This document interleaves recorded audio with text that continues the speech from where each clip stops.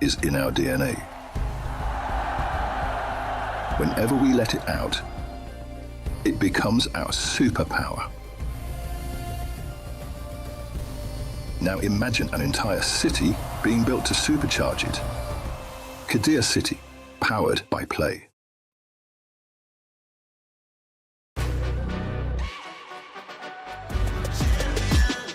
This ain't no regular thing. I came for the ring, you know what I mean.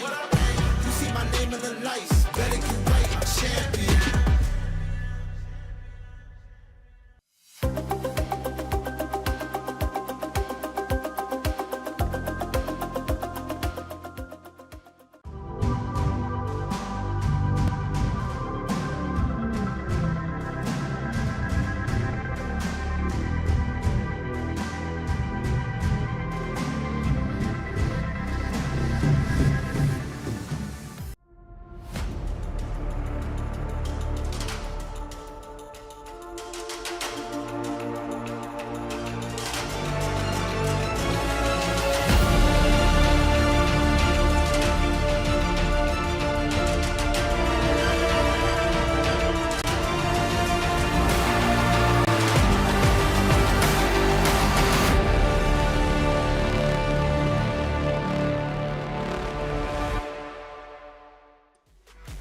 Welcome back, ladies and gentlemen, to day 4 of the Esports World Cup here for the B stream for Dota 2. It is MLP Dota, joined by the very wonderful John X5. Jonathan, welcome back. So we're here for day number 4 of the groups. How the hell are you doing? Doing great. You know, we're starting to reach more than past the midpoint now for the group stage, so every single series really starts to weigh on all of these teams. We saw some teams start to find, you know, at least a couple of draws, but it's still a long road forward for a lot of these teams, and for a lot of the top teams, it's all about cementing their position now, right? Like, again, it's like 2 more days, 3 more days of group stage, maybe some tiebreakers in there as well. So, again, with the format we have here in the Esports World Cup for Dota 2, it can be pretty unforgiving, and you got to start getting consistent now. No, absolutely. Of course, every point is going to matter now in these final couple of days, and you got to try and snag every kind of win you can get. Of course, we've got some crazy matchups here today on the B stream. Should be hopefully some close ones, Jonathan. I mean, you know, I know you were saying it's probably not going to be that close. You know, got some unbalanced. Nevertheless, we've got a championship explainer video we can look at to explain how this all works. $75 million, 25 tournaments, over 200 clubs, only one club champion. The Club Championship is the beating heart of the Esports World Cup. Over 7 weeks, esports clubs send their players to compete. Every placement, every win, every podium earns points for their club. At the end of 7 weeks, every point counts. The club at the top walks away with $7 million and the title of Best Esports Club in the world. It's not about being the best at one game. It's about being the best across all of them. Depth, versatility, consistency under pressure. One championship trophy, one title. Who will take it? Watch history unfold in Paris at the Esports World Cup 2026.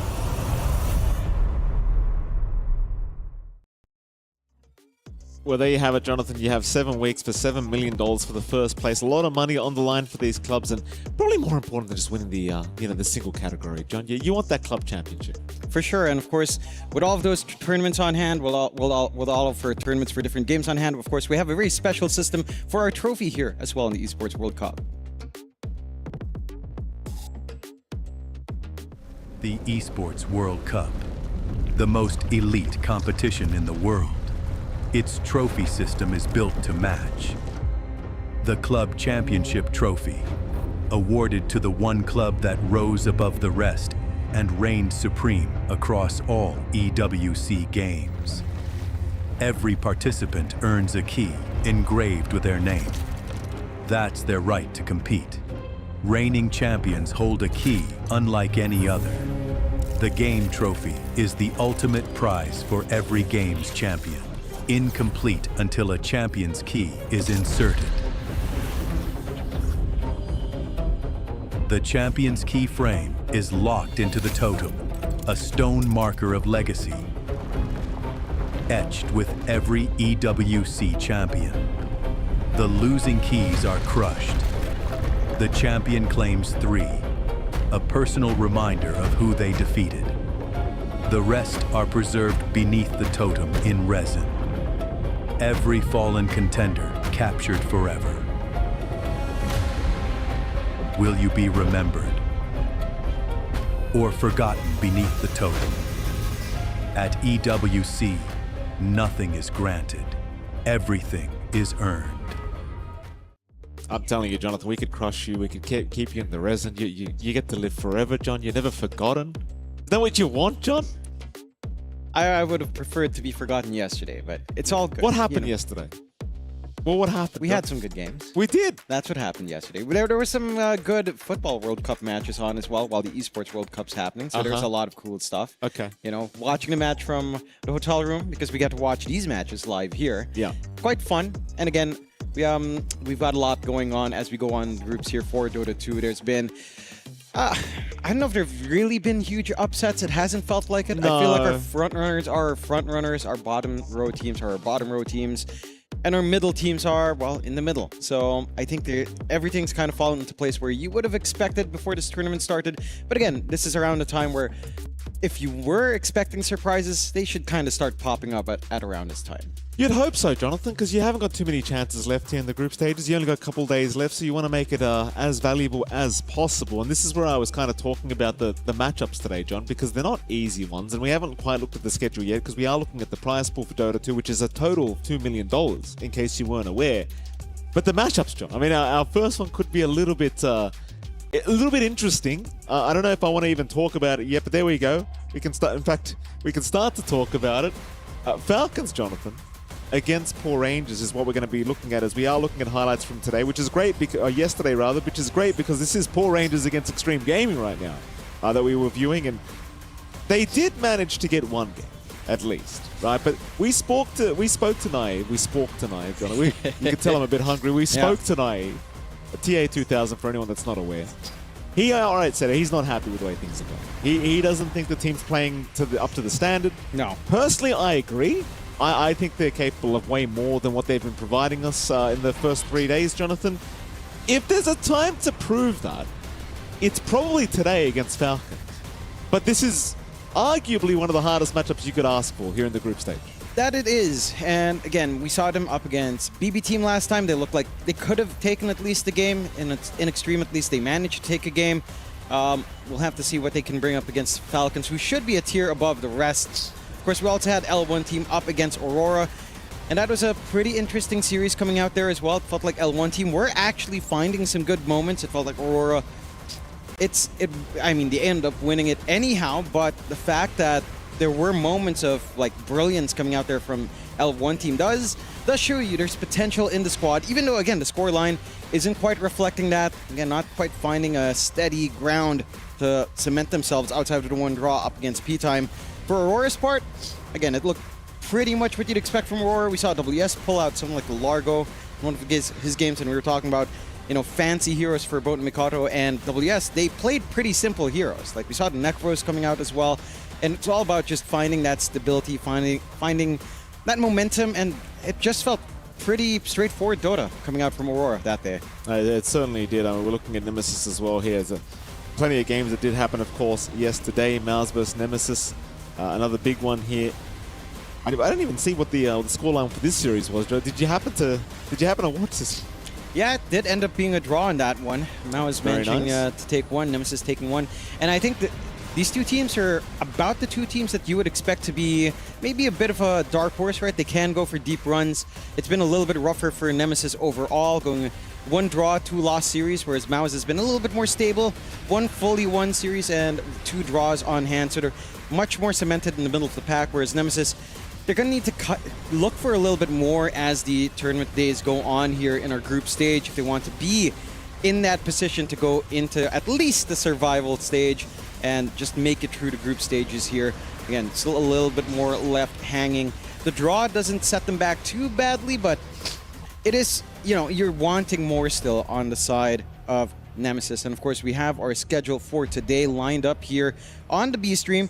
We've got Poor Rangers up against Falcons, followed by F1 team up against Liquid, and then you've got Nemesis up against VG Gaming, along with one dub up against OG Esports. So a pretty action-packed day here in the B stream, and very front-loaded with some tournament favorites. Like, you're getting Falcons already, you're getting Liquid already as well, up against two teams that have been struggling so far in the group stages here. Poor Rangers, again, we've seen the potential, we've seen them get a draw against Extreme, but up against Falcons, it just feels like a step above.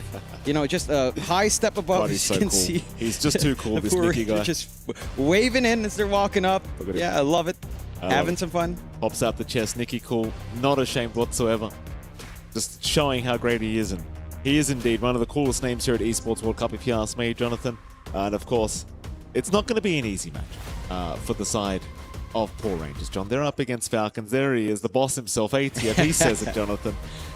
Look, we're not going to pretend, right? Like, if you're going to have a favorite in this matchup, obviously, it's probably Falcons, right? I mean, I say probably. It's definitely Falcons. Yeah. However, I keep saying this every day.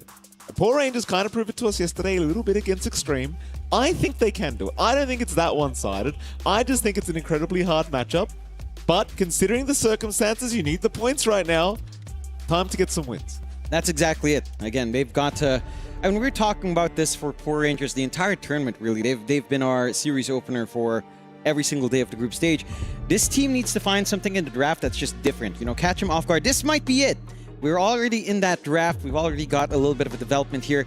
We've got the Husker band out, the Clockwork, and the Snap. For the side of Falcons, they take care of the Bane, the Coddle, the Treant Protector, and the Lone Druid, and we actually get ourselves a Drow game coming in. So normally first phase ban, normally first ban overall is that Drow, but we do actually see it sliding through. Mind you, it's been picked 16 times here in the Esports World Cup, and it has had a pretty abysmal win rate. So when you do let the Drow through, it does feel like a lot of teams are also prepared to kind of deal with it. It's 16 games, 43.75 win rate, so not the best. Not impressive, considering everything else on hand. So I'm keen on seeing just how much the Poor Rangers can really utilize this here. But again, you're talking about ways of trying to beat out the team that is, in most respects, a step above, a tier above.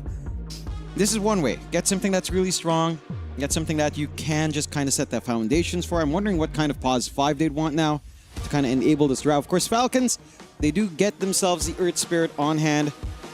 And this hero has felt amazing, right? Like, we've seen it in pause 2, we've seen it on pause 4. Likelihood is this is just going to be our Malrine Earth Spirit mid, as it has been picked up before. I don't think they've seen... I don't think they've thrown it onto crit, but I will say the value of the Earth Spirit 4 is pretty darn high. It's just very stable, very mobile, lots of early activity to play with. If you don't need the Earth Spirit matchup mid, wouldn't be too bad in a roaming 4. No, it certainly would not be. We've seen plenty of players making the support Earth Spirit looking fantastic. Zayat's the one that comes to mind quite a lot for us. But yeah, happy to see it once again. Certainly a very flexible pick here with the Earth Spirit. One more ban to come as well here from the side of Falcons before we can continue with these drafts. Of course, Aoi 2000 will be in charge here coaching the team. And again, very, very hard matchup here to expect from Poor Rangers, but hoping for a great performance. Loving seeing the smiles in their faces as well. Again, the walk-in Nicky Cool, he was not dissuaded whatsoever from the results from the past couple days, and nor should he be, John. You got to keep a positive attitude. You know, don't worry about what happened yesterday. No. All that matters is today. And it does. You know, all you have to do is keep facing these games as they come. And do the best that you can, hope for the best result possible. And again, that mindset is reflected there. At least the demeanor we're seeing from the side of the Poor Rangers. Do see the Hoodwink being banned out, along with the Necros ban out earlier here from Poor Rangers. So looking for some banning out some of the more annoying heroes that Drow would not want to contend with. We do get the Undying coming out here from the side of Falcons, and that's very fascinating because we've seen some of that Undying slide out already. Heck, we've seen a lot of like Undying on the off lane. I'm curious if that's something they consider here on Falcons. It feels like this should be more of a snaking hero on hand on the 5 instead. Right, you have the stable support, pretty good laning presence. You start with a few mangoes maybe and some mana regen. Just kind of chase down the enemy off lane, try to make that as oppressive as possible. So I don't mind it as much on the 5. You've got a pretty good save to play with as well. If it's on the off lane, the matchup against the Drow, maybe not particularly amazing for Undying. It could be all right. I'd say at level 3, that's where things can start to stabilize just a little bit more. So perhaps that's where you can kind of bring the Undying out. If you aren't expecting the Undying 5, the Centaur should be better off. But if this is an Undying 5, the Centaur off can feel a little bit squishier. Again, level 2, level 3. Level 3 really is the timing you're looking for to bully out the Centaur by. The issue then is, by level 3 on a pause 5 Undying, the Centaur should be relatively stable in lane as well. It should be. Poor Rangers now going to have a think about their third pickup to be made. I like where they've gone with this draft at the very least, but certainly now some supports to come out surely here for Poor Rangers. Curious to see where Falcons do end up laning this Undying. Like I do agree with what you're saying. Like pos 3 Undying against Drow can be pretty ugly. It can also be. It can work either way, right? Because as a Drow, you want to go for the slow chase down with the frost arrows, but assuming you've got Tombstone up, you've always got the turn potential as Undying, so you can kind of threaten a little bit if they overextend. There's a Wind Ranger pickup, which has been pretty popular. I can't lie, Jonathan. A support Wind Ranger is what we're looking at, I do believe. Yep. But that's okay. I mean, as much as we like to meme about it, the spells are very strong. Does do a lot of damage. It is pesky and annoying in the laning stage. I don't know exactly what the win rate of Wind Ranger is at Esports World Cup. I want to say it might not be that great though. Based on the games we've been watching. Do you happen to have it? It's I like that laugh, John. It's been picked 24 games, 29% win rate. So very nice. There you go. In the trash where it belongs. Very good. And here I was trying to be humble about it, John. Here I was trying to be modest.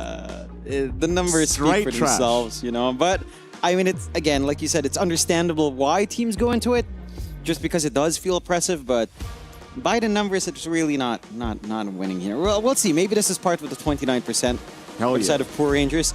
I mean, to be fair, if you're running a Wind Ranger 4 with a Centaur, right, like Hoof Stomp into Power Shot, that's a lot of damage. Yeah. Maybe you're that's like closer to a level 3 timing with level 2 Power Shot. You start to feel like the combination comes into its own. Heck, I'd say even level 4 once you've got the Centaur double edge. This is very concerning now because you have to play all of this into an Enchantress plus the Axe, which was also left unbanned.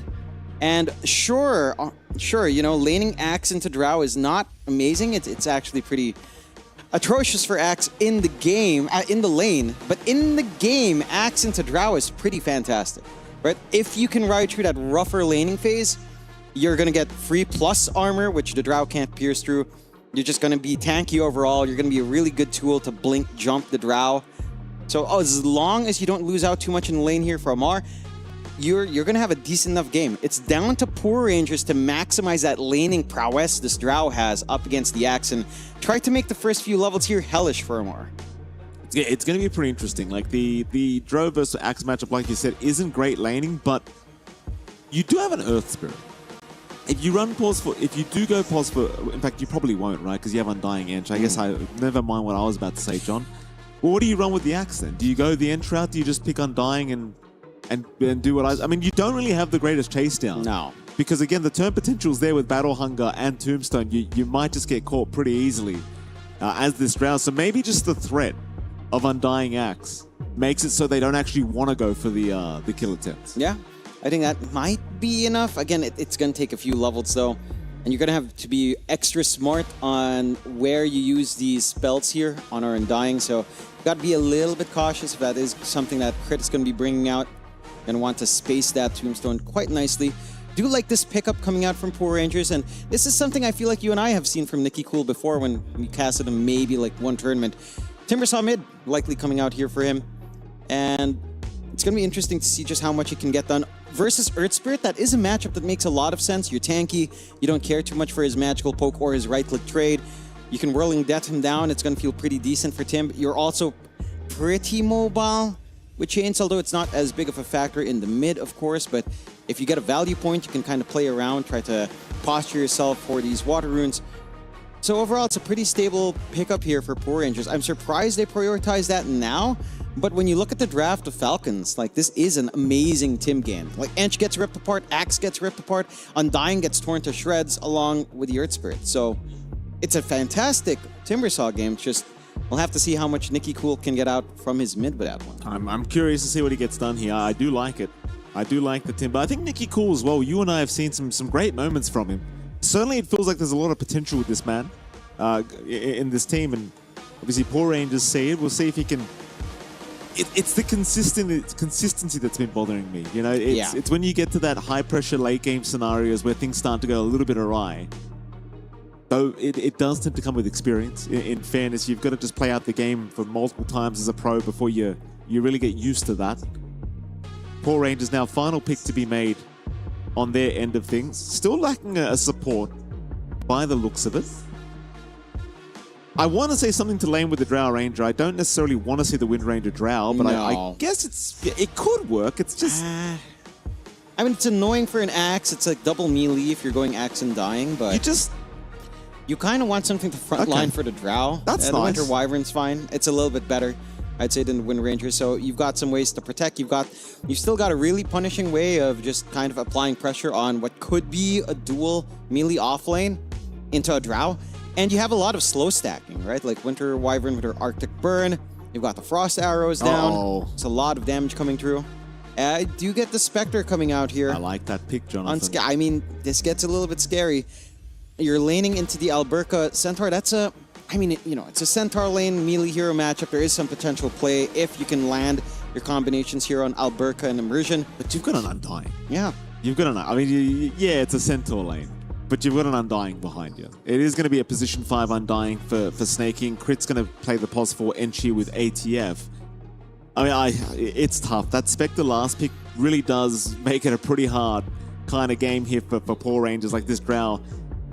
It's not going to enjoy the Haunted, against the Spectre. There's just so many ways to catch the Drow as well with Maureen on the ES, ATF on the Axe. It's not going to be an easy game to try and protect Naive. Now, if you get to the point where Alberca, say, picks up the Workhorse, you get a few saves going, maybe you could make the argument. You do have Winter's Curse as well, which can be great for turn potential, into a big gust, perhaps. You can really turn a team fight. But I'm saying there's a lot of... You've got to make that happen, John. It's a lot easier said than done, I want to say here for Poor Rangers, whereas you look at Falcons, these guys can execute whatever they want. We've seen it a billion times from these guys. Yeah, and again, when it comes down to meeting those objectives in terms of the draft, like it is really just easier to play Falcons.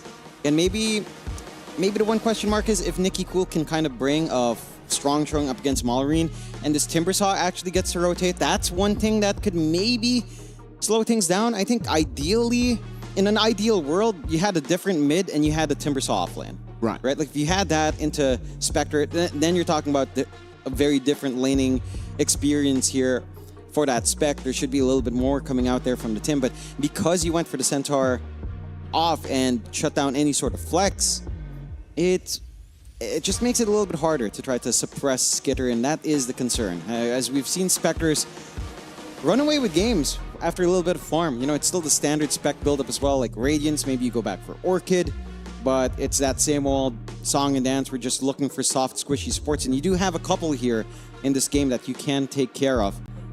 So I want to see if Poor Rangers can try to maximize this Drow pick. Like they get Drow first pick overall, not banned out.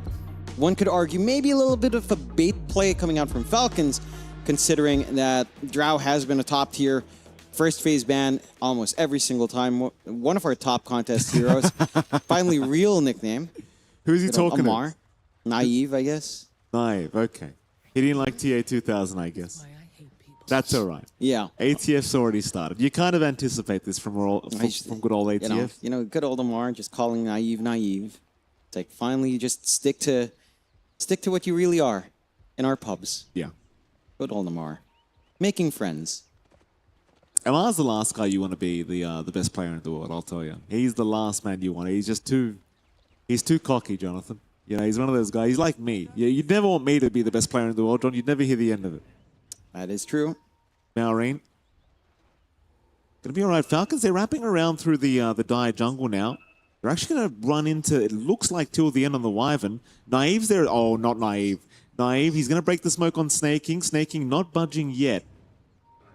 Falcons holding position. Pings coming out towards both, so it seems like both are pretty aware that this is happening. There was an observer ward here from till the end as well, giving the vision, so ATF can't really break the gap. He will get a battle hunger off, but the chase is going to be on now for ATF, trying to deal with the axe early on. Nicky Cool's even going to go for the chase, but can't quite do it, so instead, they'll move on to snaking. Maureen's going to move in. Naive, he will at least secure snaking. In fact, it was Nicky Cool that got it. Naive is going to die for his trouble, though. But you'll be more than happy with that trade. Nicky Cool securing first blood. That'll be a very early bottle for the Timbersaw. And you won't mind at all. Naive, he'll just TP back to the tier 1. I don't believe he missed out on even a creep. No, not quite. And you will take that trade. Very good positioning to kind of get that early ward down, getting full value with that smoke break. And Falcons didn't have that same info, of course, so not able to anticipate the clump up coming in from the Poor Rangers. Pretty good punishment coming out from them and sets them up for some good times here. Curious to see how much more Nicky Cool can get out from his mid. He does have that early advantage because he did manage to get the kill and just head back. Not under pressure to try to chase for anything more in that rune fight. Does have that early bottle, as you mentioned there, Mikey, and should be pretty stable. And this lane matchup against Mallory, there's some weird kickback plays you can do, but Nicky Cool is relatively tanky, does have reactive at level 1, so goes for a 1-0-1 build. The likelihood is either you go like 3-1-1, or if you're ultra greedy and you don't expect to go and show up in some fights, 3-0-2 is very viable here as well for Nicky Cool. We'll have to see what Mallory can kind of start to get out. I want to see from Falcons maybe some rotations, let's say 4 minutes. You've got an Ench at the very least that can kind of show up and make things happen. At least deny off a water rune. Certainly a possibility as well. Can take a look at those other lanes while mid is just poking and prodding us. Mallory is managing that lane quite nicely still. Yeah. He certainly is, Jonathan. I was curious how the spec lane was going. I mean, you were talking about how this Centaur could prove to be a bit of a problem here against this Spectre. Hold that thought, because Nicky Cool's still copying quite a bit of damage here. We'll have a look at the top lane instead. Naive's going to be there with till the end. ATF and Crit, of course, going at it as well. We've seen this multiple times with the Winter Wyvern versus the Axe, where you are just going to cop the Battle Hunger over and over again, but at least Cold Embrace just kind of negates it altogether. A snaking bottom will end up going down. Skidder, he's going to go for a bit of a chase on our Burka, but can't quite do too much. Nice play here from our Burka. And I thought maybe we'd see this going the other way with the Pos 5 Undying, but it does not appear to be the case quite yet. No, I mean, with the Pos 5 Undying, I think the best you can hope for is just getting a couple of the Ks off, but you don't really have follow-through from Skidder. The big threat is really just stun into Power Shot, into Double Edge. I didn't expect it at level 2. I think I felt like you maybe needed Power Shot at level 2 or Double Edge at level 2. But if you overextend just a tad bit, that punishment can come true here. And Power Rangers, again, they find something to go for on that bot lane on top of things. Not the best in terms of CS, but certainly hanging in there with the pressure that they're applying. The top lane, still a little bit slower for Naive as well. 7-4, not finding that much CS. There is a lot of ways of slowing down, but Crit is doing a great job of just being annoying on the side. And even though, again, on paper, this lane should be quite great for the Drow, it's certainly not reflecting. Like, you're a creep wave behind compared to the Spec. It's just classic ATF shenanigans. Yeah. Like, look at how much armor he got. 2 Ring of Protections, got the chainmail up Yeah, as well. that's It's just the way to go. You're not going to get through. He's got 12 armor. No. I was sitting there like, where's all this damage gone? There's no damage being dealt to the Axe, and it's classic ATF. He just knows how to play every matchup. Yeah. It's still, again, it doesn't feel rough for him at all. Somehow Naive is just not finding the CS. I mean, at that point, you just don't focus on pushing out the Axe. Just focus on your farm somehow. Just so difficult with the creeps coming in the side, with their abilities, the micro from Crit till the end. Oh, this could be rough for till the end. He's blocked off here by Crit's creep as well. Till the end, going to cop the blood grenade. Probably not making it out of this one. We actually Fairy Fighter tried, but there was really no hope. Crit could have just dived with the creep anytime, and he does. Yeah. Again, just so much pressure coming out there from Poor Rangers. And this is something that you and I have seen with this team. Like, there are points in game that just look super promising. This laning phase is looking extra sharp. They've done this across a lot of teams as they lose Naive at the very least. And Crit, again, just with his micro. That Ench is just getting so much value. But I think for Poor Rangers, again, we've seen some of that potential in laning. Like, the bot lane's great, the mid lane's great. The top lane's rough where you really expect it not to be. Feels like they need to start finding solutions. They even send snaking through the gate now. really early on here. Why not? Because you can get the Walk of Shame going. Naive's already TP'd back. They're going to bring Immersion in as well, so they're almost anticipating this rotation, but you drop a Tombstone with an Enchanted Creep and just dive the tier 1. There's nothing they can really do about it. They're just waiting for the creep wave to come in. There's your Tombstone dropped. It's a little bit early from Snake King though, but they're jumping in anyway onto Naive, and the Walk of Shame is coming. They'll Cold Embrace Naive. There's no way out of this one. He'll have to make it. Snake King, he's going to make it out. Meanwhile, till the end will also go down. And you could just see that coming from a mile away. You really could. I mean, Immersion could too. But there was nothing to be done once the Tombstone was dropped. And that was an early Tombstone. He was literally 2 seconds too early. And he was, again, getting max value from the Warpine Raider. Just still poking away. They did have, I believe, an obs down here from the side of Poor Rangers. It felt like maybe they should have been a little bit more ready, but again, doesn't quite pan out that way. Falcons now 5-2. An overwhelming start coming out from them. The only lane now that feels stable is Nikki Cools, but doesn't get lucky with a power rune either. And Malreen's going to be able to run around with a haste if they'd want. Alberca, you're at the point for the Centaur where if you are left alone, the Spectre can really rip you apart with all of her damage. And that threat with Immersion, you're forced to help tops. You're not playing with a stun into power shot lane. ITF. I'll take a bit of damage, but again, he's a tanky boy. Has the Healing Lotus if he needs it. In fact, here comes Crit once again towards Immersion. This Battle Hunger slow into the Blood Grenades. It's just too much. And I just love the fact that every time we look at Crit, he's got another Blood Grenade ready. Every single time is Alberca going for a run. The chase will continue. They have the earn up on Skidder. Alberca trying to get away, but it's just too much chase. Meanwhile, ATF, he does at least go down with the rotation of Nikki Cool, but they're going to lose Naive another time, and now till the end. Probably not making it out. Nikki Cool's going to try and salvage the situation. At least he got ATF, but that's the best he can get. Nobody else is left for it. Yeah, it's just... Look, again, you take what you can get, but the issue right now for Poor Rangers, it feels like there's strong foundations laid out earlier, just broken apart. All because your top lane's just topsy-turvy. Yeah, it's already pretty rough on the win probability as well here, John. 76%. It's... Hey, it was biased from the start. You know? It was biased from the start, Joe. What can you do? Falcons, again, just proving to be the much stronger team as we expected. But it's still only 7.5 minutes in. We're a little bit early as we do have 3 earns, as you can see. You got to love the changes that, you know, if we were back to the old days where you share your charges, someone would be reported. Yeah. But now you have like 2 viable upgrade paths. It's going to be great. You're going to get your Essence Distiller and your Spirit Vessel on hand.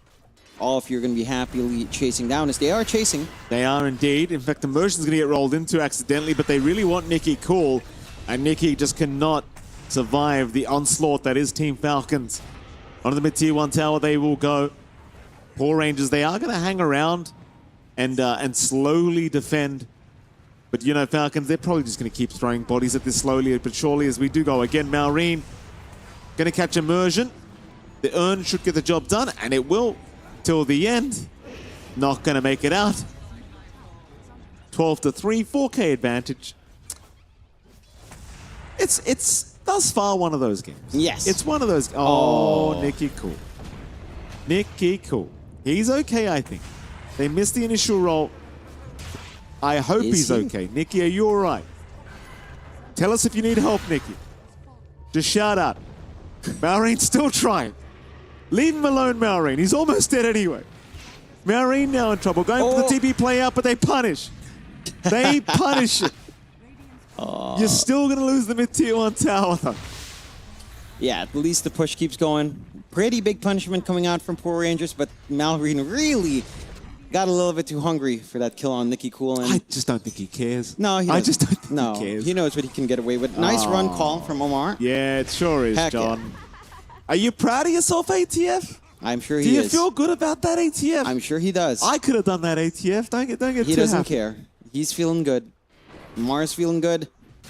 And I'm sure his brother Omar is doing great as well. I miss that guy. I miss we haven't Omar. sing him, in such a long time. Well, he's busy running his restaurant, Yeah, John. he is. He hated coming to those lands. He actually He did. really hated it.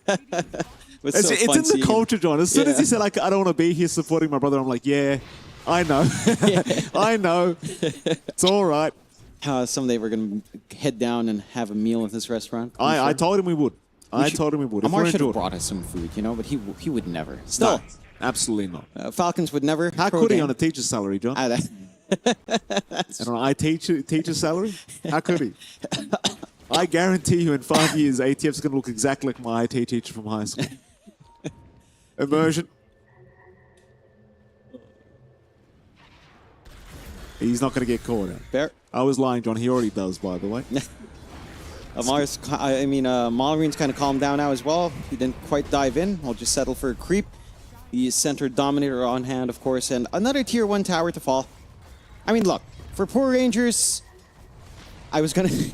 I took a look at the net worth, and Naive is below crit, so yeah, never mind. Oh, you felt the necessity to say that, did you? Yeah, I also felt the necessity to say that, yes. I want the viewers to be aware, if they can't read, there is a number there, and it is lower. Is it reading if it's numbers, John? Skinner? Yes. Skinner can't read, John. He's down. No. He couldn't read the room. No, he couldn't. Couldn't read the TPs, Jonathan. Skinner No. is gone. Maybe he has that bug. I know there's been a bug when you play the game, like you can't see certain effects. I don't know if you've seen that. I don't think he has that bug, John. Well, but I appreciate but that. he could, you know, Naive. just- Maybe Naive has it. No, he doesn't. He's all right. ATF. ATF is 4 levels above the drow. Yeah, he's got the blade mail up too, so if he lands the call, you're just dead. Oh, that's Don't worry, John. Brown boots are coming for Naive. that's a big spike. Oh, no. Maybe not, John. Maybe not. Oh, Oh, didn't give the Skidder. dunk skitter. Yeah, this is classic for these carry players, John. They just can't do it. You know, they can't give anyone else any No. kind of bonus. Classic. I'm sure ATF will have a chat with Aoi later about it. You know, Yeah. See if there's a new carry available at Esports World Cup. Oh gosh. ATF. This is just the confidence from ATF. He just pulls the creep wave, farms a large camp, doesn't care, knows Nope. nobody can kill him right now. He's top of the net worth board. Yep. Blink dagger up in 1k, so he'll have it around. I give it 2 minutes, maybe Right 2 about. minutes. Right about. And again, for poor Rangers, yeah. Go on, John. Eventually, Tell me how they're doing it, John. eventually, Naive will have more farm than crit on the Ench. Are you sure? Eventually, I'm not saying more than that. I don't think he will, John. I'm going to be honest with you. Crit's actually going to maybe find a kill onto till the end, and I think he has just with the Centaur alone. Oh, it's a sad death for till the end. Oh no! Oh. Killed by a creep. Yeah, Nicky Cool runs, sir. Stampede away from the Centaur creep. No. Oh no! Okay. Oh. It's yeah. all right. It's okay. You know, it's okay. There's a hand of Midas now, Naive. Still no brown boots for him. He's just I mean, you got to do what you got to do. You know. he's doing it. It's So far okay. behind, you need the Midas. You need to pray for a miracle. You need to. No, he's retired. I think. John. It's so good. Got him. Oh, you got me. Got him. Please send me somewhere else. The poor Ranger. Well, hey. Unfortunately, living up to their name right now in terms of net worth. I wouldn't go as far as calling them Rangers right now, John. just the poor R. Okay. Yeah. Fair. Look, if they do kill like Amar plus Mallarine, that's like at least 1,000 gold, right? True. And that should stabilize the game. Look, you're only 5k behind at 13.5 minutes in. Quite the deficit at this point, but not the end of the world. If it stays at 5k in 20 minutes, then you're kind of okay. You know, it stays at 5k at 25 minutes. Things start to get playable. So it's there all they about are. holding out. Good news, Naive has shoes on now, John. He's got shoes on. That's a start. Not sure if he's got socks on yet, but he's got shoes. That should be the new item, by the way. Oh. Yeah. We've got Assemble wib your... laces. I mean, why got does shoes? the power treads form from a glove? Right? I don't know. See? It's a set, Jonathan. No, it should be like a shoe of haste, not a glove of haste. There you go. Makes sense. What? Then you have the glove of haste for like Maelstrom. Okay. That's it. Thank you, John. And maybe Midas, sure.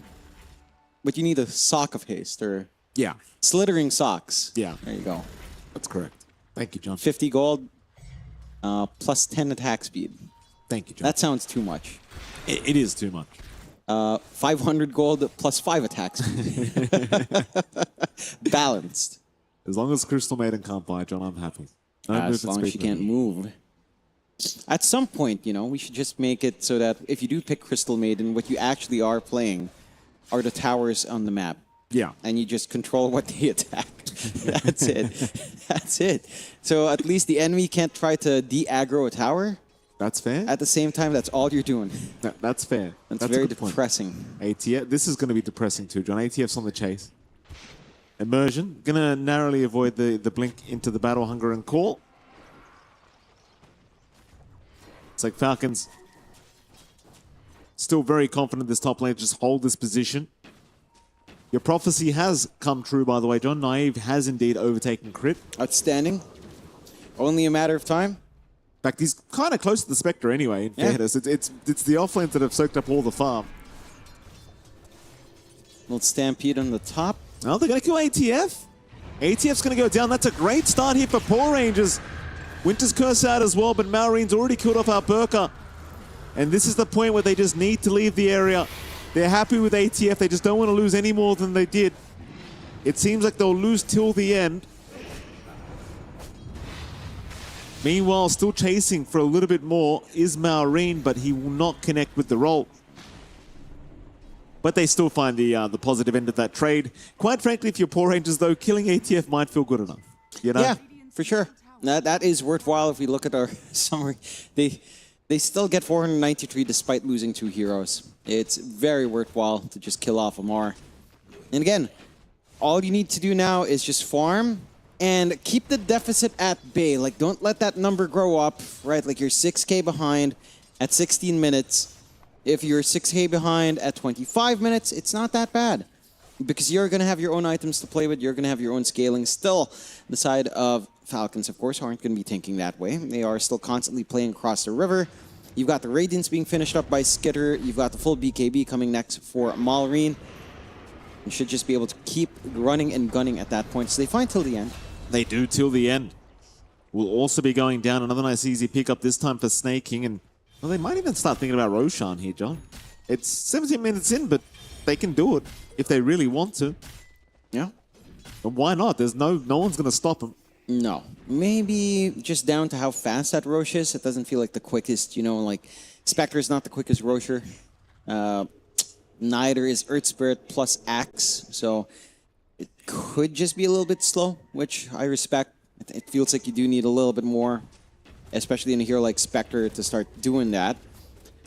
We've got the 4-staff Hurricane Pike being built up by Naive, who has, again, done a great job of catching up. And the Roche does eventually fall, and they do just take it unceremoniously with no contest from Poor Rangers, as you mentioned. It really didn't take that long. It's Yeah. surprisingly enough. I thought it was going to take longer than that. Malreen, going to see till the end. Till the end, not going to be too happy with her. He's, oh, Skitter, though. Skitter, he did not pick up the Aegis, so he might die. Oh, okay. Malreen has it. A big pickup here for Poor Rangers. They'll turn for more now. Snaking, maybe overextending, does also go down. Double kill now for our Burka. ATF, he's going to move in, does take down at least the Centaur. But that's a great set of trades here for Poor Rangers. Yeah, that's kind of what you want to see for Poor Rangers. While Roche happens, Skitter just farming along. They get the jump, and they manage to start to really get the punishment in. So 20 to 8, but the 6K lead still remaining. It hasn't grown. You want to maintain that for the ages. And what does that mean? You have to take some risks. You have to farm forward here on the side of Poor Rangers. You have to look for some solo pickoffs if possible. And when you're given solo pickoffs like that, then you take them. Again, it's not like the game swung back their way or they've got momentum back their way, but they are clawing their way back at the very least here from a pretty rough early start. Well, that they are. I love what I'm seeing. Definitely putting up a fight when I really thought there wasn't a fight to be had. I'll be frank with you, John. It was looking like a pretty dire game. ATF trying to farm towards that BKB now. We'll have it up relatively soon on the Axe. BKB almost up onto Malreen as well. And it seems like that's probably going to be the call. Just get these BKBs up before we get going again. Let's not throw the game back the way of Poor Rangers if we can avoid it. Skitter, of course, going for the Manta-style build-up himself. Yeah. Crit's just going to go for a casual push on his own into the tier 2 tower. And I mean, why not? By the way, of course, has the Dragon Lance, as you do. As Going for the Hurricane because Pike. Just I going wish for my the pub damage. teammates would let me do this, John. They always get so upset when they see it. What do they expect? Oh, Enchanters anything but damage. Buy a pipe, glimmer cape, buy the 4-star first. Guys, I'm carrying the game anyway. Just be quiet. It's always the most garbage carry that's going to say it as well. The most absolute trash tier carry I've ever seen is going to tell me how to build. Yeah, Every single time. it's fair.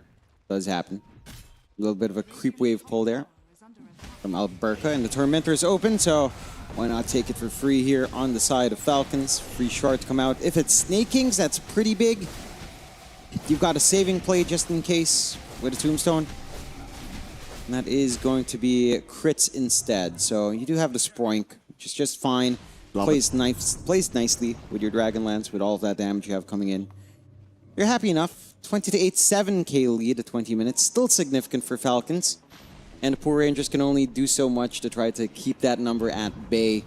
Again, these item spikes coming next from Falcons, the BKB starting to get formed up. It starts to get harder and harder to find how you take these opportunities on the side of Poor Rangers, right? Like, you do have the Winter's Curse. That is one way. It's just a rough way as they catch one. They do. Making the jump in onto Immersion. Immersion not looking too happy about it. Will go down, and of course the Shrine of Wisdom happily taken here by Maureen. Other one picked up by Crit. And Falcons still holding on to an 8k advantage here in this game number 1. You still have plenty of farm to go at least on Skidder. It's been a bit of a slower process because he is playing Spectre. But it doesn't really seem to matter that much. No. You know, it's just a matter of time. Naive, props to him. He's been doing a great job of trying to catch up as well, John. And it has been I know it's not impressive right now, his net worth, but it has been an incredibly difficult game for him. That it has, right? Like, he's still behind Centaur, still behind good old Alberca, but he's doing what he can. He's going for the BKB Ags as well. And if you can reach the Ags, this game does change. It's just so hard to see how long that'll take. Like, it feels like more than 4, maybe 5, 6 minutes even to get all of that farm, considering how constrained your map space is. There's only so much you can really do when you can't cross the river. You can't access most of your own safe camps. So, just gonna have to wait. At least the progress on Tier 2 is quite slow on the side of Falcons. They're not looking to really pressure too hard, although the bot from Crit's steady pushing has managed to drop a fair bit. Win probability is 88%. Then you can see nearly from minute 0, that was already pretty darn high Falcons' way. 60% actually as her. Yeah. Is really taking a look here. Yes, It is what it is, I suppose, sometimes, you know? It is what it is. What can you do? What else were you saying yesterday? That's all. That was it. No more than that, Jonathan. Keep it at those two. What can you do? Is what it is. We'll find our third soon. Nikki, cool. Getting the Enchantress experience. Heck yeah. Very, very fun. Crit should do a gamer move and buy his Ags. He absolutely should. Get that little friends going. A little bit of a nice route. You know, because you're all friendly. You want to stay still, have a chat. I think he should just buy like a Hydra's Breath, you know? I like that. Go buy Parasma, Hydra, just be ultra annoying. Yeah, but he already has like Hurricane Pike, right? Like, do you want to double down on that component choice? Well, buy a Witch's Blade then. Go buy a Parasma. Yeah, just be sure. ultra annoying. Till the end. ATF. Hold down till the end. They're watching out for the Winter's Curse. Turn around, and there it is. Does come out, but there's going to be no follow-up to it. Snaking will go ahead and secure the kill for himself. Meanwhile, Poor Rangers, they look like they want to still try to set up for something. But that is going to be a little bit on the challenging side because Crit is just occupying the triangle, which is where they wanted to go through. And you are fighting into these BKBs, don't forget, so it's not going to be easy no matter how you try and force a fight. Top lane Naive TPing away at the right moment. It seems like they knew he was around there somewhere. Team Falcons, I mean, there's just no rush for them, is there, John? No. You know, it's such a relaxing game right now. Yeah, the net worth lead isn't crazy, but they understand that it's pretty hard for them to drop the ball here in this game number 1. As Maureen is just literally playing games with them, though. Has he gone too far? Not really. Just needs to pop his BKB to ensure his escape. That'll be all she wrote. He's out of it. Yeah. Just playing poke really far out here. on Malorine. And again, there's just not much Poor Rangers can do. They know the BKB's down though. So maybe they can get something going here with a smoke. 5-man smoke from Poor Rangers. You find 1 kill, or at least 2 kills off this kind of smoke. You can, again, stabilize the game. That's all you're looking for here on Poor Rangers. Just a couple of easy kills. You stabilize, you farm. You rinse and repeat when cooldowns are back. You fight, you farm, and you hope for the best. If they catch Amar again... ATF, he's a big target. Nicky Cool, would love to find... No, ATF, he's the one to jump in. Naive, deleted instantaneously. Stampede pop, but he's got the BKB TP away. There's no fear here for ATF. Such a shame as well. I mean, they've just been picking on this Drow Ranger this whole darn game. Naive, he's been trying his absolute best to catch up here in the net worth. And in fairness to him, he's only a couple K behind the Spectre right now. It's not really the biggest deal in the world, but it's just... the way this game's gone, he just can't stand there and farm. No. He can't get to a point where it becomes a problem. No, I mean, 4K behind a Spectre is at least, you know, that's like a BKB behind. It's most parts of a Heart behind.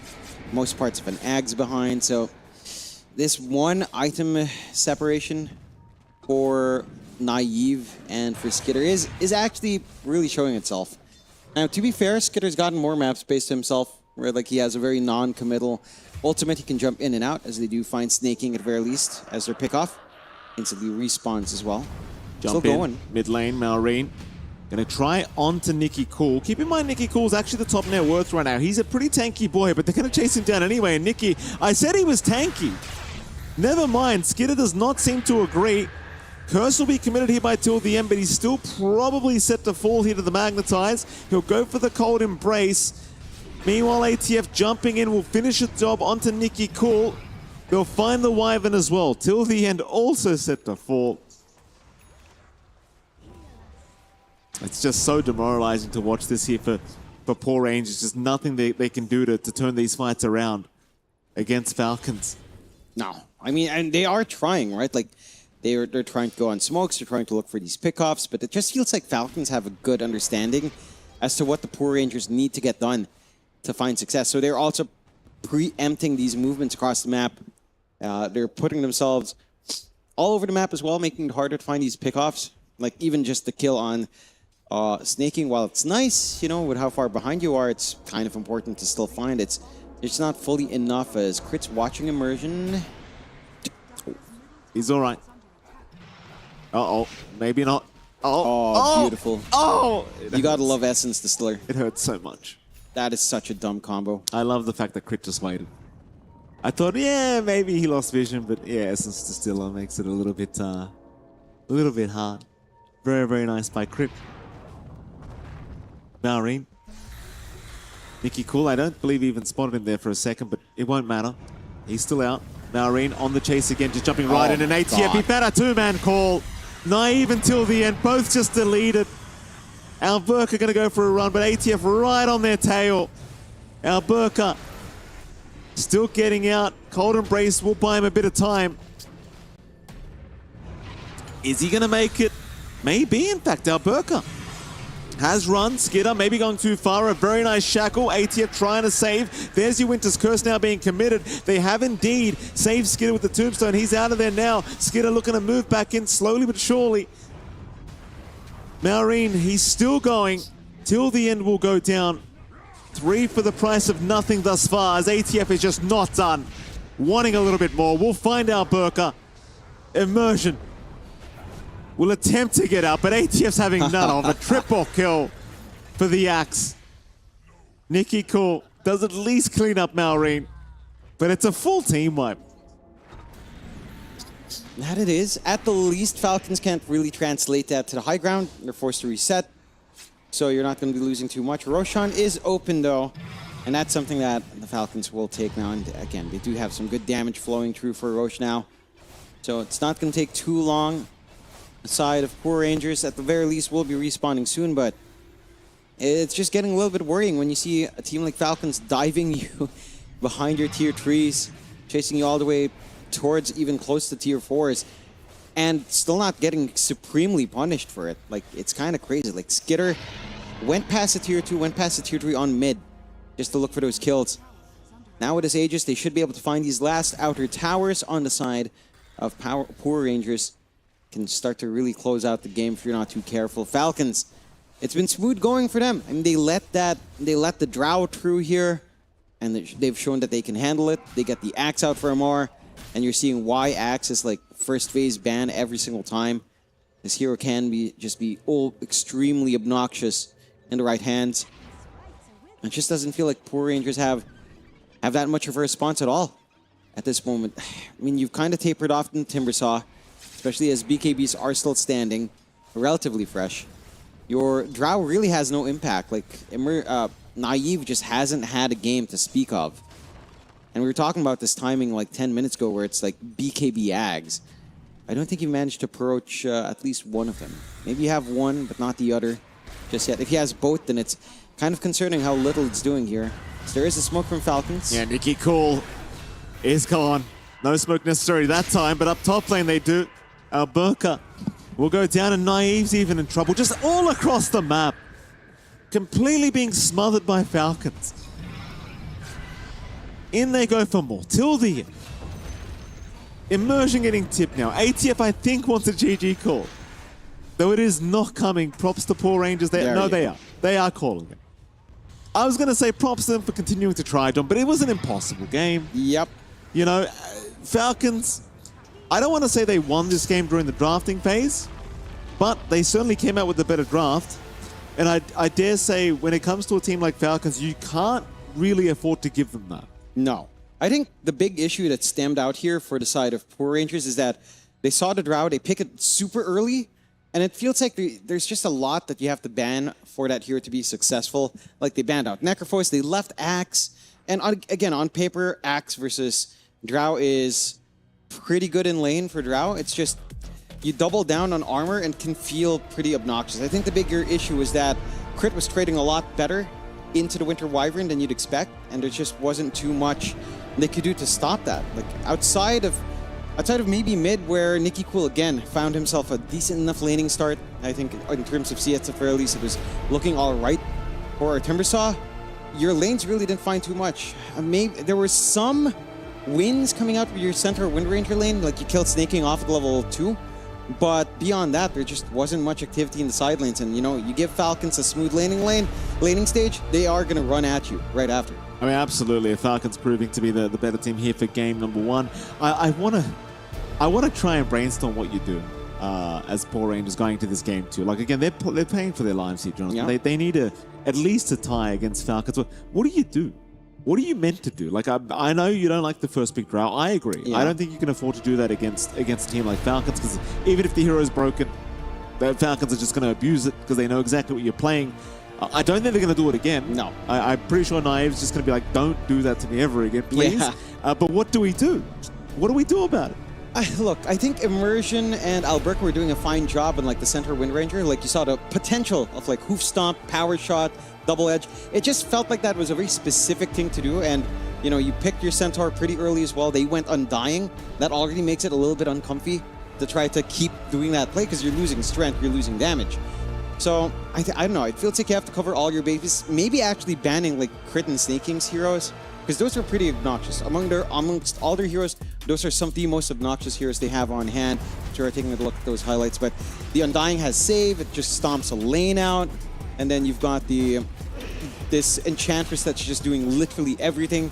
Getting every single, what was that?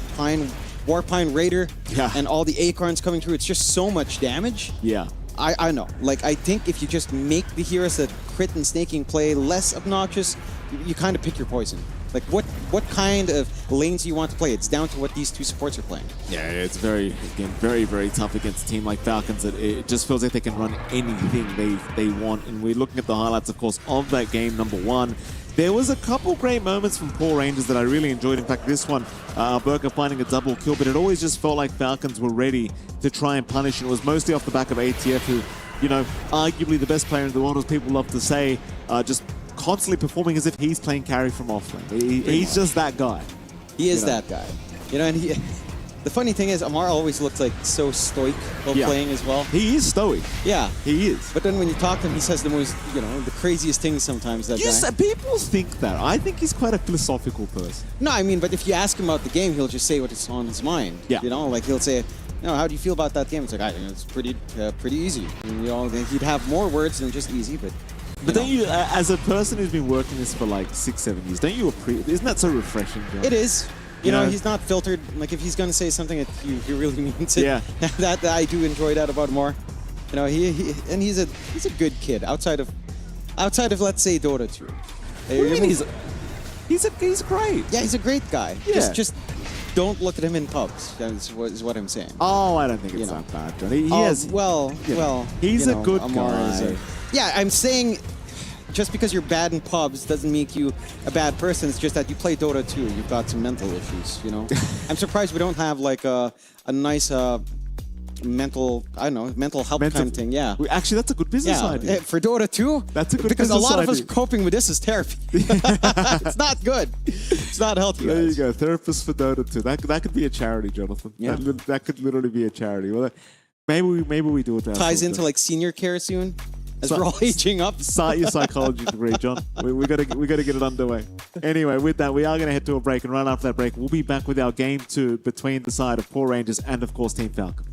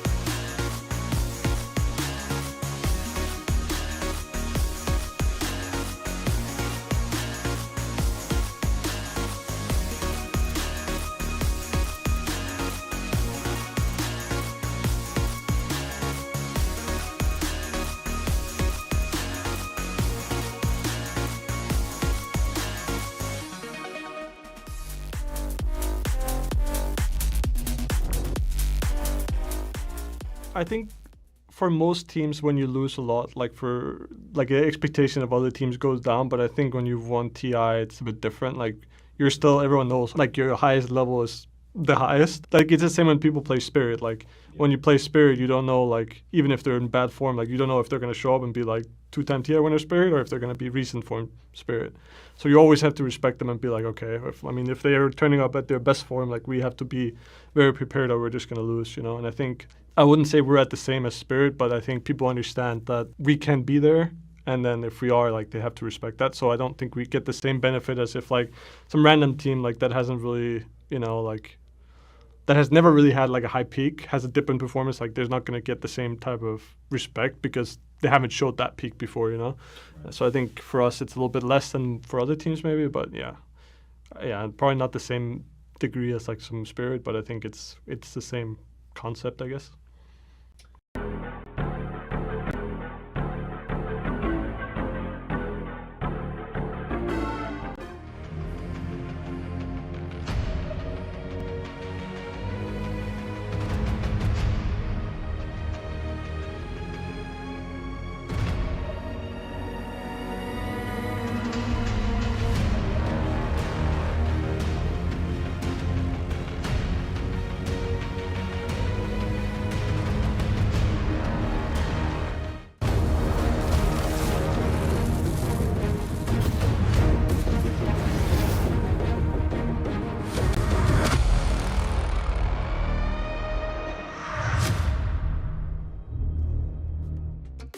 Welcome back, ladies and gentlemen, to the Esports World Cup here for the B stream for Dota 2. We are into our second game between Falcons and, of course, Poor Rangers in its MLP Dota and the secondary John X5. Jonathan, I just had to throw that in there. I said second game.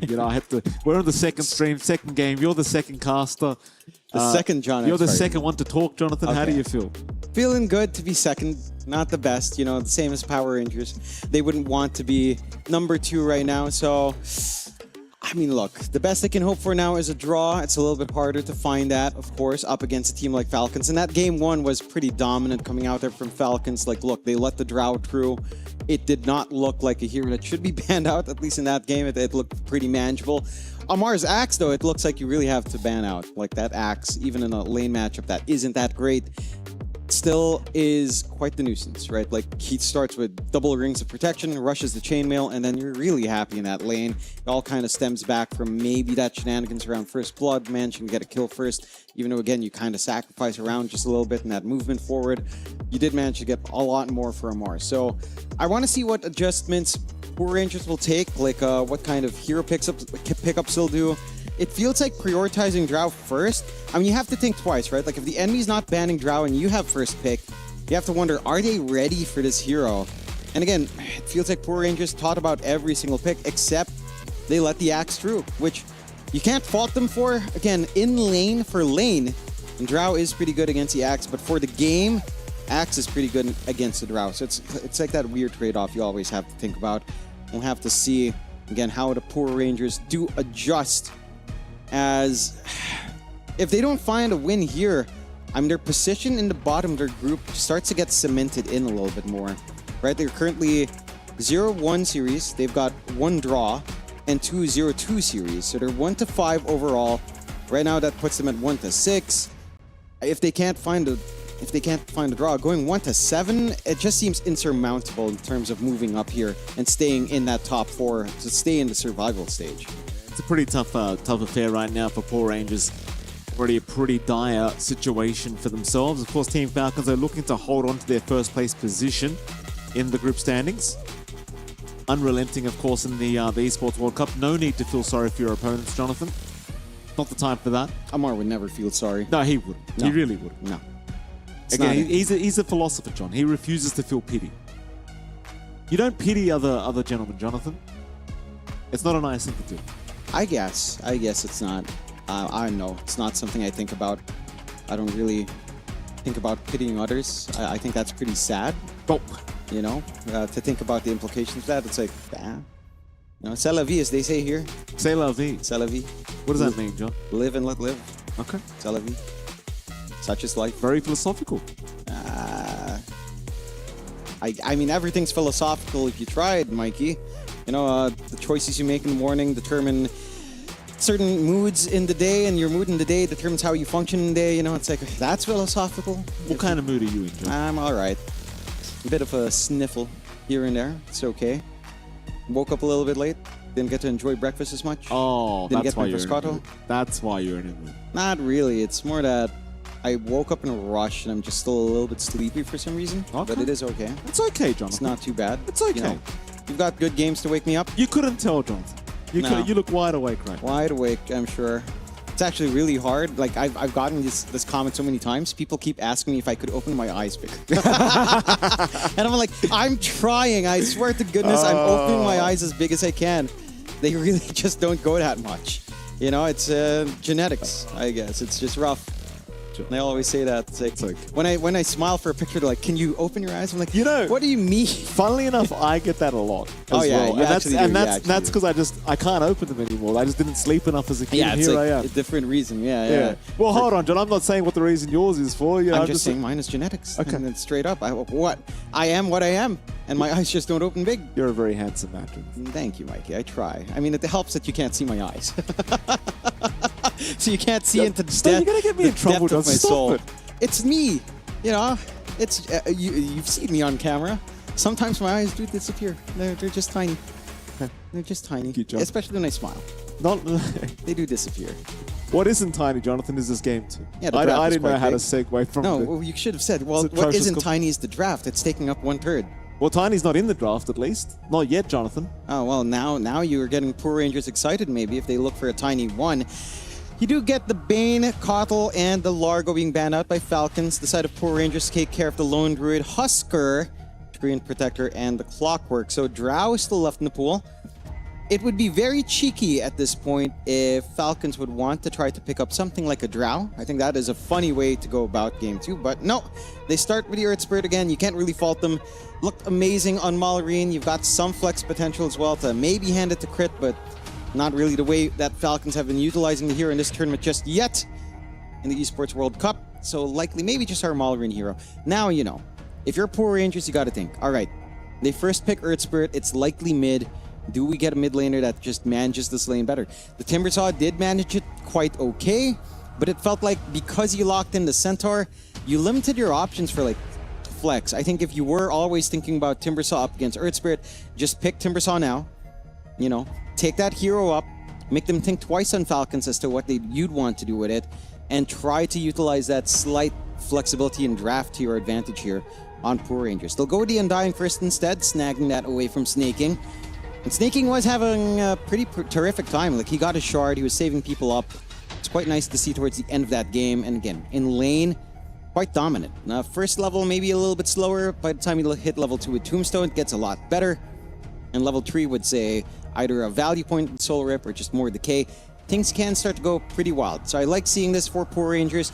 I'm curious to see what way to combine to kind of bring out the best in this Undying in that safe lane. Or if they go somewhere different and, give Alberca like an off lane Undying, could be one thing as well. There is some flex here. Something about the name Alberca. It really rolls off the tongue. It feels very Midwestern, doesn't it? Well, Alberca. yeah. Well, it sounds like Alberta, a state in Canada, so... Oh, it does too. Yeah. Lots of snow there. It sounds like a very Australian name too, Alberca. Alberca. Yeah, it just sounds like you need the Aussie accent when you say it. Alberca. Alberca. Alberca, Jonathan. Alberca. It's a nice name. It's nice. Kind of like Nikki. What is it with Poor Rangers and just having nice names? Yeah. Nikki Cool. Nikki Cool. Immersion. It immerses me. Yeah. Naive. Naive. I feel naive sometimes watching some... saying what I say. You are a naive person, Jonathan. Naive to You've think we're got going to to get be. rehired after this Yeah, event. you've got to be naive, Drow Ranger banned out from Falcons. There you go. Not sure why. Maybe they figure out, Poor Rangers would manage to find a way to fix it this time around. Perhaps. As well, I say that, but Axe is still in the pool anyhow. So you could have just given out the Drow, take the Axe yourself.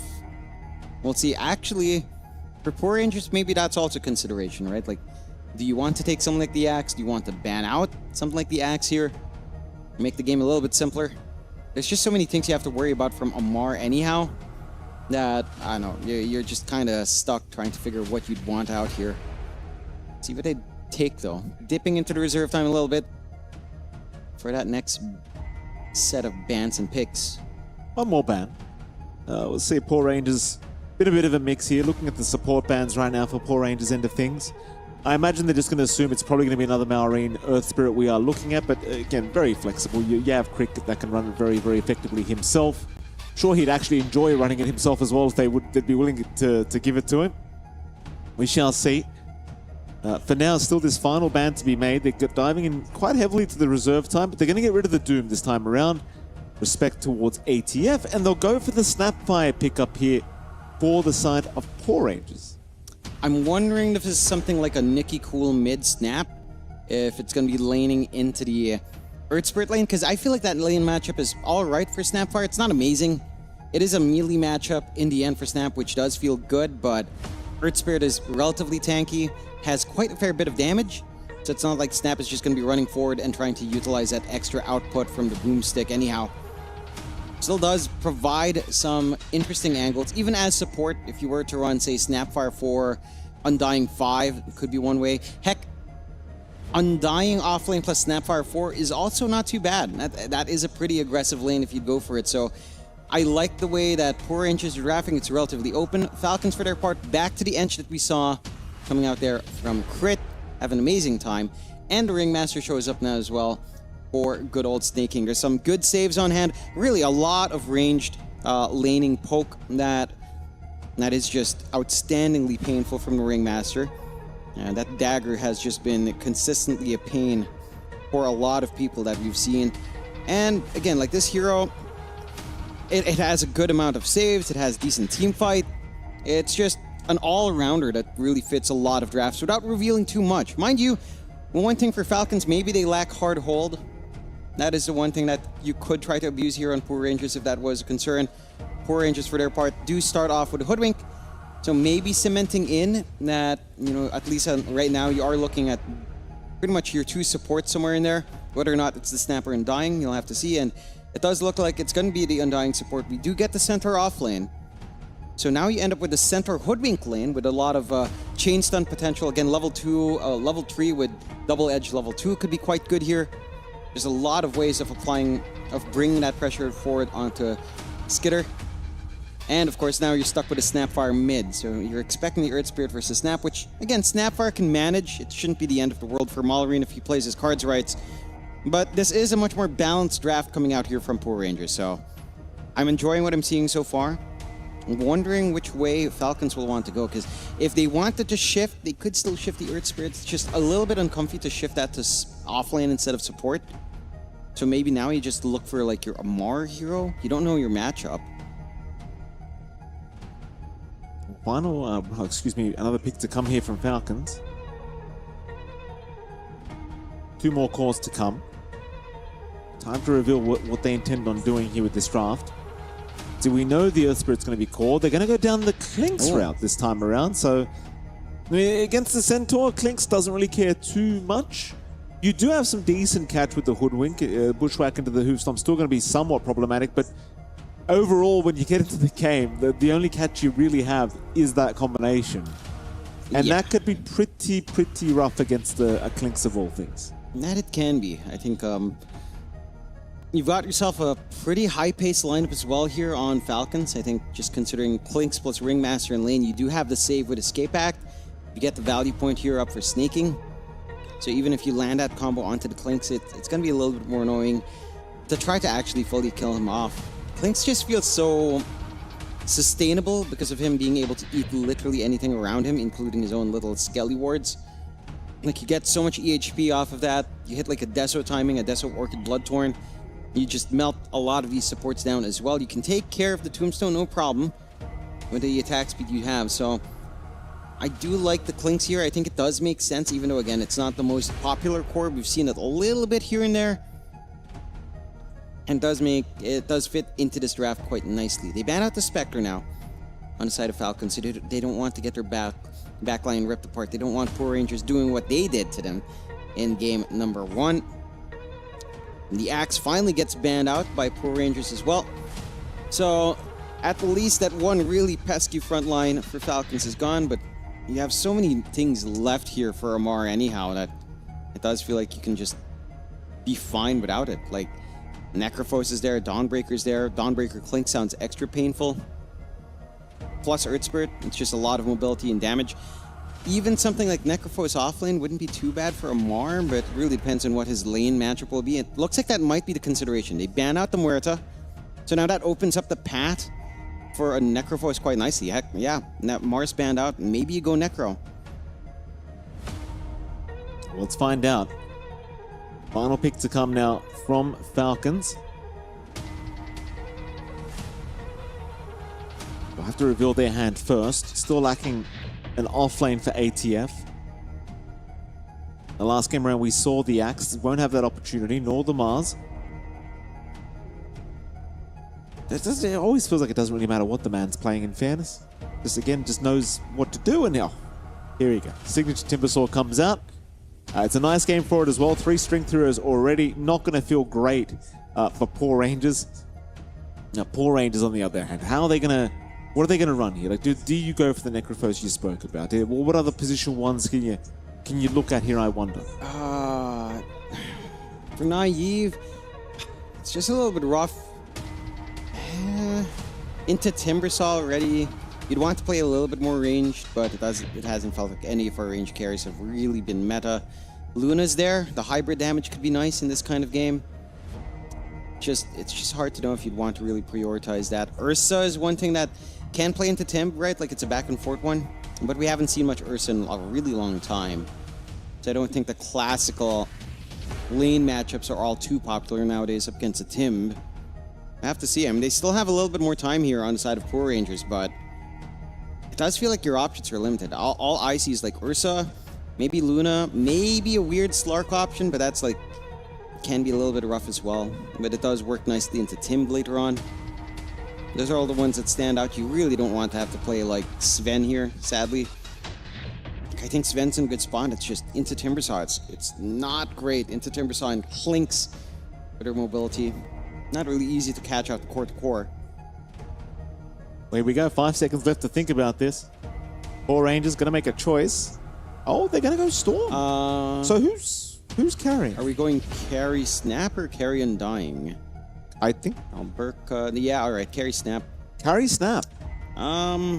It's fine, honestly. It's just that it's going to be a little bit weird in scaling.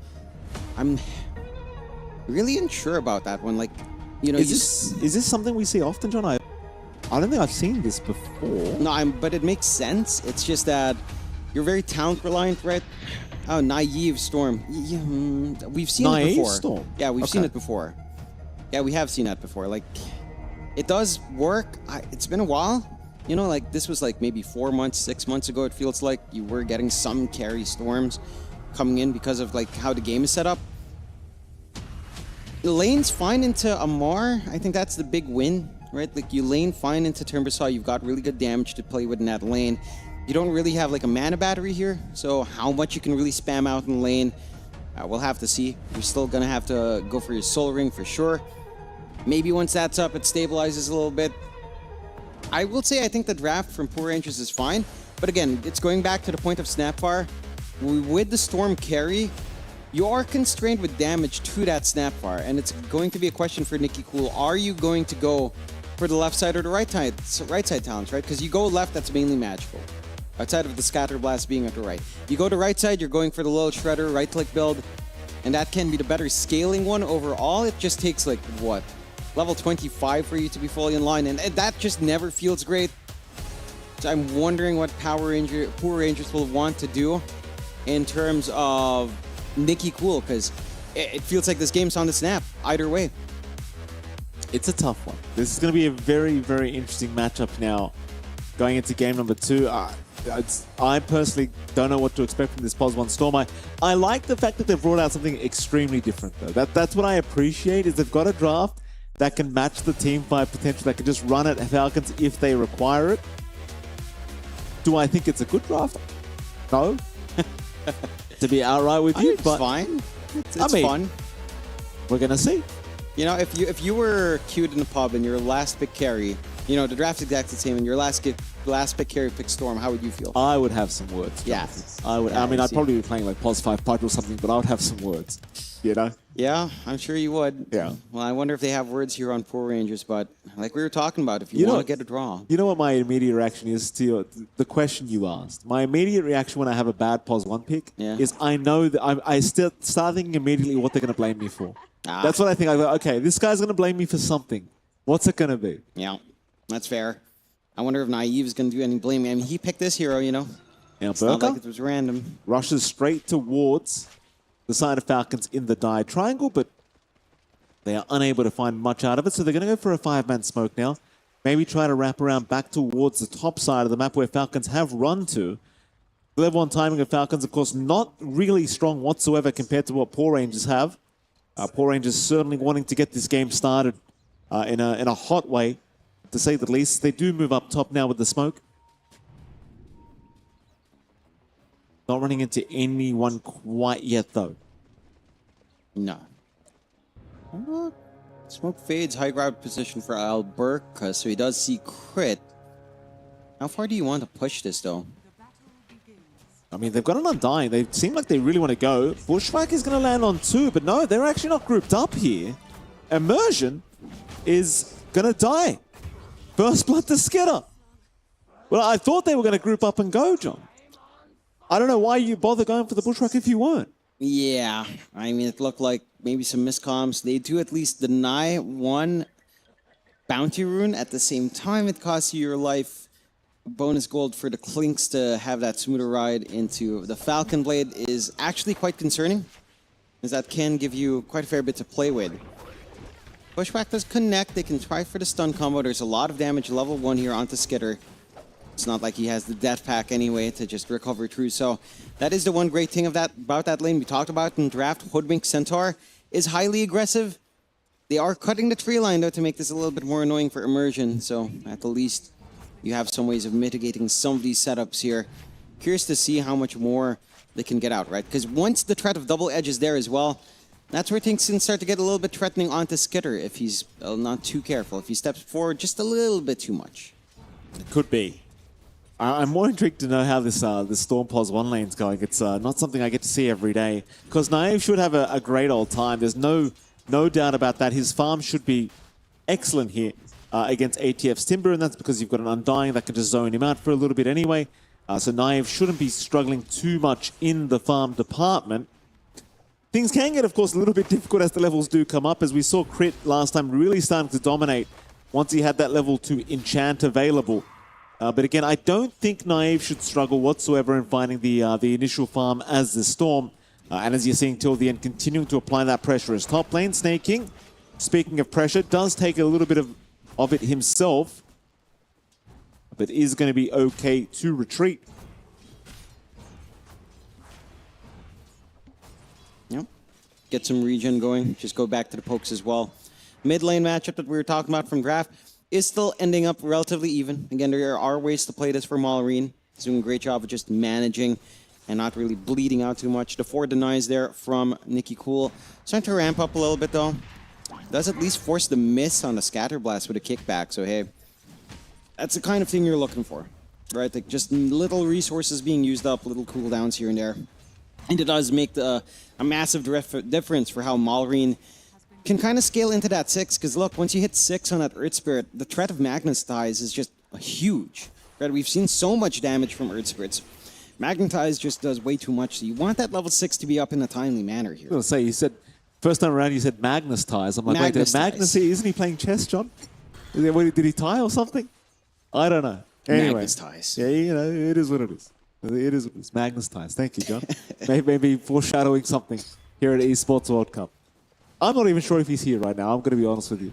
I'm really not sure. Anyway. I think chess is a little bit later on, you know? Yeah, but is Magnus here, John? That's my question. Is he here or not? Is he competing still? Yes. Okay. He had a rough tournament, if you were following. He had a rough rapid tournament, I think. I genuinely don't even follow. I'm not making a joke.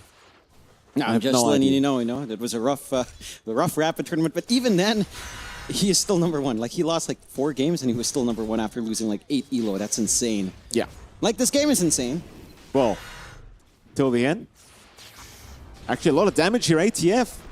Tombstone's going to be dropped. ATF trying to run the old-fashioned way, but realizes he's probably not going to make it out of here until the end. Able to secure a kill for himself onto ATF. And I'll tell you what, I mean, I had my doubts around this POS1 Storm, but if they can make this laning stage look this good, you know, chances are they're about to surprise us. Yeah. It's all you really want. A nice little micro out from till the end as well to save his courier and find a kill. And again, it's like we were saying in draft, the Storm won mainly just to deal with the Timbersaw. That's what you're going for. That's why I'm wondering what Nicky Cool will do with that snap, as they are still keeping that pressure onto Skitter as well.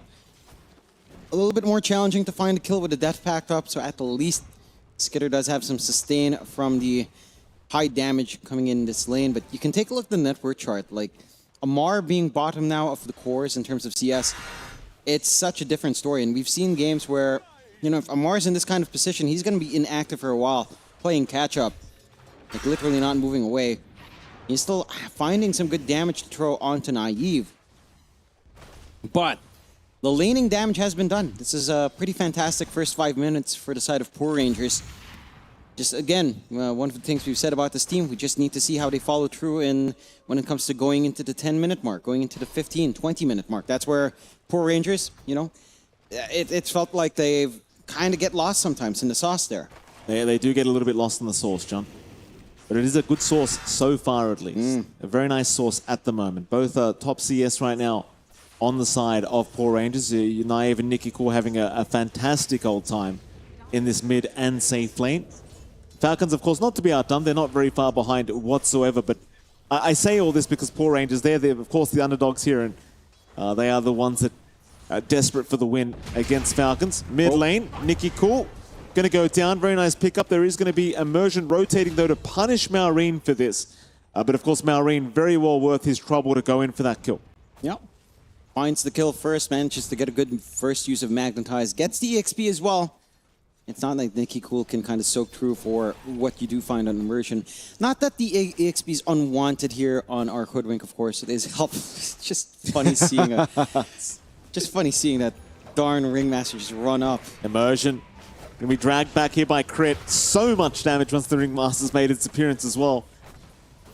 And with that, of course, they can start pressuring this T1 mid tower with the siege creep timing. Crit does have Enchant on cooldown, but it doesn't really matter. They can still tank it. No problems here. And that'll be a pretty early T1 tower, which is what you'd love to see when you've got an Ench Pos 5. Glyph is forced out. I do not believe that's going to be stopping them, though. They're going to have to rotate heroes if they want, because then now there's an enchanted creep coming as well. And they can certainly just tank, I think, the T1 tower, though Nicky Cool is going to show up. And it seems that they are going to give up, in fact. Where are they headed? Towards Till the End, but Till the End's going to be just fine. Maybe perhaps back to the mid lane where they could hope to try and pick off Nicky Cool again. I said Mickey Cool there for a second, Jonathan. I'd never be that cool, though. No. Nor is my name Mickey. Yeah. And there's certain copyrights you're approaching, Mikey, I'm sure. Got to be a little bit careful. Yeah. T1 tower still being held on to. And they're hanging on, but it's just one shove away here for the side of Falcons. They're dragging all the supports mid, so the side lanes are opening up just a bit more to the Falcons' favor, I would say, as you're cutting off the Centaur combination with Hoodwink. They're cutting off that consistent pressure onto Amar, although... Yeah, it's a lot of damage onto Maureen. Maureen, though, going to be saved by the escape. They're going to big tame the beast from snaking onto 3 targets. Till the End will go down. And they just completely grouped up for that one. That was unfortunate. They'll turn back around here towards snaking. What's the idea here, though? Snaking might eventually tie and will. They'll get their Hoodwink out of there just barely. Maureen, considering the chase, Stampede will be committed. Meanwhile, Immersion does deny himself off to a neutral creep. And Maureen, he's going to miss out on picking off Nicky Cool. Yeah, they get a little bit of a hit and run. Does end up just being supports falling. Again, because of all of this movement across the map, though, I think the sacrifices you're making starting to ramp up. Amar is getting a little bit low, but... Oh, they missed the Remnant? No. That's unfortunate. That might have... Probably wouldn't have been a guaranteed kill. They had the raindrops anyway, but a little bit unfortunate. Yeah, and again, this is something that you're missing out on because you're emphasizing mid. I think that's exactly what Falcons wants, because we saw the struggle coming in for Amar. It's a little bit of a struggle for Skitter. Naive. Naive getting caught. Marine with a fantastic rotation. Nice bushwhack, but unfortunately it's not going to make the difference. Nice rotation indeed from Marine as Falcons. They're looking to group up down at bottom and maybe start that push immersion. He's going to run right into by the twin gate. He'll try to go for the run, but they've got that control. Marine to secure another kill. And of course, this tier 1 bottom tower probably not going to be surviving too long unless they want to commit for a big fight. They do have Tombstone up, I do believe. There it is. They'll drop it. Naive shows up as well, but he's going to be so cautious here. But it seems as though just the Tombstone drop alone will probably be enough to force them back, and Falcons, they've seen enough. Yep. Play it safe again. Just pull back. They know they've dragged more heroes down bot again, freeing up top for Skitter. No one shoving in mid, and no one's trying to go onto their tier 1. So they are wasting time unless the movements start to connect. Well, escape back out, though they are going to land the cookie onto Snaking, so they will secure 1. Naive, he'll be happy with any kind of kill he can secure on the Storm. Nicky Cool still having a hunt around for more, but nobody else hanging about. On top, we do see Skitter going for a bit of a chase onto our Burka.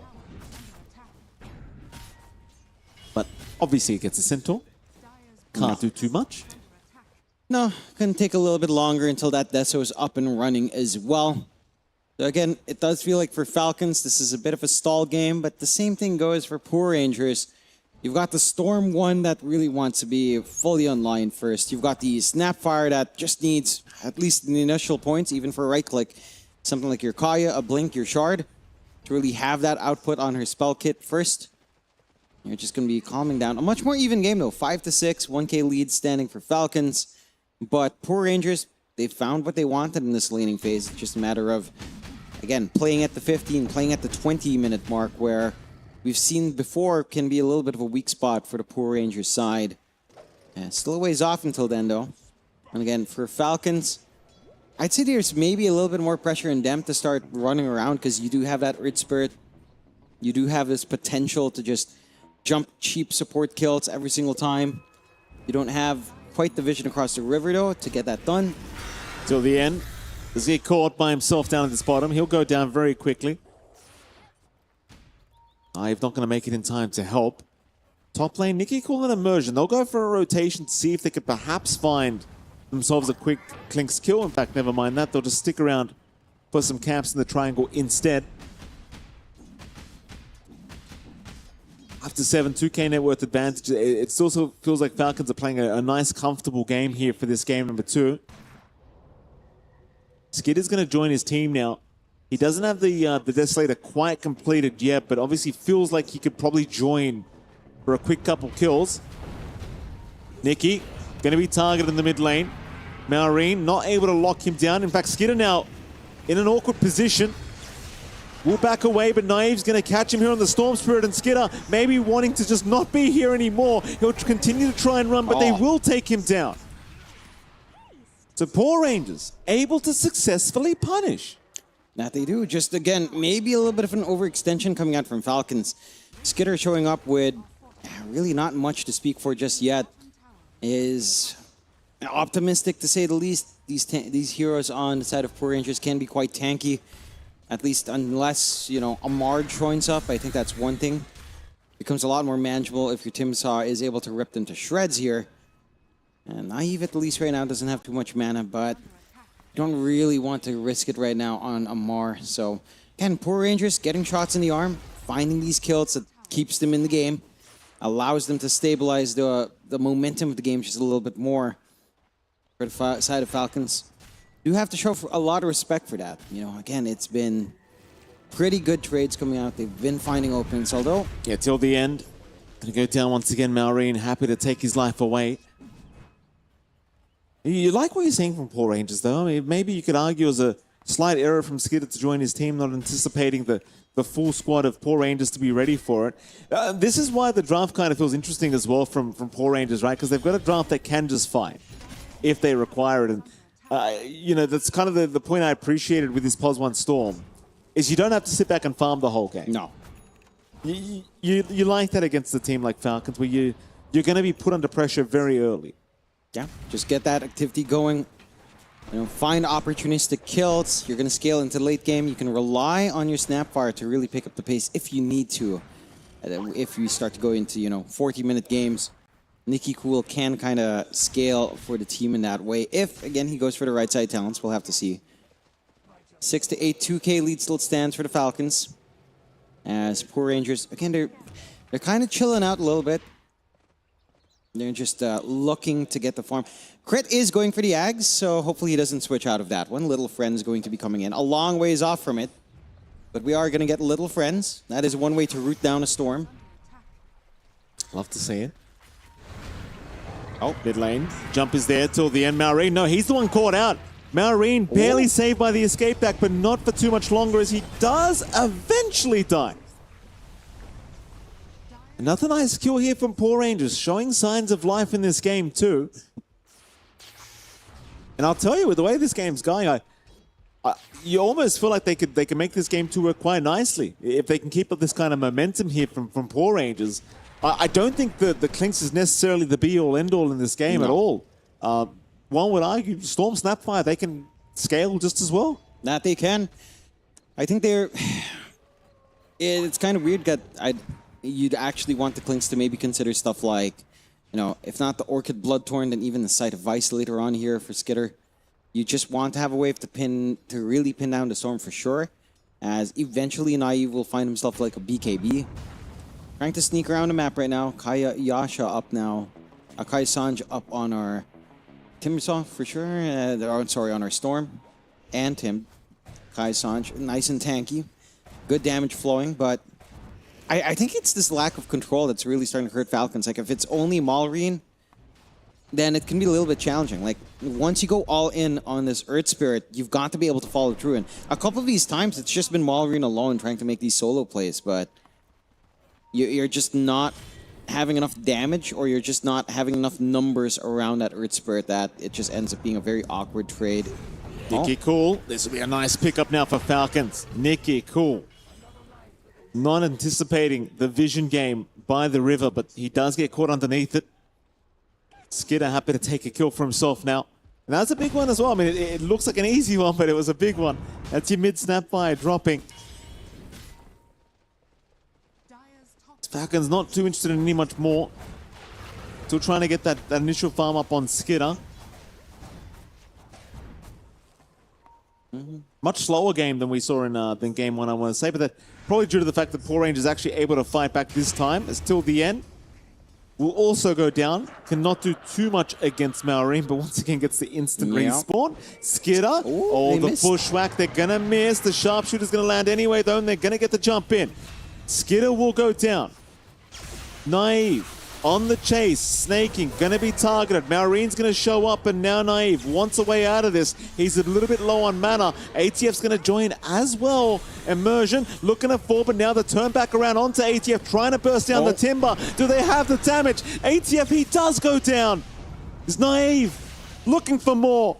Snaking to drop a double kill for Naive. And Poor Rangers.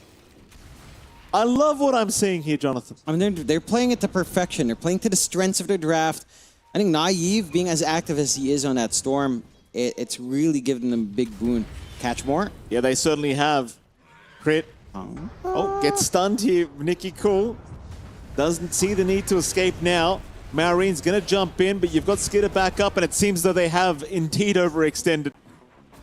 Don't get too excited here, boys. Take the kills you can get and run. Yeah, I mean, you have to be so careful about that turn potential. But I will say for Poor Rangers, again, it's the fact that, and this is something we've been asking for throughout this tournament, but they're pulling off something a little bit different. Going back to that Storm 1, and again, the early activity we've been seeing from Naive has been supremely helpful. I think for Falcons, they need to just have a certain way of trying to play now. Like, you are so reliant on Maureen right now to get control off for your team, that you actually have to wait for something like the Ags on this Ench. Like, you kind of have to wait for the Little Friends just to have a reliable route on hand as well. And it is coming. It's about a 2,400 gold away, so it's not too far off. But once you hit the Little Friends, at least you'll have a route that you can hopefully burst someone down which is also the question. You've got the Undying on your side. You've got a lot of sustain just from that. You've got the potential Undying Shard here as well. Like, it can be a little bit tricky for the side of Falcons to actually look for some of these quick kills on some more slippery heroes because of all of these saves here. Now, Power Rangers are going to have a gander. See if they can find anyone. I think they've run into snaking. In fact, they haven't. They won't see him. Bottom lane, though, Nicky Cool. He needs some help. Stampede's going to be popped with the chains from ATF. Still going to connect. And the trade is not going to be fantastic. No. It's going to be snaking. Not quite what they wanted. Skitter's also around the area, but he's in invis right now and they just can't see him. In fact, they're going to start the fight here, Falcons, trying for the Centaur. Marine does get caught in a bushwhack, though. Maybe a little bit too early to the parties. He does get caught out, but where's the damage? There it is. They'll take him down. ATF and Chris, though, on to chase, looking for a little bit more. Will choose Naive, but Naive has the mana to zip away. And it seems as though they're going to be okay. Falcons a little bit late to the party. And seeing Maureen go down like that, it feels a lot better, considering his Snapfire did die a little bit earlier. That it does, and that's the kind of trade you'd want. Now, ideally, you cut your losses as well, still, after getting some of these kills. But overall, the gold change still in your favor. On the side of Poor Rangers, quite nicely so. I'm just worried about the scaling on Falcons in terms of itemization. Like, we've been talking about this on Crit, but again, Little Friends is almost done. You've got the Blink lining up and snaking. Yes, you've got the BKB up now on your Storm, so again, Naive is super safe and coming in. Oh, Nicky. Caught in this awkward position down bottom again. Not going to be too happy as ATF rips him a new one. You don't want to give these freebies away. You're 20 minutes in now. I mean, Naive, he's having a great old game on this Storm, but you're not going to be able to do it by yourself. He's going to need some help. Naive mid lane. Will of Wonder. Gonna hypnotize him up. This should be enough. Wonderful setup here by Snaking. Oh, and even the roll from Maureen right on target. No escape for till the end. He just got his TP cancelled. Not gonna make it out. Another great set of pickups here for Falcons. It's kind of concerning how well they locked that Storm down with just the Wheel of Wonder and Tame the Beast. It's just, Snaking just times it perfectly. Yeah. They don't even need that mega root coming out there from Crit. Gonna be able to take some objectives now. Massive kills for Falcons. At least you do manage to get one Shrine of Wisdom your way, so it's not a 2-0 in terms of shrines. Get a little bit of a EXP injection for the rest of your team here. Falcons, though, take control of the game once more. 21 minutes in, 6K lead. For Poor Rangers, again, this is not the end of the world yet. We've seen them play this draft pretty strong. I think it's just time to go back and think about what you'd want here on Naive and on good old Nicky Cool. Like, what kind of itemization are we looking for to kind of start to pop off?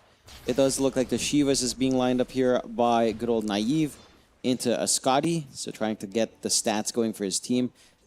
Do have Little Friends on Crit, so what could be like a 6-second route if there's a lot of creeps nearby could happen, and that's always it's always frustrating for something like a Storm to be rooted in place for so long here, if you're not careful.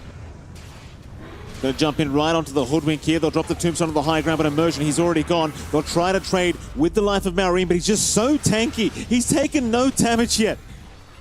No damage. ATF, he'll take down till the end. That'll be a double kill for him on the Timber. Was that just a shield rune that he just got through? Like, it just felt like nothing happened to Maureen. Yeah, just way too durable. Must have been something like a shield rune. If not, there's a lot of barriers coming in. They're smoked up now as well. And got this. I mean, you're at the point where, again, you're fully online. We still haven't seen the Little Friends. I want to see it. Perfect target for it here. Oh, then they're going to get it. Oh, BKB, though. Will be forced out by Naive, but at least you get a BKB forcing. It's a 20-second cooldown on the root. Yep. Like, you don't care. Nope. It's amazing. What an amazing spell. This gets me excited. And you know what? Bring back Necrobook so you can get rooted by Little Friends. Hell yeah, dude. What are you talking Just for Little Friends. I'm an inch player, John. I'll do it. It's all good.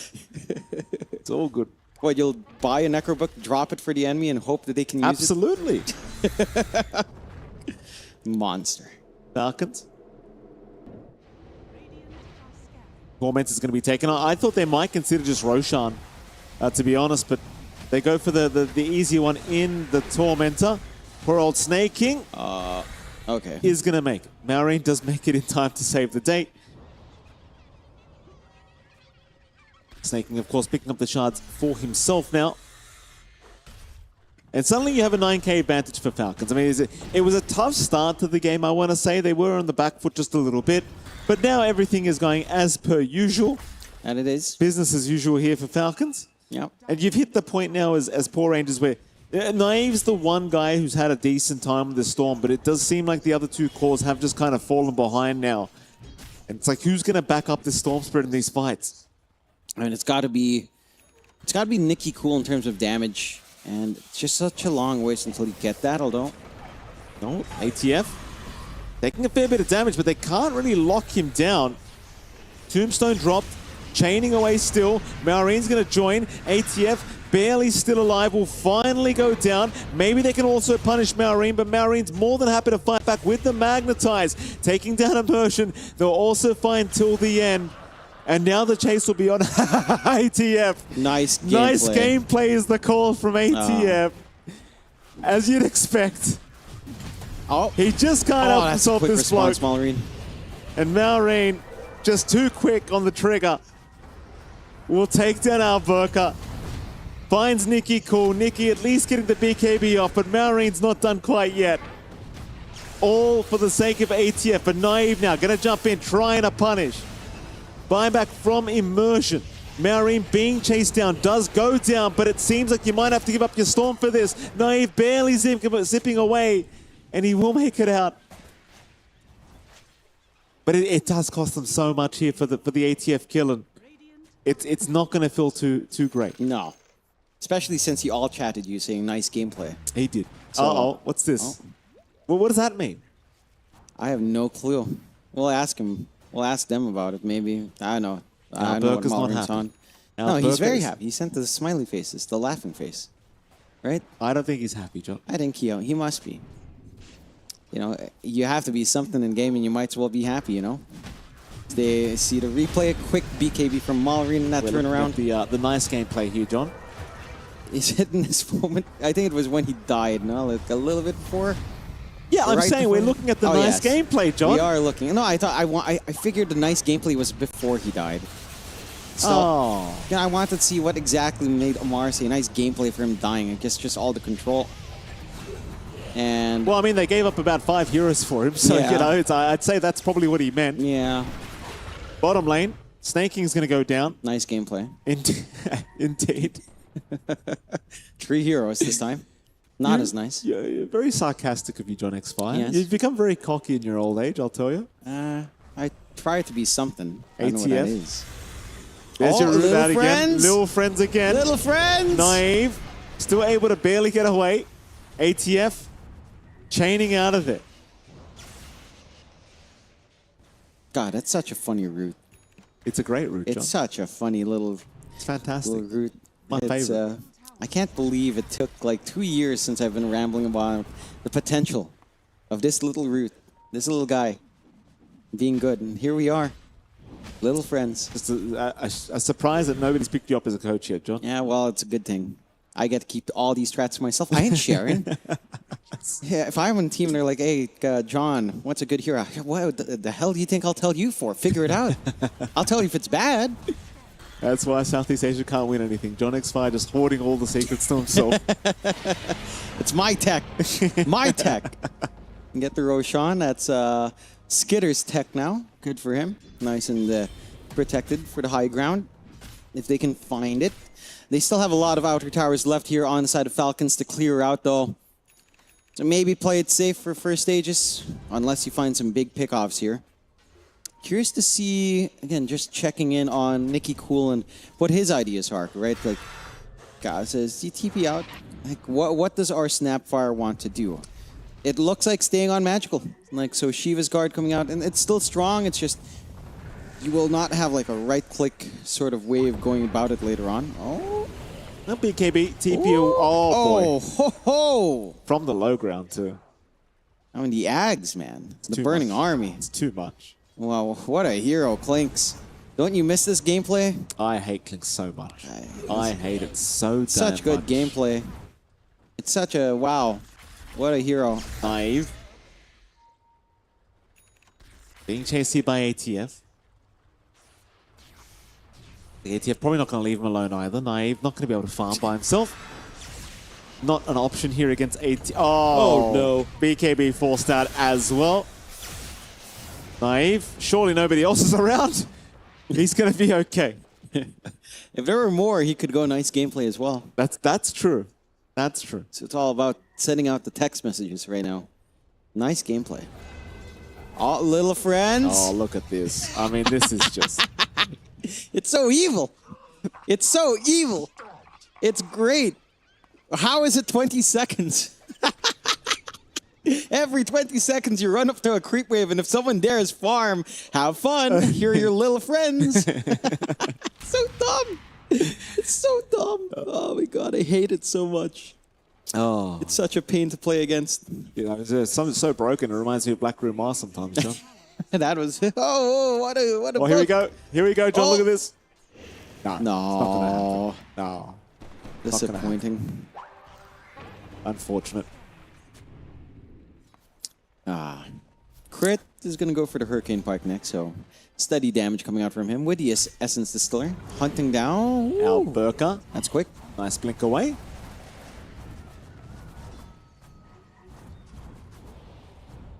Infamol. Middle lane. ATF's placed his flag as he tends to do. It's not going to take too long on the siege. He's got the full heart up, man. Fighting the tower. Like, how are you supposed to kill this guy with a heart and pipe? You're mainly magic damage on side of Poor Rangers. Hell, you really are just all magic as they go in. Crit. Oh, Gonna get caught out. It's friends, a the long friends in the back. process. Oh, not the friends. Till the end. Trying to run. Probably not going to make it out. He'll go down.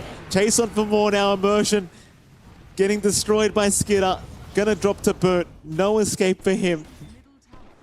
Oh, God. Those river creeps look so painful.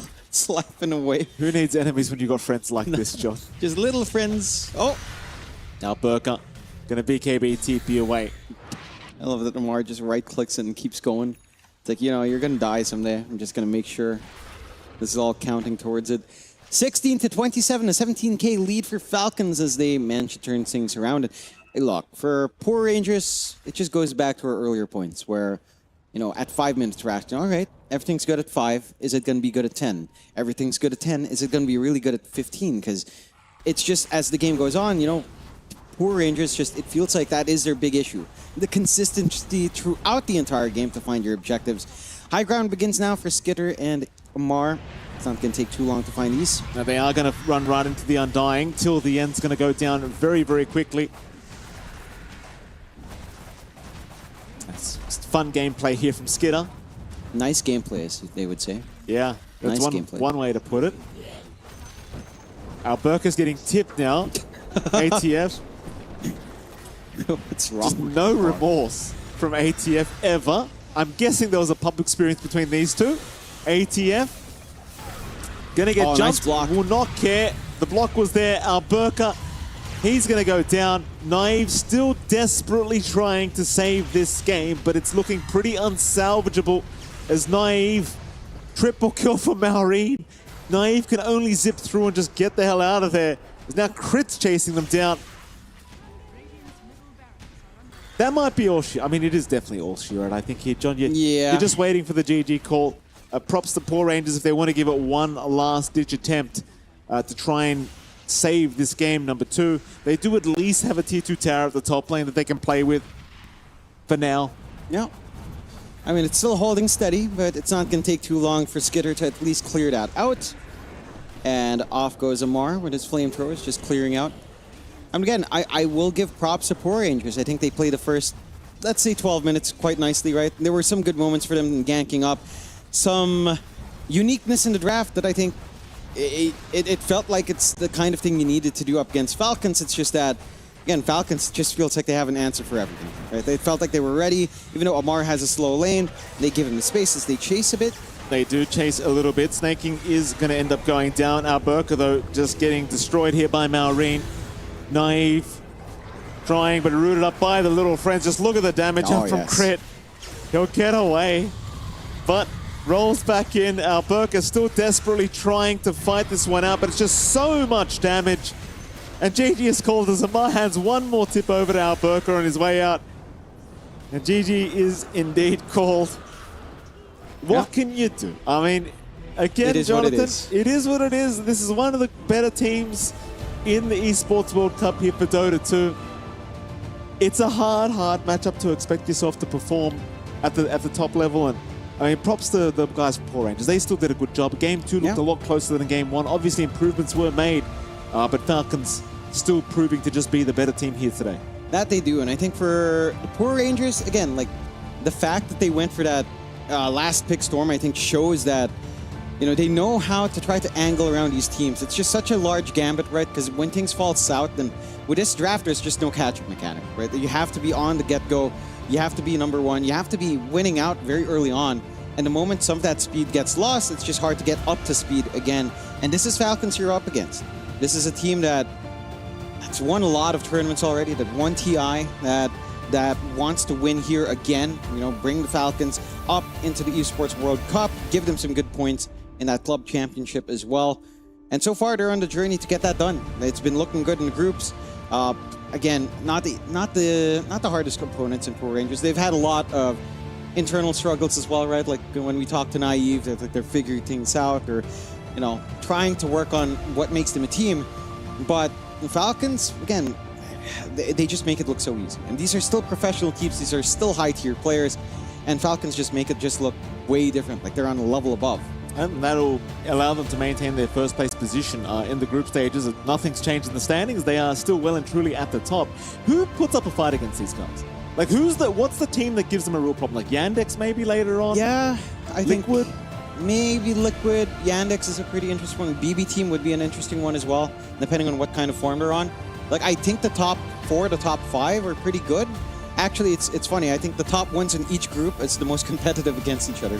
Because it does feel like there's a delta between all of those teams that will place at first place in this group stage to go into the playoffs. So maybe Falcons will have to wait a little bit more, but they do have to show respect to their enemies. You can't underestimate what happens. Again, their scoreline's pretty good right now, so if they did want to not show respect, they could if they wanted to. I mean, in fairness, Jonathan, they did just literally show zero respect. Yes. But they were literally all chatting the side of Porte Rangers, who quite literally in a poor position, Jonathan. Not exactly the kind of opponents you need to trash talk, but ATF has little to no remorse, as per always. And quite frankly, I respect it. Yeah. I don't care. Pity who? Why? Yeah. I don't know. You just don't need to. And of course, we can take a look at some of her stats here as we did close out that game. And it does look like, you know, you had a really wonderful time here for literally everyone on Falcons. And it was honestly not the worst. Like, look at Naive's scoreline, 8-2-3. Like, he did try his best with that carry Storm. He was getting a lot done for the team. It feels like maybe more on the offlane kind of weakness. Maybe your Pawns 5 Undying didn't achieve as much here for Porte Rangers as you would have otherwise wanted it to. And that does kind of cost you. But for Falcons, everyone played fantastically. I want to say Amalrian stood out. You know, Amar stood out as well, you know, as the game went on, once he got the ball rolling. And we do have our highlights here from that game too. Again, there were some really good moments in like the first 15 minutes here for Porte Rangers. They were finding some openings. It just felt like the way they utilized the map around on Falcons is just so much more efficient. Like, they were getting so much farm on everyone. Like, Crit getting the Ags was just kind of insane. Yeah. You know? 20-second cooldown seems very, very balanced. I mean, the highlights, as you can see, a fantastic gameplay here from Falcons. This game too was closer. Yeah, Porte Rangers certainly seeming like they were putting up a great fight for the first, say, 20 minutes, but it just all kind of fell apart once those key items were up here for Falcons and they just started running at you. As Porte Rangers, nothing that could be done. They tried their absolute hardest to weather the storm that was coming, but it just was not enough here up against Falcons, who obviously had just the nicest gameplay here, Jonathan. Yeah, the absolute really nicest nice gameplay, yeah. obviously. So, you know, curious to hear what that nice gameplay is all about, perhaps if we get an interview later on. But again, pretty clean coming out from Falcons. Very clean group stage so far, I think within their own expectations, right? Because all of these players, we know them, they have pretty high expectations of themselves. Yet at the same time, they take it game by game. And they try to just play the best Dota that they can. And that's certainly shown up here. I think, again, showing the levels that Falcons are operating at and the challenges that teams that have to play against Falcons have to face up against. It's no simple task. Like, you get given Drow game 1, it's still not enough. Nope. You leave the axe in, Amar's just going to dunk on you. Yep. Outside of just typing, of course, he's actually going to dunk on you. So it's a challenging time. And again, the best thing I hope for Poor Rangers, at the very least, is that they learn something, right? Like, that's the best you can hope for. You pick something up, you understand, all right, what are they doing different? What did we do wrong? And just kind of fix it up as the group stage goes on here. I think what they learned is don't upset Amar here in this game. Nice gameplay. Yeah, certainly some nice gameplay here. And well, there you have it, Jonathan. A fantastic highlights here from the boys on Falcons. And well, for the side of Poor Rangers, it is what it is. What can you do? Of course, speaking of the devil, we do have ATF with us right now. Amar, congratulations, sir, on your 2-0 victory. How are you feeling? First of all, thank you. Second is fine, I guess. It's just like some random team that got here, like just like wanted more numbers, I guess. If I was going to ask you if there was any part of you that was concerned, I'm going to take it as a no. No concerns? Well, after the first game, just like first 5 minutes, I already know like second game is over. I didn't even need to enter second game. Fair enough. What did Alberca do to you, ATF? Why the nice gameplay? No, it's just like very good player. Rank 400 has a lot of potential. Has been playing like this. I mean, this team has been playing together for like 2 years or 1 year. I don't know, consistency, and they barely changed any player. I think it's a mistake. I think they should change someone called Alberca, but it's fine. Okay, fair enough. Go on, John. All right, Amar, coming in, you guys have high expectations. Are you worried about any team? Are you guys in top form, or is this? You seem pretty top form. You seem happy. I mean, we definitely play officials better than scrims from what it looks like from now. I mean, our groups was like only Bet Boom and Extreme. So Bet Boom somehow ended up 1-1, and Extreme yet still to see. But overall, this whole tournament, I think Pari Virginia, I think is because it looks like they're very strong. I feel like they're gonna even win this tournament. So, yeah. All right. Is there any additional pressure for you guys coming in? Because the Esports World Cup, everyone thinks of Falcons in the Club Championship part. Is that on your mind, any player's mind, or you just come in, play Dota, don't really care? Well, I don't really now. Obviously, I care, and it is there. Now I don't care because last year, like we did a miracle and we beat Liquid, which really mattered for them.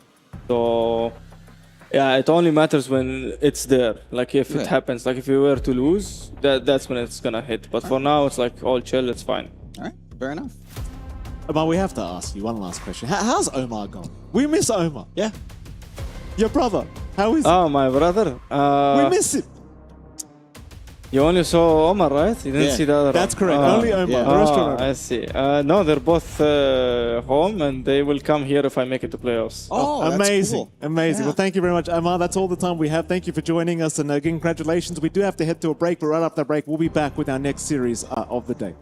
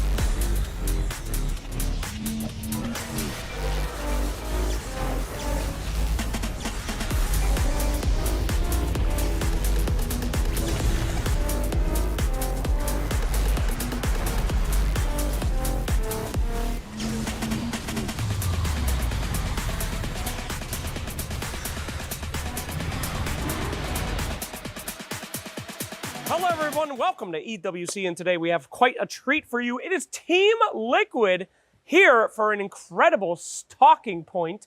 Today, we're going to talk about male grooming. Now, this is very important. Why did you make that face? Why did you make that face? What do you want to talk about? Nothing. All right, let's catch up with Liquid then. Gentlemen, you are all champions. Please raise your hand if you've won an EWC before on any team. Interesting. Isn't that interesting? Raise your hand if you've won a TI before. I see where this is on going. any team. I see where this is Oh, going. the my, tides oh have my. turned. Okay, all right. You're trying to like divide us before the I'm not tournament. trying to This is divide not you. good. I'm a big fan, okay? I genuinely... It's like 4 against 1. He wants to split us up. I'm not splitting you up. I just want to talk about how I think, to me, that's very interesting. Is it interesting to you guys? Have you talked about this at all? About how now you guys could be, winning an EWC? That's kind of cool. Before we get to that, did Yeah. you raise your hand on any of those 2 questions? No, I did not raise my hand on any of those 2 questions. What was the highest you placed at TI? Combined the... 38 or something combined, buddy, yeah. I got the second one. Wow, me Twice. too. I got second place on Digital Chaos as Like a the stand-in bench? at TI6. Actually, Yeah, so you and me are stand-in? equally as good were as you Dota actually in a players. stand-in? I was 100% a stand-in at TI6. That's That's right. impressive. I didn't do anything except for daydream about killing Sasuke so I could be a millionaire, because they would have had to give me the money. So Huh? nothing. Don't worry about it. It So didn't have you happen. guys Nothing ever have you ever discussed this? How does it feel? Do you want to win this event? No, Say we're here yes. to. What are Oh, we're here to have interviews with you, Slacks. That's like the main priority. We're here to sit on the couch. Like we're here to sit on the couch and talk about That's really stuff good. with you. Well, I mean, okay, let's get a little serious for a second. With you guys have all won so many things, so many like huge events in your tournament lives throughout your entire careers. What does it mean to win one of these anymore? Like, does it still hype you up? Is there anything there? Is it about the cash? Is it about the prestige? Like, do you still get excited on that winning stage? Do you guys still pog when you are winning? I think on LAN, yeah. On LAN, okay, Yeah. okay, so that's a big difference for I you. think if we're playing online, it's harder to get hyped up. Nah, Mm. Well, when people are cheering on and there's a crowd, it's really fun. That's the And- nice thing. We never yeah. play for crowd nowadays. It's, I think happens it's rarely. more about the atmosphere of the tournament. Like I how see, I see. How it's set up and stuff. Yeah, I mean, that's fascinating and fun because like crowd energizes you guys. You get pumped up about it, right? Does something to you. You feel the same way, Tofu? For sure, yeah. Like, unfortunately, there isn't as many crowd events anymore. And I don't know, when LANs are always the most like fun, exciting experience. But then obviously like the most prestigious ones still with EWC, TI. Sure. I don't know, everyone wants to like do well at those. I don't know, overall, in terms of feel from like win, prize money or whatever, I don't know, it's like different emotions to like times or like different tournaments, but I don't know, every now and then you need to prove that you got it and just like, I don't know, for yourself, for the team, for anyone, I don't know. Get a little W in there. There you go. That's what it's about, just the little dubs. Absolutely. What was the most angry you were at an event? What pissed you off the most in your entire life? I don't know. What do you mean? I mean, we're talking about emotions at events, Winning is only one emotion. I can go a different direction. What was the most scared you were at an event? Boxing. I don't feel like intense anger and like being scared is like. I'm asking this specifically to you because I know that you are an emotional master. When was I most scared? I know he was disappointed yesterday. Disappointed yesterday? The most disappointed When ever? I came into the hotel. Okay. And there's this little fridge where I have 2 bottles of water, iced tea peach, and a Coke. Oh my God. There's only And water in my apparently fridge. in his room, there was no iced tea, and he loves that shit. No. I don't think I've. I do like the iced tea. I don't think I've really been scared at an event. I mean, I don't know what kind of like.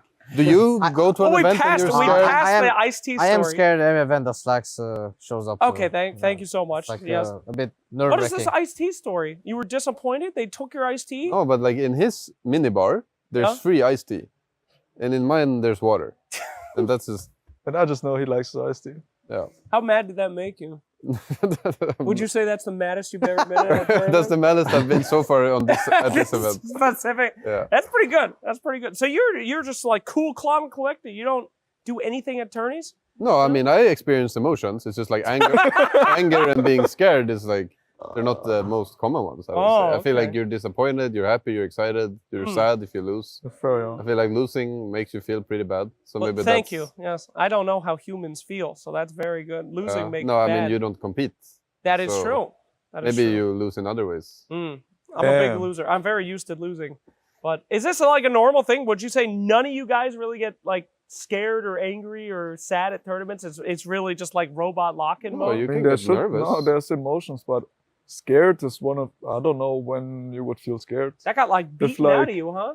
If like you're on stage and technical issues for 2 hours and you really need to pee, then you're getting worried. That is scary. Yeah, that is scary Isn't it? actually. But, Sometimes you really have to pee. I don't know, it's like... That is true. Like nervous is a thing if you like compete or play, but I don't think you're like scared to play or... If you're scared to play, it's like, it's pretty rough. Yeah, then I mean, I guess you wouldn't be here if you were like scared to do that. I mean, but come on. I mean, your first time in front of a crowd, that was just like a little nerves. It didn't really affect you guys at all. I mean, there's a reason you're champions. There's a reason you're both here. Yeah. I think the first time you play in front of a crowd, you don't play normal. That's like, you need to learn that first. Yeah. That's like really weird. Damn. Does it ever happen? Because sometimes, like, I have phobias. I don't know if you guys have phobia. I got claustrophobia because my sisters locked me into a pool cooler for 4 hours one time at a pool store in Florida. Anyway, I got claustrophobia. And sometimes I'll be in a plane and I'll just be like, it's weird. I can't get out of this plane. And then it will hit me for just a second. So you guys never have that? Flying can be, not the fact that you're on an airplane and it's like high up above the ground. Yeah. I'm not afraid of the crash. I'm afraid of like, you can't sleep. It's a horrible experience. You fly for 10 hours. You should be used to that by now, though. Used to what? You're like physically contained? Yeah, no, the flying is not the hard part. It's like the mode of transportation. Yeah. Oh, that's interesting. So that I'm scared of that. Okay. When we fly to China later this year for TI, I'm worried. Did you qualify? I'm kidding. We're champions. I think so. Huh? They just invited us. That's right. They just invited us. Is that how it works? Yeah, apparently you just get invited. That's cool. We checked. We're like, oh yeah, we're invited. Cool. Isn't this? Ace, do you have any phobias that you'd like to share? Heights? Creepy crawlies? Maybe like, I don't know if you've seen these people, they like dive down in these caves. Cave diving? And then they get fucking stuck. That is not a phobia. That is a choice, and a choice they should not make. That's like something I could definitely see Tofu when dying people are in, like no stuck in like little tunnels somewhere, we're like, why did you even go in there? And then they get stuck like head down and like they're stuck. Dude, no, we're not talking about Nutty Putty Cave on this podcast right That's now. what it's called? Like that shit scares me a The little Nutty bit. Putty Cave. Shout out to our boy. That's the guy that got stuck upside down. Yeah, there's a VR game where you can go into and relive that, and I would rather die than do Maybe that. you can VR. That I would like to try though. Like you walk into the wrong interview room and you just like. If you get stuck in the VR. But you're stuck in the VR. That is not funny. If it's a VR and it's a game, I'm down. That sounds funny. Okay, fair enough. Tofu, you got any phobias? You know, spiders, heights, strangers? Nothing that like pops up, but adding to like the flight you said earlier, where it's like, I mean, if spaces get like more close and confined, I don't know, I feel like I don't like that. I at least need like some personal space around me. Yeah. But there's been moments where it's like, I don't know, if like suddenly, what is it called, the like air tension comes in. Turbulence. The turbulence. You look out and it's like, if something happens, I can't do anything. Yeah? And that's a little weird. That's weird. All right. You guys ever had turbulence where you thought you were actually cooked? Like you're writing messages to your family on WhatsApp and trying to send it? I tried that one Why time. are you laughing? I literally...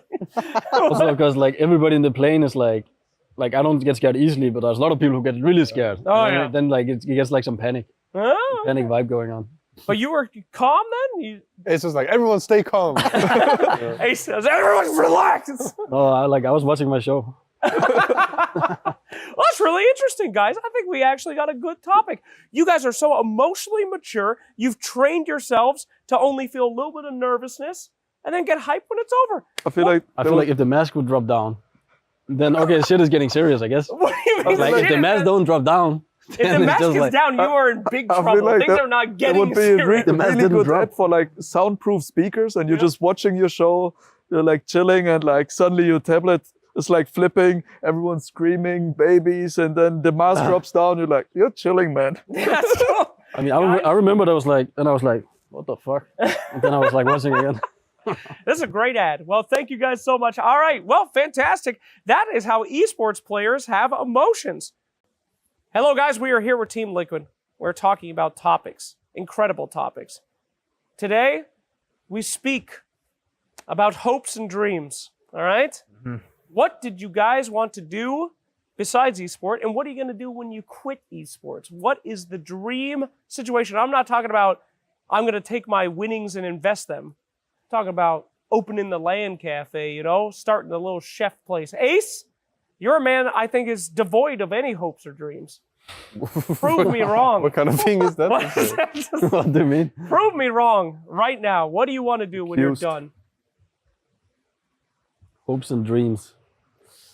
That's what I was talking about. Like, I think I'll just like move out somewhere, fucking chill with my close like family, and make some big ass like nice ass gamer room.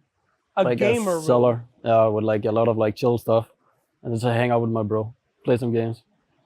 Just a terrible answer. Just absolutely abysmal. Come on, a gamer room? You could do that right now with your family. That's what it does. That's why he likes esports. That's what I know. Yeah, why do you think I'm here? I'm a gamer. I'm a gamer, bro. Come on, bro. You could like start a business. You could but that's hire an assassin. You could start a gaming room business. You could do a gaming room business. Design people's gaming rooms. Sure, but like it's not like I'm gonna do business all the time, you know.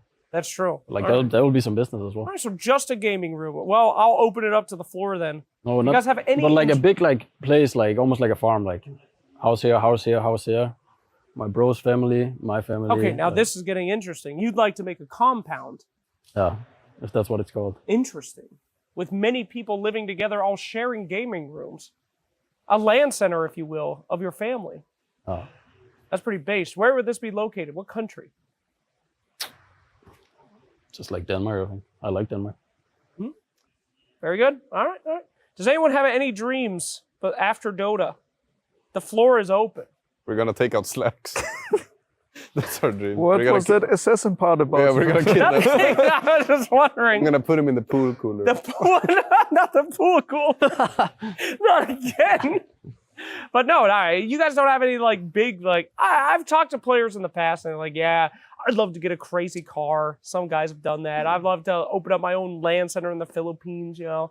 But no. I mean, there's many different like ideas or things you want to do, but thoughts, like I don't know, can always change, adjust, like improve, or like just do things that I liked or wanted to do 2 years ago are maybe different now. Where there's not a specific, I retire, I want to get into this line of work, or I want to continue this passion more. Okay. Where there's, I don't know, a lot of interesting things in the world where it can go from traveling to redecorate or move into a different home, be more with friends, have like more or longer trips and travel. Okay. And have different experience too. I don't know, maybe you try your hand at painting now, or the instrument that you haven't touched for 20 years and your parents told you about. I'm getting hype. What did little Tofu want to do when he was just a wee boy? I don't know, he never knew. He just threw himself out there to like see what is there. Little 6-year-old Tofu who didn't want to be an astronaut? That's true. Or sometime. What did, what did little Mickey want? Football store. I don't know. I don't live in the future or the past. I just live in the moment.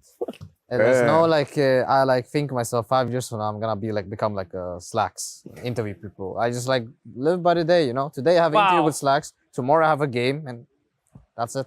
That's pretty based, honestly. I'm sorry that you're living in this moment right now. He's a philosopher. But that is philosophy right there. What did you want to be when you grew up, Boxy? Little Boxy? No, I thought that was, when I was a kid, I thought that was pretty stupid. What? To like, to like want to be something. Cause I thought it was stupid to dream? Yeah, because when I was a kid, I was like, man, I'm like stupid right now. So whatever I think is like not gonna be correct, you know? Because I'm like, all kids are like stupid. That's what I thought. What do you mean, dude? No, because like I knew like all the kids were like dumb. Yourself. When I was a kid, I knew I was stupid. Yeah. What are you talking I knew like about? whatever like I wanted now, it's like not gonna be like later. You know That's what I mean? fascinating, dude. I've never heard but of right Then you were now- then you were Maybe kind he of was smart. just realistic. Actually, then you were like the smart one. You are a very Because like smart every adult child. I knew, like nobody was like living their dream. You know, it's just sad. Everybody's but, out there playing Pokemon, having fun. You're like, this is meaningless. This is so. But right now, no, I have a few. I want to start a band. A Reality. band? That's Yeah. cool. That's Reality sick. hit him. I've been playing drums to redirect my anger from my pubs. That's into, like, the awesome. drum Hell set. yeah. So my goal is to get paid maybe in a beer and some food. Okay. I think it's attainable. Yeah. I'm gonna try bring all the boys on a snowboarding trip. Trying to get Mickey to go skiing. There you go. Now that's break my hand and Yeah. legs. Yeah, because when we're out of esports, don't then need you it can break your anymore. hand. Yeah, I it's guess okay. so. Is that what esport players dream of? Is after they're finally done, they can do all the risky hand things? Yeah. Finally experience. Yeah, you can finally play five-finger fillet. You've been waiting for years. The Yeah. knife one. The knifey Yeah. handy game. Yeah. Well, that's So, really cool. You actually have dreams, bro. Be outside more, I think. Yeah. Wow. Some nature. Nature's good. Maybe hiking, but like the nice one when you have like a couch in your tent with like a. Oh, so Glamping? Yeah. glamping. Yeah. Yeah, I learned from a lot about glamping from Insania 2 years ago on this yeah. interview. That's nice. That guy doesn't even get a tent. He just goes to a place where there's houses. It's just Yeah. called going somewhere.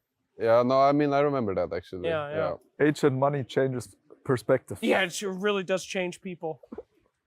Man doesn't even want to sleep in a tent anymore. Well, that's really interesting. I wish you the best in your band. What kind of music would you guys play? Depends on whoever will have me, but you know, I think some like not too complicated. Maybe some rock, some indie, like a little pop, a little chill. Okay. Whatever pays the bills at that point. You know.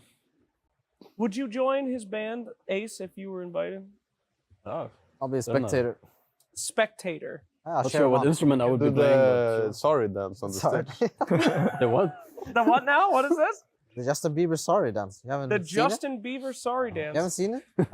You want to show him, Mick? No, I don't Go want ahead. to. That's for the another time. podcast. All right. That's a shame. We just lost a lot of Yeah. TikTok viewers, but thank you so much. All right, cool. Well, that is good to know that our esports players still have dreams. All your little child versions have now grown up. You have so much more left in your lives. Is retirement close at all for any of you? You guys still kicking? It depends if Liquid kicks me or not. I don't know. Okay, so if Liquid kicks you, you're retiring? You don't want to go for the revenge arc? What is there to revenge? I don't know. You get pissed about something. It's like we'll see how the year goes. Yeah, we'll see. We'll see. All right. Well, I hope you guys don't retire for many, many years. You're carrying the scene. And it's good to know that you guys at home keep your dreams alive too, just like Team Liquid. Stick around here at EWC for some more dank.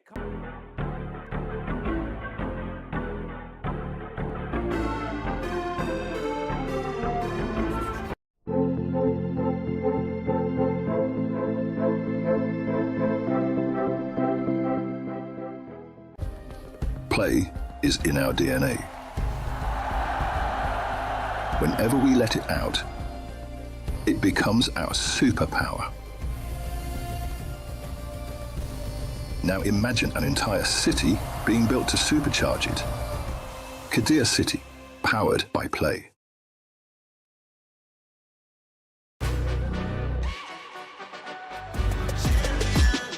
This ain't no regular thing. I came for the ring, you know what I mean. You see my name in the lights, better get right, I'm champion.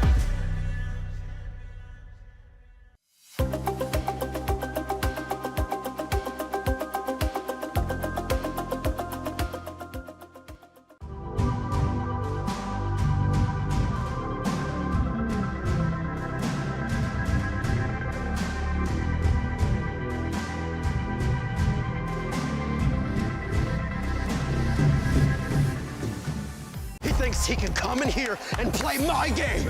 He knows nothing. Let's go! Tyler won. You're done. Raw energy, half for half and blow the house down.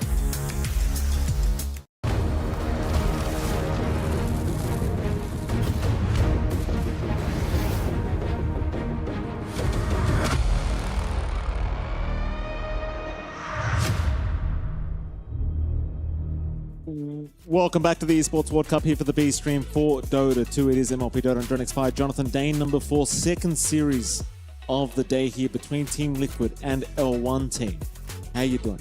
Doing great. We had quite the smackdown from Falcons in the last series, of course. This one is where it's a little bit interesting because you and I, we've seen L1 team kind of find their footing over in the last few days. Liquid, this is classic Liquid, right? Where it can be a bit shaky to start. Like they start day 1, they tie up against P Time, and then they lose 2-0 to NGX. Then they manage to get a 2-0 of their own up against Level Up.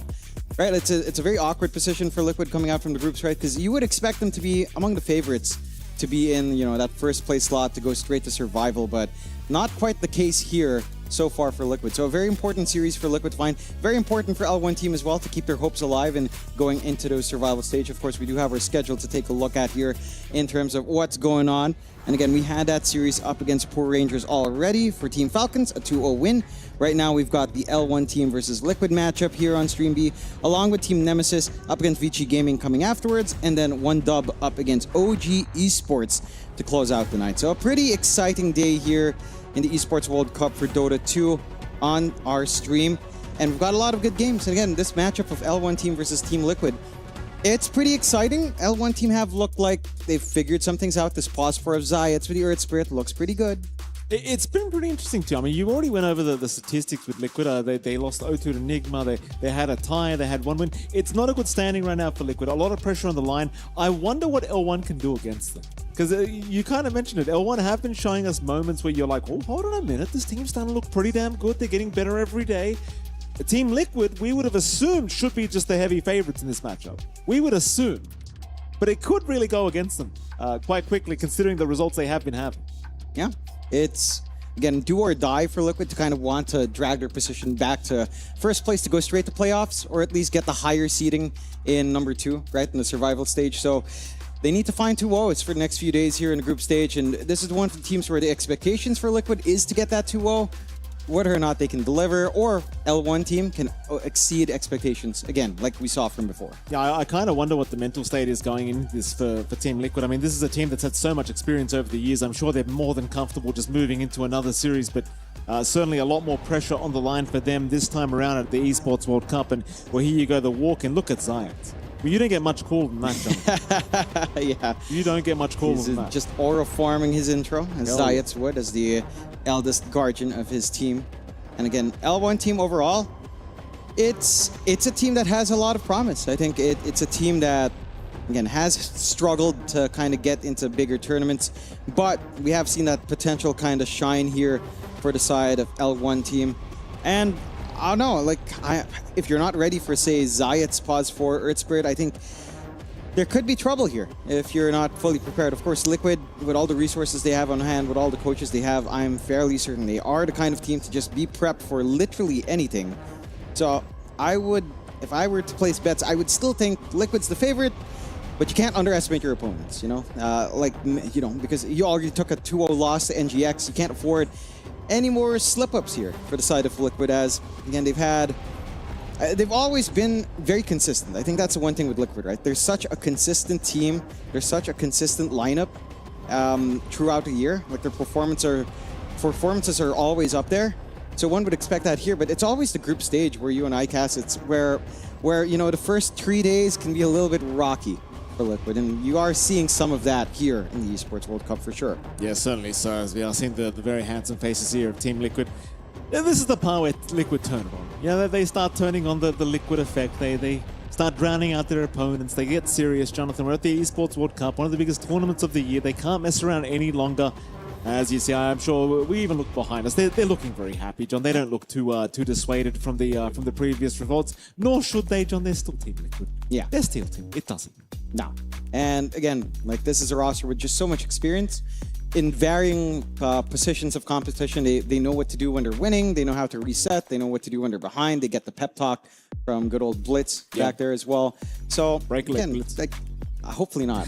Hopefully not literally break a leg again. No. But, it's like we'll see what they will be breaking here from L1 team. Again, going to be interesting to see on draft adjustments. Will we see stuff like the Earth Spirit being banned out? Because Zayat had an amazing time when he did manage to pick that up. I think that was such a big key to what L1 team were doing yesterday up against Extreme. They looked fantastic, finally getting a few wins of their own.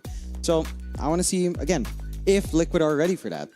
For some of these smaller teams. We're going to find out. I'm sure there's going to be a couple heroes contested. The Earth Spirit you spoke about. I wonder if we see this Garbage Drow pick up again, this Wind Ranger pick up that's been pretty, what was it, like 27% win rate? Yeah. What it deserves to be at. Exactly. Drow was like 40-something percent. Yes. Didn't look amazing. We'll wait and see. I mean, Mika is one of those carries, at least for Liquid, that doesn't tend to run. He likes those Maliko. You know, he likes to pick up Kez. You know. Birdman, yeah. He's been playing. He's also been playing like the SF, which is pretty popular, right? Yes. We've seen that first pick. We haven't seen that today. Not today. Not today. It's been a switch to Drow. So they've allowed a Drow through, and it's not been that fun. Maybe it's back to SF for a lot of teams. So we'll have to see. Maybe other teams start to dip their toes back into Drow first, just to get a feel if the water's too hot or cold. Yeah. And kind of figure out if it's worth it. I think one consistent thing is, and I don't think you can afford to give an axe away, because that's proven to be very worthwhile the bans, because it has just felt good. It laned into Drow no problem. Yeah. Coming in there for Falcons for Amar. Like, he had no trouble at all. He still scaled. He had everything he needed in the game. So I think that's something that should be taken care of in this kind of draft. No, I agree with you. I mean, Axe is just a hero that can do everything, it seems, right now. See if they do indeed, as we should have our draft number 1 getting underway rather soon here between these two sides. And as you can see, already seated and ready to go is Team Liquid and L1. L1, of course, again, we've said it multiple times, they're in a dire position in the group stage. Still in it in the running, but do need some wins here to proceed through the groups and make their way up. They could put Liquid in a really awkward position here if they manage to find a 2-0 victory somehow, L1. Yeah. And I say somehow, but I don't think it would be overly surprising if they could find a 2-0. Like, say last game, if you told me Falcons was going to get 2-0, I'd be like, no way. Yeah. That's not going to happen. Yeah. This game, I could see it. I could see it. Yeah, I wouldn't put it outside the realms of possibility here, especially with what we've been seeing here from L1 team, how we've seen them improve day by day. I think they've done a fantastic job of just getting more and more competitive, kind of hammering in the way they'd want to play Dota, the way they'd find success in these games. So I think that potential is always there. We just have to wait and see what the ideas will be in this game. As again, we're slowly getting build up. You're seeing the happy faces there on the side of L1 team, and not taking a look at Boxy again, just staring away. The not so happy face of Darth Foxy. And he's playing a very different game, playing some Balatro right now. He's figuring out if he's got enough multipliers on his jokers. Do people still play Balatro? I mean, why would you stop? It's fun. You stop because you have the attention span of a fish. It's a fun game. You're eventually going to stop playing Slay the Spire as well. Yeah. You'll just stop.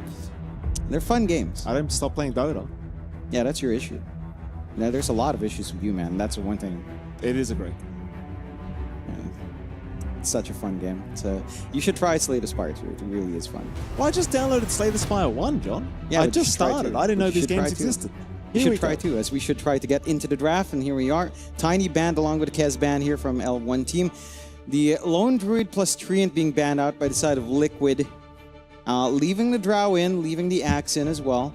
Nature's Prophet being taken care of by L1 team. So much more target towards, I will say, Mikke here. Looking at the safe lanes that could potentially come out. Liquid to take care of the Puck and the SF. So again, Drow left in the pool. Will you want to dip your toes in Drow for the side of L1 team? Is that the way you want to go here for good old Snowy? As it's been a first phase ban, it's been let through. You have first pick overall, L1 team. But again, the win rate, not the highest, 43%-ish, or maybe most 47.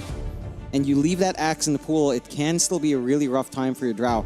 Maybe it's, I was going to say Earth Spirit would have been a better priority pick, and they do just go for the safer pickup on L1 team. So that should be our Zayat's hero on hand. A really strong pause for it to set things up here on the side of L1. And, I mean, it just does a lot. I think looking at how Zayat's played the Earth Spirit the past few days, it's looked really impressive. Harkens back to his time on even like Team Secret. So I like seeing it. We'll have to see how they build the foundations around it. There's always the flex potential as well, but it feels unnecessary to hand this to Mirage as of yet. Zayac just does quite enough with it that you can look for a different mid and kind of figure it out from there. I'll see what Liquid want to prioritize. I mean, you don't have the SF. They actually banned it out themselves. You do have Axe. You do have Drow. I think Axe probably the more standard first pick if you want to go for it here.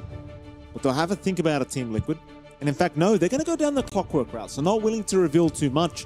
Clock has been pretty damn potent as of late with the changes that have been made. And these skill build-ups with just maxing out Cogs and Rocket Flare has been working out very effectively. So can't quite blame them for just saying we're not going to reveal anything. Yeah. I do love Clock overall. Like, for all the reasons you mentioned, I think it's also just something to think about towards late game, but it's just a free debuff immunity spell on the hook shot. Like the vision game you get as well, it's just kind of ridiculous how easy it is to scout out smoke, scout out positions, open up Roshan for yourself. And again, in laning, we've seen a lot of good little golf swings coming out from our Clockworks, of course. Getting some multiple cog hits. It's such a nuisance. Like, the carry with no mana just has no play. You just end up completely crushing the lane. Or the enemy offlaner not having spells to spam, just taking away his presence as well. So I like this priority. I think the two priorities from both sides, Liquid for Clock, L1 for Earth Spirit, makes enough sense. It's stable, doesn't reveal too much in your draft, and leaves a lot of options open. Again, that Drow is still not being banned.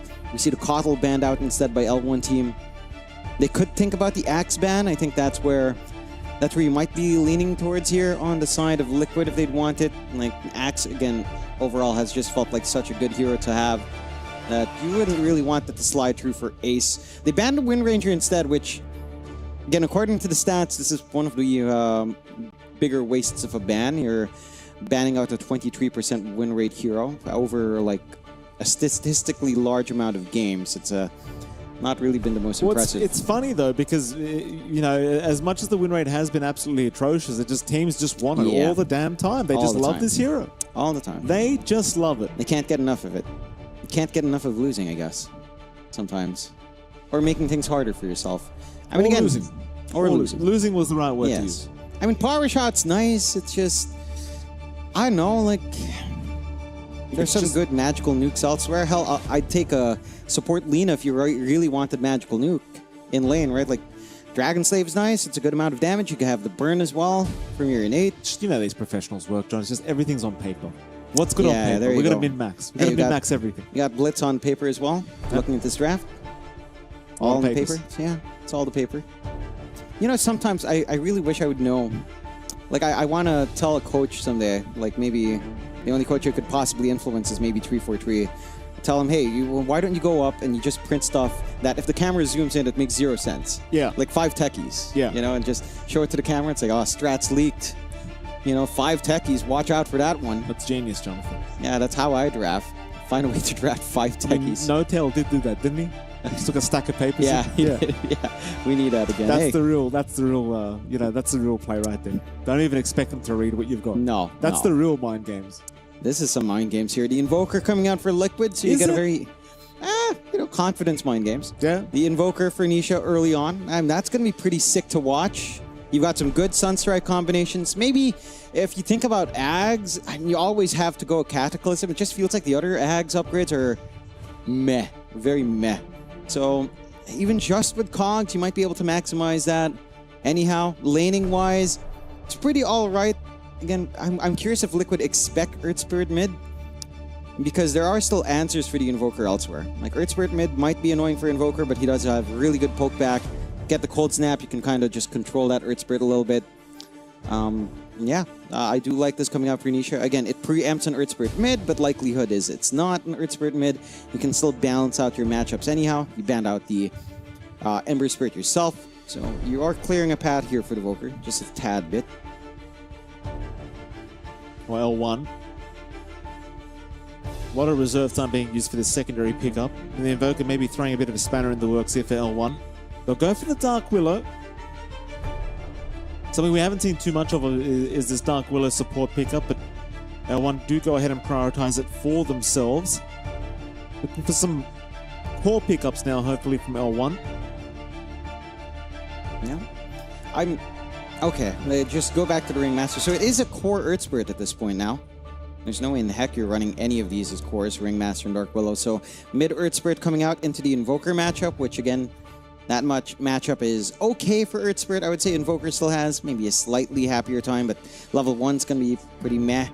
Maybe level 3 again, stabilizing point for Invoker, but level 2 you should be able to at least hold your own up against the Earth Spirit. I'm curious to see how much we get there from Mirage.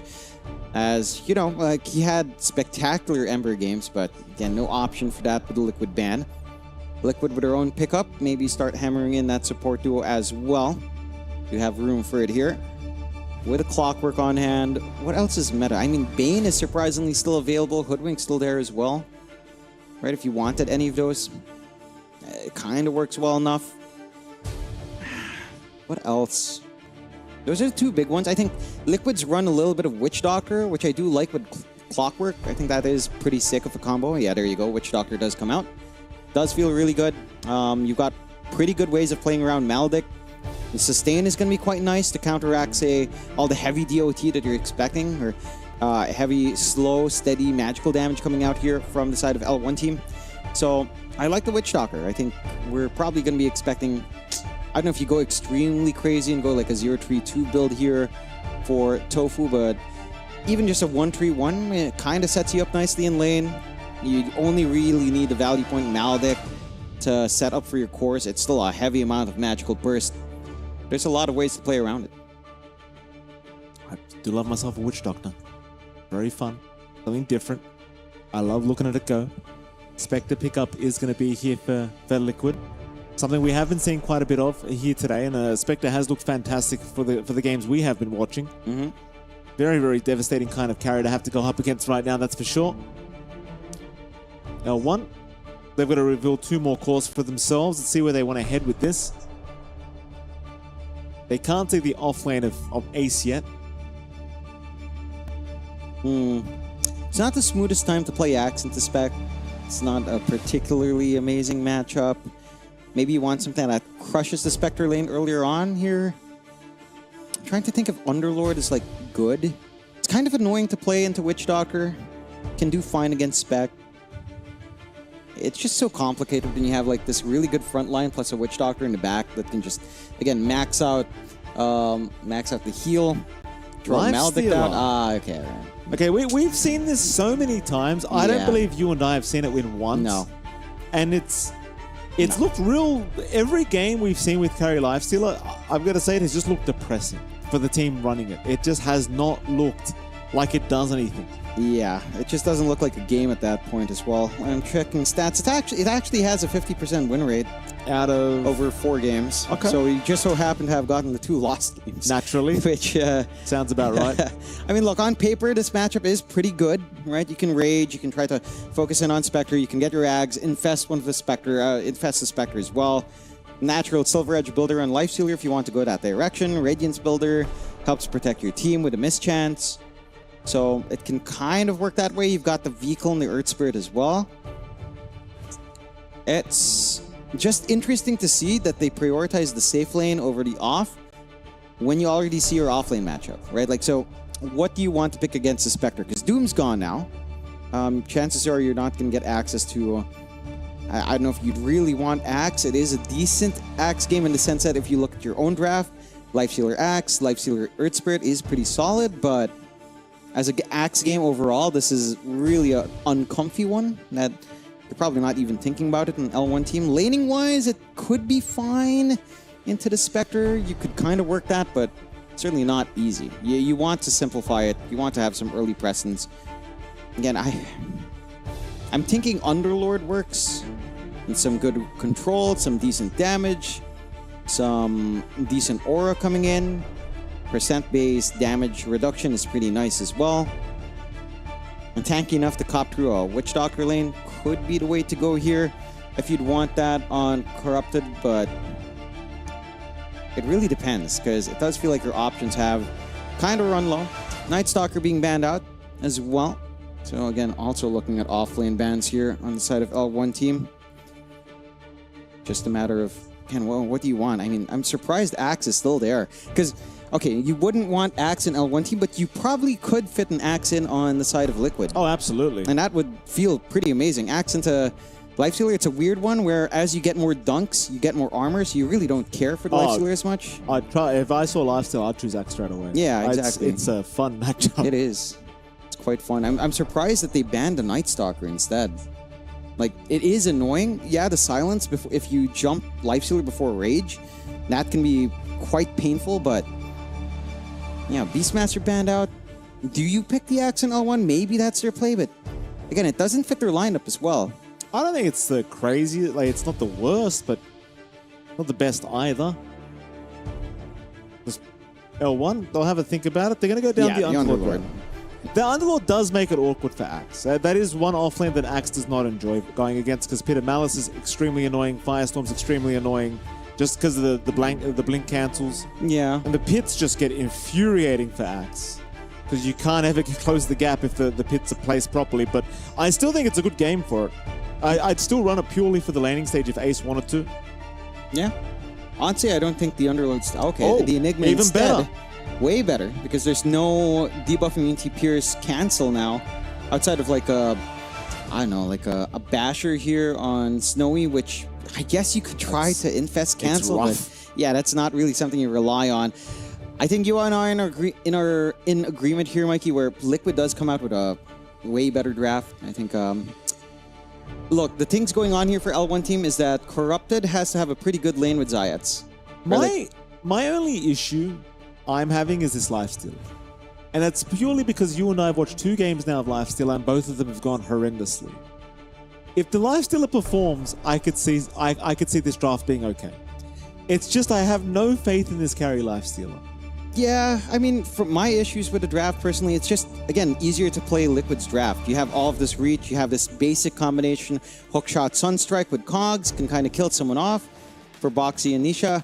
You've got really good teamfight coming in, Black Hole, Maledict on top, the Death Ward running on top, the sustain from Witch Doctor in lane's going to make it next to impossible to zone out a Spectre, right? Like, so chances are you are going for like a 1-3-1 build here on Tofu, which makes perfect sense. You just counteract the Firestorm now with just Voodoo Restoration, and you're never going to be shoving that Spectre out of lane. So you're going to have a free time farming up here in Mike, and it's just going to be pretty smooth sailing from there. That's my issue right now. I don't see any complicated lanes coming out for Liquid. I think these lanes are perfectly manageable, if not fine, for the side of Team Liquid. And for L1 team, you're going to have to find a way to make it less than so, right? Like, especially that lane they have going into Ace. I think that's the most complicated one. You're up against Enigma, you're a Lifestealer, and there's going to be a bunch of Eidolons running around.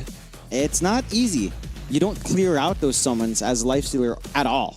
Like, you have no wave clear. So you're getting max value for good old Ace in the micro game, and I don't know, like, you need these lanes to win out. It's the Lifestealer lane that feels awkward. Like, your supports, they are capable of some good plays, but man, supports in Liquid, they can just outright win you the lanes by virtue of out healing and out poking quite well. Well, Liquid, they're running, or one rather, running right into Liquid. Boxy, he's going to land the easiest cogs of his life. Perfect setup. Right by the stairway. No way you can force this fight now as L1. They'll try to get Corrupted out of it, but that's a horrendous way to start this game. The clockwork dream. When you see him running up to the staircase like that, you just level up that cogs, John, and you go for the easiest cogs of your life. Yeah. Fantastic time. And they also force out the Pit of Malice level 1 there for Corrupted. So now this Underlord gonna have to hang around to level 2. It's gonna be fairly annoying for the Underlord to actually play lane with the Pit because you're gunning for that first blood. And Liquid can still kind of swing around if they'd want. Boxy looking for a long swing to grab one more rune. Still staring around here. And Boxy just going to sneak one. Tofu, meanwhile, taking a fair bit of damage, gets kicked back into another Brambles. Very nice from Mirage, and that is going to be another kill. This time, at least, going to the way of L1. And it is a 2-for-2 trade on the bounty rune. So a nice even start. You do get first blood on Team Liquid. You get a bit of a trade here for L1. And off we go. Into game 1 we go, of course. Both teams fighting for a better position here in their groups, as they are doing not having the greatest time in their group stage thus far. No. We are going to have a quick pause, but we will look at the mid lane where you do see Nisha and Mirage that are about to go at it. The Invoker pick, John, I personally wasn't expecting it. What do you feel about it? I think it's strong comfort for Nisha, right? Like it's just a hero he loves to play. I think Invoker itself in the meta, it kind of feels awkward. I think the integration of his facets into his Ags is pretty cool. At the same time, it feels like none of them are truly viable outside of Cataclysm. Like, it feels like the numbers on the mini tornadoes don't feel great. The Ghost Walk one is pretty funny, to be fair, but I don't know if it's really worth the investment. So chances are you're just going to go for basically a pseudo-global strat. Instead of Zeus, you have Cataclysm, right? Instead of Thunder Gods. And it can work in that direction. I'm curious to see what build Nisha goes for. We've seen Meteor Hammer Invoker kind of rise up again. So that could be one direction they go. The bot lane, again, it's very awkward right now for Corrupted. He's not even standing by the lane. And Zayats is not in a good spot at all. Zayats.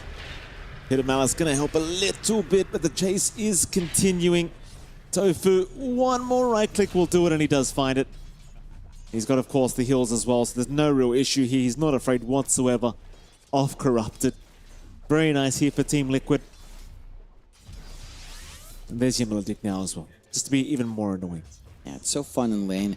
Drop the Maledict. If you can throw a Blood Grenade, usually some half HP if someone just goes down at level 1, level 2. So again, you're seeing the issues in lane that the side of L1 team have to face up against. The top lane as well, like we briefly mentioned, not an easy time for Snowy. Like, Respect has to do a ton of work to try to buy a way out. So much damage with these Eidolons as well. Boxy setting up perfectly. And just such a disgusting little combination. The Clockwork and Enigma. So painful. And that was just level 1 Eidolons. Yeah. It gets a lot worse. That does. And again, you don't have wave clear for this from your Lifestealer. So it's Respected that has to try to tame the beasts and clear them out. And it's easier said than done down bot. Okay.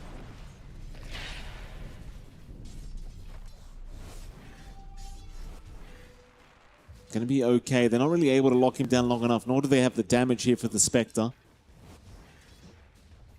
Mid lane seems like it's going pretty evenly as well while we're at it. Mirage and Nisha. Mirage 2 CS ahead, but really nothing to write home about. Nisha still having a fantastic time. It's so important for Mirage to have a good game this game on this mid-earth spirit. I mean, we've seen the impact this hero can have from the mid lane. Just so much damage with these magnetizers and everything else, but if it falls apart for him, the side of L1 might just have nothing to play with. No. They need that foundation for the rotations in. It doesn't feel like you're going to get any relief as well at the 4-minute mark or the 6-minute mark to win harder. Right? Because Invoker's not going to care for the Water Rune at the very least. The Power Rune, maybe you can send stuff along. Heck, you could even just send along an Eidolon or a Forge Spirit to deny off one. Much more important for Mirage than it is for Nisha. They catch Respect again. They do catch Respect, and it's going to be pretty easy to take him down like this. So one thing for Respect, he just can't afford to get caught by Boxy in that Cogs. Such an easy kill as long as they've got those Eidolons available. And no contest as far for Team Liquid. 4-1.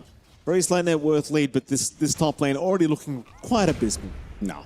For L1 at least. Yeah, there's just nothing to do. Right? Like, you don't really have synergy with Lifestealer here. You don't really have potential to bully out. You can't clear out the Eidolons easily outside Tame of the Beasts, which can be a little bit hard to do. It will put you in the firing line of bot lane. Still going really good for Mike as well. Again, Corrupted because he had to go for level 1 pit. Is held back a bit, right? Like, he's not getting as much as he'd want. Heck, I'm a little bit surprised Tofu opted for Maldic level 2. Right, so it's 0-1-2 as they go in. They do go in. They'll try for Mike. Mike actually dropping pretty darn low here with Respect following up, and they do get the kill. Looking for Tofu as well. Tofu, curse crowned up. He is healing, so he'll make it a little bit hard of it.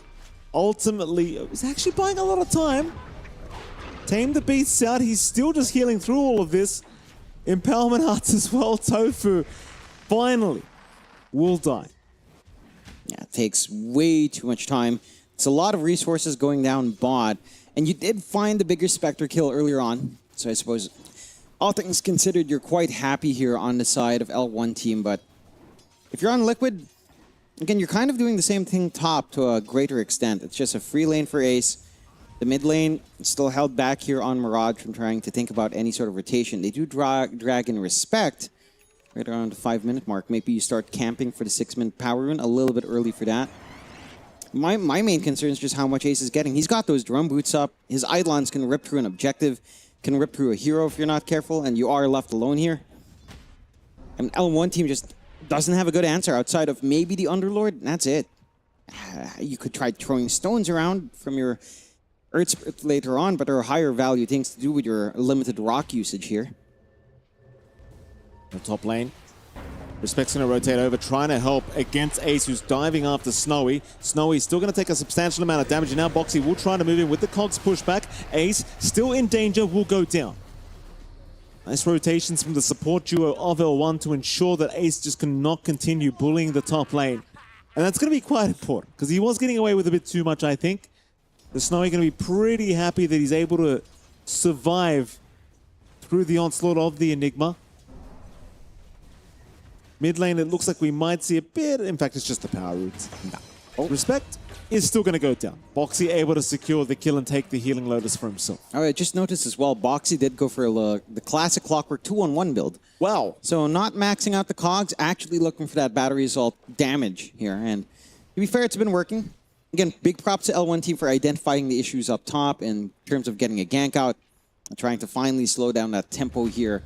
They are also targeting mid. Nisha, he's going to be all right, though. Boxy's rotated over.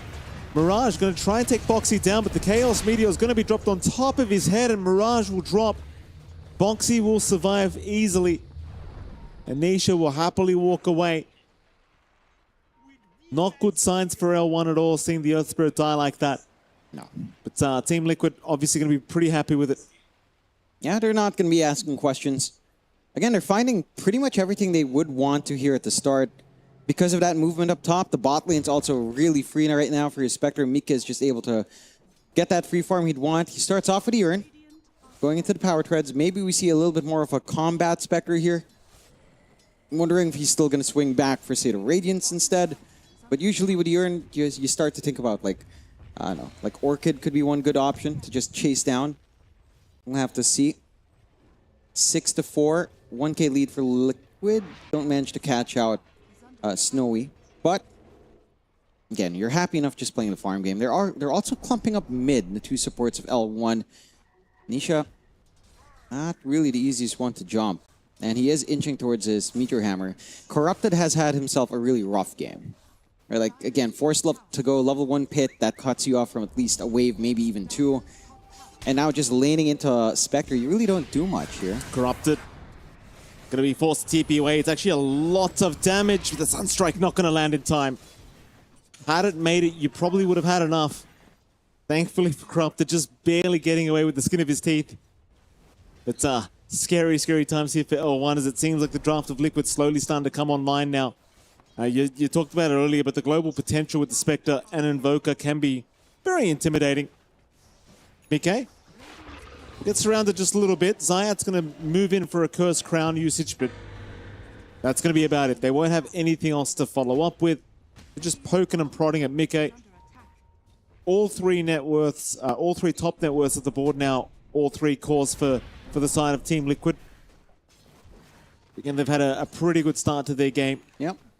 Nisha building up into the Meteor Hammer now for himself. Yeah. Nice bit of fun. Yeah, pretty standard nowadays from what we've seen from Invokers, even in regional quals. It's just very straightforward itemization, all the stats feel good. And you can use the active quite nicely, so fair enough. I think for the side of L1 team, the main concern I have is, again, the underfarmedness of your Underlord and your Lifestealer. These two heroes need a lot to play. The Underlord a little bit less so, but the Lifestealer certainly. So if this is going to be the Radiance timing for Snowy, it's going to be a while longer. Mika is already queuing up his own Radiance as well. So that's kind of set to come out at a decent time. They catch more. They're farming up the Ancients here, Mirage and Corrupted, so at least they get uncontested Ancient stacks to go.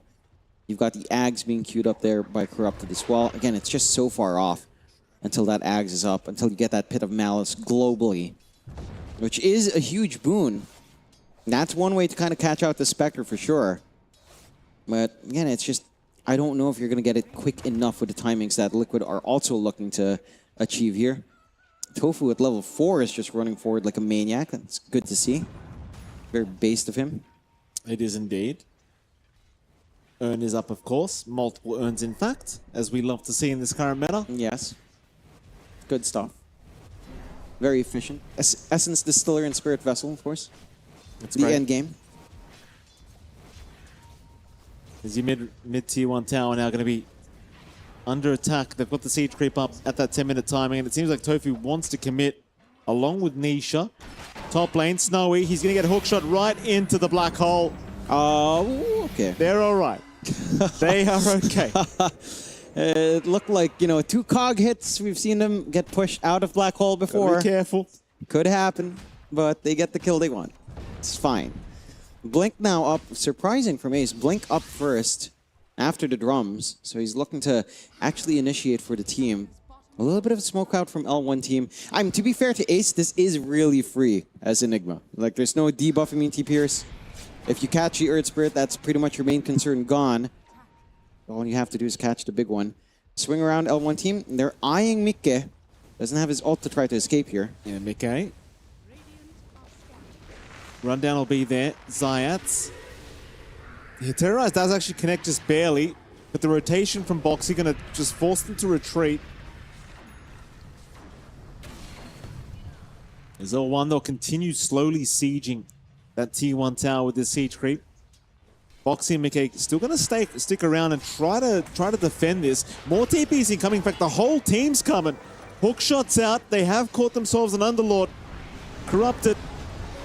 Looks like he's not going to make it. Meanwhile, Respect also being chased down here by Ace. Ace finding another target.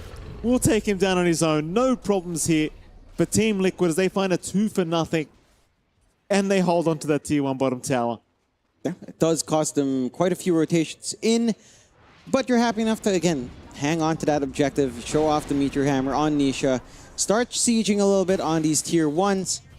It's not going to take too long when you've got the Eidolons and the Forge Spirits and the Meteor Hammer as well, which is, again, something that L1 team will struggle with. How do you clear out all these creeps? Is Tame the Beast really going to be enough? The Firestorm starts to do a little bit more work now as well, at the very least. But the damage has been done. Liquid, I mean, they came in, until they respawned, they took out like 3/4 of the HP. It's not going to take them long or too much once the creep wave is back there to find the objectives they'd need. Black Hole, it's still 50 seconds away, but they're forcing forward. They don't need it. They just don't need it. They've got the Witch Doctor with the Death Ward. That'll get all the work done that they require. And this is kind of the thing with the Blink on the Enigma. Like, even just the Blink Malefice is enough to be a real problem. And Ace knows it. He's got multiple supports. He can go for, on his own with some Eidolons and a couple stuns. It's not a hard game for Ace. No.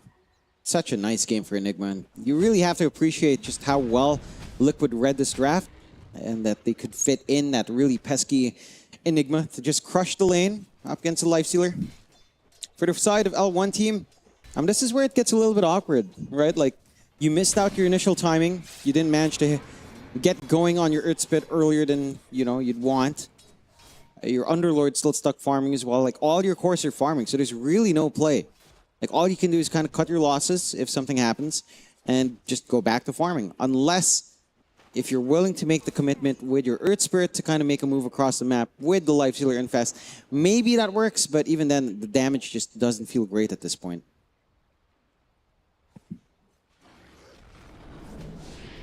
On top lane, Mikke gonna see Respect. Respect will fight over the other large camp. Very nice for him with the Tame of the Beast.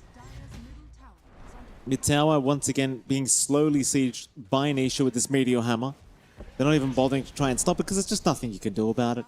It's just going to be slowly but surely taken down.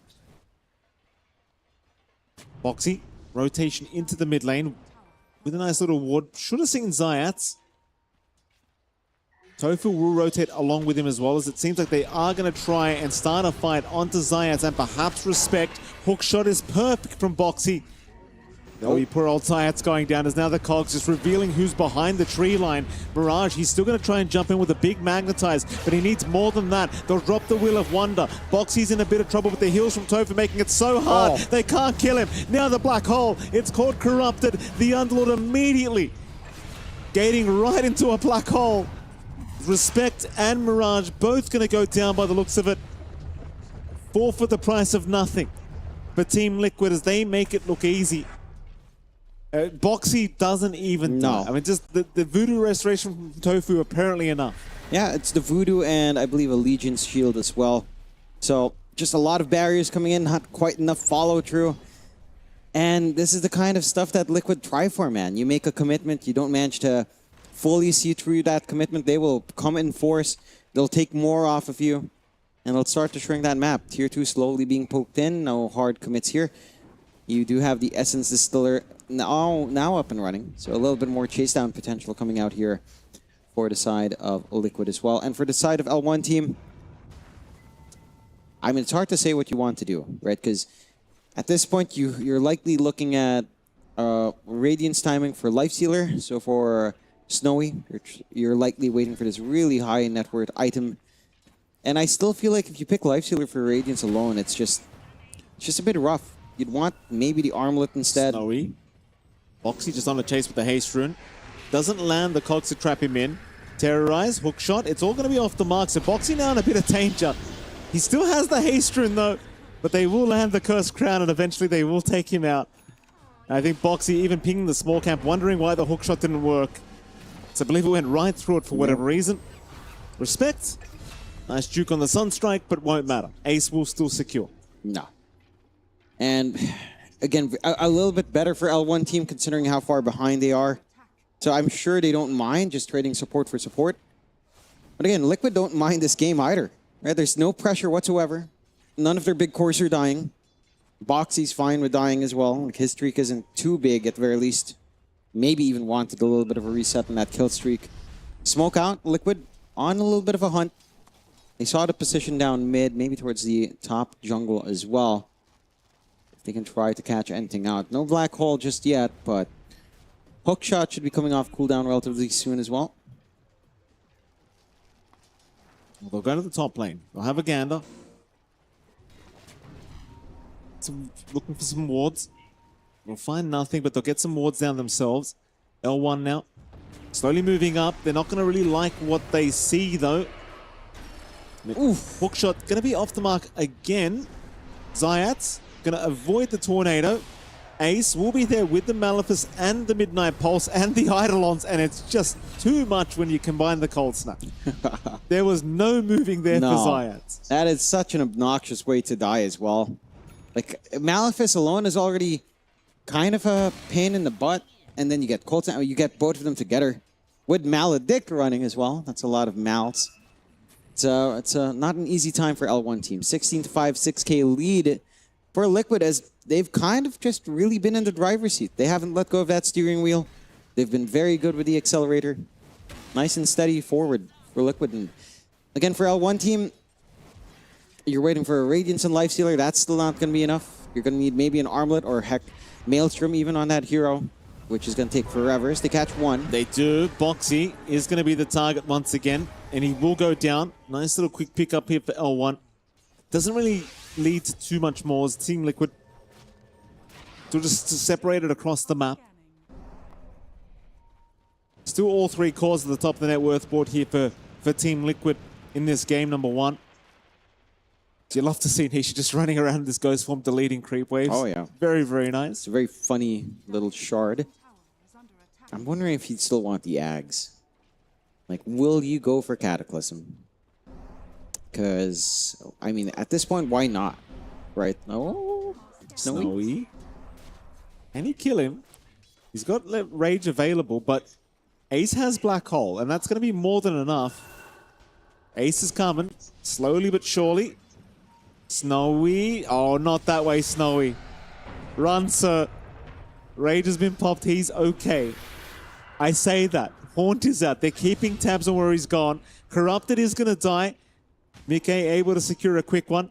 Ace, he'll hold on to the Black Hole. He'll show some mercy to this lifesteal. Yeah, I mean, you don't really have I say it's so weird to say it, but you don't really have a high value target to go for, and that's a life stealer. Like, you kind of want to actually catch multiple of them, because the pickoff game doesn't really matter right now for Liquid. They just want to win team fights. They want to take objectives right after. L1 team has been pretty disciplined in not allowing that to happen, though. Again, think about their position on the map. They're just trying to farm pretty spread out. They're trying to hit their own spikes slowly but surely here. It's just, you need a lot more time. 20 minutes in, 17-6. 7K lead still standing for Liquid. The BKB not too far off from Nisha. So he's going to have some ways of actually just sustaining himself up front, not caring for that control. Not that he cares anyway, Mikey. They've not had answers here on the side of L1 team. No. Anything fun for staff for Boxy or Tormentor for the side of Liquid? I will actually say a free shard for Tofu is very big if he can get that first. Question is who? It is Tofu. All right. So free Voodoo Switcheroo. He gets to have fun. Gaben's chosen one, one would say. Love to see it. So AK advantage still standing here for Team Liquid. Armlet almost built up on Snowy. It's another game, unfortunately, where the lifesteal is not looking great for us, John. No. It's the third game where that's just not looking good. Ags is up, though, on Corrupted. That's a big one. You know, the Pit of Malices can be very, very frustrating to deal with. That they can be. I just want to see the follow-through to it, because it still feels like, again, there's maybe a lack of damage. You can maybe kill the supports, but we'll have to see. The smoke has to start to pan out here.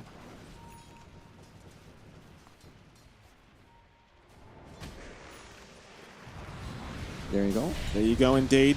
Roll is there, Nisha. He's got the BKB up. He'll be forced to TP away. Though, no, he cancels it. Cancels the TP.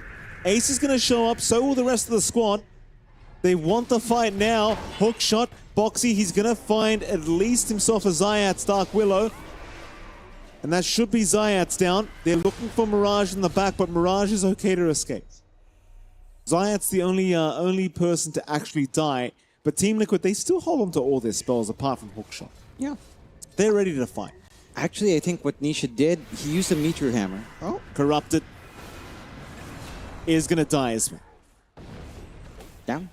There you go. I think he was trying to channel the Meteor Hammer, actually, instead of going home. Okay. If I saw that right. Oh, I see. Yeah. That's mine. So that's a little bit funny to catch more. Mirage. Ooh. Just dying slowly but surely to all this dot damage. We'll get away. Respect, though, can't do the same. The Sunstrike not quite on the mark either. Respect eventually will end up dying to Boxy. It's just complete control here from Team Liquid. Yep. 20-6, a 10K lead. A pretty clinical game out from Liquid for L1 team. It's been a little bit of a challenge to try to find that opening that they're looking for. I personally think if we're starting to look a little bit in the what's going wrong here for the side of L1 team, you and I didn't like the life stealer pick. This is another game that's going to drop down to that win percentage. The Underlord idea, you were left with very few options for offlane. What I feel like you could have done different here is the Earth Spirit, right? Like maybe if you're not going to have Zayats do the hero, then it feels like the best understanding of Earth Spirit in L1 is just using it with a mobile mid as they catch one. They're going to find Zayats. Nisha to take that one. Aegis now up in Mickey. Making life infinitely harder now for L1, who are still looking for somewhat of an answer to this game one. Again, it just feels like they haven't really been playing with a carry. No. You know, we're 24 minutes in and I have not seen really any impact from this life stealer hero. That's just so much damage. Sunstrike is at least off the mark. Mirage knew it was probably coming. Yeah. Amnesia's guesses are just so on point. If you just kept going along the straight way, so you have to move like a little bit of a goon, you know, and just a weird back and forth on patrol. Just make sure that you miss out, and there you go. 21-6, 12K lead. Liquid. I mean, at this point, they could start to have some fun. if they are already. Radiant's already up on Snowy, going to be Sanjiasha after Octarine for Ace. So does want to keep black holing when he can. What do you have on Tofu? I mean, he still has his Gris. Still has that money in the bank. I heckin' love Gris, John. Oh, yeah. Love how they kept that. Oh, it's so good. So happy they kept Gris. Wow. He's such a deserving hero, Witch Doctor too. Yeah, it's so good. Such a great little thing. You know, I've seen so many Witch Doctors pick a neutral item with the Gris still there. That's the most depressing stuff. Zayats. Wasn't quite as depressing as Black Grimoire, John. Oh, Respect. yeah. He's going to be okay. Rage TP away from our Lifestealer. But that's about all he can do. Yeah. It's about all he can do. He's just That's being it. an angry Lifestealer. That's it. Sick. Again, you have the farm pace with the Radiance, but not much else. Onto Mirage, they'll go. Mirage will pop the BKB, but the Black Hole is immediately committed by Ace. He's not playing any games. Escape Deck is actually going to buy a bit of time here for Mirage. In fact, the Infest is going to heal him up as well. They didn't quite finish the job off, so now maybe Ace does go down. But what's it going to cost the side of L1? Can they actually get away with it? Snowy is going to drop. Terrorize not quite there in time. Zayat reveals himself, but it seems like Liquid are more than happy to continue the pursuit. They have hookshot and a couple. Boxy does go for it. Does not give a crap about the tier 3 tower. No. And that'll be Zayat's default to boot. Yeah, I mean, again, you just don't have that much play on L1 team. It looked really good for the saves coming out. The Infests, the Escape Acts coming in. All of that to try to bail out their Earth Spirit Mirage, but in the end, it just costs you too much. And again, you don't have your own burst damage lined up here. You don't have your own steady source of like poking back the same way that Liquid is. And that really is all the difference in the world. Like Liquid have so many ways of looking to approach these fights. We've seen Boxy start him. We've seen Ace start him. We've seen Tofu even start him. We've seen Nisha start him. We've seen the Haunt plays as well to start all of this. And for L1 team, I mean, what's your idea in starting team fights? Is it just Infest roll? Is it just Fiend's Gate? I mean, those are fine, but very limiting. As Snowy rage through all the spells thrown out at him. Team Liquid still holding to this Aegis here for Mike, so more than happy to keep poking away at this high ground of L1. Now looking towards perhaps the mid lane. L1 Zayats. Look at Corrupted up at top lane. Corrupted drops the pit. He knew they were coming. Hook shot. Heard it, but it was off the mark. Tofu now going to be chased down. Is still running from Snowy. Gets into the Voodoo switcheroo, and Snowy, he's forced to commit so much for this kill and he can't get it. He can't finish it. It just took so much time, and he's just completely out of position now, Snowy. He'll infest into Corrupted, try to get away, but they got to fight some way, somehow, and it looks like maybe it's time to call it, and they do. GG is called Team Liquid. They proved to be just too darn good for game number 1 of this best of 2 series against L1. That they do, and I think, again, for L1, they had some fascinating ideas in this draft. I think, look, going back for the Lifestealer is certainly a little bit brave considering what we've seen from it before, but they had to do something else. I feel like it was unnecessary to actually shift that Earth Spirit into mid as well, because you had Zayats do an amazing time with a hero, and Mirage, I'm not saying he did bad, but like if you had Zayats on that playmaking hero and Mirage another playmaking hero, I think that kind of game ends up differently. You have different angles to launch in. Instead of it's all in on Mirage, all in on Corrupted. That was it. Like You're not starting a fight off your Dark Willow. You're not starting a fight with your Ringmaster in that same manner. So I think that's something you have to consider here on the side of L1 team. For the side of Liquid, I mean that's very standard Liquid, the kind of Liquid you expect in the middle of a group stage where they've sorted through their issues and they're ready to kind of claw their way back to number 1, number 2 in the group. So very solid overall. I think I really loved seeing the Clockwork gameplay from good old Boxy. I think going back for like the 3-1-1 build, that makes us happy, right, Mikey? Yeah, it does. I mean, it made sense this game because you're with Enigma, so you don't need to max out the cogs because you're actually trying to trap them in the cogs.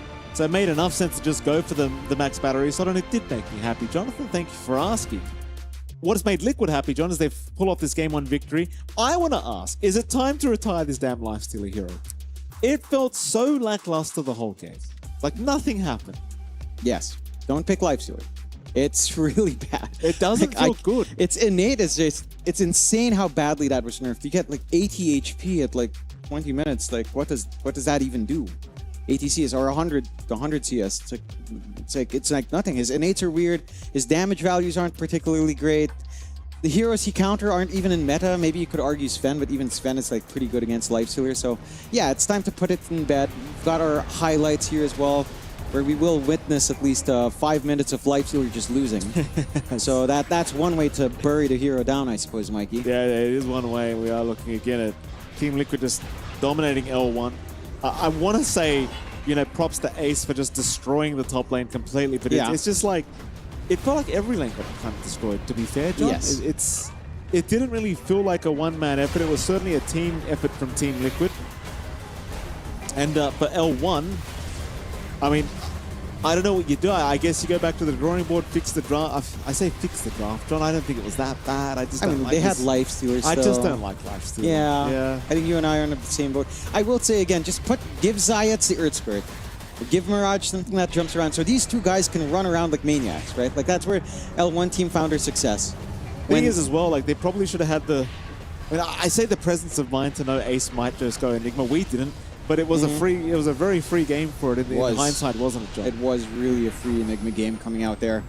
And you can see the results of it. Like, the man just rushed Blink. You don't normally see that in a lot of harder Enigma games. This is a super free Enigma game, so he's free to just rush Blink after drums, start to pressure, even just Blink Malefice, and just kind of, you know, set up for his team.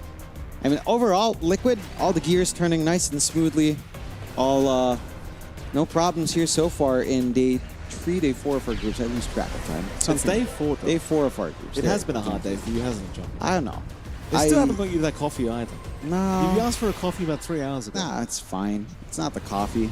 It's more that I stayed up too late reading about memes. Did you really? Of the World Cup, you know, there was a match last night. That was pretty cool. Yeah, I was having fun with that. We had the stickers going on. Yeah. That was cool. You know, so great. Yeah. It's amazing we've had highlights as well going this long. Why? Is it too long for your life? No, it's not too long. It's that at some point it's bullying. It's 30-9, guys. We don't need to rub it into L1 team's face. Well, we are going to rub it in. Here's the scoreboard, Jonathan. 30-9 was the score, in case you weren't aware, Jonathan. Yep. It was a pretty dominant time. Nisha going over a perfect game, 8-0-12. I mean, I can't pick out any particular player that did exceptionally well. I thought Ace probably really just took off, but free Enigma game with a clockwork. Ace knows the hero like the back of his hand. I just feel like the team of Team Liquid just did a fantastic job. They really did. They played together well. I will make a note here as well that Tofu ended the game with his Gris intact.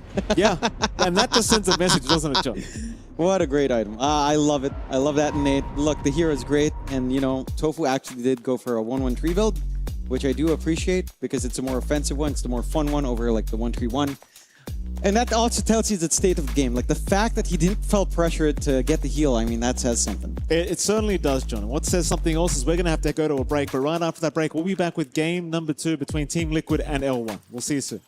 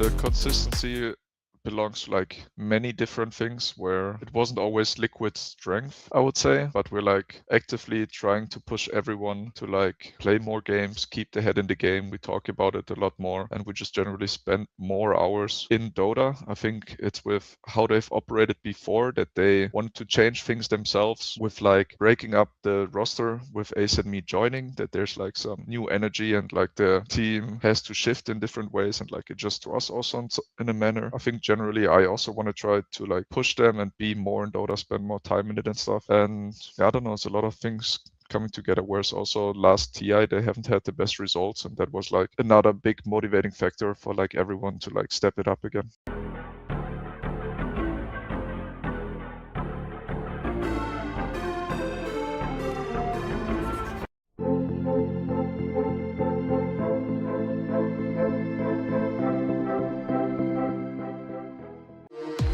We were there. For every click, every clutch, every respawn.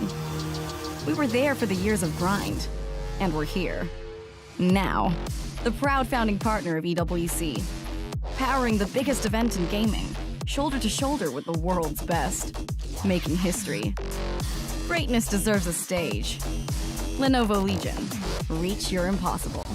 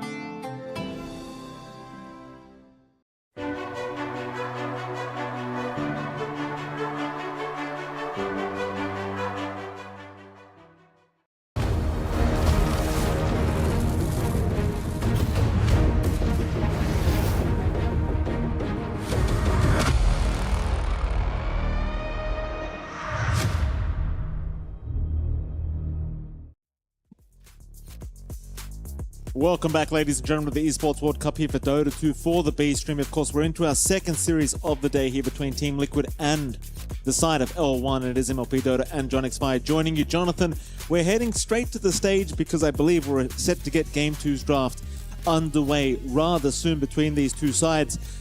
In case the viewers did miss out on Game 1, John, a quick summary. Team Liquid, I would say, completely dominated that Game 1. It didn't really seem like there was any issues whatsoever in being able to pull off that victory. Game 2? Yeah. What is it, John? You're pointing at something. When I look out, there's a light on the edge. That's it. That's, you don't have to look at the light, John. No, I'm blocking it from my view so I can look at the stage and look at how the players feel, because I was looking at the camps of L1 team. They look relatively high spirits, all things considered. Like, still pretty motivated, right? Like, they're discussing. They look pretty active in setting up. So I want to see from L1 team, again, some different ideas than this Lifestealer. It really didn't feel like the best. You can see, again, a little bit of some discussion coming out there as they're all set and prepping to get into that game too. And Liquid looked a lot more calm, right? Like, again, you see they look pretty upbeat, they look pretty happy, and that's kind of the spirit you want to have, right? Like, all right, we know where we messed up. We're going to make Game 2 a lot easier. We're going to be adjusting. We're going to make it easier to play that second game, and we'll have to see if they can fully adjust that way here on the side of L1 team. Let's find out what they do. We've said it multiple times, no more Lifestealer hopefully in this game too. Still smiles coming out here from L1's end of things. Very, very good to see. Blitz is all business. You know, just keeping the boys grounded in that discussion. Has his own stack of papers, actual paperwork. Very nice. About to call him out as well. I saw him fold that leg, Jonathan. I'm like, hold on a minute. Could have sworn it was in a cast. Don't let me catch you like that, Blitz. I'm watching. I'm watching, sir. I do believe you still see it there, right below. It's there. It's there, right John. below, That's right why below. I said I almost caught it. Yeah.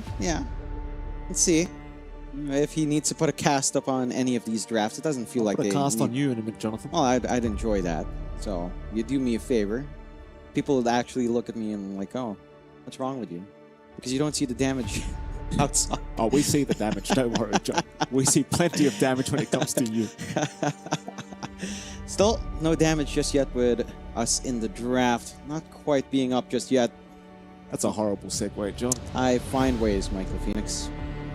You need a terrible segue, I'm your guy. Can we talk about the fact that there's a player in L1 with a Berserk mouse pad? Yeah, it's pretty cool. It's pretty damn cool. Yeah, it is cool. Where do I get one of those from? Online shopping.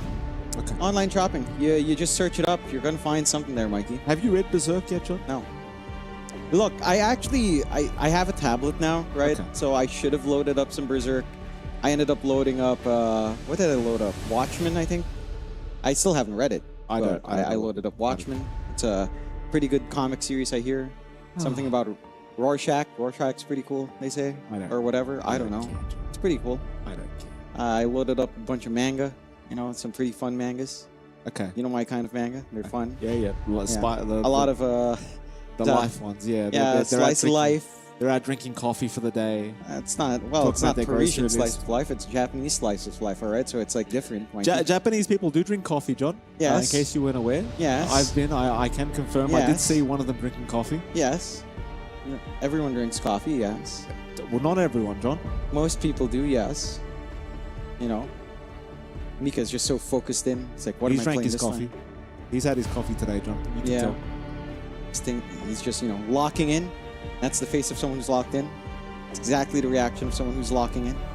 Constantly being bugged while still locking in. Getting poked. Locked in syndrome. Not quite the same thing. Of course, you do not want locked in syndrome. Well, hold on. What is locked in syndrome? I've never heard of it. I don't think it's a syndrome, but it's a case where you're alive with no senses. Oh. Yeah, you don't want that. Okay, you don't want to be that's that locked Well, let's in. not talk about that, John. Yeah, That's you don't want to be horrible. that locked in. That's from, That's not good. I think the best example of that was what? Johnny Look got at his that gun. mouse pad. Pretty cool. Look at that mouse pad, John. Oh. It's cool. It's yeah. nice. It's a nice mouse pad. I want it. I just wish they had like a matching keycap set for it as well. I think that would see, push now it over you're the talking, top, John. You know?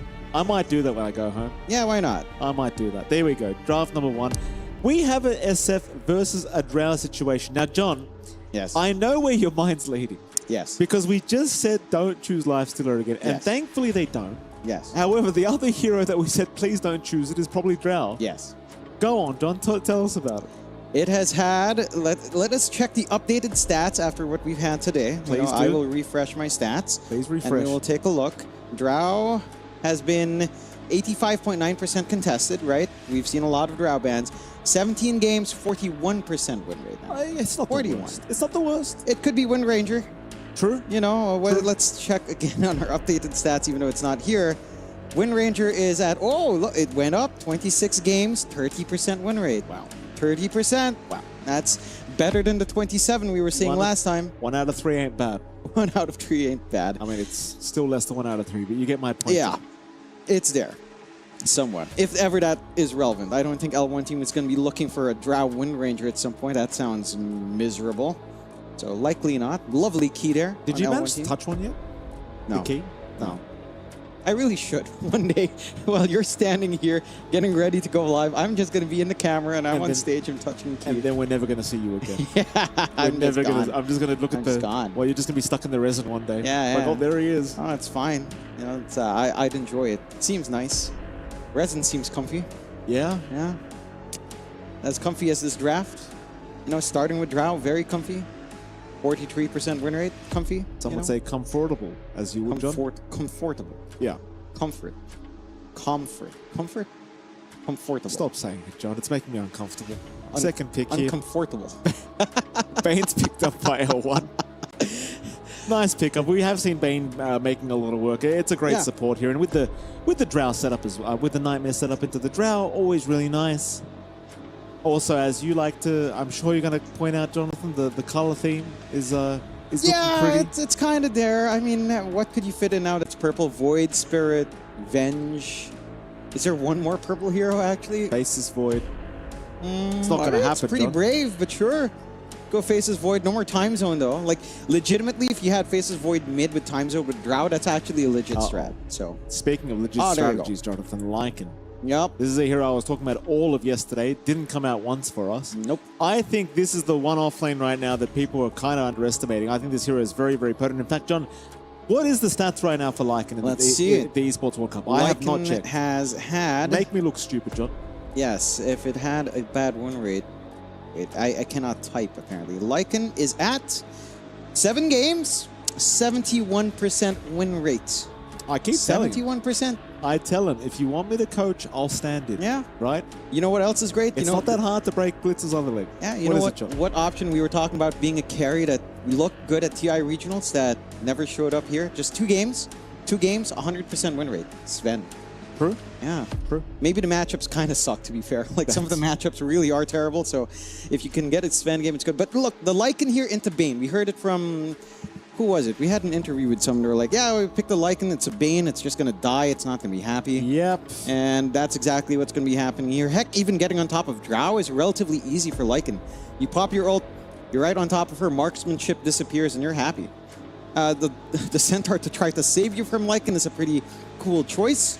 So if you see the Lycan chasing in, at least you can try to stampede out. That's an option here from the side of L1 team. And the Earth Spirit does come through again, which I'm hoping...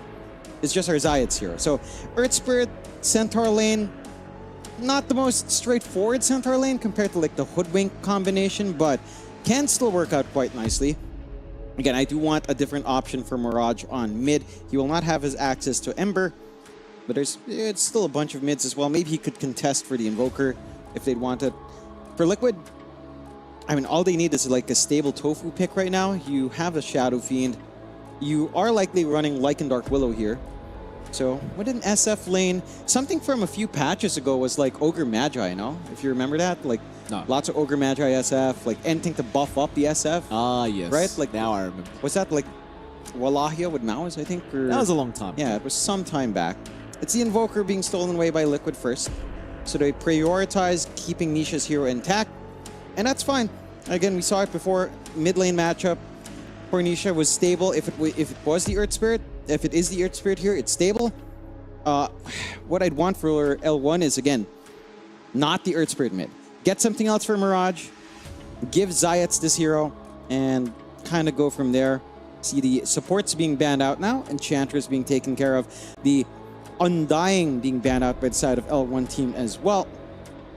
What else do you want? I don't think you're threatened by the Witch Doctor this game. Chances are you'll just let that slide through. Could you fit a Clockwork in? Because you could end up with a Clockwork SF still. And Tofu, I mean, they could easily just give Tofu, I don't know, it's banned out earlier. Bit of a shame, would have been fun. I feel like Ogre is still really good. It's just we haven't really seen Ogre Magi at all. Since he lost his facets, like, kind of sucks not having that extra point at level 2. I guess a lot of people just readjusted to, what was that, learning curve Ogre. So... maybe not even a consideration, sadly. No, I don't think it is, John. Yeah, but Ogre Magi gameplay is so fun. I mean, has it been picked once? Do you want to check? Is it even contested one time? Ogre... yeah, nah. It's uncontested. One of our 18 uncontested heroes. Well, I'll tell you what, if they pick it up here, Jonathan, I'll sing your praises. Yeah. I'll sing your praises. Yeah, Ogre Magi is a fun little guy, you know? Fun little guy, dancing around. He's dumb, John. He's a dummy. Exactly, it's fun. What's wrong with being dumb? Nothing. If you're dumb and you're happy, is that wrong? Actually, that's probably the best way to live life. Yeah. Genuinely, just being ignorant. Yeah. I try to be ignorant. You don't have to try. As much as possible. Don't try too hard, Jonathan. You might hurt yourself. See the Storm ban, and they actually do ban that Witch Doctor, which is probably one of the very few times to see that hero banned out. What are you going to be closing out with on Liquid as a 5? There's so many options. Yeah, Ogre is the one that stands out for me, just because it feels like it fits in pretty nicely. Hoodwink could be a possibility. You run Dark Below 5, Hoodwink 4 instead. Could be one way to go about it. Maybe even Silencer if you're concerned about, like, Fiend's Grip at all. No, it's the Tusk instead, so we got the Boxy Tusk. I love it. And a Tofu Dark Willow to lane with SF. It's still a really sick lane. Oh, it's so painful. It is. It's too much. It is. With the Lycan, it's too much. This Bane's not going to have a game. The Drow's not going to have a game. No. It's Boxy Tusk too. Yes. It's kind of crazy. You get Blink Snowball saves for grip. You can just easily reposition. You can go on top, punch. Yeah, it's a lot of utility. Even the lane, right? Like Tusk, Lycan lane is like super sick. Like you can actually tag team chase down if someone steps a little bit too far forward or you get a good shard off. So there's like a lot of play. Maybe the first 2 levels are where you can exploit that in L1 team, where there is a laning weakness in the first level, even the second level, arguably, that a strong core presence here from L1 team can kind of take care of. So, which the Drow and the Bane is. They'll go to Void Spirit to close out, so you end up with the Earth Spirit support for Zayats, which is what we were looking for. And that does provide more play. I think the big part now for L1 team is they have a lot of ways of jumping in. You've got this Void Spirit and Mirage that can just jump straight into the fights. You have the follow-through from Zayats. You have some good control to play with there. And that should make it easier for you to start to find some openings here on the side of L1. Is it going to be enough to overcome the strength of Liquid with all of these combinations they have on hand as well? I mean, there are some tools. As long as they come out of lanes relatively even, I think the chances for L1 team are a lot higher, but it's all down to laning. If they fix that issue they had from game 1, chances are they'll have a game to play here and maybe even a chance to draw out up against Liquid. Who cut Nature's hand? How dare they? How dare they? Maybe he did it himself. He probably did. A little bit of an accident on weights, I don't know. Probably Get had smashed down. Probably had to play mid-wind ranger or something. You know. Yeah, slap the mons quickly. Yeah. That's all right. It happens. I understand. It does. Darth Boxy has... Still playing some Balatro. He's never getting out of that game. Go on an Nan Inf run. Just going all the way. Really does look like a person that does play Balatro, doesn't he? You can hear the music too. Wait, I mean, I think what you're trying to say is he's a poker player, John. Right? Stop. Please stop. It's Balatro. Balatro. He's a Balatro player. No wonder they viewed us, John. No wonder they viewed us. Oh. It's good. It is. DJ's hard at work as well. Jamming off. Heck yeah. Doing a great job. Got the key zoom in. Oh, beautiful cut. Do you just need to comment on every little thing Productions pans to? Oh, yeah. Look at the camera switch around. Do you like the angle the observers are on here, John, or would you have any Can we go in showcase view when we jump in, because nothing's happening anyway? Por favor. Thank you. Showcase view for the win. There we go. That's what we want to see. Don't listen to him. Don't listen. See how beautiful these angles are. Look at that fishy fist. Oh, there beautiful he is. mask on our Lycan. There he is. Sting that gun. Invoker looks like the kind of dude to party a lot, don't you think? Oh, yeah. Just so he's zesty, in a beezer right now. right? He's in a beezer. Yeah, exactly. Zesty? Yeah. Just hands flinging around everywhere while he's walking. You know, he's got orbs he's juggling around. What are you implying, John X Fun? He's a fun guy. He's a fun guy. He's a fun guy. Even though his lore isn't really that fun. It's fun. A jerk. Well, no, he's not a jerk. He's just a better. jerk. A bit of a jerk. Well, everyone thinks the person that's better than them is just a jerk, don't they? Well, that's just Invoker's literal lore is that he's a jerk. So because he's better than everyone else. He's better than everyone else. That doesn't mean he has to be a jerk. You know. I mean, if everyone else around you is trash, what do you do? I guess you could ask Amar. You know, you want that. Not going to be able to pick up the bounty. Mirage able to take it for himself. Wolves going to be able to make it out by the looks of it. Can't even find one of them. A little bit unfortunate. Doesn't really matter, though. There was one bounty rune left at the bottom rune spot. They just did not take it. I'm wondering who's going to find out first. They see it. They do see it with a ward. But they're blocking the creep wave, so they can't go for it right now. Tofu's going to chase down Zayats at the top lane meanwhile. And yeah, both mid laners actually can't go for the bounty. They've got to leave it alone because they've got a creep wave to deal with. They can't go through the gates as well. Zayats and Tofu staring at each other. They're just fighting over who gets to go through the gate first. And now they're both going through at the same time. Gentlemen. Where's the chivalry? It's like, no, I want to go. No, I'm going first. Chivalry is dead. My goodness. It's the stone versus the snow. And I guess the stone wins. Take a look at that top lane, this lane. As the bounty is still there, I'm deeply disturbed.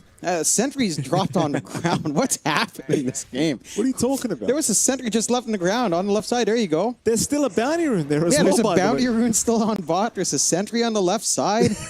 What is this game? Like, what's happening? That's all right. It's not in the vision, all right. It's not in it's blocked off by the trees. Oh, it's blocked off. Okay, that's my fault. A bit of a surprise for Mirage later on. What if we left bounty runes this long, don't you think there should be like some kind of inflation that kicks in? Like some more, like it should just go up way more. When bounty runes first came in, did they not have that if you left them alone for long enough, they would increase in value by a certain amount, better than finding a new one? We should have like bonus interest or something. It depends on markets. Mikey, you wanted me to start talking about the markets? I don't have a leather jacket, unfortunately. So we can't. We can talk about the mid, though. And this has been pretty smooth so far for good old Mirage. It's been a lot better than the last game. Respect. Sunstrike. Beautiful. Nisha says thank you very much. Respect will be the first one to go down. Nisha able to draw first blood as Ace will hand the tip over to Nisha, of course. And it's a fantastic start once again for Team Liquid. Probably the last guy you want to give first blood to. Yeah, I mean, Zayats couldn't quite roll away. No, he could not. And he's gone. Rough time for good old Zayats after that curse scuffle. That's the revenge for blocking off that movement into the gate. Still, you know, Nisha, laning-wise, is not having the best of times up against Mirage. Been very well managed, and this is what we wanted to see. We know what Mirage can do when he's playing stuff like Ember, because that's the only thing we've seen him play. Basically just the Ember Spirits. Now on the Void Spirit, still highly mobile. Doing a great job of just pushing back against Nisha, managing his mana quite well as well. And again, just holding back that early aggression that we saw from the Invoker earlier on. This matchup going much better than his Earth Spirit matchup in Game 1. It sure is. And Mirage, it's just so important for him to really dominate this mid game if he can. Like, his team needs him to be playmaky as possible. Mirage taking a lot of damage now from Nisha with this cold snap. Also, Mirage gonna go back in. Aether Remnant to catch him as well. It's a bit of chip damage here with the Tier 1 tower. Knows Nisha is out of mana, so doesn't really have too much of a play to make. No. But is still stuck playing on the edge here as the Void Spirit. That he is. At the least 4-minute water runes aren't too far off, so you should be able to get a top up. It doesn't look like, again, that we have any room for supports to rotate in. And should end up just being a 1-for-1, unless Nisha does get some micro and get the deny off. See how well Mirage starts to manage, because this is a really risky point to take just while waiting for those 4-minute water runes. Yes, he's chipping back nicely with a shield, but Resonant Pulse isn't quite enough to be comfy here. Nisha, Porte, Mirage, he has help here from Zayats, so he'll move in. They'll drop the Ice Wall though, but it's not going to be enough. Nisha does go down. Great rotation from Zayats on the Earth Spirit, and Mirage, of course, going to be extremely happy with that.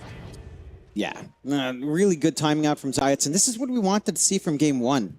Just a support rotation willing to come out, both water runes going the way of Mirage, gets to have a managed lane, even the bounty rune being found here by Zayats. He does leave Corrupted alone. Ouch! He's going to go down. Not much you can do against the tag team and the SF following up. It's just so much damage. It's just rough, right? Because you do need to make these moves, and on paper, the Centaur should be able to self-sustain. Just such a high damage lane. Kind of try to get that done. And I think all things considered, you do get those good moves on mid, but your sacrifices down bottom are massive. Like, it's 3-3 to 11 here for Mike. The Centaur is at 11 CS. Like, this is a runaway lane for the SF. This is going to be very quick timings into, like, Yashakaya, Blink BKB, maybe a Silver Edge. Like, the initial ramp up just to the Kaya alone is not going to be too far off here for Mika if he wants that. It does look like he might be focused on physical. Power Treads, Falcon Blade instead up top. Yeah, respect. We chase down here, Boxy and Ace, making quick work of it. And, you know, you were talking about this during the draft stage, John, and I'm a Bane spammer. Yes. I will tell you that Lycan is not a fun match. No. Really I still want Necrobook back, though. No. You will not have that, but I will agree. The matchup is rough, and at the least, Snow is left alone to farm, right? Like, all the attention's onto the Bane. Down it, you're kind of keeping up with the SF. Mind you, the SF will always outfarm for a certain point just because raises are amazing. So you're going to be able to really ramp up here on Mike, who again looks like he is going for the physical SF, which I appreciate. I think it works out really nicely with Lycan. There's a lot of potential here for just melting heroes' faces by, say, the 25-minute mark. Great power rune for Mirage to find. Top. No stuns. No stuns. But you do bully away the Drow, and that's going to be something that's going to be probably happening quite a lot. You know, Drow getting surrounded by a billion creeps. Especially once that wall forms up, it's going to be a little bit more of a painful experience. L1 looking to rotate into the mid lane. They are under vision, so Nisha well aware that they have made this rotation. So he'll play a little bit more cautiously. Because I appreciate the amount of emphasis they have put on this mid lane. Nisha currently only 17-4 in terms of CS comparatively to the 37-14 of the Void Spirit. So much better time for Mirage in the mid lane. As bottom, they are going to try and maybe make a play on Tofu, but this is going to turn back on them. They've got so much damage.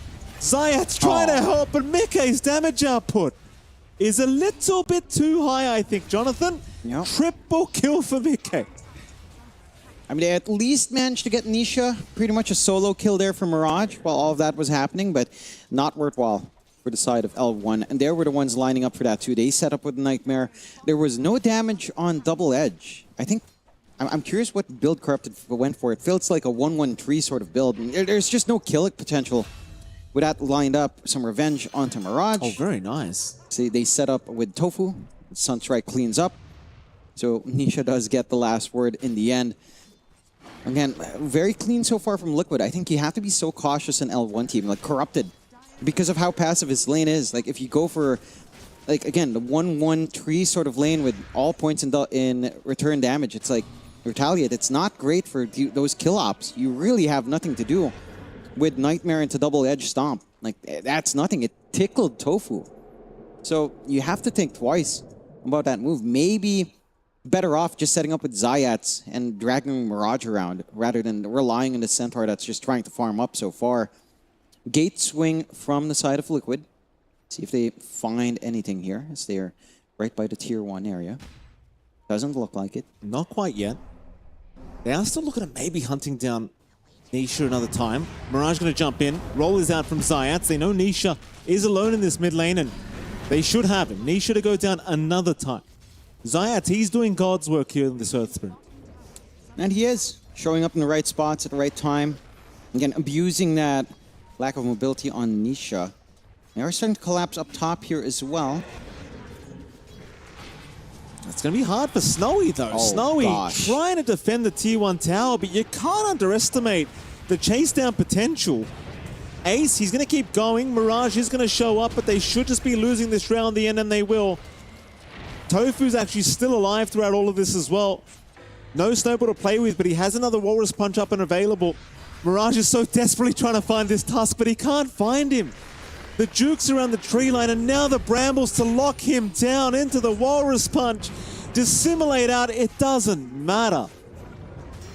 He spent the whole team fight running around this tree line trying to find Tofu. Yep. And he just could not find the Tusk whatsoever. No. I wish we had like the dire perspective cam of that, because Tofu was Boxy was very specific as to where he was hiding, or Tofu was very specific in the tree line, stopping, making sure that there was so much time wasted. Just couldn't jump forward. I'm surprised L1 team were forcing all of these issues up top while they're not playing with their off lane. Or like your center is just sitting back, farming through your bottom net word. Right now, I say that, you're still above the Invoker of Nisha, which has had a slower game. Look at this. If you're seeing the replay again, just perfect positioning, perfect patience here from the side of Liquid. And you did get some juking out from Snowy, but man, you just couldn't get anything else. Your supports are still a little bit too low with no other options, as they are staking another fight here. Well, this time they do catch Tofu. Mirage able to get him. In fact, Boxy also caught out. So a double kill for the Void Spirit. Happy days. Pretty important to find as well. Most of that momentum now down to this Void Spirit being able to angle in. You've got the opportunity to slowly siege onto that mid, and they will do so. Even taking the Fortify up just to try to keep the creeps in a good position. Maybe slow down the split push elsewhere here from the side of Liquid. 11-5, L1. Again, they've got more tools to play with. Like they're at the point where they've really suppressed Nisha. Like this Invoker, no timing for the Meteor Hammer just yet. It's been a lot slower with those 2 deaths he's had. Or 3 deaths he's had, and it's going to be a little bit more challenging to try to get bigger. Of course, but once you hit the Meteor timing, well, we've seen the Invokers, right? You land your combination, you get the timing right, you just have this chain stun for a million years. that feels so oppressive once that's up. For L1 team, I want to see them keep playing like this, right? Like they're playing across the river. They're trying to shrink everything down on the map as much as possible. And just try to buy space for the Drow to farm safely. That net worth is slowly increasing. Slowly. Mirage. Gonna be okay. Looking to maybe retreat though, because the war form is incoming. The tornado just on the tail end of it. It connected. Dissimulate away. Mirage trying to run. They'll chase him down, but it looks like he's gonna be all right. That was a little bit too close for comfort. Oh yeah. Just on the edge of that tornado. All pretty much perfection coming out from Nisha, as you would expect. Stampede being down now though, along with Shapeshift. So a couple of tools from both sides being out of the picture. You get the reset going on there for Mirage. Could come in for the defense. Just a bit too mobile for them to catch any supports, but see how much they can get back. And Mirage starting to get huge here. Jump in, Tofu. Big trouble. They'll terrorize. Gonna force them away, and in fact, they're not gonna even get him. Oh, he's trying Mirage. Dissimulate back to the low ground. He went for it, but he's all right. Zayat will protect him. Mirage trusting his teammates to help him out if necessary. But geez, it's just diving that deep to have to get this dance support tusk kill. Not gonna feel great. No. And again, all of this action happens on parts of the map that Liquid aren't really putting their highest value cores. This has been such a free game for Mike. Still hanging bot, still getting that free farm on the SF. No one's really coming down to gank him because they have to focus on this action elsewhere. It is a Yashakaya timing here for SF, so quick Requiems can come in now. Hold on. Mirage. Nice juke out on the tornado. The Curse Crown is still going to land, and now the Brambles will lock him down. Though Tofu pays a visitor, Teasy. It won't matter. They still get the kill onto Mirage. It happens. It is what it is. He's king of the hill now. Oh, yeah. Look at him. He's having fun. Good cosmetic for this area as well. Very nice fit, Tofu. Unfortunate. Right on the edge, landing that snowball. Still, hey, you find a kill you'd want. And again, all of this action happens so far away from your higher priority cores.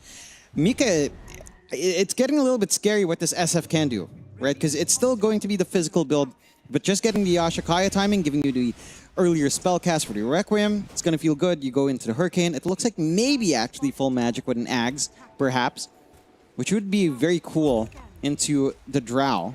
You have gotten some room out for Snowy as well. Dragonlance up, going for the Manta style for some defense. Would want to see the Hurricane Pike to come out there as well at some point. Can they get away with the steal of the Shrine of Wisdom? That would be a sneaky 2-0 on Shrines here. They actually can. Very nice. L1. Take what they can get.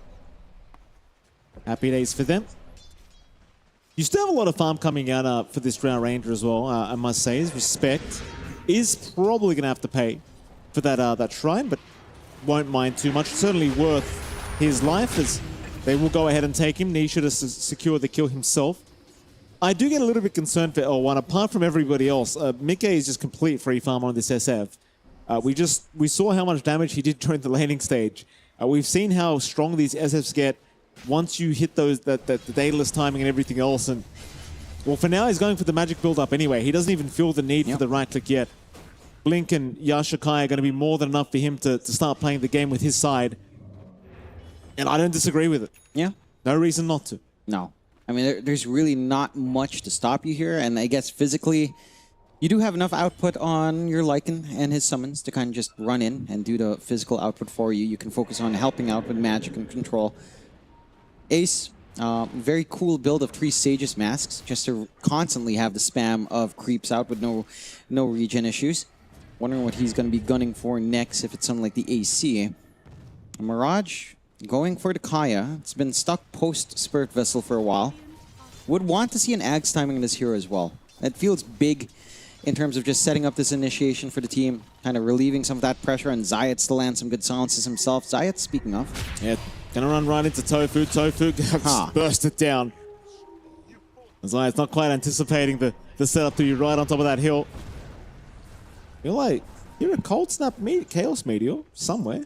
Yeah, maybe on a illusion or creep? Yeah, probably was. Corrupted? Oh. Maybe it was him. Okay. He's running though.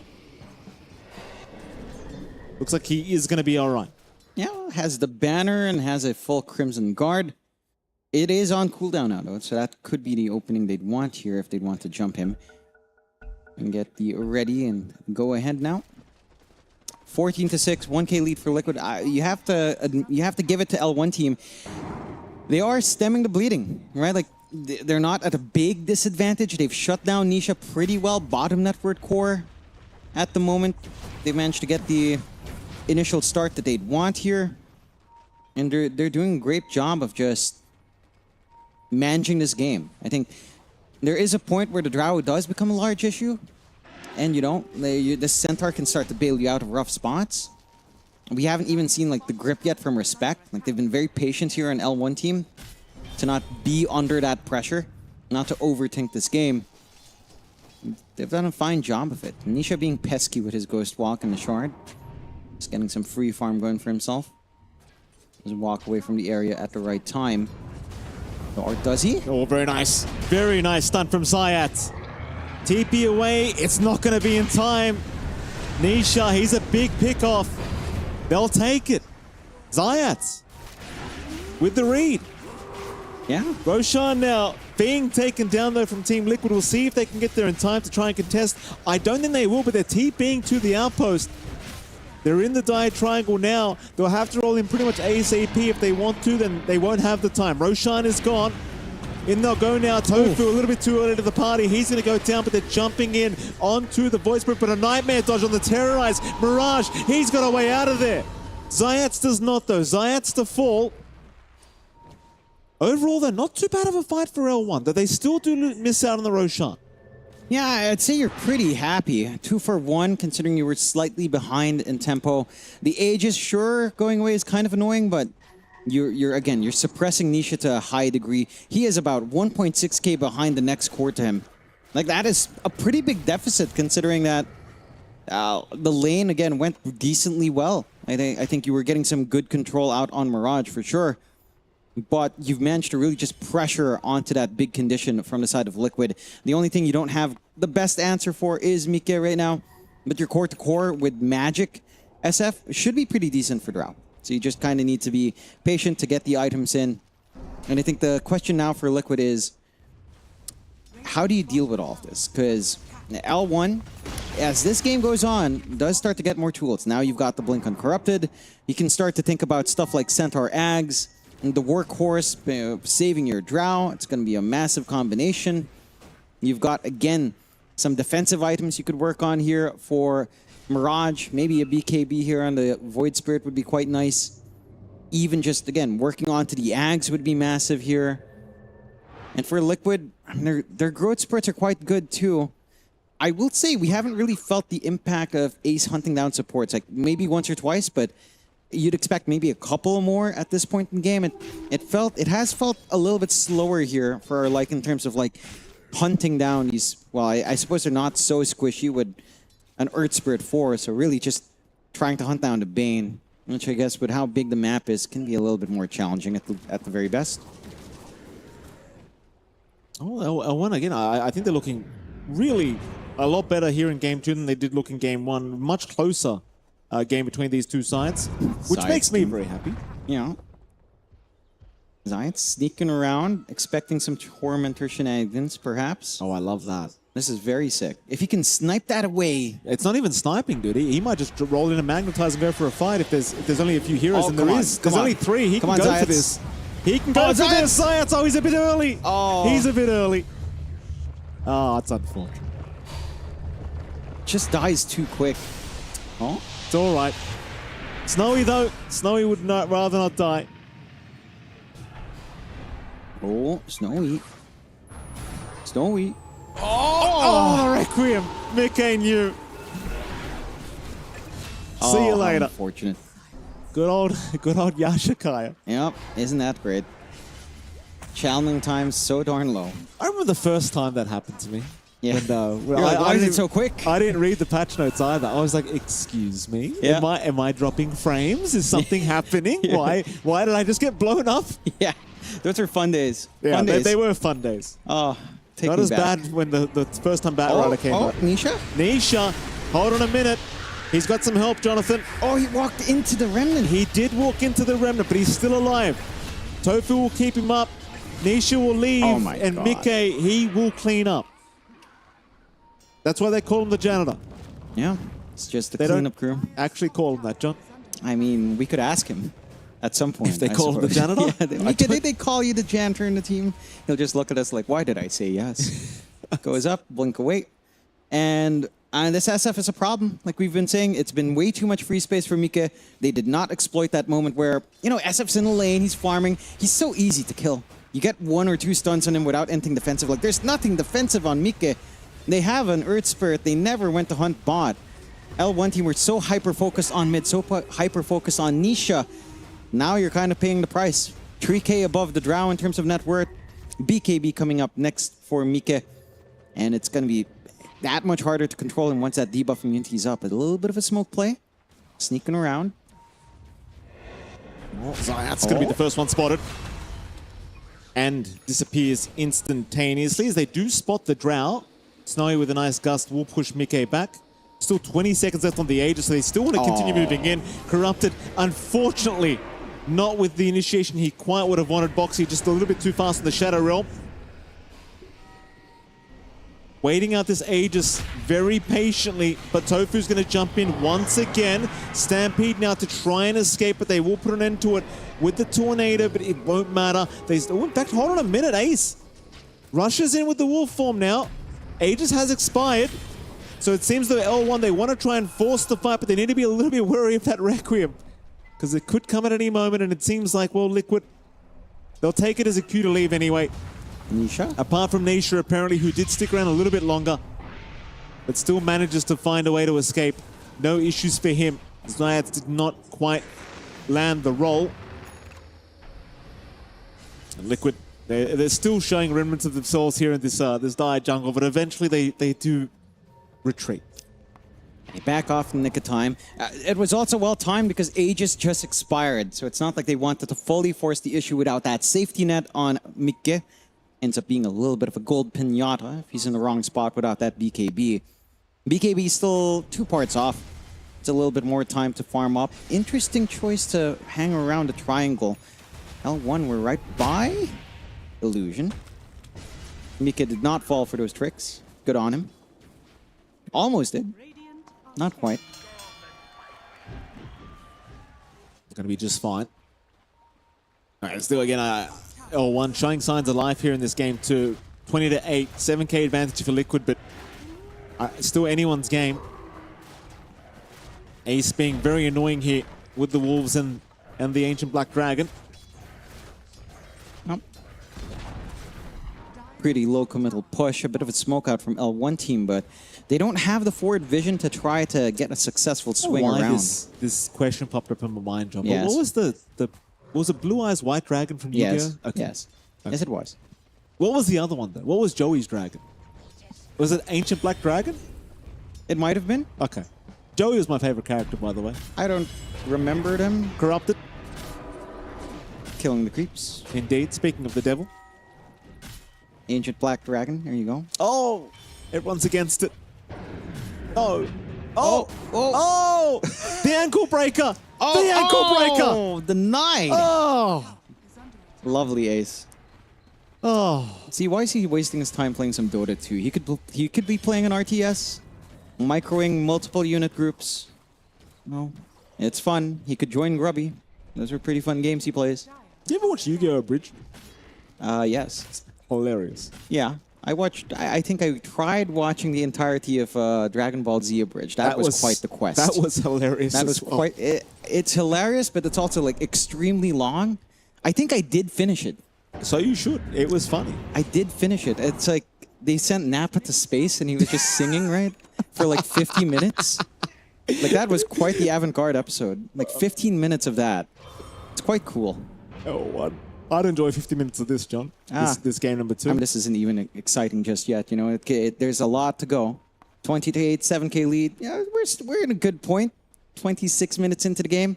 Good tempo so far. L1 team bringing some punches back in, building up in that drow. You know, it's stable. Zayats is stably waiting for stuff to happen by his shrine. Is not a word, Jonathan. Stable E is not a word, Jonathan. You can't separate them. Stable. Well, we do that a lot in the Philippines. You know, stable E. I don't know. Happily, that's an actual word. Yeah, it is actually a word. Happily. Faithfully something you is and I an don't actual experience word. very often. Happiness. Yeah. L1 team is maybe happy. Maybe. Zayats looks a little bit stressed out, but that's fine. Zayats is always stressed out. He actually is when you see him. I mean, I imagine he has some pretty high blood pressure, Zayats. Oh, any follow through? Oh, they've got the drought. Snowy. Mikkei's going to keep tabs on him. They have vision. They do have vision. Mikkei, this could be dangerous, sir. Looks like he gets the... he gets it. He will retreat. They have 4-man smoke still. They are still having a gander to see if they can find somebody else in the dire triangle.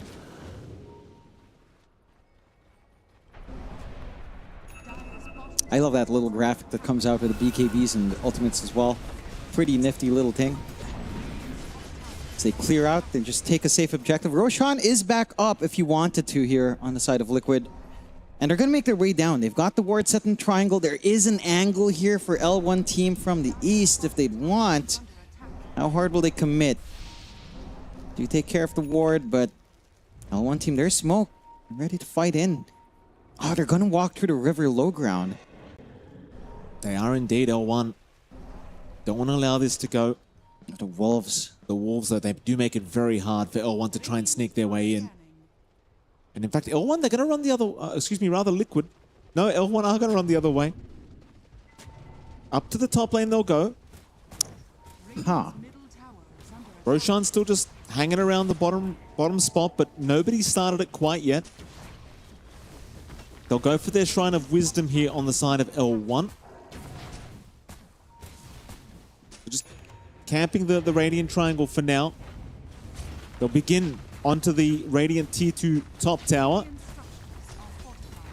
Liquid, though, I believe have started Roshan. Yep. And there's your Roar. So now it's incredibly obvious Roshan is indeed happening. But it seems as though L1 accept that they're not in a position to try and fight this. They'll just take towers instead while they can. Yep. Matt, this is a little bit risky giving Roshan number 2 though with a banner. So the high ground realities start to really manifest here for the side of Liquid. Should be easy enough to try to sustain if they'd want to do that. I mean, at the least for L1 team, again, pretty big objective. 1 tier 2 down. That's one fortify refresh taken away, right? For any opportunities you'd want here. You've got the nullifier being formed up though on Ace, just to help control. The Ag still coming out here for Nisha as well. Rather fascinating to see, if not the Octarine. And again, the high ground does commence, so you have got to find a way to get on top of Mikkei because Alacrity SF on a siege takes care of this pretty darn quick. Tier 3, bottom tower, not going to be lasting too long. L1. Looking for a way to set up. It'd feel a lot nicer if you had this Ags on the Bane. Doesn't quite yet, unfortunately. Mirage, Tornado is going to connect with the EMP setup into the Chaos Meteor, but they will drag him out. Mirage, he's also popped his BKB, but he just needs to leave. Meanwhile, Corrupted, staring into space. Tofu, he's going to jump in, Requiem out from Mikkei, blows up the Centaur. And there's just no stopping this push, it seems, as L1 have got nothing. They will continue trying onto Mikkei's SF, but he's got 2 lives available. And he's just not taking enough damage from Snowy. No. Again, Snowy's just so close to like a butterfly pickup at this point. It's just not there and just not enough output. You still have the Aegis up as well. There's no stopping here. No, absolutely not. Nice pullback once again from Zayat. Constantly just keeping tabs on Mirage, ensuring he does remain safe, but they are 1 racks down now on L1. Again, nowhere near out of the game yet. Certainly a much better game than Game 1 was, but it's once again dire straits for them. They're looking for a way to start making this comeback here in this game number 2. Just again, the Drow carry, like against the SF, it's just so wildly different what these 2 carries are doing. It's dramatically so. Again, the butterfly is going to start to help the cause just a tad bit once you can farm that on Snowy. But I'd say you actually really want butterfly either Satanic or butterfly Ags. Like either one, it's either you mitigate the healing of the other side, provide more slow, or you have your own sustain up front to kind of fight in. The butterfly alone doesn't really cut it. Like it's good chunk of damage, but if they're on top of you, you're still dead anyhow. You still need more solutions here on Snowy. Blink up now for Ace. A bit of a long, wild wrap here from the side of Liquid. Got a good angle to jump. Some precious pickoffs. Now they've got Zayats. Zayats, Chaos Meteor. Roll, not gonna matter. Just not gonna matter. Another kill here for Team Liquid. Yep. Nice gem. May as well be Zayats and anyone else, but yeah, like you said, a free gem now.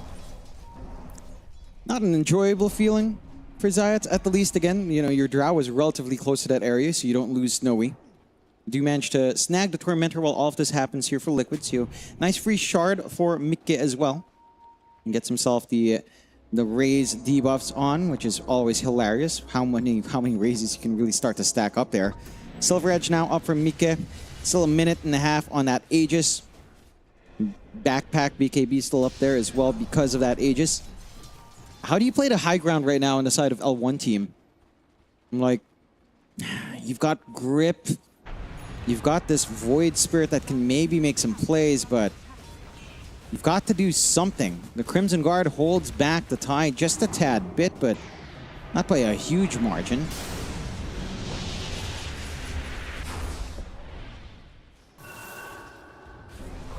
We're going to try. Butterfly now up on the Drow Ranger.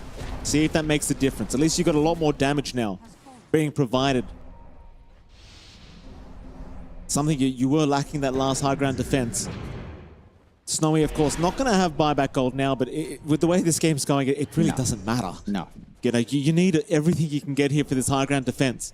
One good team fight is all they need to really push this back their way. The high ground could provide thus, but Liquid are not going to hand over the opening yet. They're going to look to retreat, reset the outer lanes for themselves, and that's absolutely fine. They control the map. There's no rush. No rush. Aegis set to expire in a few seconds here as well, so you really don't want to have to force things without that secondary life anyhow. And maybe just use this time to build up more. Like you saw the butterfly on the drow. You could start to itemize. It's going to be Daedalus for Mikke, not a care for that evasion, which is fair. 6.1k net worth increase during that Aegis time, along with 3 buildings as well. So pretty efficient, all things considered here from Liquid to make use of that Aegis in that way anyhow. For the side of L1, I mean, what are we looking at? What are we building up in Mirage? He's got himself his Ags with a BKB. You've got Respect, still trying to work onto the Ags 2 parts away. Again, as we mentioned, okay, the full Ags out for Respect, which is big because the AoE cancel, I mean, there is the Bedlam, the Terrorize. You could at least try to fear out, but maybe you get caught out at least once here. Corrupted as well. I did see queuing up the Aghanim's, so trying to get himself the workhorse later on. Again, those tools are all nice and very useful. All things considered, like you're looking at the scoreline, 22-8, only a 13k net worth lead. I mean, it's still rough, but optimistically, it's not as bad as it could have been for the side of L1 team. Snowy being watched right now. Still no buyback gold here for Snowy. Really cannot afford to die as this drow if you want to give yourself any chance in this game. One death will do it. Wrap around here, big smoke from L1. They'll see the creep of Ace, but that's about all they've seen thus far. Still waiting, hoping somebody shows in this mid lane. Nisha just to the west on the high ground in that dire jungle, but in that ghost form again, going to make it rather hard for them to actually find him. Boxy will join his teammate. Meanwhile, you've already got 2 from L1 that are forced to defend, so you don't really want to fight anymore. They're split up already, Liquid. And they know this now. They're going to jump in. Snowy, he'll be okay. Aether Remnant keeping him somewhat safe. It's so intimidating for this poor old Drow. Like, no buyback gold means if you die, you're just out of the game. Liquid, they're going to group up. They'll try once again for this mid lane of barracks. Roshan banner is going to be placed down. Yeah, doubled siege creep. Someone's got to fix this. It's just going to fall. Someone's got to walk up, take the risk. They're going to give the lacquer into the siege creep as well, make it even worse. Wolves to come in. They don't even need to commit for this. Onto the Void Spirit they'll go, and that's just so much damage. That chain control. Too much chain control onto Mirage. There goes your mid barracks. There is no buyback on this Void Spirit. 50 seconds without him. And Liquid, I think, know it. He's just short 600 gold, but it's more than enough. L1, do they fight or do they wait for the Megas at this point? They're probably not going to get the 5v5 they want. Glacier drop from Snowy could be a little bit awkward because they've handed the Tornado over. Snowy going to make it out. But back onto the racks they go. Liquid. They're businessmen, John. They don't waste time. Jump in. Tofu. Walrus Punch onto the Drow. Snowy, he gets away with the Stampede. Requiem was pretty whiffed. However, the Rax is dropping. Corrupted jumps in for a 3-man stun, but it's all on his Losum. Nobody's there to back him up. Respect, meanwhile, just being chased by creeps. He's just getting the Lycan experience. Oh, yeah. Zayat's down as well. Corrupted, completely surrounded. He'll drop. Here comes Mirage to try and salvage this team fight the best he possibly can, going after Mickey. Mickey will go down. Now on to Nisha, they'll find another. They do find a couple now. Ace, he does kill off Snowy. Zayat is going to buy back. Ace will continue just moving in. Don't forget, they've already secured Megas anyway. So they don't really need to stick around any longer if they don't want here, Team Liquid. They will eventually look to retreat. But I say that there's 3 heroes still down. No buyback committal from Snowy yet. So maybe they could keep going. You know, lots of gold flowing out there for Mirage. Just wondering if it's enough for him to get one major item to try to play against these Megas. The Megas alone aren't really the biggest issue. You do have decent enough clear from your Drow and from your Void Spirit to kind of get that done. Maybe less so on the supports. And for L1, I mean, because of what's on the line here, they can't afford to just GG out. They have to play this out. If they can even hope to find a slow crawling way to a draw, they'll have to take it. They are at the bottom of their groups. They are at risk of elimination with a 0-2 here. So they're going to be hanging on and trying their best to find some opportunities. A Yasha Kaya up for Mirage. The damage is starting to scale a bit in that Void Spirit, but not quite to the point where it's like insane just yet. Going for the Shiva's Octarine. Trying to be as slippery as possible. This timing on, say, Workhorse feels like it's going to be amazing on L1. But it also just feels like it's so far away. And with how these fights are breaking, it also feels a little bit challenging to actually get that follow-through. To get that saving grace out for your teammates here. We'll have to see. Just so many tools up on Liquid. Like, the damage is going to be ramping up now on Mike. I do believe that entire last fight, he didn't really buy out his Daedalus that he was queuing up for quite some time. So now he's going to have the right-click damage to follow through as well. And the Ags up in Respect hasn't felt like the most amazing thing in the world. He's getting some vision down outside on that expanded jungle. Nisha as well saving up for the side of Vice now. Looking for a little bit of control. Will definitely happen to Void Spirit. Roshan is back up as well. Could go for the safer play, switching position now up top. And L1.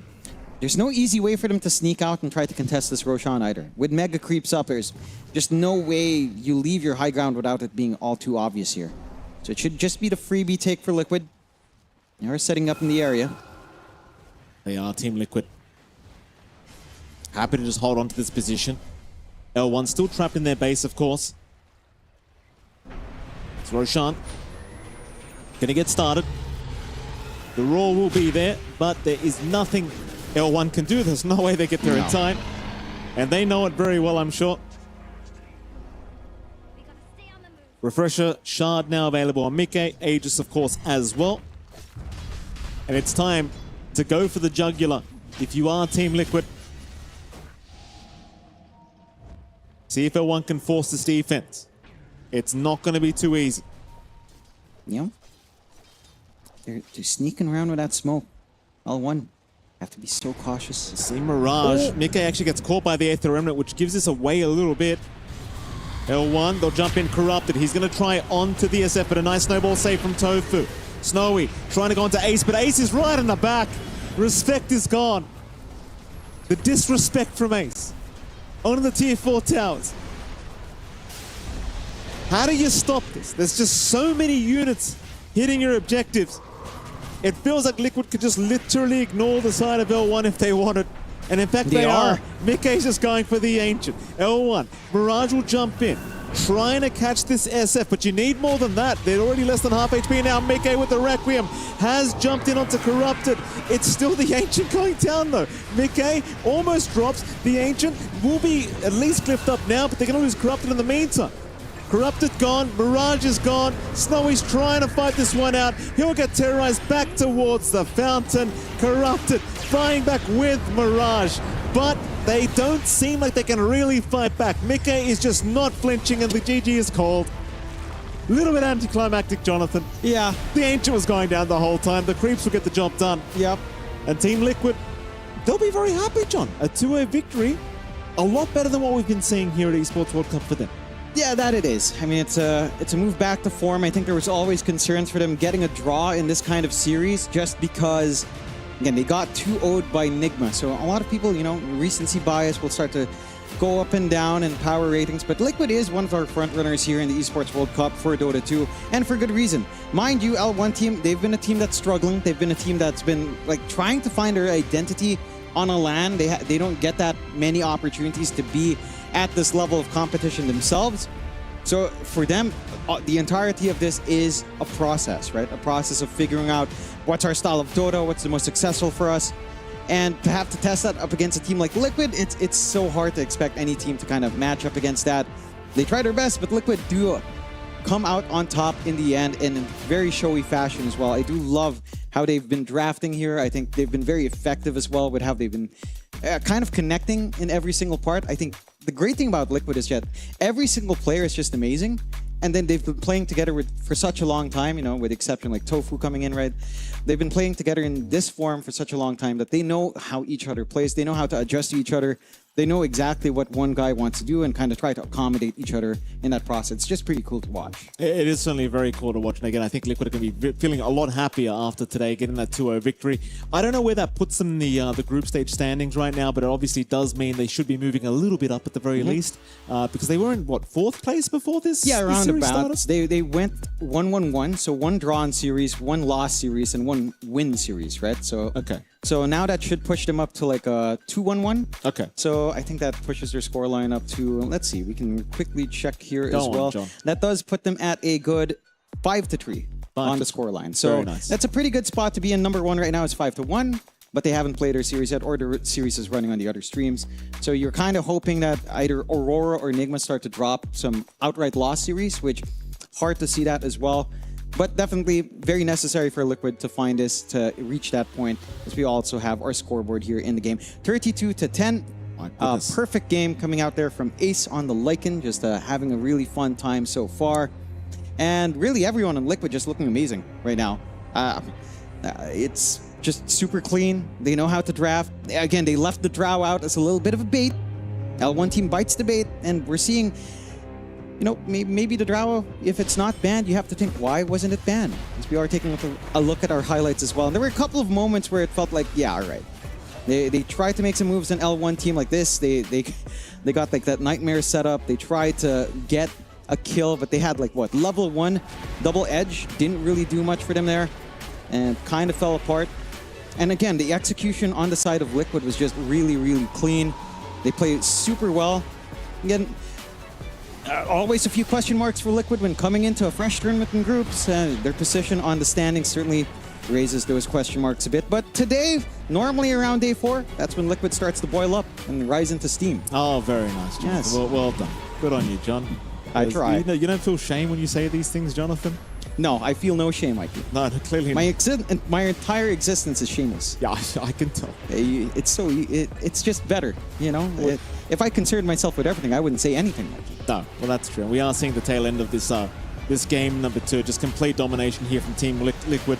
You saw the desperate scenes here from L1. This fight, I mean, you found Mickey at the end, but, you know, didn't really matter. The Mega Creeps were already up. Yep. Ace was already cleaning up the rest of the crew, and it really just did not seem to make the difference. And yeah, L1, props to them again. Game 2 was at least closer than Game 1, but unfortunately, it just didn't really feel like they had what it took here against a team like Liquid to force the draw. And this is the final team fight we are looking at. Again, desperate times for L1. At the end of the day, you had just so many units around the Ancient. The chances are that you weren't going to be able to protect everything. John, there's only so much you can do. There really is only so much. I love the fact that they really didn't push into the Ancient. We just closed out with the Megas just kind of pushing in, and they were really trying to find those kills first, just dancing around. Made it a little bit exciting in the end, but Creeps get the job done, of course, at the end of the day, looking for the objectives. It was quite cool to see all that dancing in and out. Like, there was a lot of switching and baiting there being done, but again, in the end, Liquid does hold steady. No, they certainly did. Liquid looking fantastic here for day number 4 of the Esports World Cup. And with that, Jonathan, we do have an interview with the lovely Mickey joining us. Mickey, congratulations, sir, on your 2-0 victory. How you feel? Relief, finally not losing, so feels good. Well, can we talk about it, Mickey? What's been happening these last 4 days? Well, from your perspective, what's been going wrong? From my perspective, I think we had a great bootcamp, but I think when you do good in bootcamp and you come to tournament, like the meta shifts, and what worked for us at bootcamp didn't work here. So that's why we're like adapting and figuring it out now. Okay.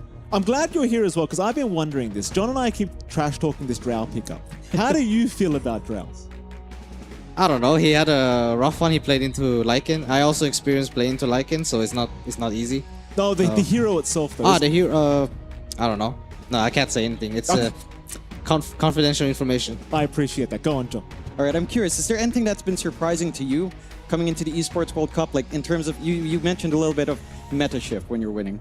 How big was that shift? Without revealing what it is, but how big was that shift for you coming into this? It was a big thing for us because whatever we did at bootcamp stopped working here. So we just like had to reshape our drafts and talks, whatnot. Like we had to think differently on how to what's the word?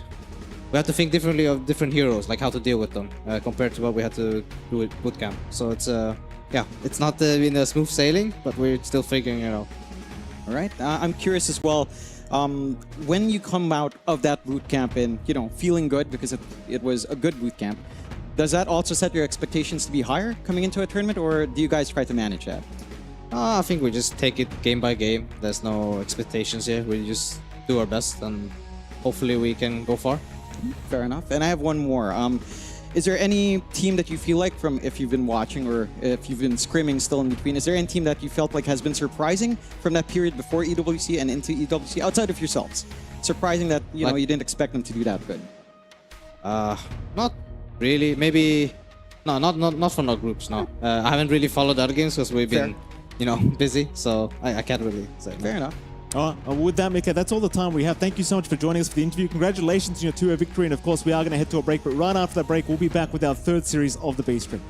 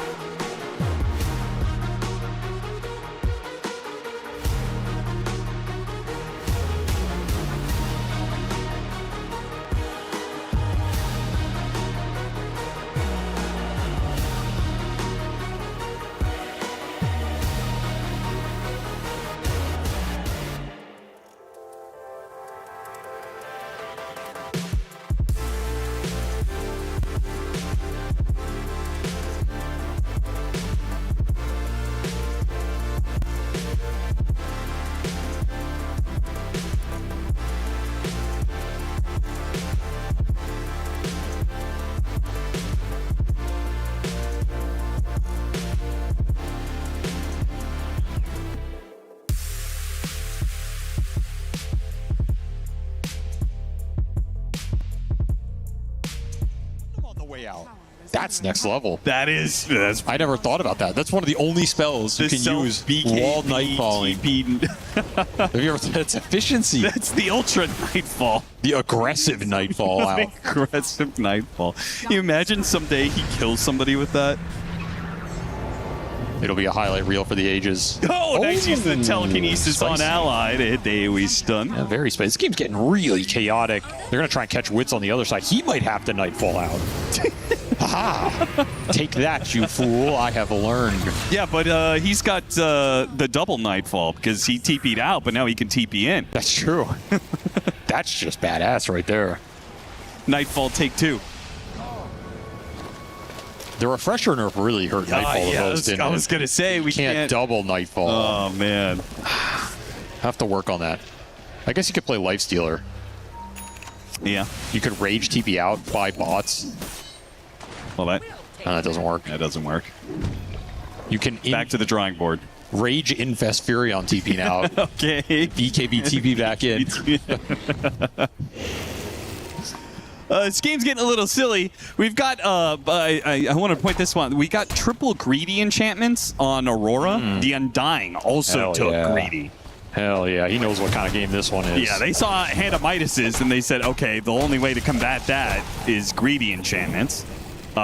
Same goes with Dark Mago. Dark Mago also got one, as did Hoodwink. Quickened for the Brewmaster. I thought for a second there, surely Brewmaster would take it. Rubik also in. What? He's in. He's out. Telekinesis toss away. This will give him a chance to BKB. Will he survive, though? Ruby's going to die for this. He does manage to get the roll away. Meanwhile, Wits, whoa, wow, how did he get here? No BKB, no TP. No frontline either. You're trying to bail that out. Here comes Makoto bouncing all over the map to find that extra kill. Hit the slight, spotted El Micho. Dips into the trees. Another slight up in a second. They're going to try and spot him. Don't hit him with the decay. Teleport away the Bramble. Wow. What a hit from Mira. Can't believe he hit that. Sick turnaround from Aurora, though. Very forced play from Dark Mago. He has just looked a little off on this Earth Spirit in terms of how these fights are starting.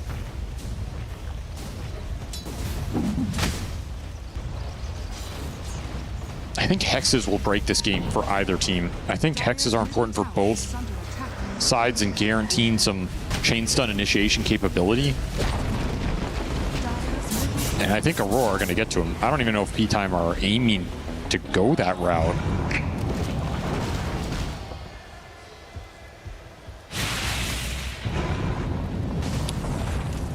Not sure what Wits is drawing on the map there. Watch that one again. Just too forced on the terrorize. And you are mega clumped. You can't clump in this game if you're either team. Wits TP'd into the clump. Yeah, that was an insane TP in with no BKB especially.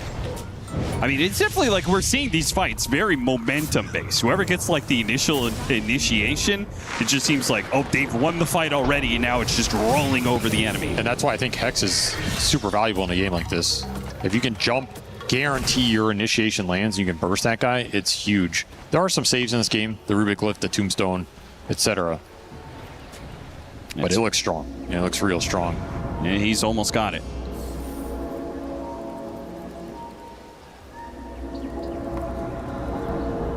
On disc AC for the Brewmaster, just really tanking up. Bloodstone for the Earth Spirit. Once again, if he rolls in, hits his successful roll in, starts that magnetize, he'll be pretty untouchable. Just all comes down to who's getting who at the start of the fight. Shadow Realm TP out, but the AoE stuns are there. Bushwhack and roll. I feel like that's the first kill we've seen P-Time get in a long time that's going to open any sort of opportunity up.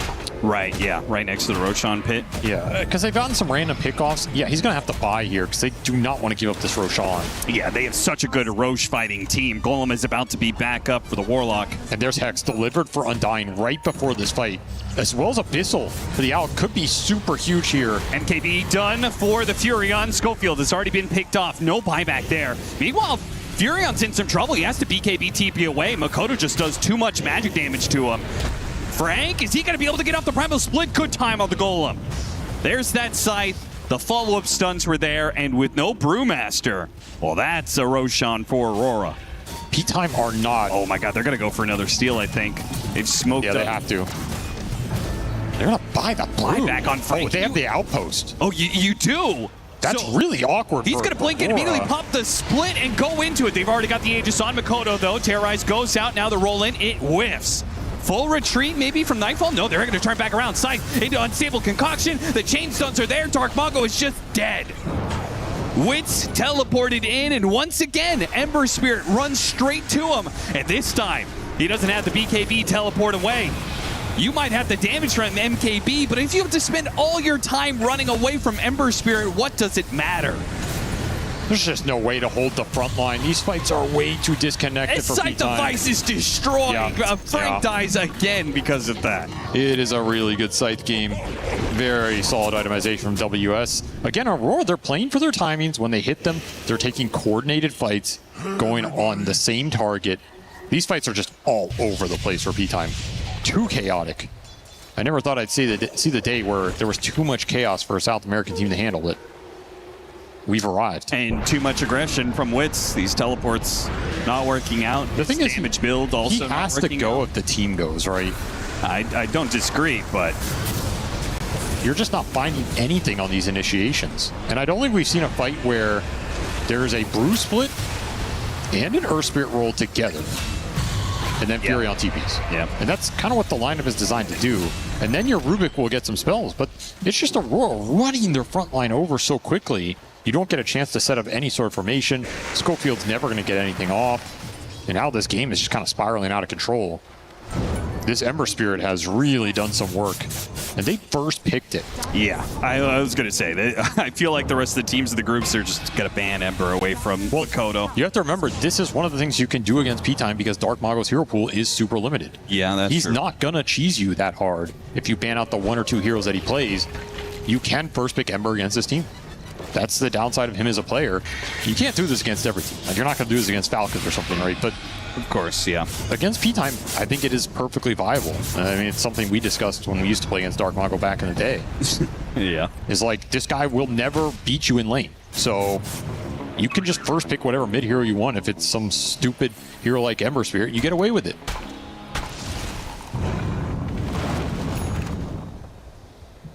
And you're talking like, how long ago was that? Were you having those? It wasn't that long like there. 6 years ago? That's 4 or 5. Okay.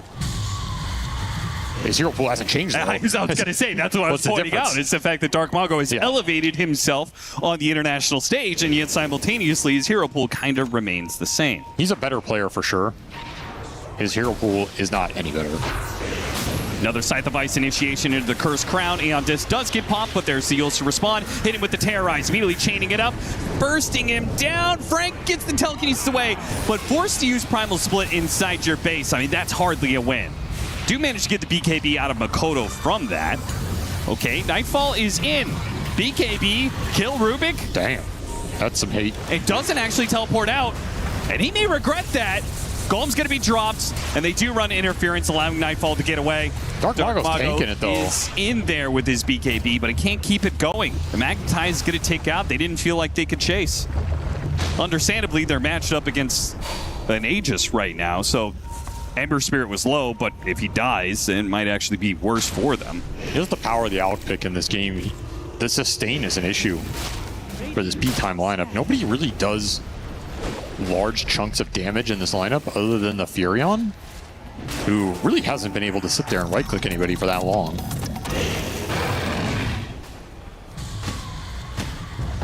A lot of sustain to get through.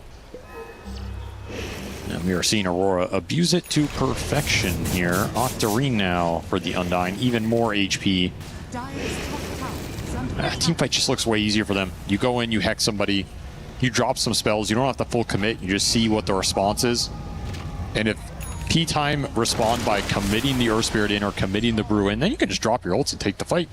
And you know they've exhausted all their options. So P-Time need to do something to change up the initiation situation in this game. I mean, one thing is they do have Furion, right? Like, shouldn't you be able to play the map more? Yes. Force, like, they are willingly taking on a lot of 5-on-5s, and I feel like that is inherently not utilizing Fury on them. I agree. Wits has not pressured the map too much this game, and I think some of it is the Ember dealing with it, and he's afraid to show if the Alk is off the map. Still, you wish he was able to push some of these lanes in a little deeper. It's been a lot of defensive farming.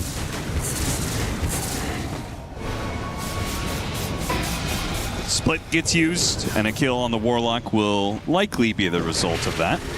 I don't know. It's gonna be Terrorize close. forces away the Brewlings. Off the Earth Panda, of course. That one's immune. Don't even get the Warlock. Does this mean Frank dies? He blinks out, TP's away, but will be spotted. It's gonna be another Aeon pop too. It's down. It's up to the max duration anyway, I guess. So again, just disconnected.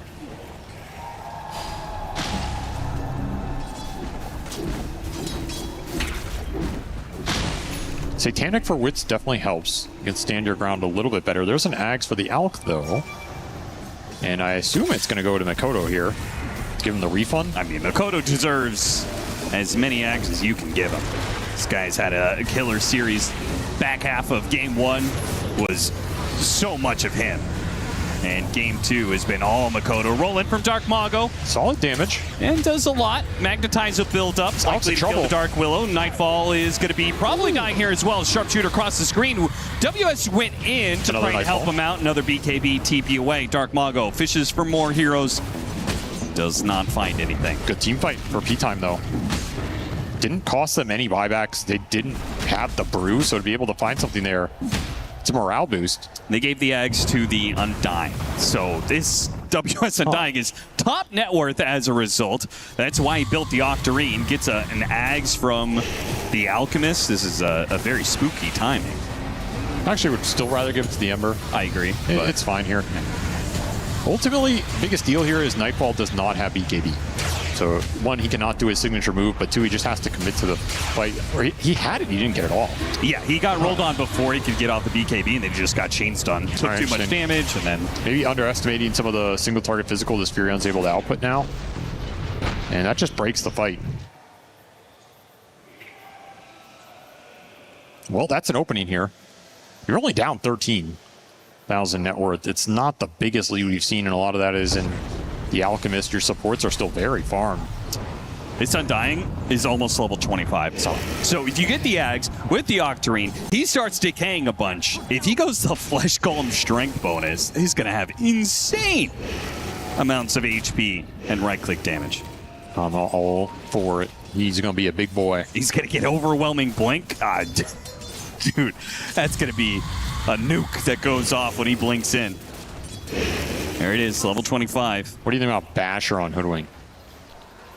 I am not against it. It is the Nightfall answer. Yeah, I mean, they've had an issue with these BKB TPs out for the entire game, and, like, who else is going to build something for that? Like, nobody, right? The biggest issue with their lineup in this game has been the control during BKBs. So I get it. I'd still rather he just go Hex, though. I mean, maybe there's a world where Frank could have, if he was more farmed, gotten AC Abyssal. Sure. He's still working on the AC. Flesh Golem for the Rubik. Oof, there's your gem. Keep him alive. And gem. Scotty for Makoto as well. Interesting item choice. Very tanky on this Ember Spirit. I like it.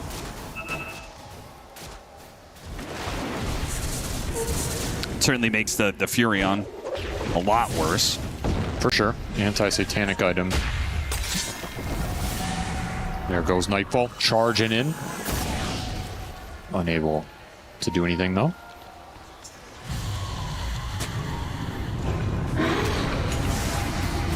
Abyssal Blade. Initiation on Dark Mago. And he is surrounded by heroes. He's going to have a hard time getting a roll away. He is healing off of the Bloodstone, but they're doing too much damage. They do overwhelm him. Jeez. He's a tanky boy, but not against all that. Yeah, and he had no help whatsoever. I mean, no Rubik telekinesis or anything. They did, again, it feels like P-Time's biggest problem has been map read. I agree. Frank, he blinks in, activates the ultimate. Rubik trying to get the telekinesis away. Does manage to stun up Makoto, but he dies, the Ember Spirit. WS has already gotten a bit low. low means 2,500 HP, and he turns around decays for even more. So not an easy kill. Does manage to get the blank away. The Brewlings running over Mira. They will get 1 kill out of this situation. Here. Makoto is maybe thinking about going back in, managing to roll on him. Abyssal Blade into the unstable concoction, stun onto Dark Mago. Good force gas. Get onto the high ground. Witz is in trouble. Satanic activates, and he's fighting onto these golems underneath Makoto, and he's actually winning it for now. The heal is keeping him alive. Makoto, as tanky as is, might have to jump away. WS jumps in with Decay, and Witz ends up dying to the golems ultimately. Kiori just holding that upheaval, keeping him in place, and now Dark Mago on the left-hand side with a stolen Rubik. He's trying to get at least Mira out of this. Makoto's quite low. They can finish him off with the buyback of Witz coming back into play. It looks like P-Time can win this fight. WS stuck inside the Sprout, but another buyback going to be used. Makoto knows that this could be the end of the game with the Abyssal Blade stunned onto Witz. That's 2 diebacks on the side of P-Time, and the game is over. So many lives to work with in the end there. Maybe not the fight they expected to end it on, but they'll just jam the buys, make it work. Undying stands tall. So much damage coming out from these decays over the long run. I think just don't have an answer for Makoto. It takes way too much damage to bring this guy down. Yeah, the fact that Nightfall did almost the least damage in that fight, Makoto and WS carrying a large share of it, says a lot. I almost feel they didn't want to kill him at the end there. I think there was a minor call made of like, yo, leave the Ember on no HP, no mana and kill everybody else so he can't buyback come in again. Yeah, right. It almost looked like, I don't want this Ember round 2, please. Yeah, because 1 life, he was already doing so much with it. A 2nd life, it's game too over. Much. Way too much. Convincing Alchemist lineup. I think that outpick was super nice here. It's very good.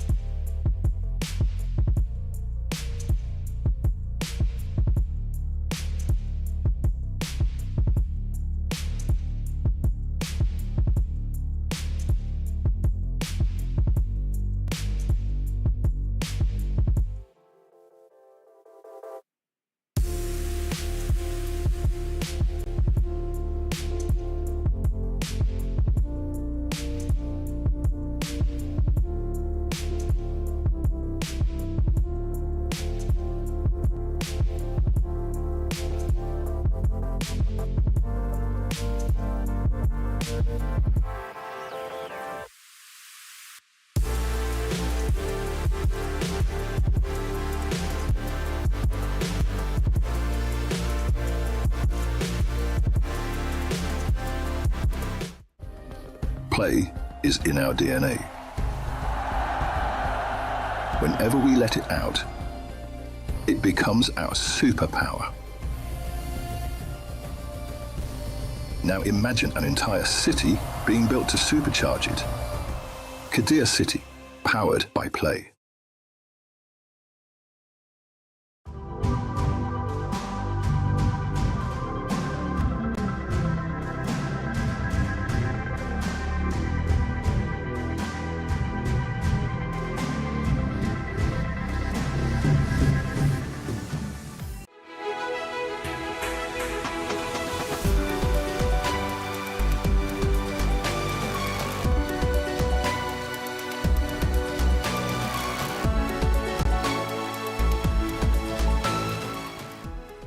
The human body was built to move. Not trapped at a desk in one singular posture for 12 hours a day. It's time your chair evolved. This is Secret Lab Titan Evo. Ergonomically engineered for you. Gamers, hybrid workers, artists. Backing your every move. He thinks he can come in here and play my game.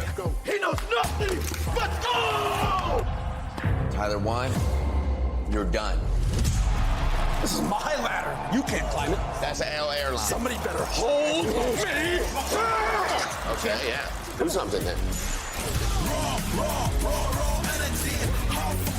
Blow the house down.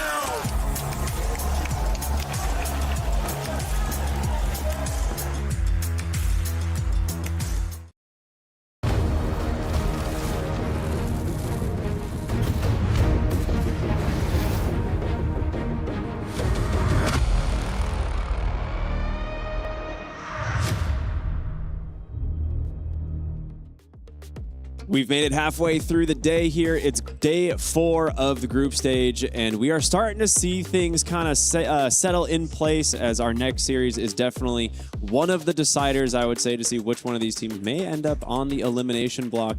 I'm here, Zach. How you doing, man? It's been a fun group stage so far, though. Yeah, I mean, I always have fun watching the group stage. It's fun to see a lot of the familiar teams come, some of the new teams kind of show themselves, but as we are getting towards the end of the group stage, it's the reality. Some of these teams are going to get knocked out. So for us, I mean, no pressure to us, but the teams, this is where the pressure's on. Yeah, I mean, so we've already seen in Group B, there's already a couple teams that are mathematically eliminated, but we are here in Group C now, and you know, some of these teams have been struggling a little bit. I think Vici Gaming has had moments that looked really good, but then at other times, like it falls very flat. Their opponent's Nemesis, something very similar. And the winner of this series could be the one that, you know, qualifies into the next stage. The loser could very well be going home. So this is a big deal for both of them. But we can take a look at the results for, you know, what's been going on so far here today. Some 2-0s and more pattern recognition, Zach. I don't think it applied yesterday, actually, but you know, we'll see about today. Nemesis not going to be happy with that pattern, so I am sure they're going to be trying to disrupt it because Nemesis and VG Gaming, they are essentially fighting for that 4th and 5th spot, very likely. That's not completely set in stone, but you kind of really need the win here. Absolutely. I think the drafts will be kind of very decisive for them. I mean, we've seen some really good stuff from each of these teams. Like there are moments that look great, but then at the same time, you have a kind of a lack of consistency. All right, and I think some of the teams are kind of taking advantage of that. They're playing, you know, kind of drafts that exploit kind of that weakness, right? If you don't feel confident enough coming into some of these games, the teams will just kind of roll right over you. I mean, that's just the story of a top tier 1 team versus the tier 2 up-and-comers, right? It is that level of experience and consistency. That's what it takes to remain at the top of a game as competitive as Dota. So just, you know, you can say, yeah, you know, it's normal to make mistakes here and there, but that'll cost you. And that's the thing, is that there's really good players on both of these teams. You know, teams that have competed at the highest level for years, so it's just a little bit of maybe it's not like a honeymoon phase anymore, right? Like the things have to start gelling together. I think with Vici Gaming, this is a team that I think has a lot of potential. Everyone looks at them as like one of the all-star rosters coming out of the Chinese region, but it just hasn't entirely clicked. For the last like 6 months that this roster has been together, roughly, they've had some good performances for sure, but it hasn't allowed them to like place high enough in any of these major events. Yeah, I can't really add more to that. I mean, that's pretty much it, right? It's just the team has its high moments, but you really have to be able to take it to the top teams if you want to make it far in these tournaments. And there's always something, like if it's not the laning stage, it's maybe a little slower movements in the early game. If not that, it's like this one key moment in the late game can get you. It's, you know, it's not easy, but I think this one will at least be fun because I think actually these two teams are quite similar in skill level at this moment. You never know, day to day, you know, figure out what's going wrong and suddenly you look a lot better. But at least from what we've seen, Nemesis and Vici Gaming should be pretty close, which should lead to a very fun series.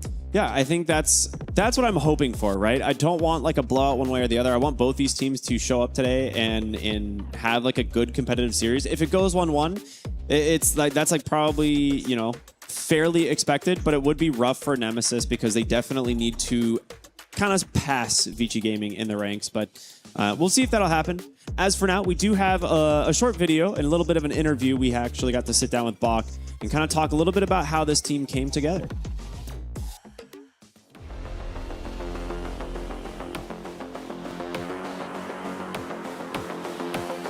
我们怎么变成这5个人现在在这个阵容？最开始就是他们一开始在跟牛哥啊，然后再跟 WS 在打，然后后来他们就是有些人员上了变动，然后他们需要一个3号位，然后就因为去年我也跟他们一起打过，所以说就又找到我。我们因为去年当过队友，然后包括我跟新 Q 之前也当过队友，所以说我们磨合的不错。有时候像输比赛，然后长期的训练也会让我觉得很疲惫，因为就是经历了这些疲惫，然后胜利的时候才会特别开心嘛。所以说，也就是对胜利的渴望吧，对赢游戏、赢过别人的那种向往。我觉得我们现在最需要提升的就是一些个人的实力，因为现在这个 Dota 变得越来越复杂，需要每个人有更多更精彩的操作，然后每个人的操作都会对局势有非常大的影响，有很大一部分原因就是因为他们的个人操作、个人节奏非常好，然后我们也在就是往这方面努力，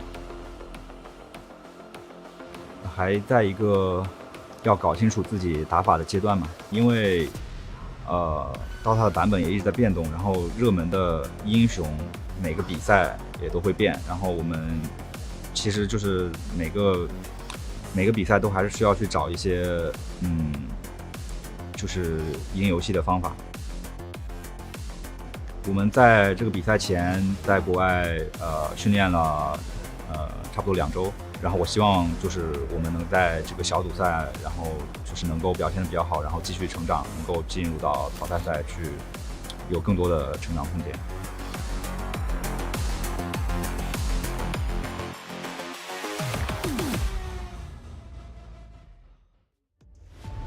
I like that. It's like a very humble approach, saying, we're just trying to improve. We got to come to every competition, learn new things. Dota changes so quickly. I think that's something we can all definitely understand.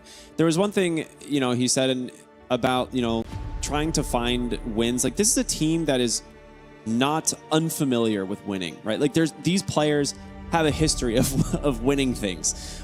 So it is rare for them to, to see them not necessarily finding the success that I think a lot of people kind of expect out of this roster, or I think it puts a little bit of extra pressure on them potentially. I don't know if that's, causing any issues with them, but I think everyone can agree that this is a roster that people want to see do well and can very easily see them turn the page to having a better time of the tournament. I agree. I think that this is a team. Well, it's kind of funny because, the Chinese teams always shuffle around. So even he was saying, some of us have played together, chemistry's pretty good. But he also mentioned Dota's really complex nowadays. Yeah. And you need individual plays, but there's also going to be just team plays throughout the game where the synergy you have, the experience you have together will make a huge difference. And actually, if you look at a lot of the top teams right now in the group standings, we have like Falcons, BBT, we got Aurora, Nigma, P-Vision, Spirit, 1W, Yandex. A lot of these teams have been playing together for a while. Now, sure, yeah, a player might shift here and there, but it takes a long time to build that experience. Even if the individual players are good, you now have to be good together. So I like that he was saying, yeah, of course we want to win, but first we just need to improve. We need to get better. And I think every team almost needs that approach. Like, if you expect to just get a group of players together and just instantly start winning, it's pretty unrealistic when you're going to go against a top team that's been playing together for years.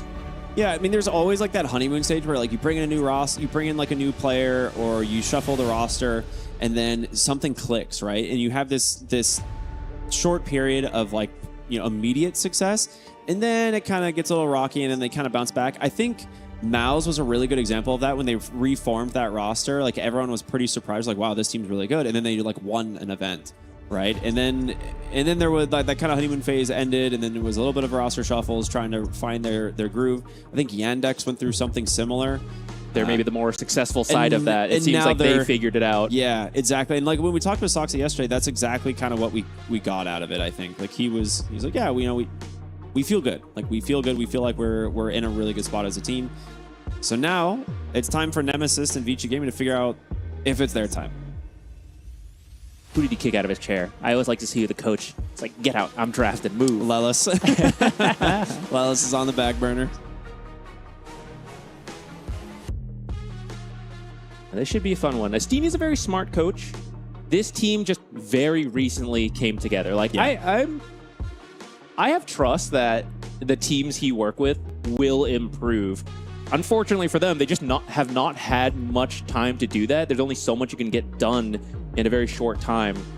So I do hope to see this roster kind of like stick together and grind it out. But I know they're hoping for, yeah, we'd like to see some of that more immediate success and pull it together here. Yeah, making it to the elimination stage would be very impressive for such a, like you said, a freshly put together squad. In terms of the bans, though, nothing standing out for the moment. I think the Pangolier ban is a little bit interesting. We don't really see it prioritized too much. They'll grab themselves the Shadow Fiend. Darkseer already removed one of the better counters from the off lane that can deal with it. We do have the Earth Spirit available.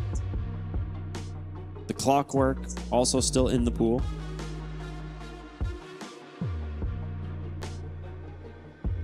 I'm kind of sad we're never seeing Treant. He's always being banned. He's always banned. We saw him one game, I think, right? I can't remember. I think we had one Treant game. I think you're right. I think you're right. He's one of my favorite heroes. I know he's kind of busted, so I'm not that surprised, but I was kind of hoping to see a little bit more of him.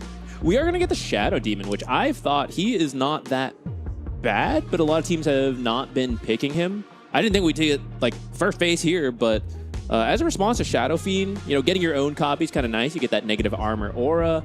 You're stealing away a potential combo of the Disruption into Requiem, which we don't see that often right now, but it is one you can do.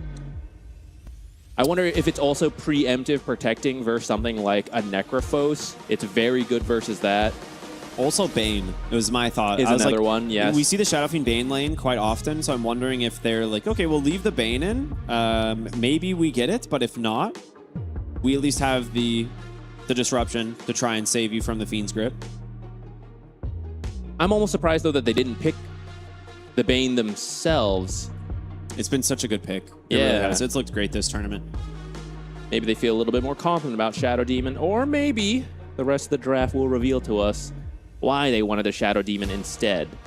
Axe Beastmaster ban from the off lane, really trying to protect the Shadow Fiend here, right? Like, so far, a lot of these heroes that we're seeing removed, maybe not the Pangolier, but the Drow, Darkseer, Axe, and Beastmaster, all of these are great heroes into the Shadow Fiend. So they're really trying to set him up for a good game. Not super surprising, right? They do try to give, like, I think Extreme specifically do try to give a lot of priority to their carry, make sure that he has a good start in a solid lane. I think Bach plays a little bit more of a sacrificial role for this team. But a lot of offlaners getting removed from the pool. We'll see the Centaur removed as well. Into the Puck pick. Kind of an early pick. It is a little blind. Considering that not a lot of the responses have been banned out, yeah, it's interesting they want to grab it here, but it is a good hero, right? Yeah, very strong. It doesn't lose a lot of lanes. It might draw sometimes, but it doesn't necessarily lose a lot of lanes. Yeah. XM Sniper? I mean, it's possible, right? Yeah, it's or the Viper with the Shadow Fiend. You could do the Viper as well, but something like Viper might be a little less greedy than Shadow Fiend Sniper. What is this, a pub? I think you wait till 18 pick, right? Though, if you want to go for something like the Viper, you might see the ability to flex the Viper between offlane and mid, right? Because we've seen it moved around a little bit. There's a part of me that feels that the 18th pick is a waste to counter the Puck almost, though, since you already see it. But I don't know, you would get a little bit more information, so if you want something that counters Puck and 2 more heroes, you could wait for that. For now, they grab the Earth Spirit, which could, in fact, go into the mid lane versus that Puck, but we have seen some 4-position Earth Spirit. I like that.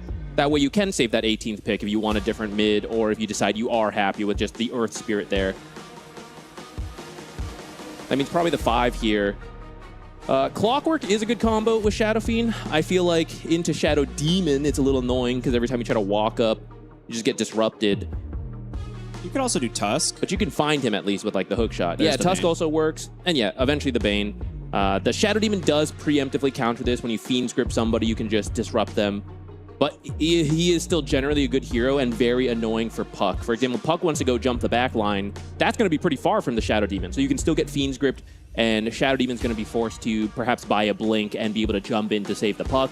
Or Puck just has to play a lot more conservatively, which is not what the Puck wants to do. Yeah, Puck has to like find the Bane, right, is the idea. Well, now you have a much easier time of finding the Bane. They're going to grab themselves the Lycan, a hero that is notoriously good at playing against Bane, and it's not something that Shadow Fiend likes to play against either. So I really like this change up in the draft. And now the game's a lot easier for the Puck, because you were just saying like, oh, what happens if he's playing, like he's the one diving the back line, gets found, maybe he gets like catches a silence from the Earth Spirit and then just immediate Fiend Script. Well, Lycan's going to be scouting this Bane every fight. Like, he's going to be looking for this hero, trying to give Puck vision so that Puck can make the initiation, like, fairly safe. And they're going to go for the Lich. This hero kind of fell out of favor a little bit. We used to see a lot of it, I think, in some events leading up to this. But it is still pretty dang strong. I don't know what the idea behind this one is.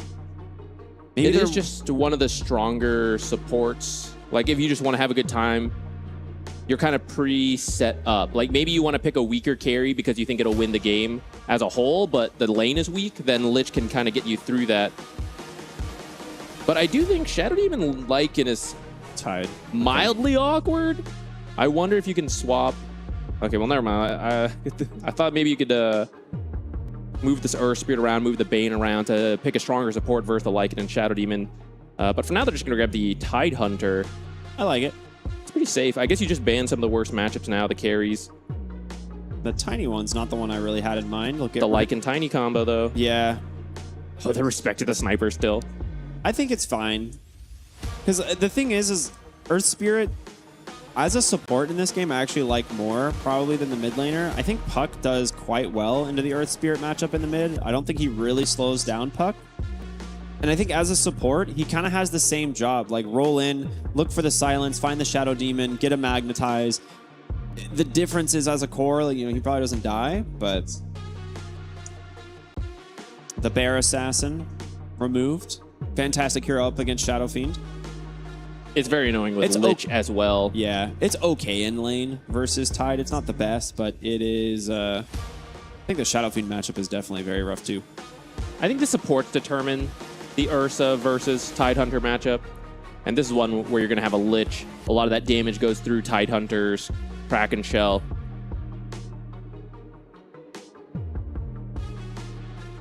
The Slardar mid would have been cool. It would have been very smart. Actually, it would have worked really well. And I think that is kind of where they're aiming. I doubt they're going to run this or Spirit in the mid lane. I think I want something that kind of punishes this Puck a little bit more. The Tiny wouldn't have been bad in the mid lane, but they had to ban it themselves. I'm trying to think of like some of the OG Puck counters, right? You could do something very strange, like a Night Stalker if you really wanted. But Night Stalker mid hasn't been super popular. I mean, Night Stalker in general hasn't been very popular, I suppose.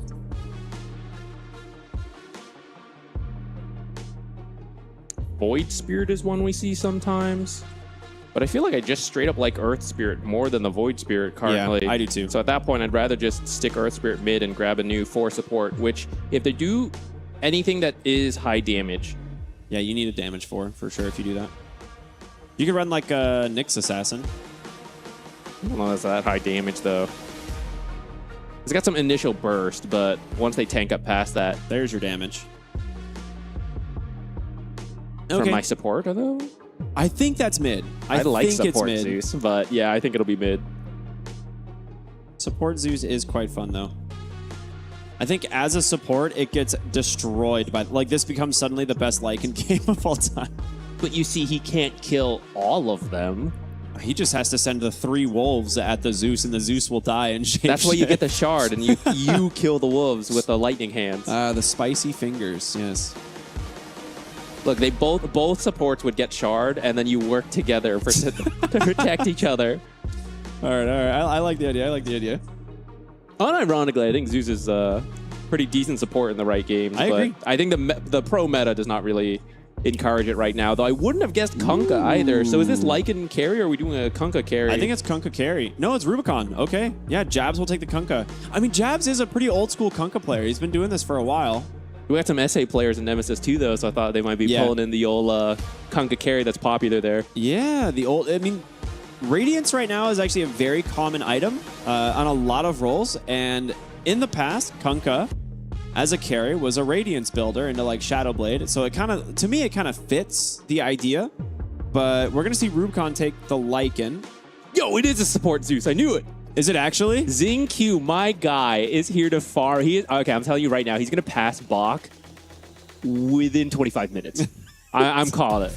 He's going to be stacking, and then Bach will be like, those stacks are for me, right? What stacks? They're gone.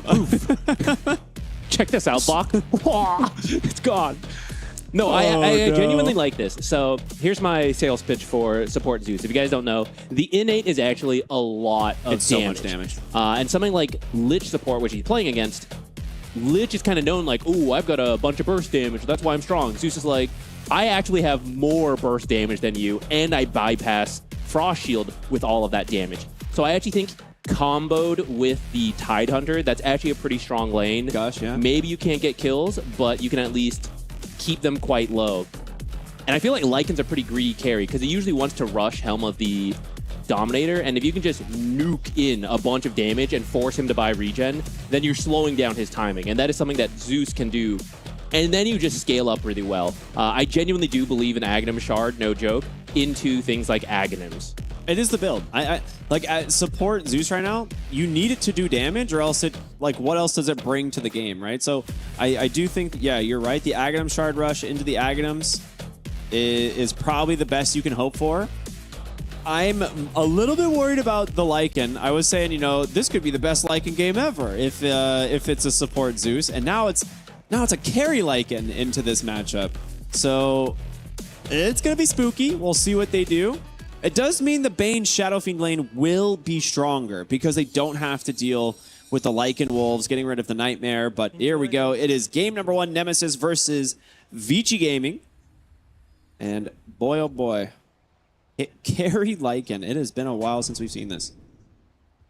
I'm so curious what the item build is going to be. Like, he's going straight Helm of the Overlord, obviously. It's after that I'm curious. I think I saw an extra Sage's Mask queued up, which I would guess Harpoon or Bloodthorn. Yeah, it's got you got to go Echo Saber, right? Like Echo Saber into Harpoon, something like that. It allows you to stick on the Zeus. Like, Zeus suddenly has no way out. Orchid's pretty good this game, though.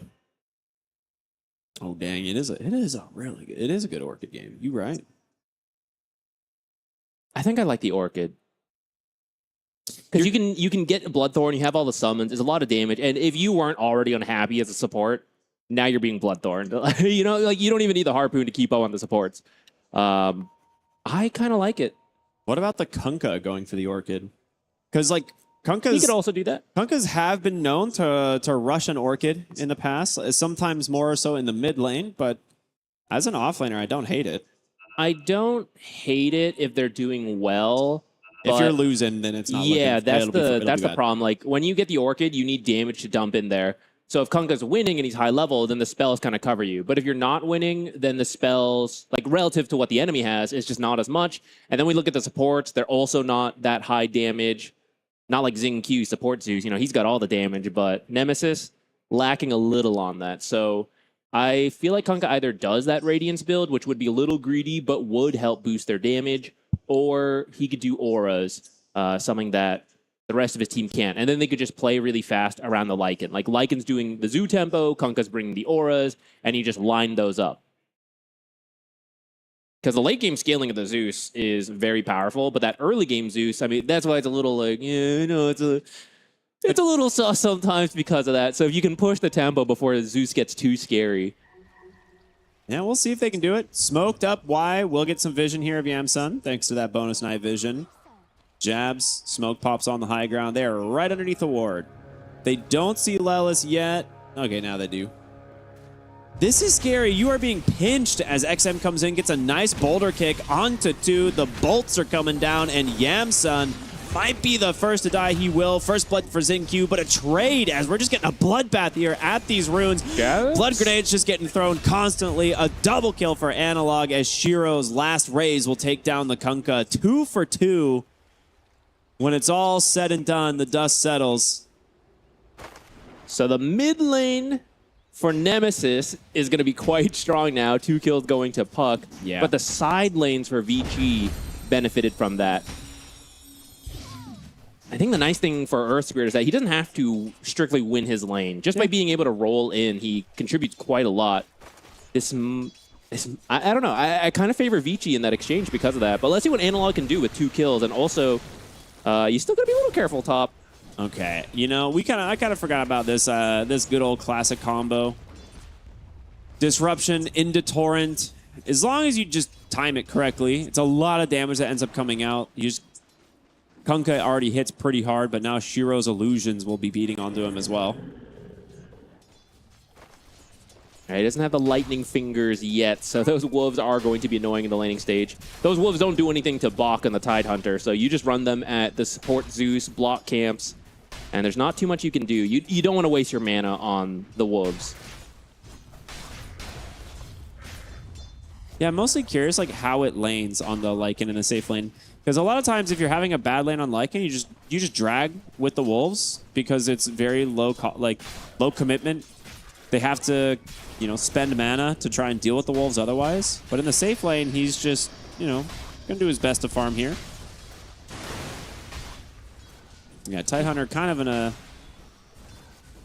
tanky boy at the moment. Lich doing most of the damage right now. Eventually he will run out of mana though. I mean, you can see the damage coming in. Xinkyu's level 2. I think Yamsen's just dead here. He is very dead. Dude, the fish! Bok, please. He's going to kill it with the wolves. Can he kill it with the wolves? I guess not. He's tried. He's not sure. He got it. Little snack. Which wolf do you think got it? One should be a little larger right now. One, yeah. Maybe run a little slower, just a bit too full. It's the one with the max health bar, I mean, obviously. The fish was as large as the wolf. Yeah, that's one lightning bolt, one Q, half your health gone. Yeah. It's a tough lane for Lich, which, I mean, you were imagining Lich being the stronger support here, but that's the thing with Zeus support. It is greedy, but it's quite powerful in the lane. He does so much damage, right? Like, the auto attacks from Zeus are so strong, and when you throw the minus armor of the Gush in there, you cannot come forward, and right like that, Yamsun going to take another volley of spells. He's actually dead, some more I think. auto attacks, and he will die once again. And a quick TP out nice from ZQ. TP. Yeah, Not being greedy, trying to run away and save that. He's like, yeah, you don't need me. We just killed Lich. I'll go home now. And Bok gets the Lotus. 2 overextensions from the Lich. You can't do this. Like, you actually can't do this. He has no way of coming back to lane. He has to walk now. The Lycan is not strong enough to 2v1 in the lane. Luckily, the Zeus isn't there right now, but... Kunkka is holding his own up here in what is typically a pretty tough lane, considering he also got some kills at the start. XM doing the same, though, but I do think Earth Spirit has a lot of damage to fight out against the Puck. So even though Puck got those kills, it's not like you suddenly pick up way more damage over an Earth Spirit who's just holding all the charges, getting that bonus damage. Ouch. Why? That's trouble? 3. Yeah, 3 charges. Yeah, very nice. I mean, Lelis, he's a big fan of the Shadow Demon. He has tons of games played on it, so I'm not super surprised to see them go for this. It just has fallen a little bit out of the meta, but... I still think it's good versus... It's good some versus of the Shadow top Demon. heroes. Or Shadow Fiend, sorry. I think it's perfectly fine to pick in a Shadow Fiend. Okay. Get him under the tower. A little bit of extra damage there. Not really at risk of dying, but, Xingqiu heading towards the mid lane, maybe to look to gank the Puck. Even if you don't gank, he can look for a ward if he wants. He's on the right side of it. Ooh, not able to get there quite fast enough. Is Yams? Okay, no. I think he's out of mana for this. He's still got a Lotus, too. Yeah, Bok is just wasting his time. The Zeus might outtrade the Lich, but Tidehunter on his own will not. So Yamsen getting some good work done. Actually, Zeus is continued on up here. A very nice assist there from the Centaur, stunning up the Bane, but Jabs will be dead. That is going to be a lot of damage, though, into the Zeus. 3 Shadow Poison stacks. It's going to put him at 4 HP.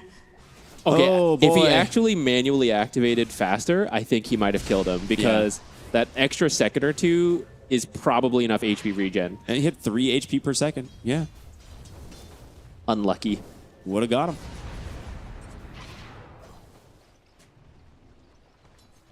These are not that bad for Zeus. He keeps going back, but honestly, Zeus's impact is largely directly correlated to his mana pool. So you see him show up to a lane, you throw everything, get a kill, cool. Then you're kind of useless. But if you actually die in that trade or just go home and then come back out, it's not too bad. Yeah. And he wanted to make sure he's back in fighting shape for the 6-minute power rune as well. Like, these are always very important.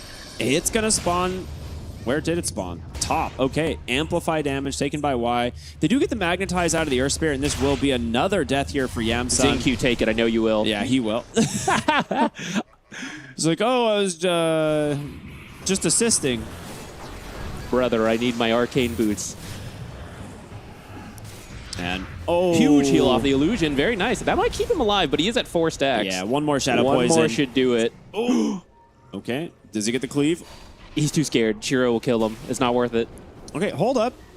Sinister Gaze. Yep, they got him into the torrent. Shiro, he's going to try and burst down Lelis. He's going to get him, but he dies to the neutral. This is a disaster for Nemesis. Oh, no. Everything is going poor for them. I would have loved to get that kill. I can't believe that Pinecone. The Pinecones hit pretty hard. Yeah, they do. They're one of the easier ones to get the deny with. But that is so unlucky for Nemesis.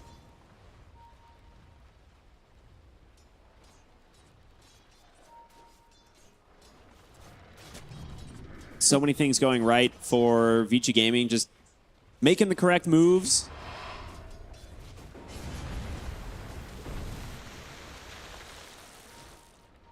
We'll see which hero this puck wants to try and maybe use that first coil on. For now, he's just content farming mid. In terms of CS, the Lycan is doing the best, right? Lycan's actually doing great on the CS charts.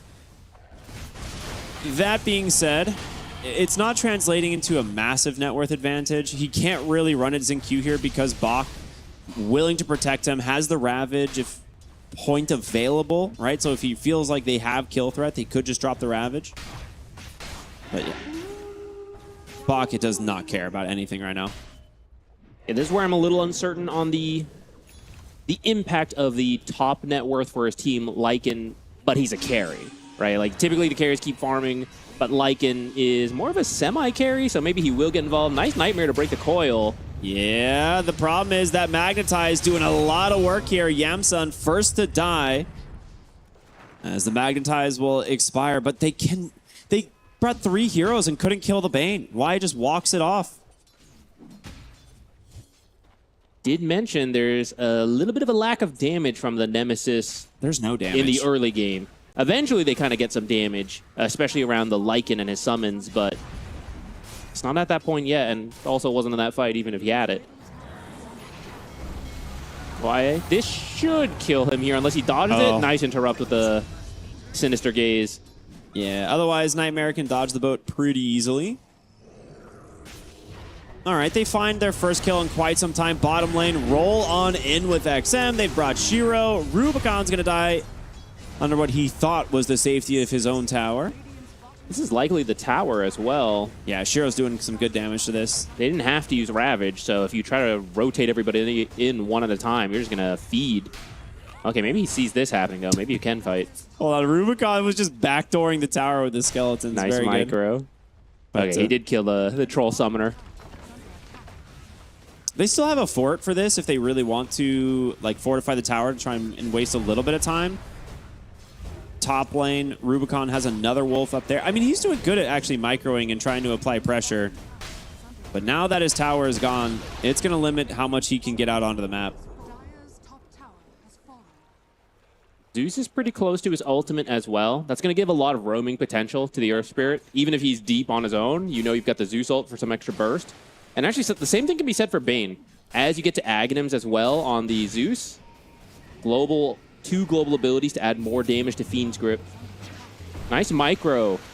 Yeah, the Wolves, I think reading this, right, he has the Wolves up here making sure to break any of these nightmares for anyone that's like deep in the lane. Shiro will get scouted on his way over. He's going to get body blocked as well. They're going to see if they can go for a boat play maybe. Jabs. Oh, they get the cripple. There's going to be the torrent into the boat. And with that, Shiro is dead.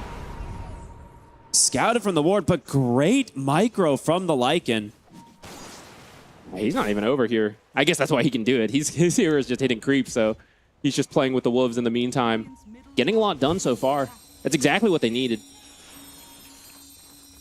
Big stacks here for Analog to secure. Haven't really seen him get involved too much. They did go for one play, but they weren't able to get it. He has the coil ready.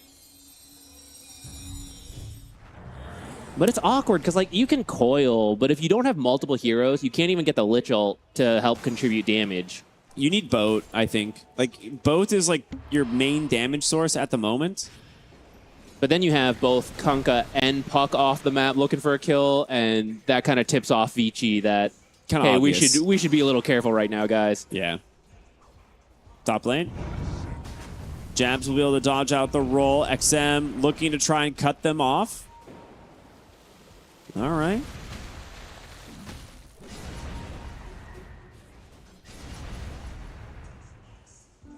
I mean, it's a little bit of a gold lead here for Vici Gaming, but we'll see what they can translate this like Tidehunter pick into. He's going to go for the consecrated wraps. Holy stack, Lelis. Thank you.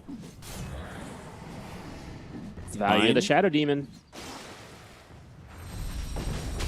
Okay, can we just have a Xin Q moment while Analog is being dove here in the mid lane? Thunder God's Wrath comes out. They just dropped the Fiend's Grip. Everything committed onto him. Xin Q. To be fair, he's making sure the kill is secured before a disruption save can happen. Yeah, he saw Lelis with his ult. He's like, oh, guys, you know, who knows? He might make it. I better take it. So, Xin Q, very farmed, actually. Not that far behind the mid laners at this point. He has enough gold banked at the point where the second 15 minutes comes around, he will be buying the shard. He's going to have it at the exact moment. The other potential option is to just rush the Aghanims, which is okay this game because you can make sure that Sinister Gaze just never has impact. Every time he's about to use it, you just hit him. It can also be very sneaky versus the Puck because Puck has time to see the roll coming in and then just phase shift. But you can actually hit it with the Nimbus, and that mini stun can give enough time for something like the roll to potentially connect. But that is easier said than done, and Xin Q, I think he's feeling it. He wants those lightning hands.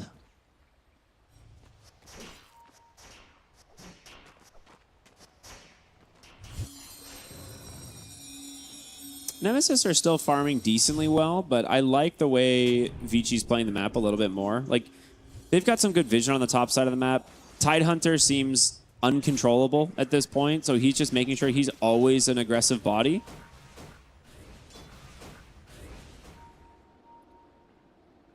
And Shiro on his way to the Kaya, so he's actually going to go the Falcon Blade Kaya Yasha build, it seems, as opposed to something like a Manta. A Midas? Oh, that is... I don't know if I like that. Odd.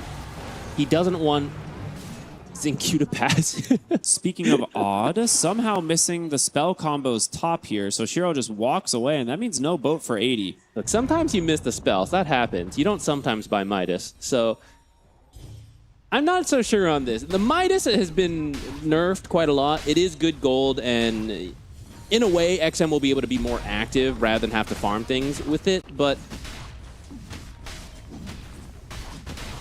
there's some consensus among people I've talked with, right, behind stage. No one really likes Midas right now.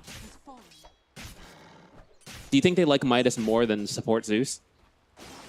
Nah, there's no way. Support Zeus is fun for the Zeus player. Hey, you have fun when you win. You do. That's true. When this Xin Q Zeus support carries you, you ain't gonna complain. Nope, Thunder God's Wrath to scout out the back line. Yamsun not gonna be able to come in to save him, and instead just a nightmare into a Requiem. He's got nowhere to go. The Fiend's Grip committed will help finish off Jabs, and that will be a double kill for the Shadow Fiend. Beautiful rotation then from Vici Gaming.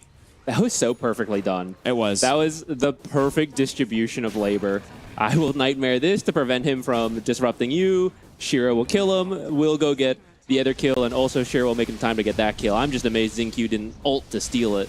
Nah, he had to ult to reveal, you know, make sure there was no one there. That's the play. The core has to be like, please, can you ult to help us find the target? Like, I don't know. I see him right there. I'm not sure I need to. Once he has Nimbus, it changes. The scouting ult, but the stealing Nimbus. Yeah, he steals with the Nimbus. It is genuinely the way to do it. I mean, you're 4,000 up, and the Zeus is AFK farming, right? Like, this is where things get very scary because there's not really much you can do to stop him from this. Lelis looking for the kill here onto Y. Will end up getting it eventually. That goes the way of Rubicon, thanks to his wolves. I'm impressed by his micro. His micro's been very good. I mean, his net worth is impressive considering everything that's been going on. My big question keeps coming back to, like, what do we do with it, right? Mm-hmm. Can he carry with it as this Lycan carry? It's not something we see too often, but we did talk about how it's good. It can just run down a lot of these supports. Getting AC, though, this game. I thought he would get some kind of utility item. We were debating the Harpoon or the Orchid. This is a classic. It gives you a lot more damage. It does help protect you from the Shadow Fiend. But I feel like a lot of the supports can just use some abilities to help them out. Maybe not the Bane, okay, maybe less him. But the Zeus can, you know, leap. He can spam out his AoE abilities. Earth Spirit will be able to roll away. Jab didn't go Orchid either. That was another one we pitched. So it's pretty much all on the Puck to control. Do the initial control for the boat follow-up and for Sinister Gaze. He's even got like the Dream Jungle item for the Zeus as well. Zinq is set up for success, and he took Greedy, right? I imagine. I mean, yeah, because you don't need the damage because of your innate. Ooh, scouting Zeus ult. I mean, just looking to see if there's, you know, someone nearby for them to gank on top where that smoke is, but it does give them vision bottom. They're gonna come through the twin gate. They should have seen 3 heroes here. They got to be a little careful on this. Y knows no fear. Goes for the Nightmare. Lelis looking for the Bane. Does get the Demonic Purge out. Will start stacking up the Shadow Poison. And with jabs here, they're going to realize, okay, we may have bit off more than we can chew. I'm a little confused on that because they used the Zeus ult to scout it. They saw the 3. They're like, maybe they split those Maybe guys, they right? split up. Yeah, I guess so. But that was a bit greedy, and they get punished for it. But don't worry, Space 4 carry Zeus farming back there.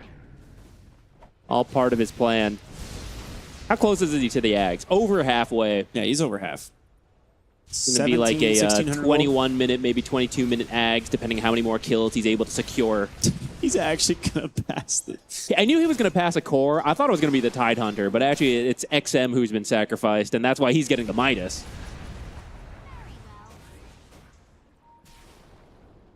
And they're just going to try to line up BKB timings. We kind of mentioned the lack of damage. This is a really good ward. We're going to look for the opening here on the Shiro, but Bach has that Ravage at the ready. There's going to go ahead and beat the Requiem to follow it up, but Jabs has a BKB, a Nightmare to save, but the Chain Frost bouncing back and forth. Can they finish the kill? Shiro is so low. The Death Requiem doing quite a bit as well.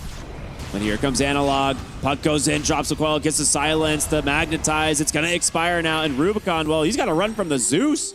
Bach trying to zone him out as well. He's stuck for now, but can they actually find the kill? Great defensive disruption. Analog, does he have the silence? But it's not in time to save him. 4 dead for Vici, and it's just the Tidehunter versus the 3 remaining heroes here of Nemesis. He's going to pop that Kraken Shell, try and reduce as much damage as possible.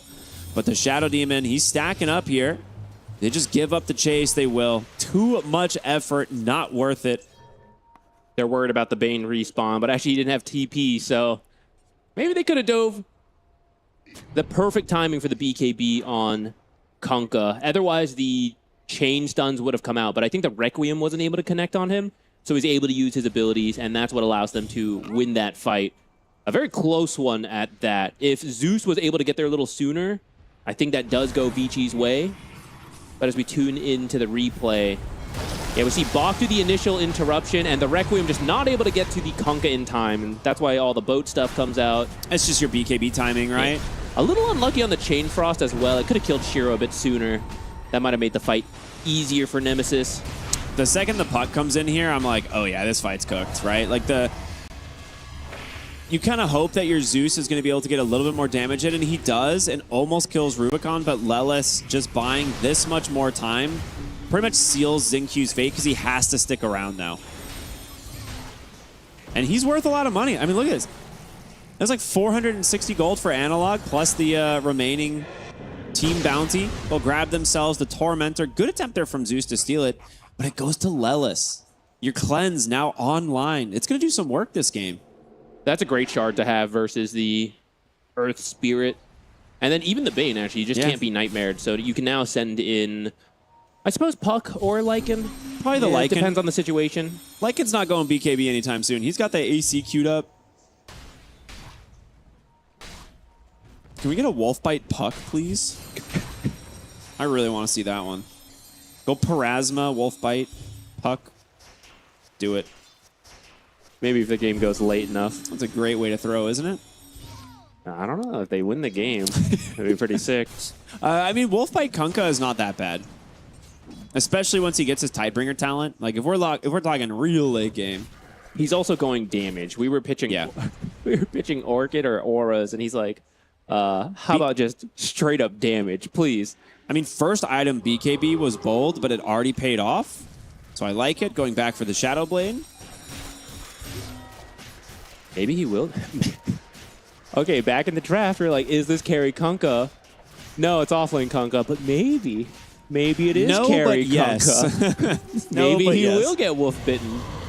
Oh. Steal the item. Oh, what did he drop on the ground? I have no idea. It's probably like a stick or something. Yeah, well, it was an Iron Branch, I believe. No, they have the model. Oh, yeah, they have the model. I have no idea. So does the branch. Y dying to the summons, but Shiro will clean him up. Nicely done. He's going to have to go find the new creep. You can't deal with Bach. Like, Bach can walk right into the middle of the enemy team, and there's nothing they can do about it. Walking and balking. Oh, Jay, they actually scout him with the Nimbus. That's going to be the Ags reveal from the Zeus, but Puck, he's found the backline. They're going to get a nice huge chain frost onto XM off the Spire. It takes him out of the fight completely. What is better, a Nimbus or an Ice Spire?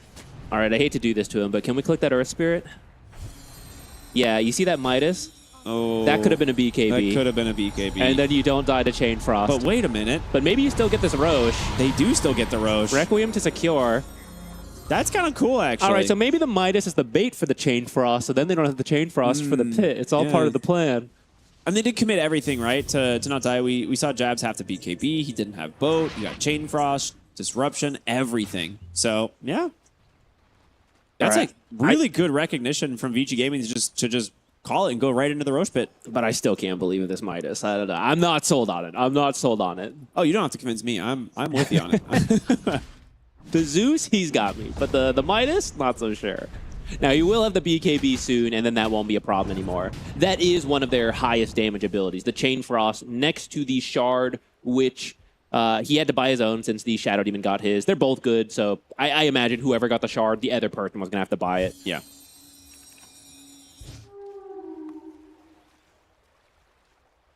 We are very close to the AC. I think it's just on Courier, right? Plate mail on the way. There it is. All right, Lycan getting a little bit scary. And he'll do his own BKB, and then the Blink is pretty interesting.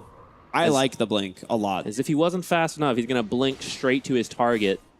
I think eventually, like, overwhelming Blink is really scary on him. But with the lack of a utility item, will he actually stick to his target at this point?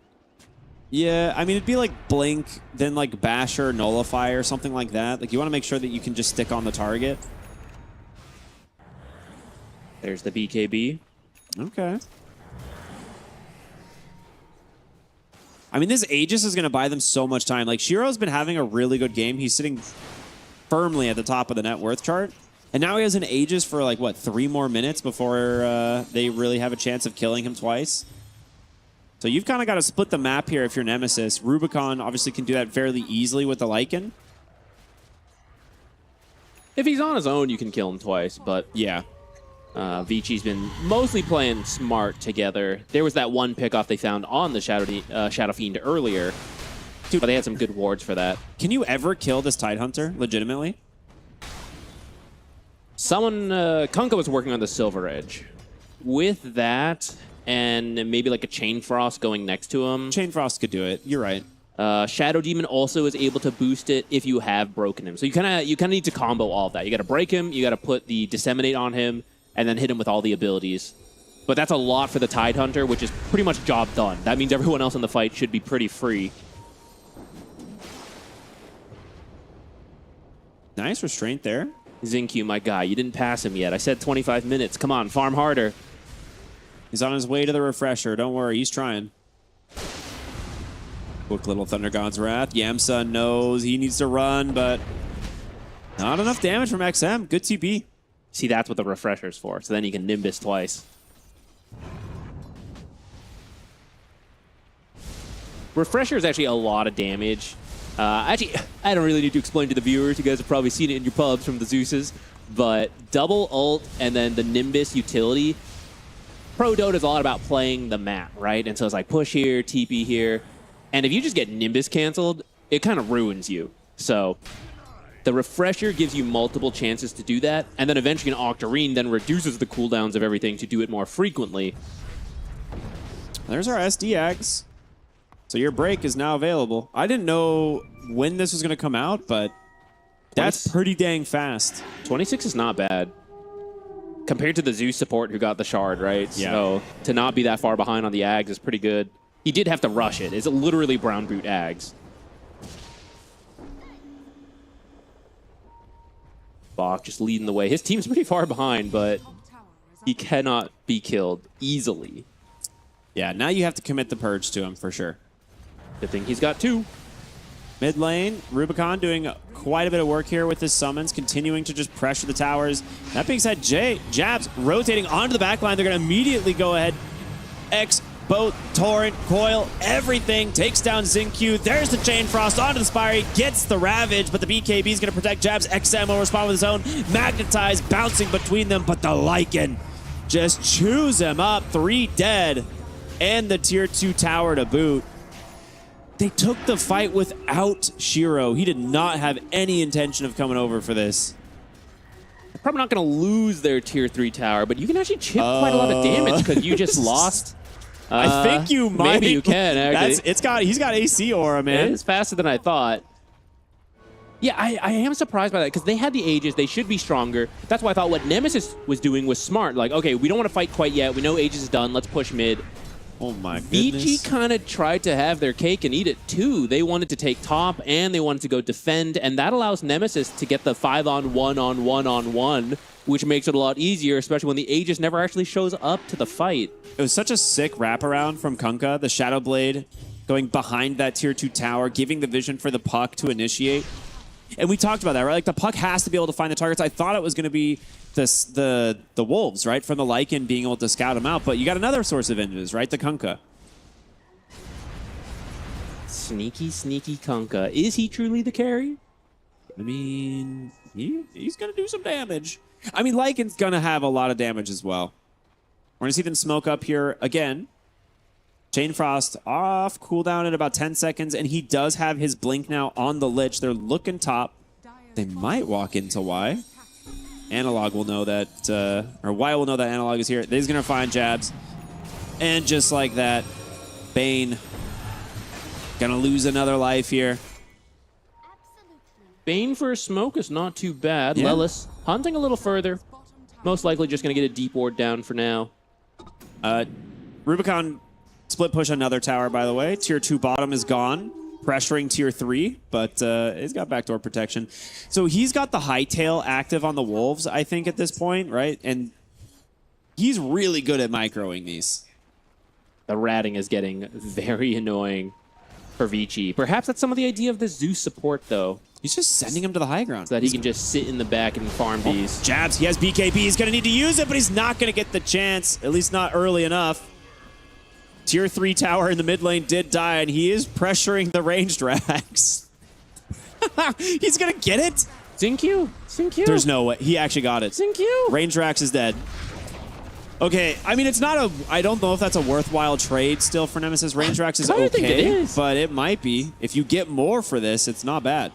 There's going to be the Chain Frost. The Blink, he guts the BKB off. That's pretty good, but Shiro now needs to be careful. His BKB expiring. Only has Satanic left. They shouldn't have lost that ranged barracks, though. They had heroes there. They really underestimated what the Wolves could do and didn't react fast enough. I think a Lich kill for BKB is actually not too bad, especially as Roche. Let's see if it's a fast spawn. If this is a won't quick have a spawn, BKB. yeah, that would be rough. There's the Blink Dagger. He is going to go the Overwhelming Blink. So I was wondering if you'd go Nullifier first. So he still has that option, of course, but it is very good this game to get the Overwhelming Blink on the Lycan. Shiva's Guard will be done now for the Earth Spirit. Just trying his best to stay in front of Xingqiu. He's like, you're not passing me, not this game. It'll happen. Don't try to fight fate. We'd be winning if you'd let it happen. Oh, well, now he gets the shard. It's going to be much more difficult now. Aha. Free 1,400 gold. Roshan, about 40 seconds away. So about a medium duration respawn timer. But a 5,000 gold lead for XG. So here's the thing, like, it's 16-16. They have a 5,000 gold lead. It does really feel like Nemesis own the map right now, though. They have been the ones on as the aggressors, largely because of the Lycan and what nighttime does. I think now that it's daytime, maybe a little bit more even. I agree. And there's your refresher. Okay. Rubicon's been doing a great job ever since the start of the game, contributing with the Wolves to scout and even get kills sometimes. Up till now, ratting with the Wolves, creating a new pressure. Look at these guys. Such hard workers. He's like, wait a minute, that's got backdoor protection.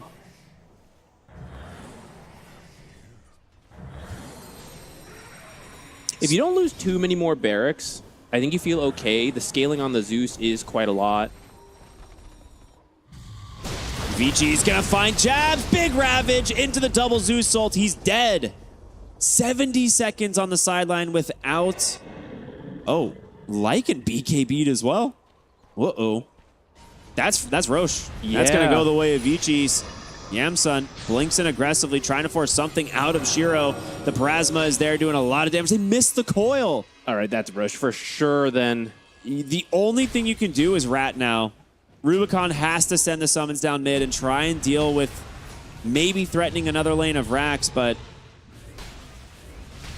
best you can hope for, maybe a single kill here, maybe sniping the Roshan. Maybe you could steal it. Ravage is down.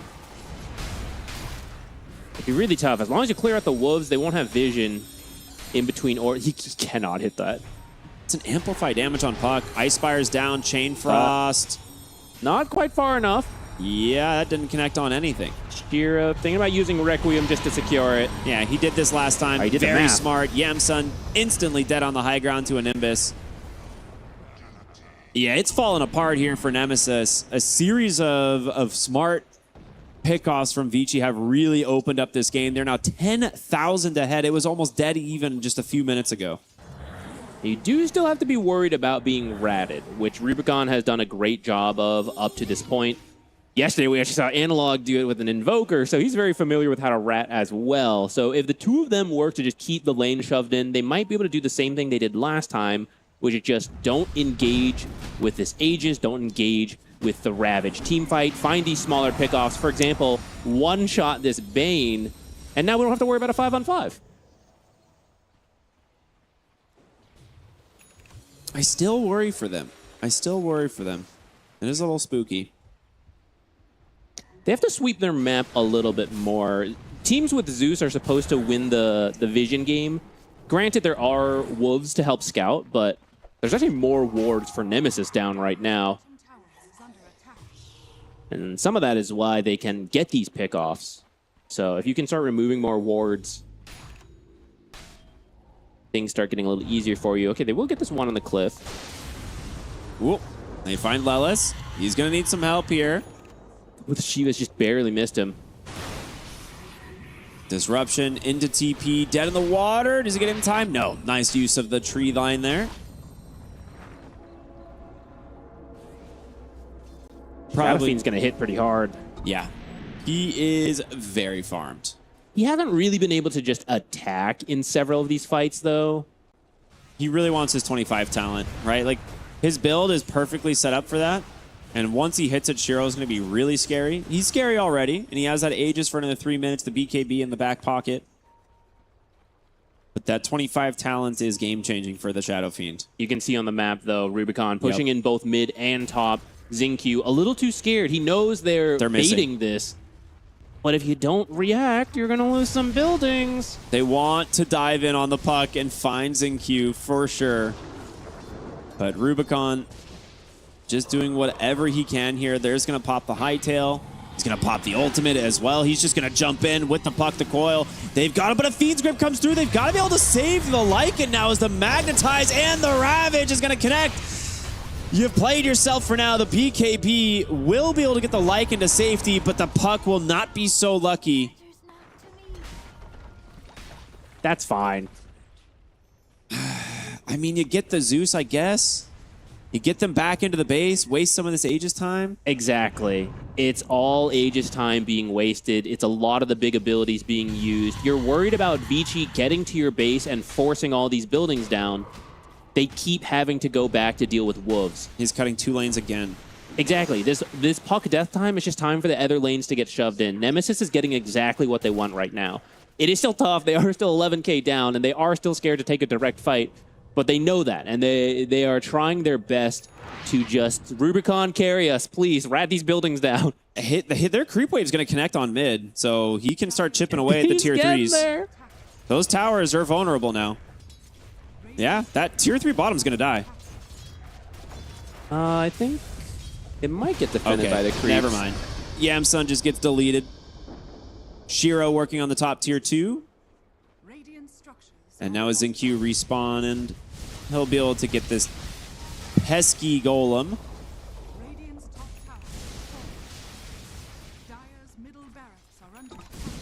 This is so annoying. Usually it's Zeus doesn't leave the base. That's so irritating. Now it's, guys, Zeus can't leave the base. We're making him stay in the base. That's actually, it's kind of what they want. He has a lot of damage. In the fights that do happen, they've been killing Zeus or taking him out of the fight. Like, he just has to go home very early. And Zeus does a lot of damage. So the sooner you remove that, the better.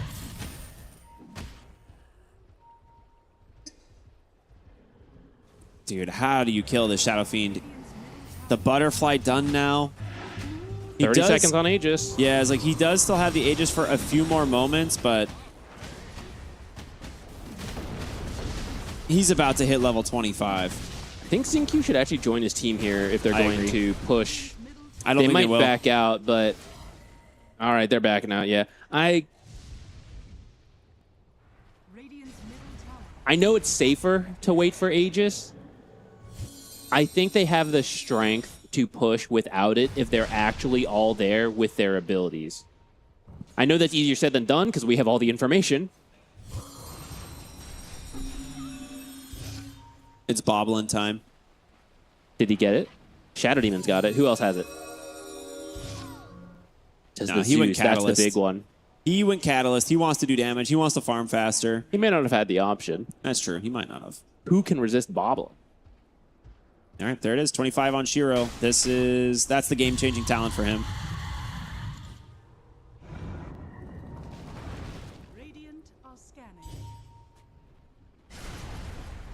Oh, yeah. I mean, at this point, Rubicon's Wolves aren't really a threat anymore because Shiro can just use one raise and kill the 3 of them. Previously, the evasion makes it really annoying. But during this nighttime, of course, the howl spam, very obnoxious. It's going to be back to daytime soon, though. We're going to see a Scythe of Ice actually picked up on Box Tidehunter. That's a lot more control. Yeah, more control, more ways of opening the fight, maybe grabbing the puck, or just chain CCing down the Kunkka, which we've seen them be able to do a couple of times. It might be Lycan. They're getting close. It is, yeah. You time it with Nimbus as well to prevent Shadow Demon from blinking in and disrupting to save. Fortunately for Rubicon, they actually check north when he's down south. He'll get out of here alive because of that. Well, there's your Thunder God's Wrath. They know where they are all at. It's a little far. Fiend's Grip under. Nimbus actually canceled it. He's in trouble. He has no way out. There's going to be the Scythe. He's going to get the BKB. The Lotus at the last second is going to keep him alive. Can they turn this around? The Blink Abyssal Blade here onto XM. Tries to go for the roll out, but instead, the Magnetize just kills 2 cores. Bach goes in with the Ravage, grabs Lelis, the Hex to follow it up. They are crumbling. Buybacks coming through. Big chain frost here. Shiro and Bach falling low. The Satanic still available, but he's got the Demonic Purge holding him down. Can he TP to safety? He cannot. Y now needs to run. He's going to pop himself a Lotus, trying to TP to safety. Lich, does he have a Sinister Gaze? He cannot keep him in place. It's a hefty cost here on this defense. Vici Gaming still getting a lot out of this. 3 for 2, but you get the buyback of the Shadow Demon. Unfortunately, you can't control Nimbus, so it actually wakes up the Lycan from the Nightmare sooner than they would like. Yeah. They still go for the kill. They ultimately get it, but it forced a pretty deep fight. Now, they may have been able to retreat a little sooner. I guess it's a tough call. You know, they were really going for the win here. This is when the Nightmare was already canceled. They commit everything, the double Nimbuses. So they do kill him, but that extra Lotus heal made him have to stick around longer to really work for too. it. I didn't even think about it. The Kunkka boat connected just in time, but yeah, coming over, allowing that Magnetize to connect on him once again, and it looks so good. Right here, we're like, oh boy, is this game over? Yeah, Chain Frost did a lot of damage here, and he wasn't able to attack anything in his Satanic. Everyone backed away. The Shadow Demon also did a lot there. Yeah, really. That's why diving is scary. Yep, going high ground, never a safe option. Now, don't worry, the carry never died. He was back here, and he's getting pretty rich. He's got Octarine. He's going Yashikaya. I mean, he passed the Kunkka. He's going to pass the puck. The fate has yet to be foretold. He needs to pass one of his own cores, and then it is time. He's got his sights. Do you see how much damage that did? Yeah. He has his sights set. Literally scared him out of the Roche pit. Does the Catalyst also proc on the ult? Because they were grouped, and I think they all just popped again. I believe it should. There's no range on that one? I'm not 100% sure. All right. Now that you mention, I think it did get adjusted. Or something got adjusted where you have to be within a certain range. It doesn't look like it's on that one, though. I think he still wishes he could bobble, though. Fuck. Ooh, Earth Spirit getting close to 25. Bach. Smoke's going to pop. Analog does get it. He jumps over the high ground, gets the Hex here onto the Kunkka.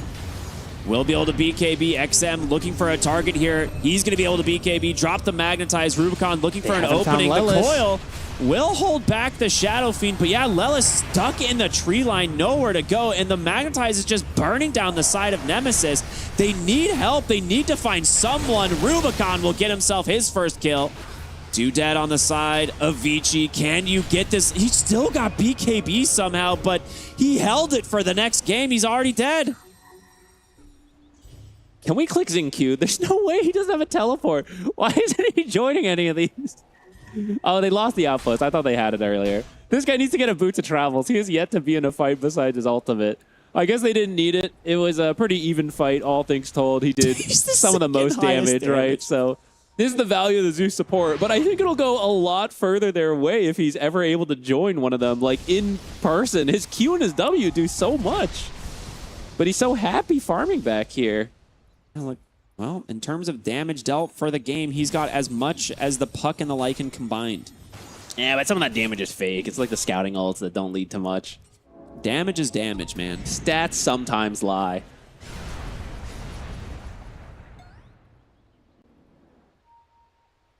Look at him heading straight back to that jungle. At this point, do you actually buy Boots of Travel? Could get a Scythe. I mean, he's got Kaya Yasha, man. He's trying to just continue farming. He's got this move speed, not to get to the fight, but to get between jungle camps. He's got to get to the next camp buy a blink to a get little over bit faster. Boots of Travel, not to TP to the fight, Zach, to get to the camps faster. You know what? He also realizes he has yet to pass one of the cores. He knows the prophecy must be fulfilled. Bottom Jabs lane, in trouble side. here. He got the Fiend's Grip if they want. He gets the BKB. They find the Bane. Burst him down. Now Bach should be okay, but they're going to have the Earth Spirit roll on in. XM trying to get the silence. Won't be able to. Oh, that's the level 25 from Puck. He's got that massive Waning Rift. Disruption coming through Rubicon with a BKB. He's got that Abyssal. He's going to try and just stay on top of Shiro, but can he burst him down? My goodness, absolutely he can. A huge crit came through from the Kunkka. Lelis trying to run away from this Earth Spirit as the Magnetize will take down Yamsun. There's the Thunder God's Wrath. The actual carry comes through, doing the work. Rubicon will be able to live for now. The buyback spent from Vici Gaming. And they're going to go right into the Roche Pit. He bought back for this. But with the Aegis, you're not too worried, and you can try to push for the win. You know there's some buybacks from earlier if you could get any of those down. Oh, check it all back up. Maybe I'm crazy. Who bought back? Oh, it's the Shadow Demon. I'm here, guys. Thank you. Please join a fight. Don't buy 3 Divines. He got the last hit on Roshan. If he had the Enchanter's Bauble, I'd kind of be more open to this. But it's not 60 minutes. It doesn't matter. I really feel like if he showed up to the fight, it'd be easier. But then he wouldn't have 4 Divine Rapiers queued up. He'd have completely different items. I like it. I'm all for this. I am Team Yuuzhan Q. I am too. I like it up to this 40 minutes, but I'm reaching the point where I think you show up to the fight. Dude, did you see how much damage Thunder God's Wrath did in that last fight? Think how much more it could be if he was in the fight. Can I have a damage? I don't think we have a stat for this to compare hero damage versus creep damage. Yeah, probably not. But he now has passed 2 cores. He's number 1. Xingqiu number 1. Well, he's got to be careful going to the top jungle, though. They know what he likes. He wants that 25 talent.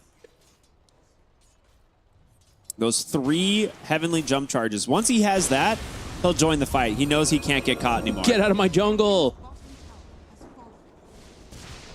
AoE Lightning Bolt is so good, but it does, in fact, require you to join the fight. Bach forced to BKB. Demonic Purge going to come through. I don't think they have the way of killing the Tide Hunter here. Oh, nice dodge. Yeah, that was cool. We do have the Refresher Ravage thanks to the 3rd Roshan kill there. Top tier 3 taking a little bit of damage. We'll see if it actually kills it, though. It does not. They're dead. He resummoned.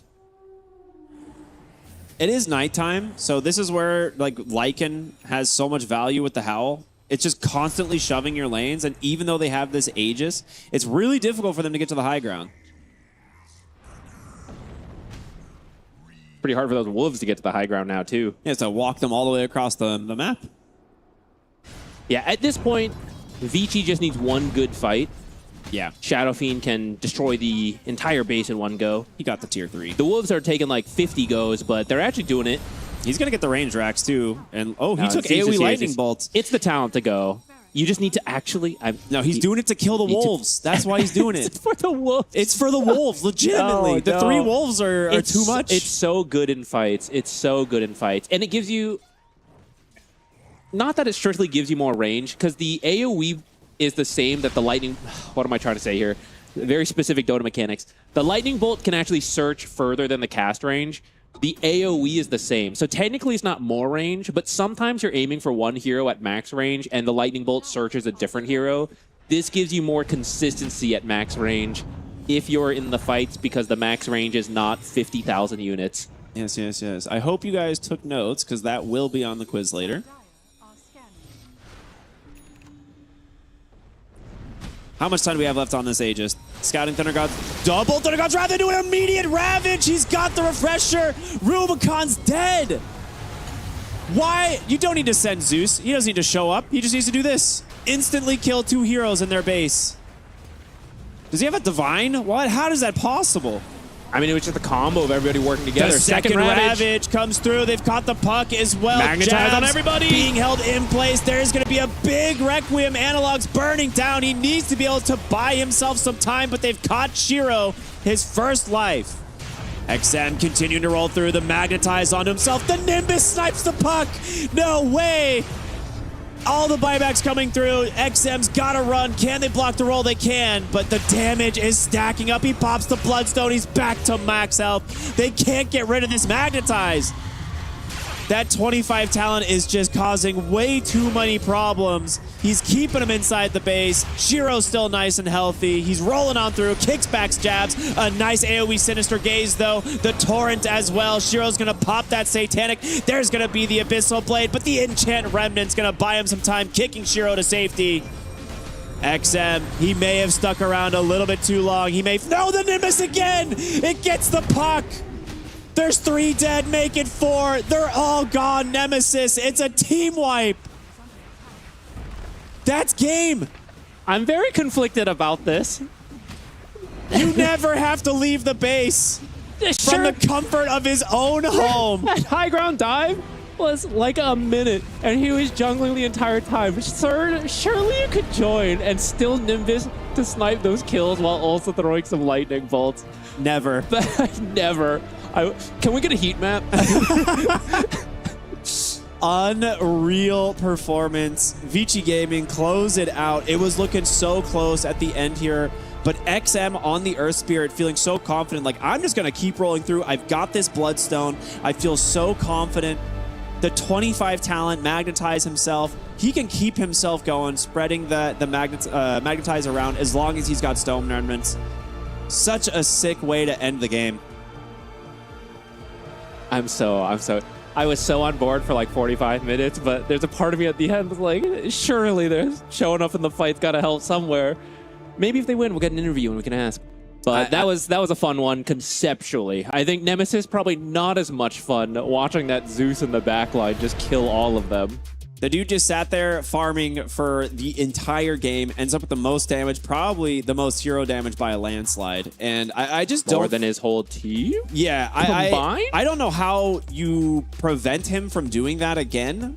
We were kind of wondered, like, are they going to be able to get to the Zeus in the team fights? Well, the answer is he just doesn't show up to the team fights. It's a lot easier. This is like the one time he died. You know, he came to a team fight and Xingqiu said never again. Yeah, there were a couple they were able to get to him. But part of that, I actually think is less about being at the team fight and just the way Vici showed up to those fights. Like, they didn't all go TP to the tier 3 and move forward together. It was Zeus already being dove as the others showed up. So I think if they changed their formation, they could have kept him alive. But like you said, he didn't like it. He's like, I told you guys to do this differently. Now I will not show up to another one. Now I'm just in the back. Right now on the map, look at that. He's headed where? Top. There are creeps over there. His team is diving. It doesn't matter. Like you said, the Nimbus is so low cooldown at this point. I threw the double Thunder God's Wrath, the double Nimbus. I got creeps to go farm. I'm going to clear the waves. Okay, I will say, like, memes aside, he did prevent Rubicon from probably taking 2 full lanes of Rax this game. Like, there were multiple times where the Zeus is the one going back, like, sitting in the base, having to deal with the summons. This is the moment where it looks a little silly, right? Like, double Thunder God's Wrath, double Nimbus into Ravage, 2 heroes dead immediately. Yeah, this is where I feel like coming to the outpost and then joining the fight makes a lot of sense, but it wasn't needed in the end, right? He just kept defending the base and then showing up with the Nimbuses, which we're going to see one more in a moment here. Unnecessary. You've got this Earth Spirit able to just continue to do so much damage, and they don't really have good answers. Oh my gosh, the Nimbus perfectly timed. He was watching. You know, he's farming creeps bottom, but he's watching. He's got his eyes peeled. Look how good AoE Lightning Bolt would be right there. Yeah, well, he'll get one in a moment. You'll see the puck die. he's gonna kill Analog twice with a Nimbus off with the bolt. Yeah, it was conceptually really well done from Vici Gaming, all my complaining aside. The Zeus farmed the back half of the map, the rest of the heroes stayed up front and limited Nemesis from getting too far forward. There were a couple moments it came close, a lot of ratting from the Wolves. I was impressed by Rubicon and his micro. I do think that's ultimately some of the weakness of the Lycan carry, why we don't see it as often, right? It's just not able to stand its ground as much to a more traditional carry that Shiro is playing, that Shadow Fiend. Yeah, it was a cool idea. I will say, you know, like watching... Please, sir, let me help you up. Thank you for carrying us. It's so funny. Like, the Lycan was a cool strategy. I think it was impressive. He was able to get a lot done with it. And, you know, he did break the tier 3s. He took a ranged Rax. And even when they were down, he was getting a lot of pressure on the map. But it doesn't really feel like the win condition. The win condition is really... we have to force Vici Gaming to die on our high ground at that point. Like, they just could not keep up with him in farm. Yeah, and I also think where Bach got the Hex, for example, right? Yeah. And we saw a lot of fights just jump, Hex, kill this guy. I think that's where they had some damage on the side of Nemesis, but they weren't really able to lock someone down, especially these tanky heroes like Tidehunter and Earth Spirit. Okay, where's that damage? Where is it? 68,000 hero damage off of Xingqiu. I will say XM probably did like 15,000 damage in that last fight with the Magnetize. I think a huge portion of his damage came from that fight specifically. But yeah, I don't really know exactly where it went wrong for Nemesis. They had a really rough early game. Yamsun had like 4 or 5 deaths early on, which kind of slowed down this Lycan maybe a little bit. But I don't really feel like they were looking for as many plays once they lost like maybe 1 or 2 fights.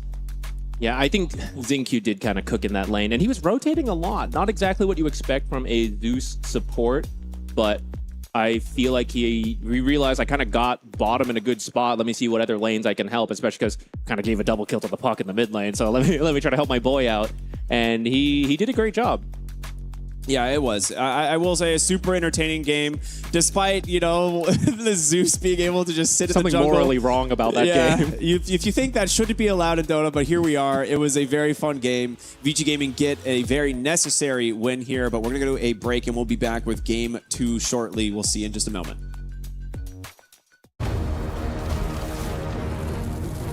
Is Nemesis cooked?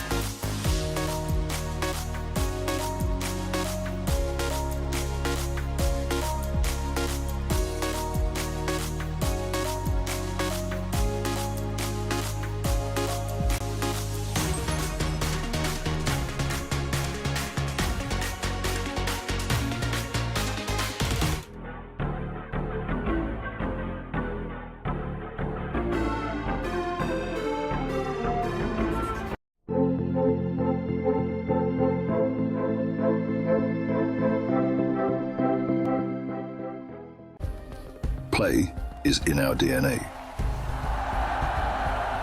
Whenever we let it out, it becomes our superpower.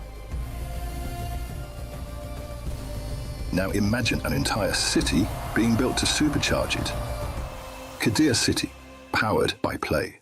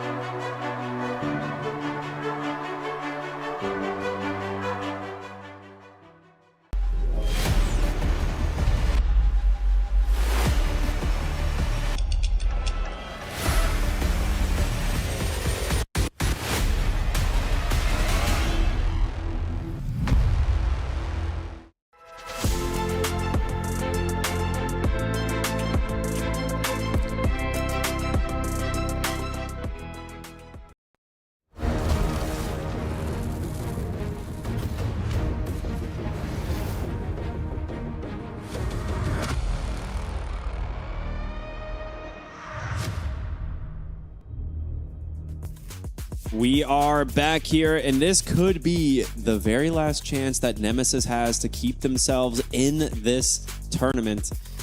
VG Gaming looked very good in game one. Obviously, they were dealing with some struggles of the rat play from the Lycan, but it really is XinQ on that support Zeus that they could never deal with. You can't catch the Zeus if he never leaves his base. I think that's Bach looking at a printed out heat map right now. It's like, you really just didn't leave our base the entire time? This is where you were? Where can I farm, bro? Is it okay? No, it was kind of an economic win, right? Like, they hold the front, Zeus in the back. It's the idea of the global hero. Yeah. Just usually we see the global heroes actually join in, but Zeus can do it from afar. I think I liked what Nemesis was trying to do. I think the idea of the Lycan was clever, but there's just not a lot of wiggle room, right? Like, it kind of has to go to your plan, and then it works. But as soon as it's off the rails, it's tough. And we saw him try, right? Start to do the ratting. I feel like that was a good adjustment, but we just saw how hard the fights were for them as they don't have the easiest crowd control, right? It's like Puck Coil and Kunkka. Those are easy to see coming and just press BKB. I think the Kunkka... How do we talk about it? I mean, compare the Kunkka to the Tidehunter, right? Like, Tidehunter, about the same net worth, but at the end of the day, you have Blink Ravage. And on Kunkka, your entire game plan is telegraphed. So when you have this Lycan versus Shadow Fiend matchup, the Lycan can definitely kill the Shadow Fiend. We saw it multiple times. He has that Blink, he has the Abyssal, he had a Monkey King bar, AC, like he has a lot of damage. But the follow-up is a little bit more difficult. You just have to press Ravage, right? Like, you know, if XM is going in and he just rolls in on Earth Spirit to find the backline, like the ease of execution was there for the side of VG Gaming, and for Nemesis, it got a little bit, I don't know, a little bit too fancy maybe, a little bit too niche. I think that's fair, but I think we can also say Nemesis played and built for an early to mid game timing. Yeah. And when you miss that timing and you go to late game, you can say like, oh, well, a different build would have worked. But if you wanted to play for late game, you would have done a different build. So, and possibly a different draft. So I respect what they went for, right? It obviously wasn't able to beat VG Gaming here. So they're going to have to go to whatever plan number 2 is. Maybe it's the same plan, but you just adjust a little bit. I mean, they need whatever plan B is, it's got to win. I mean, we were looking at the groups coming into this. Obviously, Nemesis was sitting at 5th and VG Gaming at 4th. With that loss, I think it's going to be close. I think they're one game away from elimination. You know, there's still like, you know, some things that can happen on the final day for the group, but it is going to come down to the wire now for them, and I don't think you can afford to lose this game. Yeah, they could potentially get a 2-0 on their last day, and then depending on, you know, who wins, who loses amongst the other teams, like there's a shot, but it all begins with a win here. And for VG, I think they can remove all of that worry of it happening to them if they just get a second win here. Then I think with that second win, they would be the 4th or 3rd place team. Mouse is likely the other, and then you've at least made it through the group stage, which was, we heard at Bach, one of their initial plans. There's a Lina. That is cool. I like it. All I right, don't think Lina's actually that bad. I think some people have been sleeping on this hero. I am curious where it's going to go, but my thought is it's mid. I think so too. I believe I recall XM being a pretty solid Lina player. There's a part of me that's like, Jingq, you're pulling something new. You're pulling out of the new. What are we doing? This is certainly a surprise. This is not one we see. I think this might actually be our first Lina pick. I'm going to double check real quick. I mean, in terms of the bans, we're going to see some of the common stuff, right? The Treant Protector. We see the Lone Druid. She has a couple other picks that we just haven't seen. Shadow Fiends got removed. Puck's removed. Undying, who's been popping up a lot more in that offlane role. But they respect ban out the Lycan from last game. They're like, okay, Rubicon, we're going to tip our hat to you. You did pretty good with it. How does she look? How does the Lina look so far? You said there's been a couple picks? 3 games, 100% win rate. So they've done it. I think I honestly felt like she's been sleeping. Part of this, I'm going to tip the hat to Avery, Mr. SVG. He believes this hero is very strong. He's been playing it. And it looks good. Now, that's just like random pub games, of course. So only so much data you can get from that. But I do feel like she might be undervalued. I kind of think so too. I think her main issue is that she overlaps with some of the best carries, which is this range damage dealer in the back. And you often want someone to protect those and then other people to go make plays. And Lina's like, I too am the range damage dealer in the back. She gets a little bit more active because she has LSA, but I think that's actually been part of her issue. I think the idea of picking her here, though, is that you see that Snapfire, which could go mid, could be a support. Lina will be fine versus Snapfire mid. I think one of Lina's most annoying matchups is this Puck in the mid lane, because Puck can actually dodge a lot of the abilities. But then the remaining mids are a lot of those melee initiators that Lina does well versus. Lina carry Clockwork 5? That could also be cool. Because this is what I'm thinking. Like, it does, like, right now, you have the first pick of the Snapfire. It's a flex pick, right? Now you have the Tiny, another flex pick. The Lina used to be one of the most flexible heroes in the game. I do think she can be kind of this hybrid carry if you want to play her in the carry role, and then pick a more active mid laner. Like Sniper. Exactly, you get it. So yeah, I am curious like where they want to go with this. But right now, definitely open in the draft for both teams. Coddle's in the pool. Coddle could be a pretty cool combo with the Tiny if they want to run that. They'll go for the Hoodwink for now, which is also a good combo with several of these heroes. So just these 3 heroes alone, you could Bushwhack into Avalanche, Avalanche into Bushwhack, Cookie throw in, Hoodwink ult, Snapfire ult.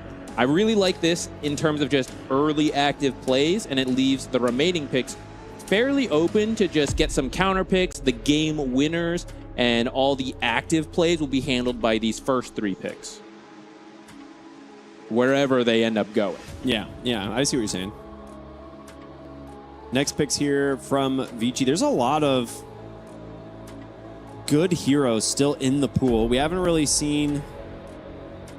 I will say, I'm surprised the Beastmaster is getting this much ban attention in this specific match, but clearly VG Gaming knows something about the side of Nemesis, that this is like something that they're willing to pick in phase 1, or that they either that or they really do not like playing against it.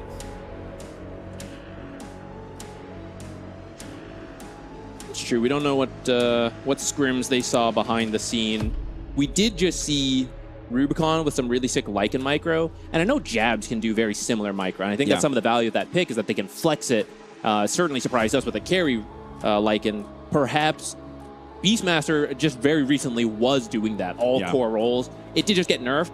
Most teams have stopped, but some teams still do it, right? Especially if it fits the game. So that might be some of the idea. You're just really respecting the zoo heroes of Nemesis. I thought you were going to say the Zeus, and I was like, oh, true. You should respect that as well. They'll grab the Doom here.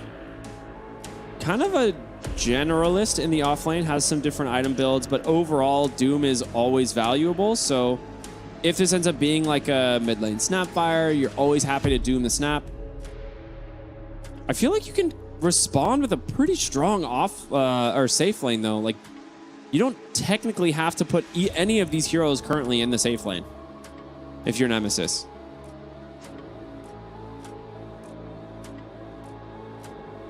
Who do you want against Doom instead, then?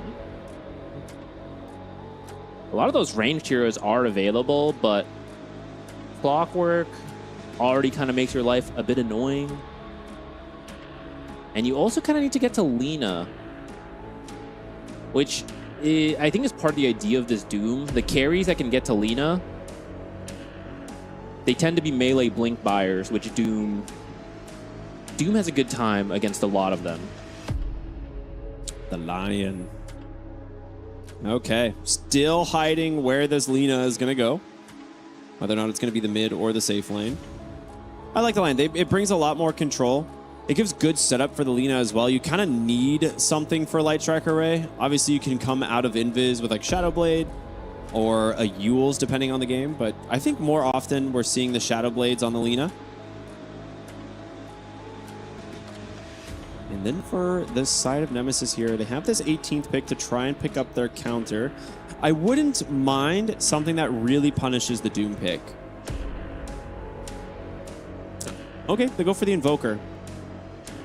So that kind of reveals a little bit. So it's going to be off-lane Snapfire, maybe? You could run position 4 Snapfire. You could. But then you have like the Tiny, right? And then it's like, are you moving Tiny into the carry role or not? And I don't... you still have flex, right? Between the Tiny, Snapfire, Hoodwink. Like they can kind of move around. I feel like Jabs would prefer off-lane Snapfire in this situation. But they could still pick another hero for Jabs here if they want to put the carry, the Tiny into position 1 for Rubicon. I think I'm also up for that. I think core Snapfire can jump in and you're not as much about your ultimate because your other abilities do a whole bunch of damage when you're getting close. Whereas if you're only about your ultimate, then Clockwork just hookshots you every time, or Lion will jump you. Then again, jumping in close into a Doom is a little scary, so it's a... Yeah, it's a tough choice. I imagine it'll come down to what they feel more comfortable with, and if they can see a better carry to pick here. The Wind Ranger ban, pretty smart. They'll get rid of Enchantress. A pretty strong lane hero. So they're expecting Tiny Snap off. They're expecting mid Lina. Or sorry, carry Tiny. Yeah, they're expecting carry Tiny. Yeah. Snap off lane.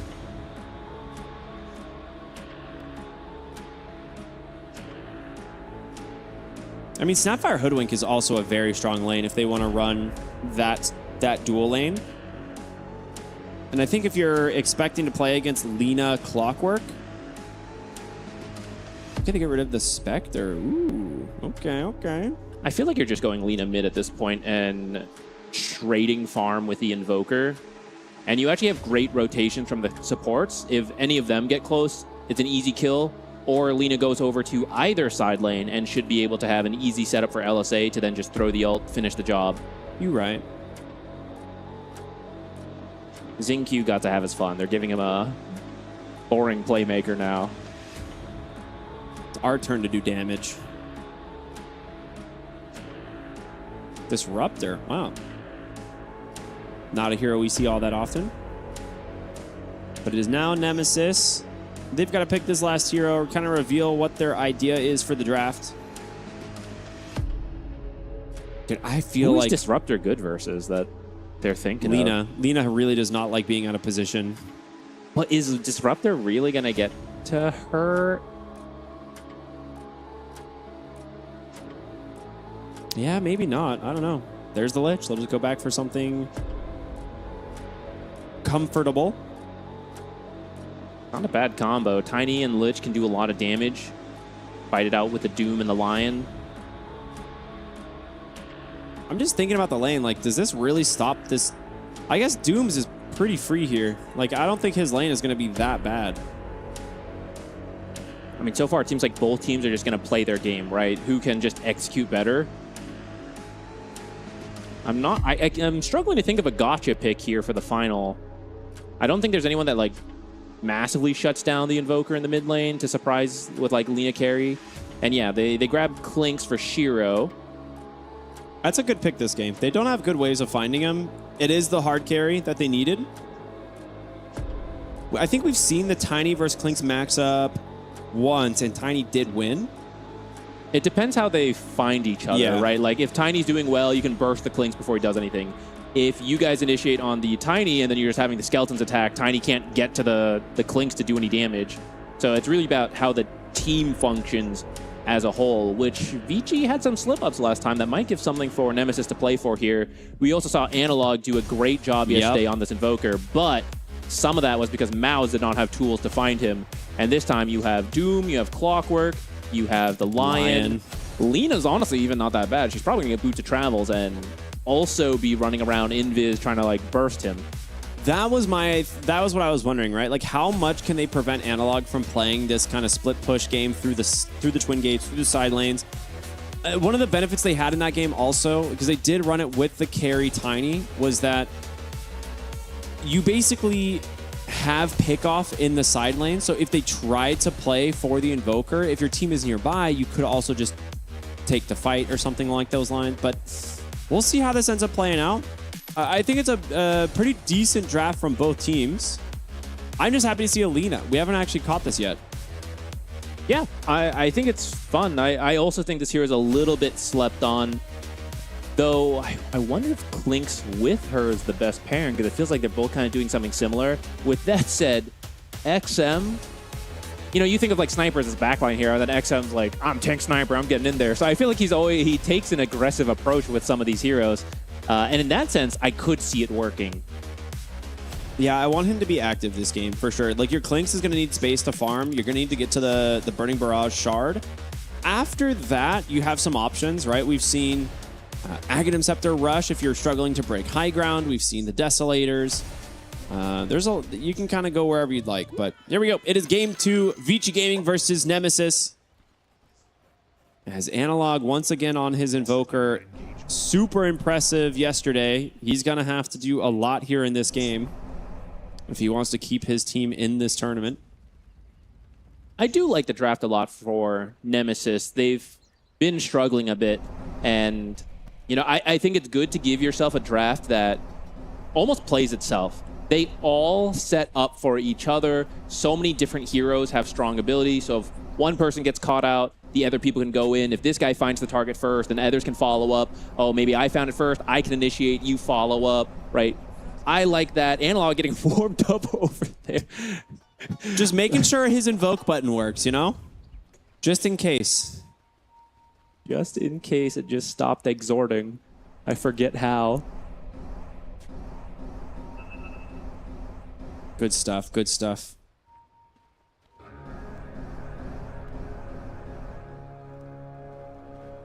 Smoke is going to get popped or expire here. They're going to have vision of Bach if he wants to actually kind of come down for this rune, but does not want to risk it. Smart. Just going to be a simple 2 for 2 with the runes.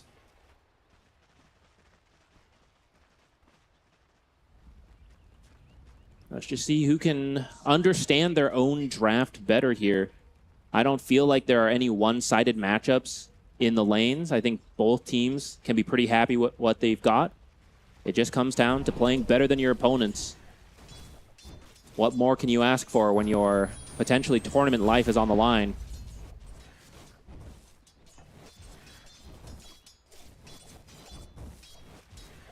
I feel like we haven't seen this kind of matchup in ages. The Invoker versus Lina. That was exactly what I was thinking. I was looking at it, I'm like, man, when was the last time I saw Invoker versus Lina in the mid lane?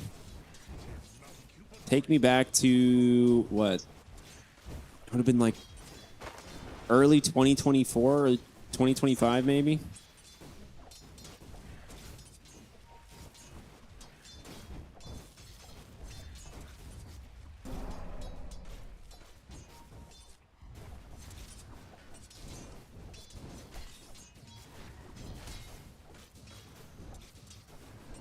I forgot to be looking for fish in the last game.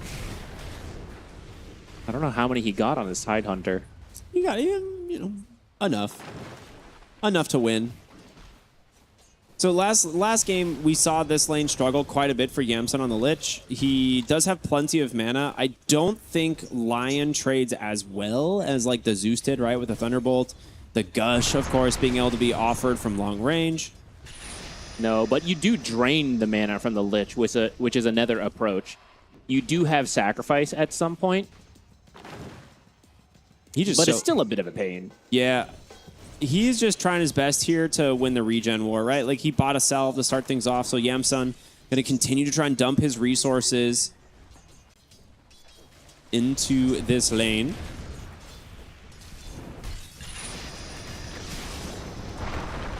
Sunstrike comes through, Blood Grenade. That's a lot of damage, but can they finish it? It will be first blood for Rubicon.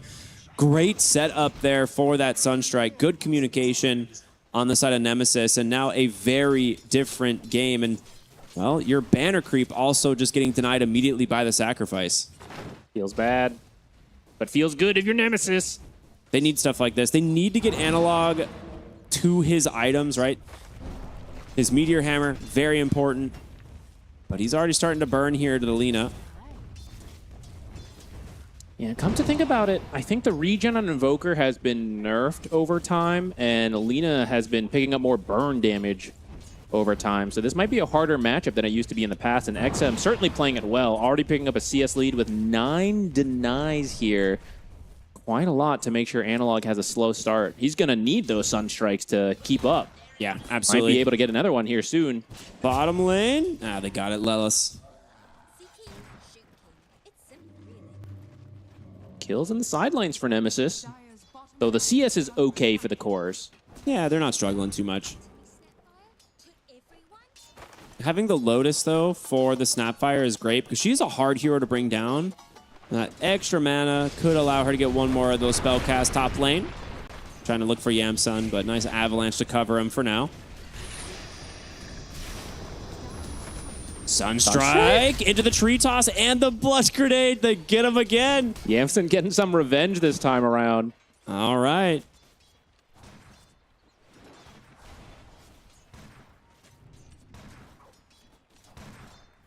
Gosh, mid lane is a disaster, dude. He has more denies than he has last hits, and he can't even approach the tower or approach the creep wave. XM putting him on blast here. He's close to 6, and both supports can rotate. Getting some revenge up top. Tiny should die. The Sunstrike actually. Okay, a creep I think might have split some of the damage, but Tiny just a little bit too low this time. And Bach, I think he has a salve. Yeah, so he's going to back off, heal up himself. He'll be just fine.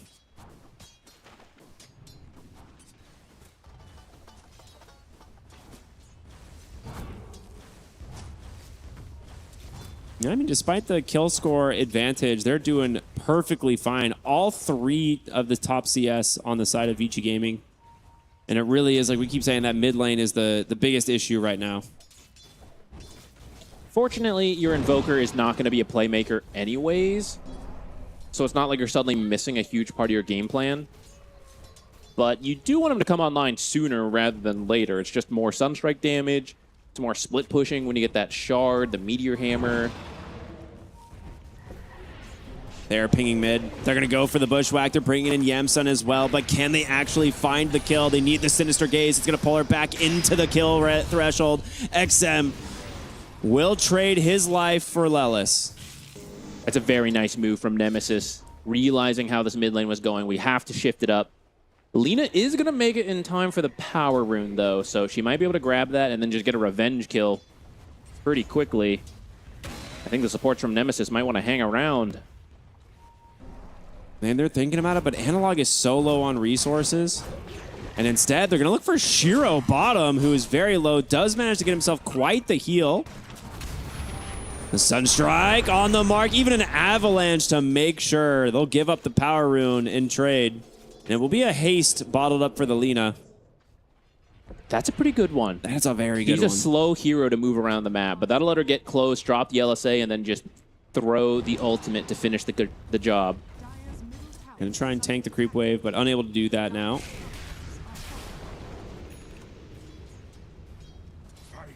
Good use of the micro. He's used his forward spears to kind of drag the wave so that they couldn't keep that catapult alive. It's going to reduce a lot of the damage to his tower. So heads up stuff there from Analog. Bottom lane, why? Does stop jabs. Unable to really get a lot done here. Just getting constantly mana burned, but he does have that soul ring. He has the Lotus. As another rotation bottom. This time, Yamsun Coming through, but they're going to dive the mid lane tower. XM controlled up, and the burn stacking up. They get the kill, no problem. May not have even needed to use the dust. Top lane. They're going to TP in the Hoodwink. I don't think they can run this guy down. He's got that haste aura. They're trying. Maybe Lelis can get in range for the Bushwhack. Does connect. Do they have the follow-up? There's no Sunstrike for 8 seconds. Good stun.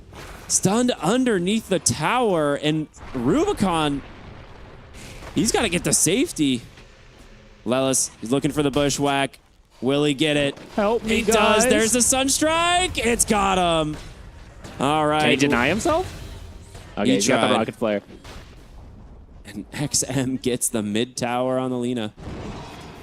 Overall, I think you're happy with that. You again kill the Doom. You get Analog, another Sunstrike. XM punishing that mass rotation top, though, taking that mid tower, could allow him to start moving, which has been... Nemesis has been winning these side lanes because they're moving around, but now if you try to fight into this Lina, who is top of the net worth, you're not going to have as good of a time. Top lane, they're looking for Rubicon. Does get the Avalanche onto 2. Sinister Gaze to make space so that Y cannot chase him down. Nicely done there from Yamsun.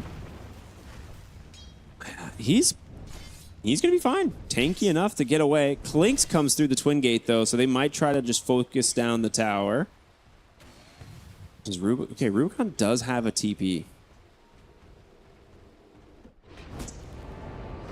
Lelis gonna find Shiro here. Mortimer kisses, Sunstrike. Very nice play. Set up from the ward.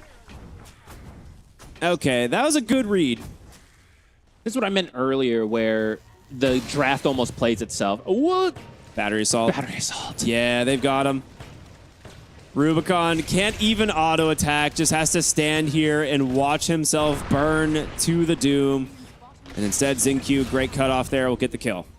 I think you can run a little bit more into the trees in there. Yeah. But he may just not have known anybody was even up there and was just, like, he had the feeling, so he was trying to get out, but unfortunately for him, caught at the last second. Looking for Shiro once again. Bushwhack does not connect. Now, despite these kills, Vici is getting some return kills. It's a 2K lead for them because there's been a lot of rotations from Nemesis, and if you're moving around, you're not farming. Some of it is the Lina, though. Maybe a lot of it's the Lina, actually, as I'm looking at the numbers. Yeah, she's like 1,300 gold ahead. Xingqiu trying to take down Yamsun. He ends up just throwing the Sinister Gaze, hoping for anything. Sunstrike off the mark. Lelis will not be able to finish the kill, and instead they turn around for jabs. Burning to the Lina, does have stick, as well as the Lotus to try and play around. One more Dragon Slave. Oh, she had a Lotus, actually. Oh, the Cogs. Wise got him. That's going to give him level 6. He's got the hook shot to safety. He's out. Very nice teamwork. That was slick. That's the Lina starting to get involved with her Brute to Travel. She's done dominating the mid lane. She's going to head over. Continue to dominate the mid lane, actually. She's never done. I'm always winning.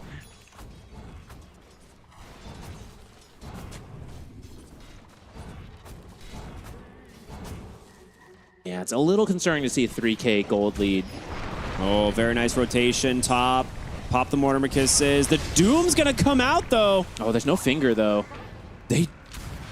Bach's fine. And now Jabs might be in trouble. Ooh, it's close.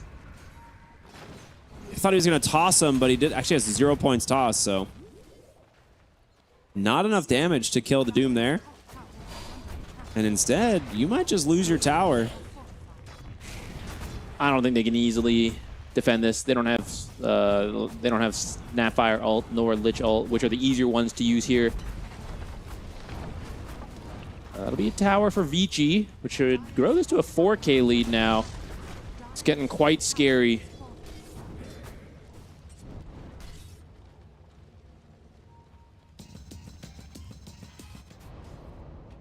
Xingqiu still remaining quite farmed, even though he's not playing the Zeus this time around. The hookshot actually tanked by the range creeps. I think should get Lelis out of here.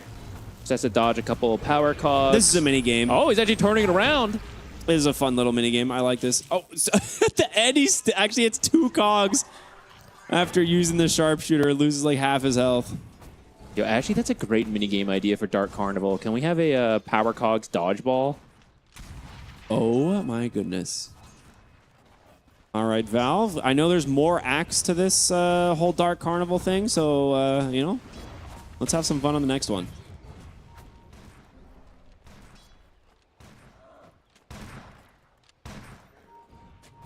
Dude, Lina is 2,000 gold almost up on this Invoker. He's still trying to get to that Meteor Hammer. Bottom lane, TP in from the Doom. Why? Gonna get caught from the Tornado. Analog wanting to just get active as much as possible, but he's so fast. He's just walking away from him. He's out. Okay, he does have his Meteor Hammer, so he's come down here to kill the tower then. Fortify will buy a little bit of time, but the Forge Spirit and Alacrity. Whoosh. Maybe the first of many to come. No, no whoosh this time. No whoosh this time? Okay. Just Forge Spirit Alacrity. Hold the whooshes. He has no points in the Wex for the whoosh.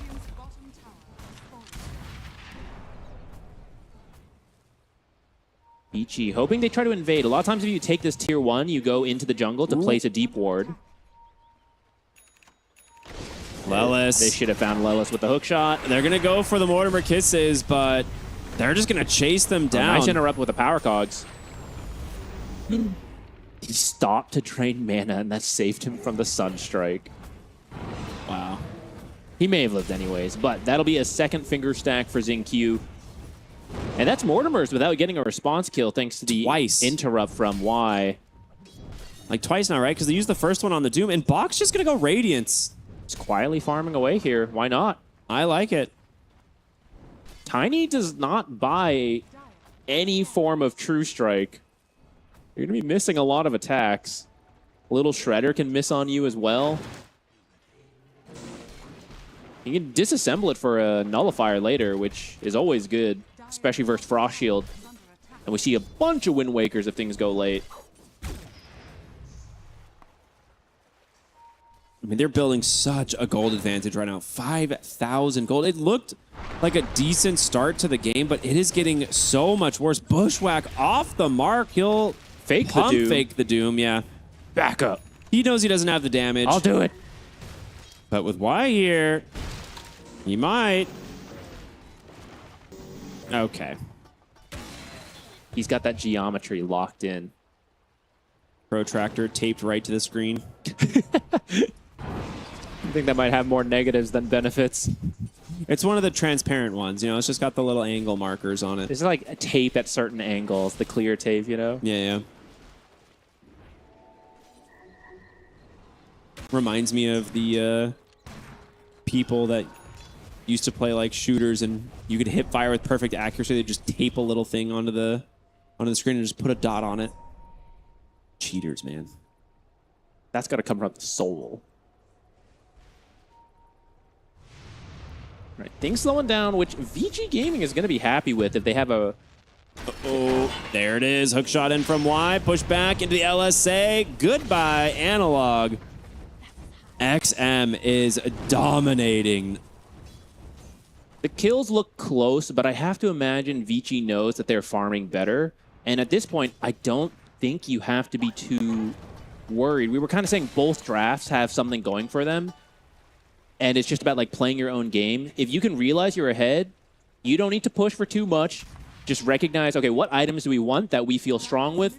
Let's just maintain. If we maintain 6k gold lead at 25 minutes, that's plenty for us to go take Roge Tormentor off. Oh, XinQ. Thought he had bought enough time for Lina to get this. Amplified damage might kill him. Yeah, it really did. Lelis, a little stuck. Gonna try and TP. XM. Does he know? They knew he was got a there. stack. He got a stack of Fiery Soul. That's quite funny. Instead, Lelis, I think maybe thought he went back to base. He's actually on the hunt again top lane, looking for the Doom. They toss in Yamsun to get the Sinister Gaze. Chain Frost Sunstrike. All right. 2 moves made her on the map. Nicely done there from Nemesis. Getting a little bit more momentum. Cutting the gold lead down. Now maybe looking to push top. If you can get a tower, you cut it down another 1,000. This tower looks pretty healthy, though. I imagine this one won't be falling quite yet. The Ags. This is the pub Lina I'm familiar with. This gets scary as she starts flying around.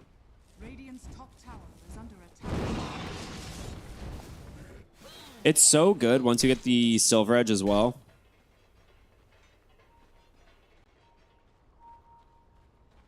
Shira's got his Deso, so they're ready to take Tormentor and Roche whenever they get some kills. He also got the Medallion. Really strong pickup in the jungle item for him.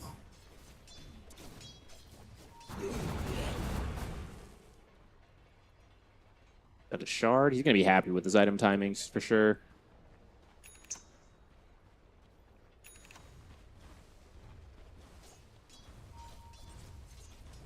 I think Nemesis are just trying their best to drag things out. Like, they don't really feel strong enough to try and move on to the enemy side of the map. Regen here picked up. Rubicon scouted by the Essence Distiller, pulled back in, just deleted. And now they've caught Analog as well, thanks to the vision from Shiro, and another Essence Distiller is going to make it very difficult for him to escape. Cookie to try and do so. He might actually make it. He's There's a pretty fast. blink in two. Is Xinkyu going to go for it? No. Okay. He thought about it. You've got a Sinister Gaze, the clockwork there to make sure you can't push your Tiny back. That's going to lead to a double kill for Vici. And they're gonna begin split pushing on Nemesis, drag this out. You don't want to take these direct fights, but I think every time you have Chain Frost and Mortimer's Kisses, you do need to look for something. Not a full team fight, but just pick-offs here and there.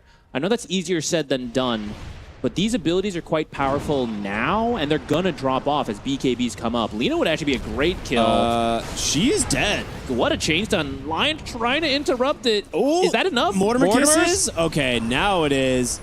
She lived a lot longer than I thought, but Lina underestimating the two heroes here in the lane. Maybe he didn't see Lelis, but you knew the Invoker was here. He thought Analog was just up to his tricks, dragging things out on his own. There we go. And now he has his Shard and his talent from level 10. So the Ghost Walk split push begins. Is that ward actually out of range? No way. It's the sentry that was right on top of it was, but not the ward. Sometimes it is about and the with pixels. That, they get the vision, the stun strike off the mark, but they will have the damage to finish off Bach, and now Y maybe looking for a hook shot to safety. Instead, they'll just take what they can get. I mean, that's so unfortunate. Well, I say that. They have found the Tiny. Instead, Y will turn it around. Feels like every time Nemesis is getting some kills and trying to claw it back, Vici strikes back. They do not want to give up their gold lead here. I mean, that was the Flame Cloak, right? That thing does so much damage. They're going to look for Invoker, but Analog's played this game before. He knows. Well, they know Yamsun is down here. Time to TP, Yamsun. He's dead. He knows he's dead. There's no way out of this one. Xinkyu will get himself another Finger of Death stack. Lelis gets the help in the chain stun there. There's so much burst in this game, actually. So many kills. 13 to 13 at 21 minutes. Yeah. Bit of a bloodbath. Now Bach almost has Blink after buying that farming Radiance. If you can jump in and just doom one of these big spellcasters, Snapfire or Invoker, I think are pretty solid. I think Lich is not bad if he has Chain Frost either, but it always feels a little funny alting the position 5.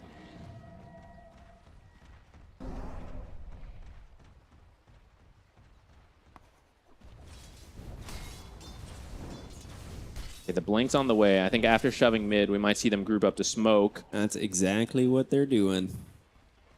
I mean, Shiro is very strong as well. The Lina can get there fairly quickly thanks to the boost of travel and the Flame Cloak.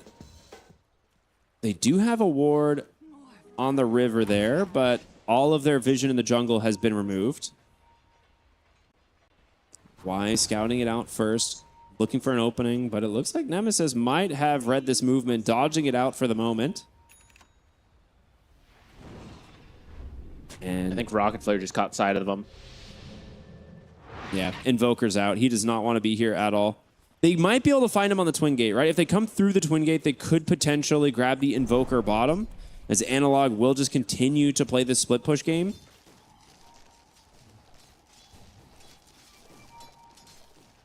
Nemesis had an award top in that top lane, so they saw exactly where Vici was going. Outmaneuvering the map in that case. Vici deciding if they can just go for Roche at this point. I think they're willing to give up the Tormentor. They have the Desolator. It is doable, but you need to know where Nemesis are because they could fight you on it. It's a Blink Tiny.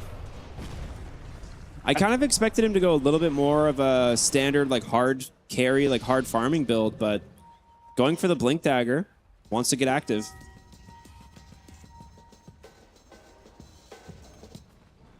I think you need someone to start things.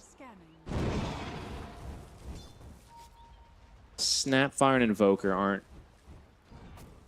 like the instant initiation you want and you need versus Clinks and Lina. When you see those heroes, you got to jump them, burst them, throw them out of position. If you let them just stand in the back and do damage, you're going to have a bad time. They're really trying to find something top. It's going to be Lelis on the Hoodwink. Nice jump in. Good find from Y. Tormentor and Roche both on the table.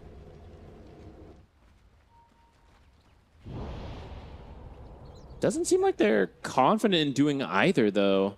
XM is trying to bait them. He knows that Jay is here, but with the Invoker walking through the creep wave, he's maybe a little bit more concerned.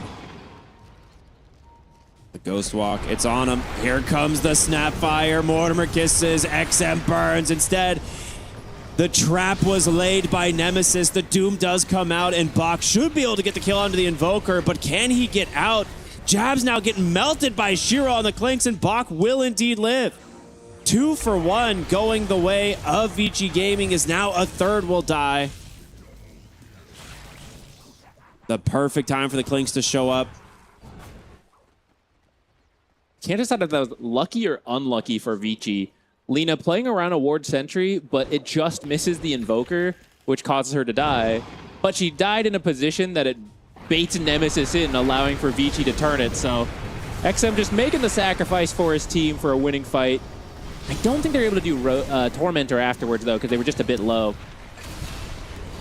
But yeah, they had to dump everything to kill the Lina quickly and just weren't ready to disengage as the rest of Vici show up. Yeah, this was a really nice play. Like, I think XM expected to die, but he died probably faster than he would have wanted. But now you have a really farmed Clinks. He's got BKB. He's got his Dragonlance done. He's going to go into his Aghanim Scepters. He's almost level 18.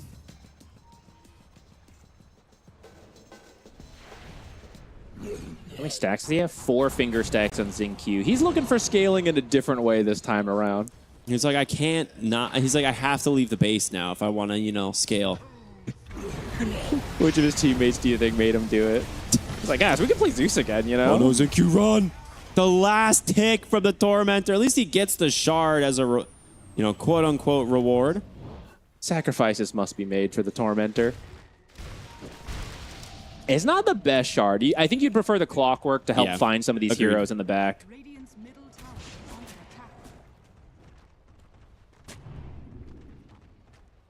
Nemesis doesn't have a lineup that can easily go for Roche either. Sometimes you can go for that trade when you see them finish top, and especially when they lose a hero, but this would be a bit of a tough one. You can certainly find a kill, though.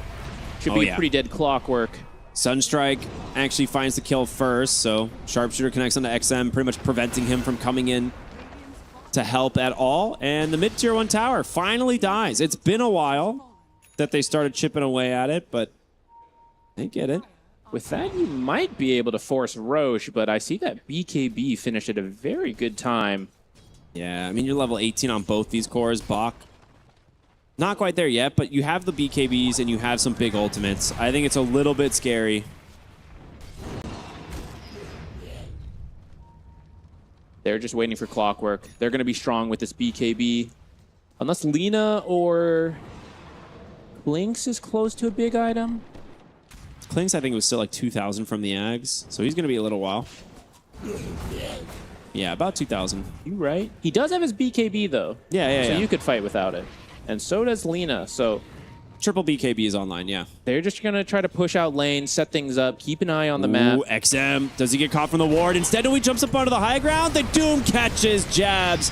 They're in trouble. They've got to run. Yamsun will burn. They TP out on the Snapfire. Hoodwink will make it as well. Not a bad disengage, all things considered. Only you losing your Lich for that is actually so good. Doom double BKB. Shiro had just left as they found that. Oh, wait. Maybe we find a Tiny. You're happy again. All right, Jinkyu. Nicely done. Good setup here and good scouting from Shiro on the Clinks. That should open up Roche. Oh, regen rune for him, too. Sometimes life is unfair. He's got Mortimer's Kisses, but I think without the Tiny, there's no Blink Initiator. It's just too scared to contest this. Vici going to at least try to push out the other lanes. The Invoker doing the Invis walk to cut creeps. He needs that top tier 1 tower to be gone so he can actually play deeper on both side lanes. His courier with the Octarine died. Where even was that? I have no idea. Well then. Well, he doesn't have enough gold. He's still saving for the tiara, but he'll definitely have the money before the courier respawns. Yeah. So it is delayed a little.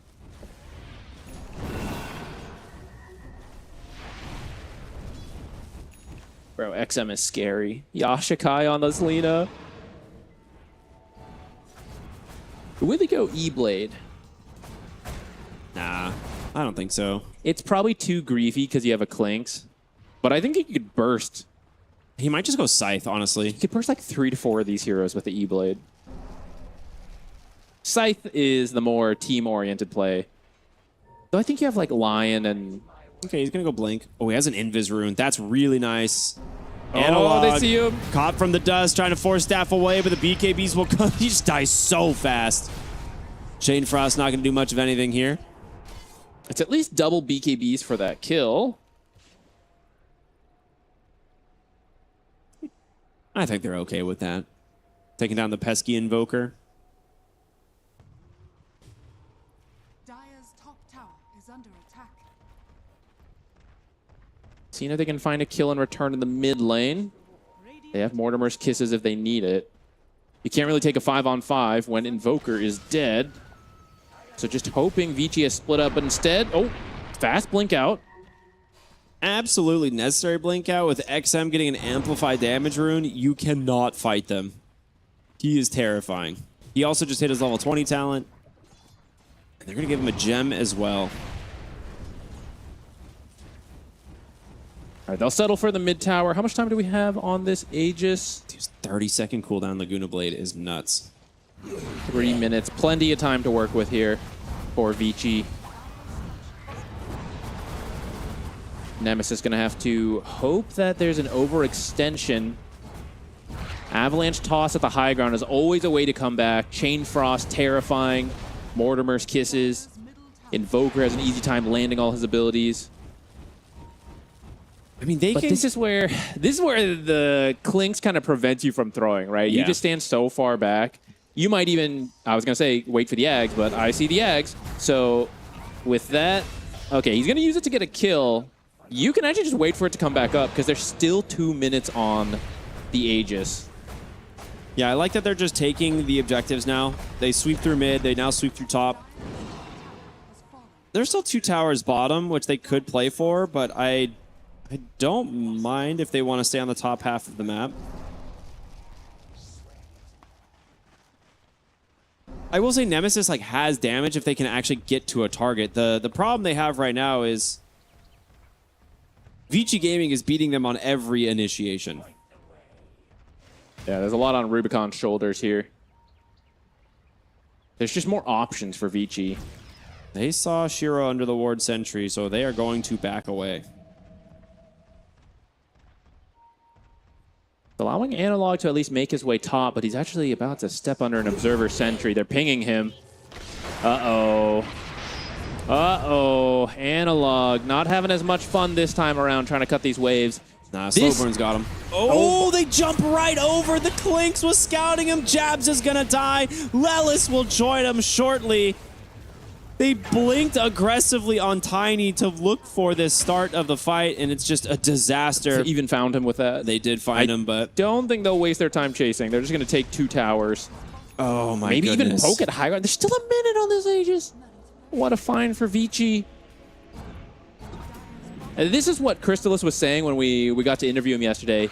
In that game, they did not have the tools to find the Invoker, and that's why that game was so hard for them. But this time around, Vici has multiple ways to punish Analog when he goes for this invis, ghost walk, creep cut. And you see he's been having a much harder time make it out on the map. Part of that is also that the towers, his team wasn't able to get as many towers to make creep cutting easier. Just the fortify. You dropped the Burning Army for this. 20 seconds on the Aegis. It seems like they're just going to back up. 24k lead with the first Aegis. Pretty good. Yeah, definitely not bad, I would say.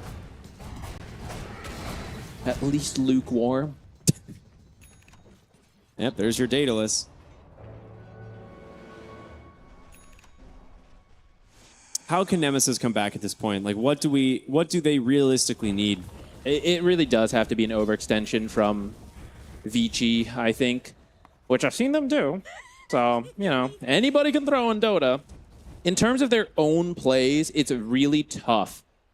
You will have to try to push out lanes the way Analog has been doing. You're going to have to make some fast jumps with the Tiny, just dump all the spells. The thing is, Vici kind of has the vision advantage because they're taking control of the map. They have fast heroes of their own, so as you're trying to make those pickoffs, they might be responding. Or because you've dumped all your spells and gotten 1 kill, Vici might say, okay, we're down 1 hero, but we don't care. They have no ultimates. Let's just go with the remaining 4 and fight. It's really tough for Nemesis. They need a little bit of help from Vici making a mistake. Nobody's immune to that. They're going to try with a top fight. Oh, Bach actually just jumps in. Oh my gosh, he just finds the Invoker immediately. He's going to try and just TP to safety. He will survive this, but will the rest of the team make it out? No, they find the Tiny again. He was not able to get out. I think he may have...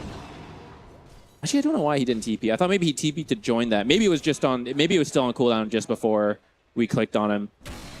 With that, you actually have the confidence to go high ground without it. You don't know he doesn't have buyback, though often in these kind of situations, the enemy team has to spend a lot of their money to have a shot at these fights. So you can kind of know they don't have buyback.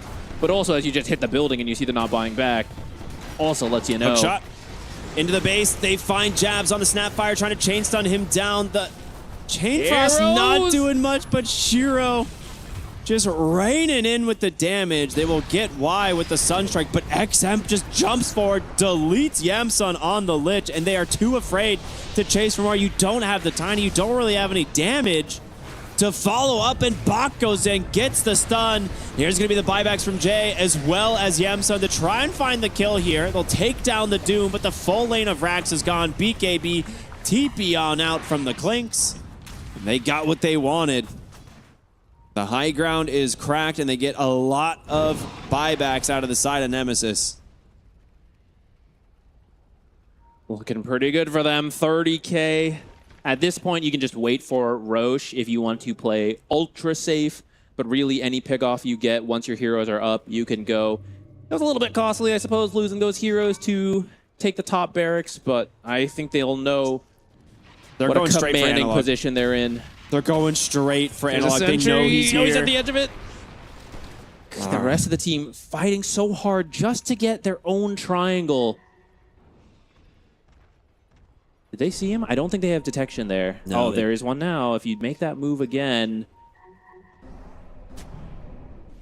you need a little bit of luck here if you're Nemesis. That's not looking super great, though. They have the ward placed. It gets immediately dewarded. Big Double avalanche, but the Hex comes out from Xinqiu immediately. They take out the Tiny. Disarm for Shiro is too late. 2 dead as they will dive for Analog. You lose the clockwork, but XM's got his number. Pops the BKB, will chase to him. He's got a gem. You cannot escape. LSA off the mark. Just needs a few more auto attacks, and he's done it. They're going to try to recover the gem. Nicely done there from Lelis. Unfortunately, you don't need True Sight to see that Clinks is going to destroy your base while your heroes are down. They have a buyback on Tiny, but there's... Well, I don't know. Maybe with Mortimer's Kisses, you have enough damage for 1 kill, but you kind of need the Invoker and the Lich. There's the buyback. Box going for XM him. is just in here. Yeah, and he gets the Doom on the target he wants. Jabs will have no ability to contribute to this fight. He is dead. That is 4 gone from Nemesis as their base crumbles. So is their chance here at EWC. Caught the gem, though. Silver linings, you know. Hey, look, even in losing games, you got to practice these mechanics. VG Gaming look much, much cleaner in this series. And they've got to be feeling good about getting the 2-0 here today. This will secure their life. Moving on to the elimination stage. It's unclear what position they'll be exactly in the group stage, but... They are top 4 now. Yeah, at least in the top 4, which gets you through. Whether that's... I think they can still fight for 3rd, depending how the games go. I think the top 2 spots are probably out of reach. Man, they just a GG. They just picked apart Rubicon this game. He had no ability to do much on the Tiny. I think he did try to make some good plays. It's just... There was such an early gold lead from Nemesis. I think that they drafted themselves these spell combos. They tried to use it a lot because the first game didn't really go their way. But Vici was farming really well. So even as they were moving around, they were getting kills. They actually had the kill lead at first. But when you're moving that many heroes, you're not farming. And so kind of everything must go your way for it to pay off. And it was for a little bit. But then at some point, okay, oops, we overextend, they get kills, and now it's paying off for them. They're farming and killing us, and that's what quickly leads to a gold lead. Also, XM kind of smacked in that mid lane. He kind of bodied. Yeah, this Lina versus the Invoker, they clearly were prepared for it, and it cooked the mid lane Invoker. It wasn't even close. More than tripling his CS in this game. And in terms of net worth, the Invoker is... He was getting bailed out a little bit by the Sunstrikes, right, in order to try and like get some value out of this mid lane pick. That part and was good. I think that was the idea. They're like, okay, we might lose the lane, but like we'll get some Sunstrike kills. We'll get to our items. It'll be fine. Our side lanes are going to go well. But you did not anticipate the mid lane to go this badly. Yeah, there's... I don't know how much to go into it, right? He just played really well on that Lina. And yeah, he just farmed in the mid for a bit, but he knew, it was like, I got to take this tower first. I got to wait for a rune. And then eventually we see him rotate over to, I think it was bottom, and then he killed the Snapfire, right? So although the side lanes had been going well, now the Lina is free to go help the teammates. And once she did that, then all the lanes start going well for Vici. Yeah, this was very impressive to watch, I will say. Like, this is the cleanest that we've seen them look, I think, in this tournament. Like, they've had some really good games for sure. But this was one where they felt like they were in control the whole time. You know, I didn't really see too many mix-ups. I think the drafts were solid. I think XM probably, you know, my favorite for this series overall. I think he played super well. The Zeus support okay. not winning you over? Maybe Xinqiu. It's so funny coming from like game 1 where he's just so passive in the base farming. And then game 2 where he's just like, yeah, I'll be starting the fights, finding this Tiny, finding whoever we want to jump on this with the Lion. He was involved a lot. It's pretty impressive. It actually shows a lot of flexibility, right, to do very different play styles. Position 4 is very different depending on what hero you play. So to be able to just one game you do a very passive style, right, into a very aggressive style, that's an experienced veteran right there.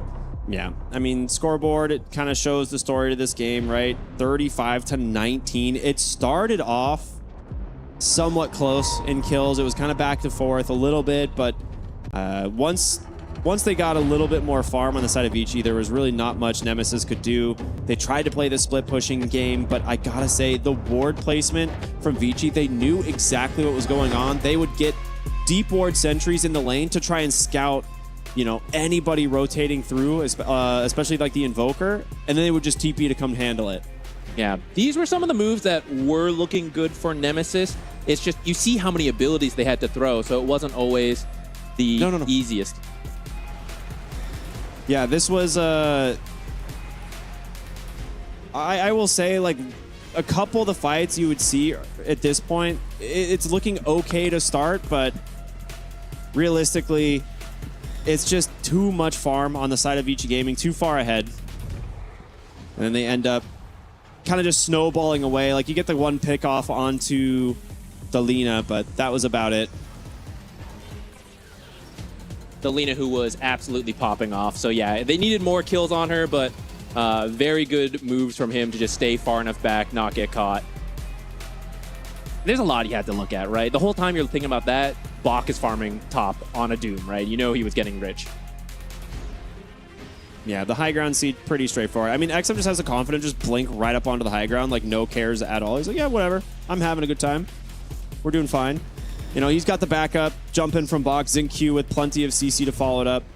It's a hard game from Nemesis. Like, they have burst damage we see in the form of like the Chain Frost and the Sharpshooter, but there's never much more than that. The Tiny is almost always dead.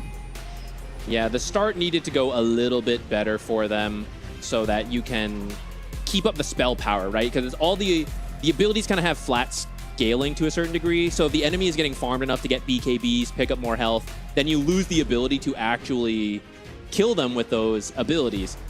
And that's kind of what got Nemesis once they started to struggle and fall behind a bit. Yeah. Well, I'm happy to see Vici kind of tighten up the play here. You know, they're going to be looking to. I remember when we talked about the interview at the very beginning of this series, and like Bach is kind of hoping, you know, to hit the elimination stage. He was talking about how the team is just trying to improve series over series, and that they're really excited to kind of see what this team can accomplish. And now they get that chance. You know, that's really fun. And now we get the chance actually to talk with a member of Vici Gaming. I'm very, I gotta say, I was super impressed with your play this game. So how does it feel getting the 2-0 and now moving on to the elimination stage for sure? 那毛哥，你前面一场打得非常的精彩，那现在你们2比0成功的战胜了 Nemesis 战队，应该算是拿下了这个晋级的票，进入下一个阶段了。那现在感觉怎么样呢？就感觉还是挺好的。I'm feeling pretty good right now. Yeah. So that's understandable. I think in this game, we get to see you on the Lina. First game, your Earth Spirit looked amazing, but walk us through the Lina pick, because it hasn't been super popular, but it's gaining traction. 那第一场你除毛发挥的非常好，而且然后你第二场你们选出了一个 Lina 这个英雄，其实我们现在已经很少见到他了。能不能大概跟我们说一下，为什么你们选择就是 Lina 拿出 Lina 这个英雄，以及他可能现在这个版本为什么相对来说比较冷门一点了呢？就是首先第一天看了别的队伍有玩丽娜，然后自己玩了感受一下，感觉也是挺厉害的。然后他中路对线打老太婆比较好用，所以我们就直接选。I mean, on the first day, we did see a few other teams out there picking Lina, so I experimented with it myself, and I found that it was, in terms of power-wise, it was still pretty good. And it's actually a pretty good pick against Snapfire in particular, because Snapfire is such a meta pick, and we kind of need to find heroes to counter it, and Lina is actually a pretty good option here. It ended up being the Invoker. Did he think he would do that well against the Invoker? Because he had a huge lead after the lane. 那对面就是说好像是选出一个卡尔，然后就是你发现你对线的其实是个卡尔，那你当时有预想到你对线这个卡尔会就是打得如此的优吗？因为你们对线结束之后，你就是领先非常非常的多。因为我路人局有碰到忘了是谁，也是个职业选手的卡尔，也把他打很惨，所以算是预料得到的。I mean, in some of my practice pub matches, I have went up against other pro players who were playing Invoker, and I also managed to dominate them. So I know for a fact that this match is going to be pretty favorable to me. So good to hear. In that first game when that Zeus final pick came out, we thought maybe it's Zeus mid, maybe it's Earth Spirit support. Was there any discussion from them on where those heroes would go? 那你们第一场你们前面选了一首土矛的，然后最后一首选了一首宙斯，相当于有一个摇摆位嘛，可能这个宙斯来打中单。那你们当时你们队内是怎么样讨论，就是选择用哪个英雄去打中单的呢？就是在我们队土豪算是摇摆位吧，但是赵子清不敢玩，就我来玩。Even though Earth Spirit is a flex hero, but when we picked the draft, Jinkyu was kind of too afraid to play Earth Spirit, so I'm the one doing it. Now, in the end, Zinky was just farming in the back. He never even joined the fights. Do you wish he would at least TP in after like you guys commit to the fight and he's still just farming? 打到后期的时候，感觉赵子清就全程就是在那边自己打野，自己在刷钱，完全没有参战，就是他的参战就是都是原神技能了。那你是否希望至少有一些团战，他比方说他这个身板能出现一下呢？没有，因为宙斯这个英雄就是这样的，这就大家都是懂得他是个怎么玩法。No need for that. We are all very familiar with how Zeus should be played, and I mean, this is how Zeus is being played right these days. So we know what he can contribute to a fight, and we are just playing around that as well.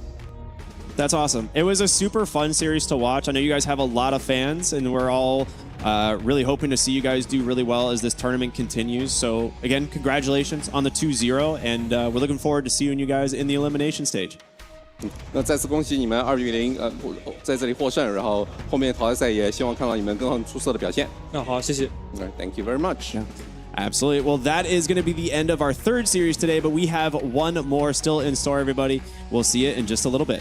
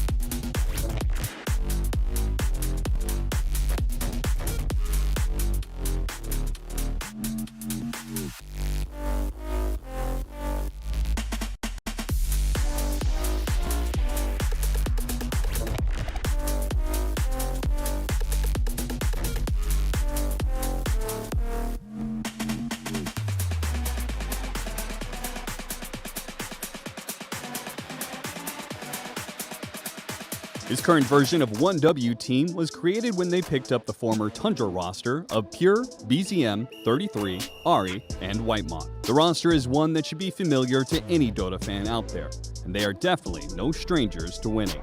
Their road to EWC was done under the name of Tundra. Regardless, it was as expected, very smooth and painless. With first place finishes at Dream League Season 28, as well as ESL 1 Birmingham 2026, 1W Team earned their first place at the EPT leaderboard and a direct invite to the Esports World Cup 2026. With all this being said, you might think 1W is by far the best team in the world. That kills the Shadow Demon, kills Triple S. That's a dieback for him, leaving no one for last. All Pari Vision will fall. They certainly were one of the best teams in the world, and perhaps they still are.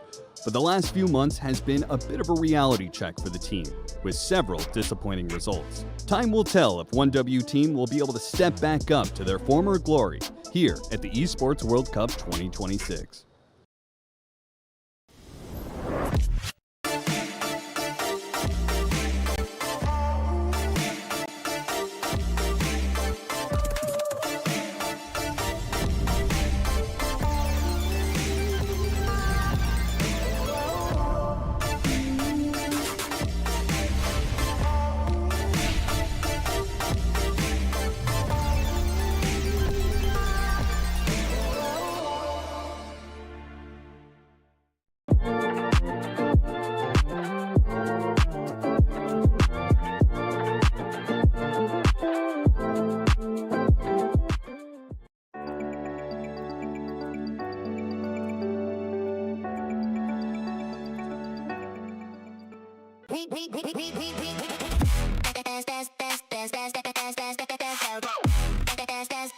We book Esports World Cup.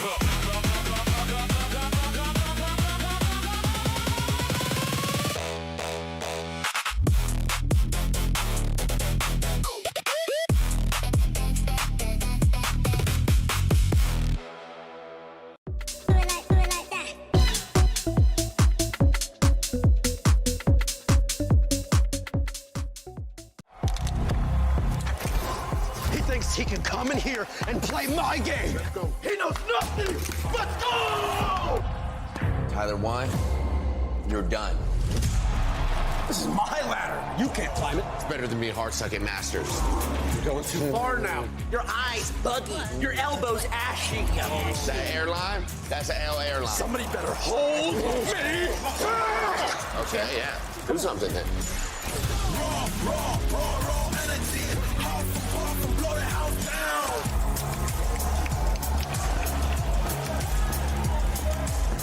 You look nervous. You look short. Everything's good? Mm-hmm. Fight.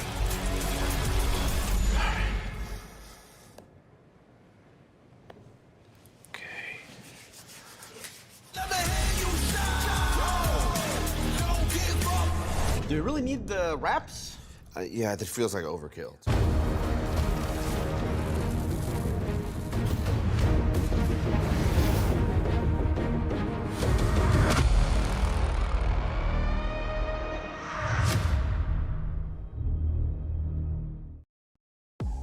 Welcome back, everybody. Here we've got one more series up today, and it's going to be a fun one. It's an important one for both of our upcoming teams. But before we jump into it, Zach, we've got a lot that we can break down for today. It's been some good stuff.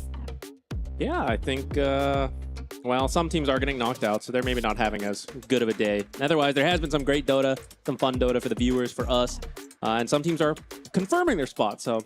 Some people are having good times. Some people not having such good times. I think if you're 1W, you know, you're looking at today completely undefeated, one of the only 2 undefeated teams at the moment. You know, they're feeling pretty good about their chances of making it to the next stage.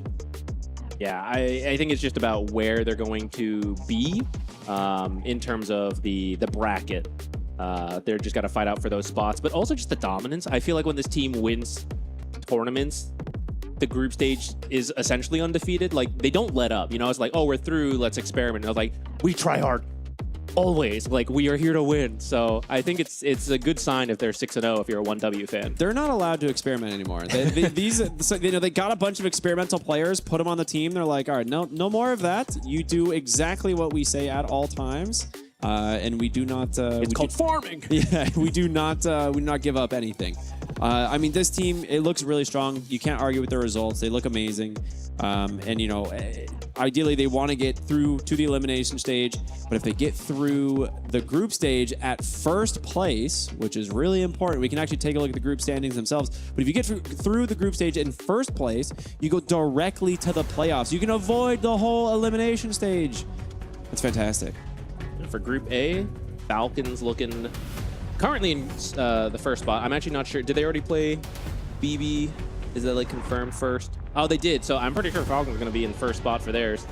Well, I mean, it's possible. You know, you never know what happens on this final day, but they could force a tiebreaker of some kind.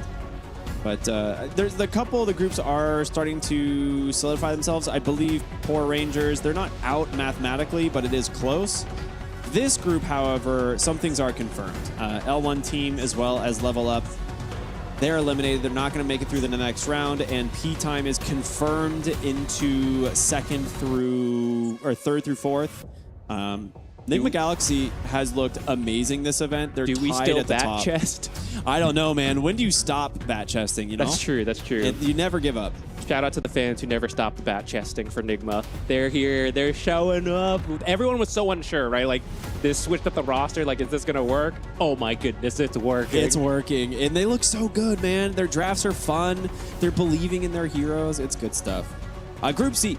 We got two more eliminated teams here. Mathematically, Nemesis and Reconics. They cannot move on. But this group is close. It's just P-Vision towering over everybody in first place, 8-0, undefeated at the moment. But that second through fourth, it is anybody's game. You never know what happens. You know, Team Spirit, maybe they get some surprise over P-Vision and they steal the spot. But we'll have to see. It is certainly possible. Our last group that we're about to check out, Group D, as we were saying, 1W, undefeated, very interested in maintaining that undefeated record. But the other teams getting kind of close, right? I think most people expect 1W and Niantic to make it through. Honestly, I thought LGD would be up there with them, but they had a little bit of a struggle, and OG making a bit of a bounce back. They were the ones struggling prior to this, but showing that they certainly want to move on. BP not fully out of it yet. It's getting close, and I think even IC Insanity, there's like a chance, but There's still a chance. It's tough. They got to get the 2 O's. The reason there's a chance is because of the teams that they all play against in the next day, right? OG plays VP, and then VP plays IC Insanity. So there's potential that, like, Virtus Pro ends up at the very last position and gets eliminated. There's also potential that Virtus Pro moves up to, like, third. So you don't really know. Group D, I think, is the biggest wild card right now. This series might change some things. Like, if 1W gets caught sleeping, OG takes some series off them. We, at that point, no clue where we're going to end up.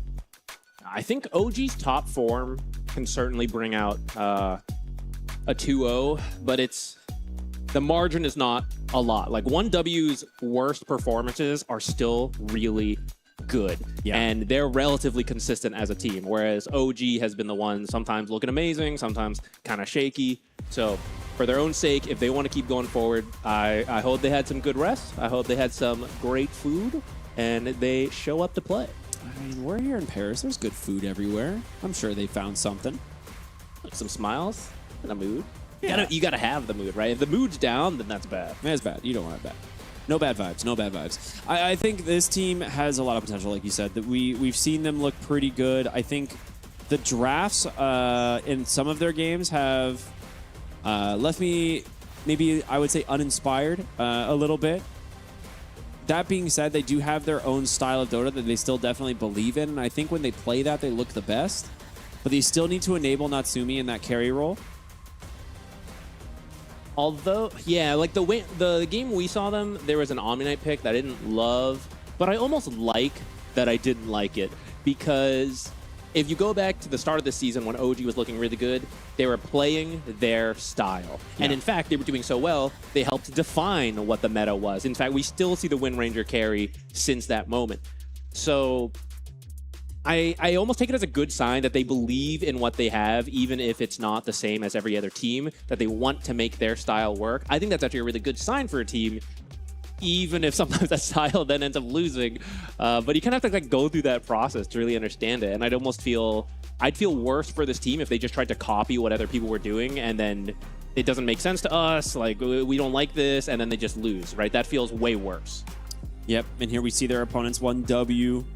The thing with this roster is it's so consistent. I think this is one of the things that when we talk about team like separating the absolute top of the top tier 1 teams versus like the next step below tier 2, consistency is a big part of it, but also when it comes to 1W, even when they're behind, they find ways to stem the bleeding quicker than a lot of other teams. They're like, okay, we're struggling here. What can we do to stabilize and turn this game around? And that is one of their strengths always. Nice. Good timing on strengths. Strength.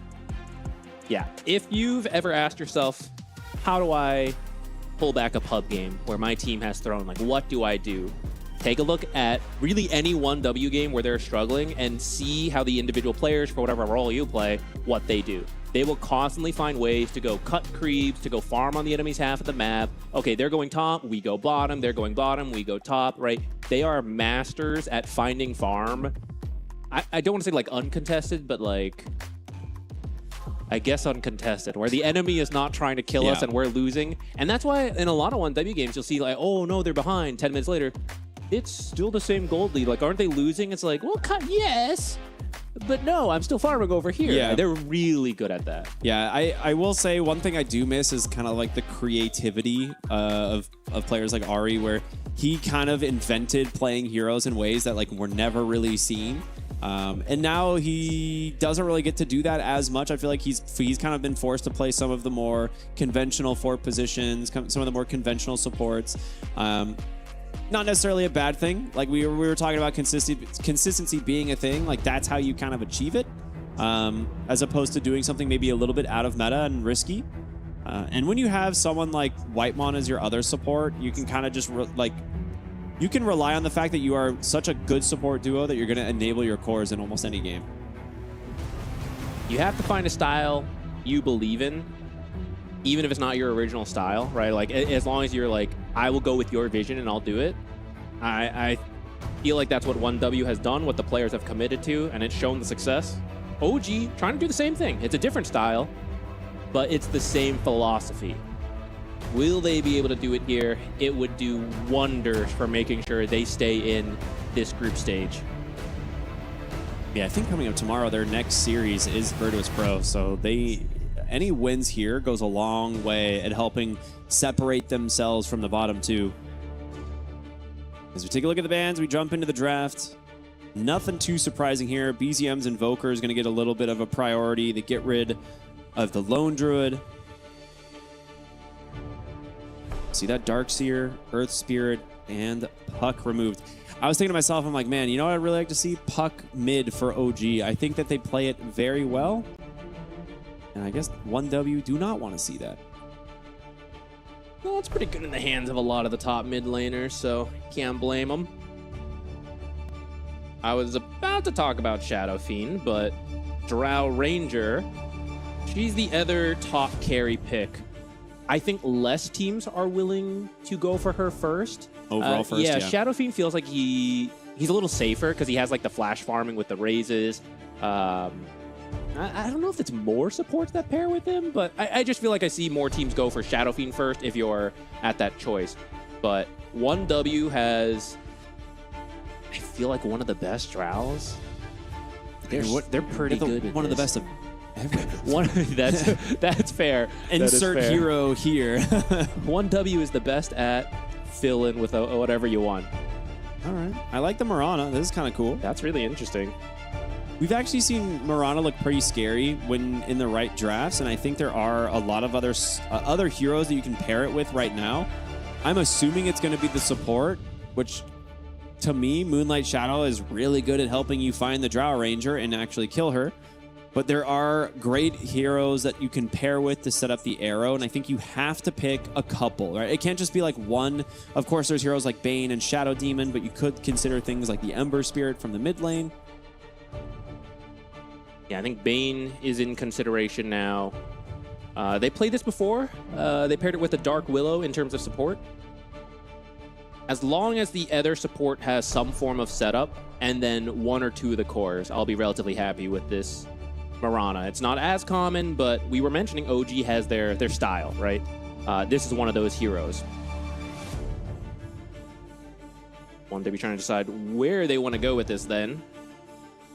Yeah, Centaur was one of the heroes you can combo with Mirana, and it's good versus the Drow. The lane's maybe not the most fun because the arrows are kind of painful, but later on, Stampede can get you close to the Drow, can get you away from the Drow, and Workhorse is really good for your own potentially ranged carry, which is pretty common right now.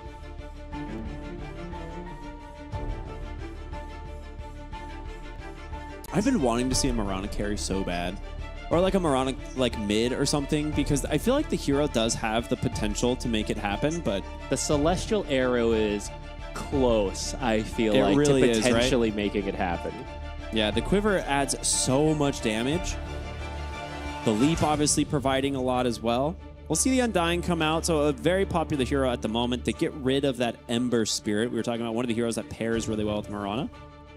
But I like the Undying. Great at getting to the Drow Ranger, right? The current build, just early blink. You just run right at her, drop the Flesh Golem. Tombstone. You can't really respond with Gust that quick.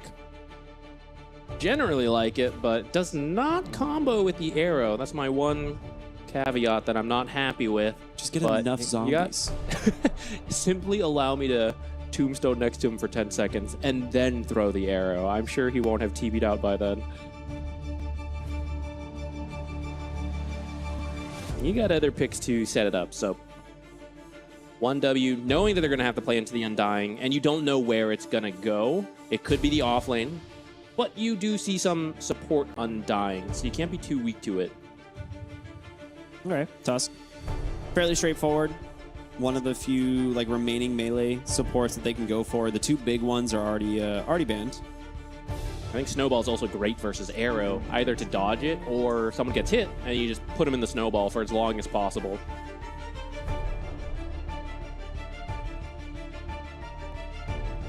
Snapfire is still in the pool, right? Yes, she is. I was thinking about that.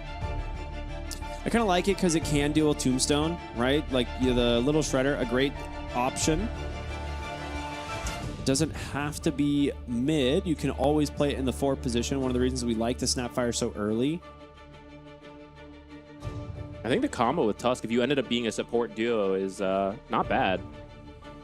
You can even put them together in the off lane, but we're going to get the Wind Ranger, which we often talk about as being a flex for the carry, but with the Drow already in the pool, this will be a 4 support Wind Ranger, perhaps stolen away to make sure Drow is not playing into that. Unless support Drow. Sounds hype. What people have dreamed of. I provide a slow and a silence. Forget all the agility scaling I don't have as a support.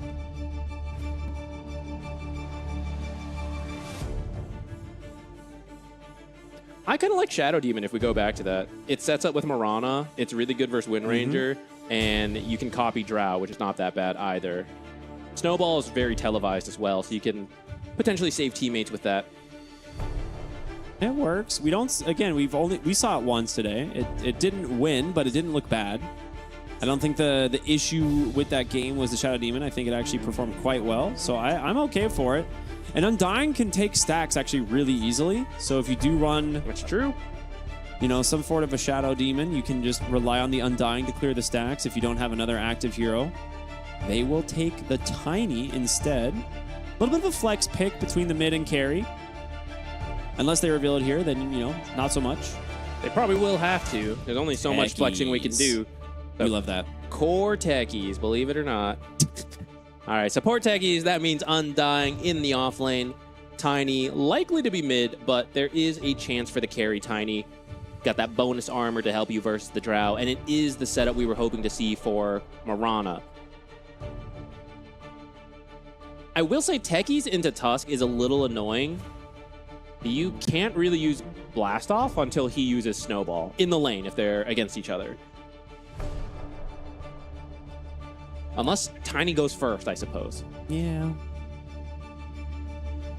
Hey, two Lina games. Okay, I was going to say, I wonder if we see the Lina come out, because I feel like in our last series, it looked so unstoppable, and it was picked so early in the draft. This time, if it is a tiny mid, it is going to get absolutely blasted by this Lina. So I think you have to move tiny now.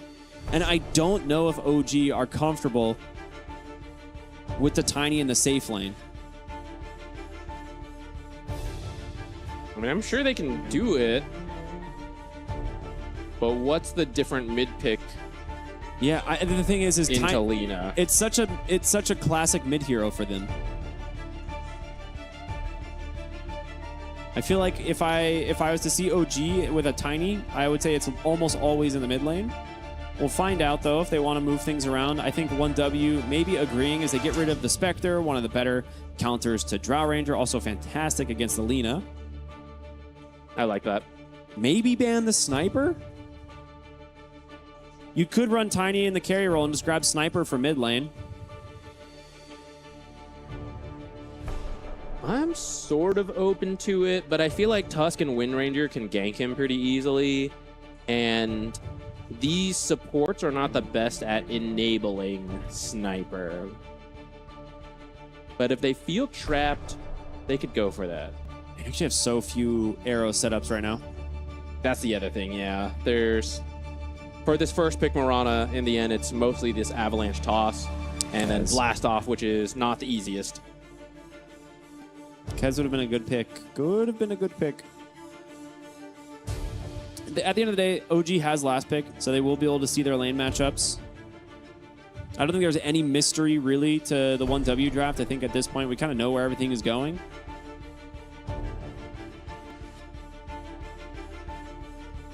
They're just looking for an off-laner left.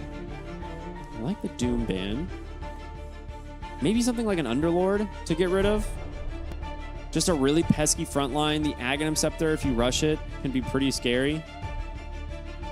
I don't mind that if you're doing a very slow approach in terms of Drow will hit things, will stand behind her. If you want a little bit more proactive play, you need someone who actually initiates compared to Underlord.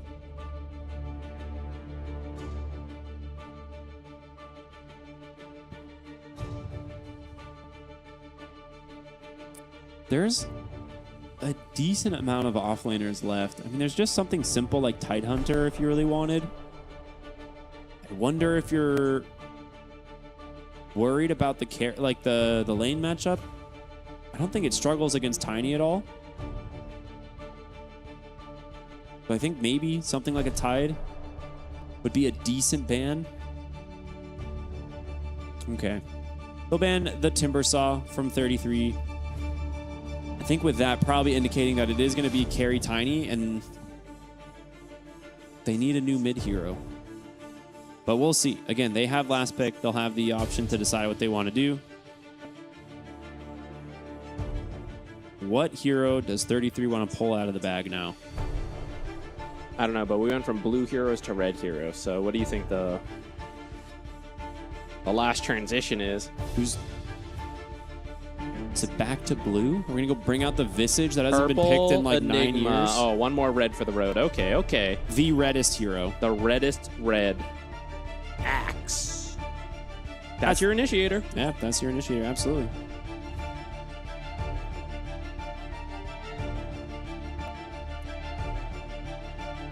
I mean, I like it. It's pretty straightforward in terms of the game plan, right? Like you really just kind of jump in with the Axe. You have follow-up from the Wind Ranger. It doesn't really seem like it's going to struggle into whatever like the matchup is. They're just going to pick the Zeus mid. So I was thinking about Zeus mid, but I was wondering if they wanted maybe something that was a little bit more of a carry option. But they are just going to believe in the Tiny to be that hero for them.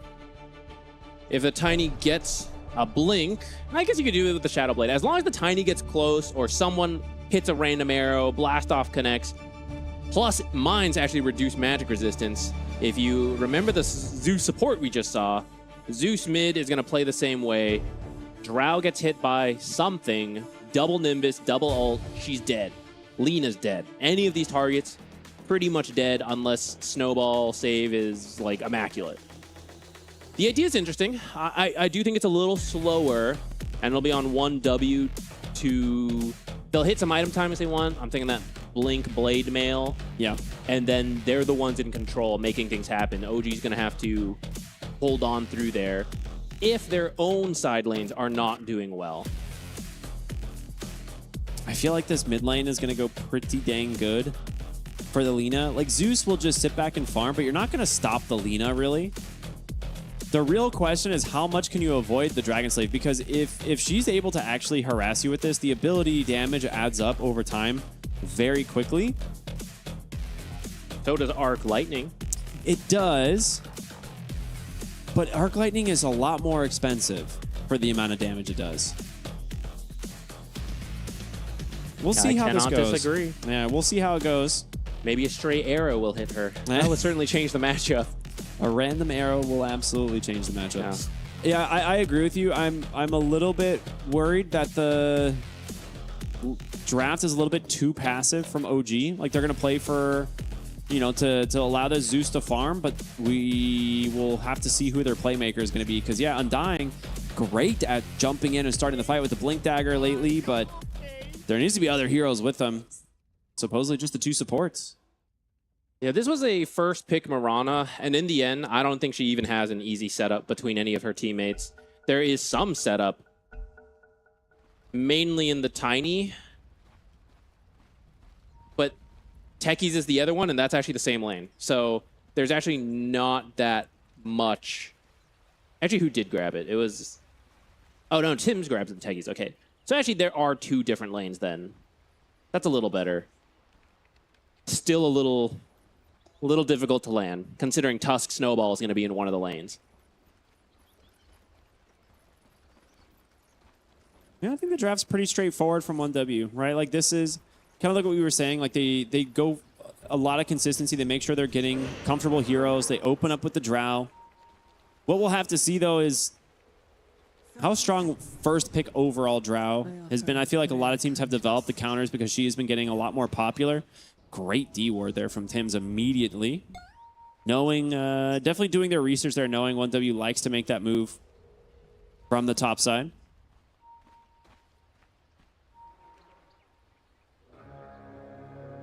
The nice thing about Zeus is you'll get the leap, and at least that can get you away from the Tusk ganks. Oh, here comes the damage, but good old reactive taser. There's the damage. arrow. It's coming. Oh, it almost gets one of them, but they will be able to dodge it for now. Yopaj just needs a little bit more damage. Looking for the first blood. It goes to Tim's instead.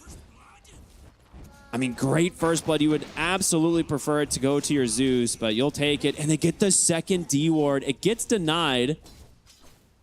So that's really good from BZM. It could have gone worse, but there's 0 wards on the map now for the side of 1W. The downside of all this is that Yopaj took a good amount of damage while going for that kill, and he didn't even get the kill. Yeah. So, yeah, we already see the harass coming in from Lina. It's going to force him to play on the back foot, and Zeus is a very short-ranged hero. High damage, but you're not going to be hitting this Lina very often. He may need to have to buy a salve to reset that lane. He might be able to hold off until he has the bottle, but it'll give Lina kind of free reign for a little while.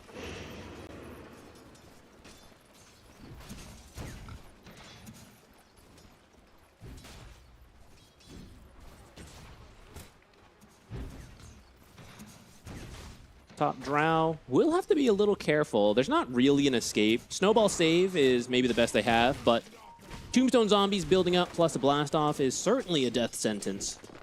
Gonna have to be careful of that. A lot of damage coming in here. Mirana, usually a very strong laning support in terms of harass, especially thanks to the Celestial Quiver.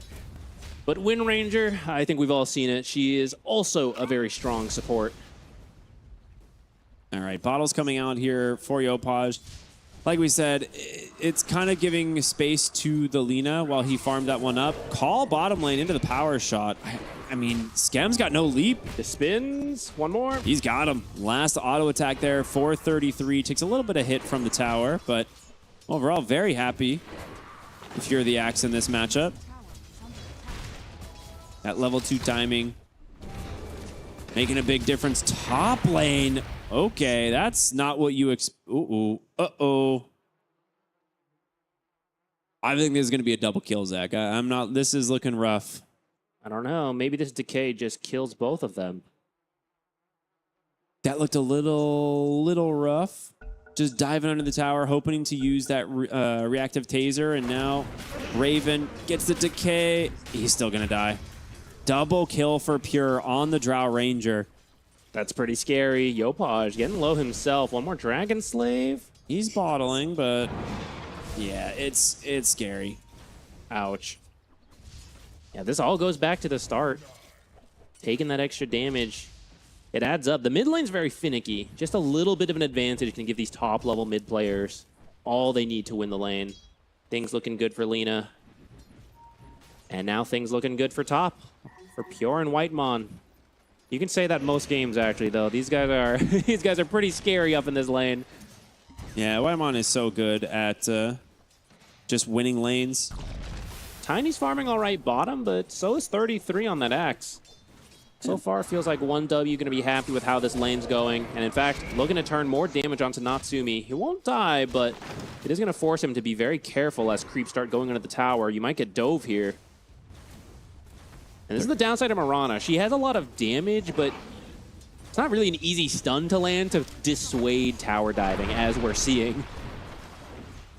Oh, just off the mark. The communication not quite there. And like you said, they might dive Natsumi. I think they absolutely will. There's the call. It's one more spin, and 33 claims another kill in this bottom lane. Don't usually see call taken this early, but certainly paid off. Skem. It's getting pretty low here. I think there should be another power shot soon if this... Never mind. Save the mana. Just one more auto attack from Ahri finishes the job. That's 3 kills in this bottom lane, right? Does Ahri have the Celestial Quiver? Did he steal it away? Off to a strong start in the lanes, though, from 1W. Something that we kind of expect from this team. They usually tend to draft strong lanes.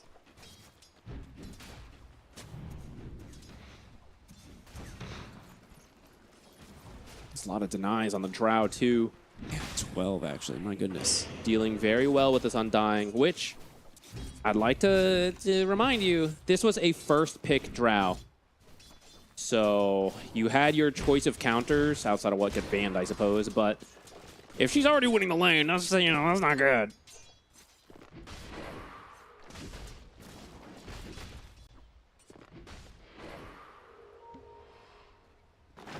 Now, OG, once Tiny can be left alone, you can try to get Mirana moving around the map, and he's going to have to land some arrows, even without the best setups. If you get those arrows, you can get those kills. Pure. Maybe baiting here a little bit. Tim still has all of his spells. He's kind of been holding them for a little while. I think he wants the techies to try and blast off at him so he can get maybe a gust or something, but... You're going to have to blast off out of the trees and land pretty quickly. He actually doesn't even have a point in the gust yet, so... He's There's chilling. a rotation coming. The Mirana is coming. You have to hit this arrow. I mean, maybe... He knows. They're sharing. She's gone. Where is she? She's salving up. It's going to be so impossible to go for this kill now that she's at max HP. And now Tim's will get found. There's the point in Gus. Goes for the multi-shot. Traps him inside the shards. Does get the discard. Blast off comes through. Dodged easily. Oh, Whitemon actually ran into it. Maybe they can kill him? No, they're too scared of this level 5 Drow. There's also Alina walking through here. Level 6. BZM hoping to maybe find a target, but... Dude, Pure Silence, but there's not even so a much leap. damage. He has multi-shot as well. 4 kills for Drow. And this is why people are afraid of the Drow Ranger. Pure. Zeus ult, please. Tell me you're level 6. I think that's actually why he's TPing, because he knows it's coming. It works! Oh, so close. He bought a raindrop in the fountain the moment he got there, and it kept him alive. I saw a smile on his play cam. He knew. He was watching mid for the level 6. Very well done. Oh my goodness. That would have been worth a lot of gold.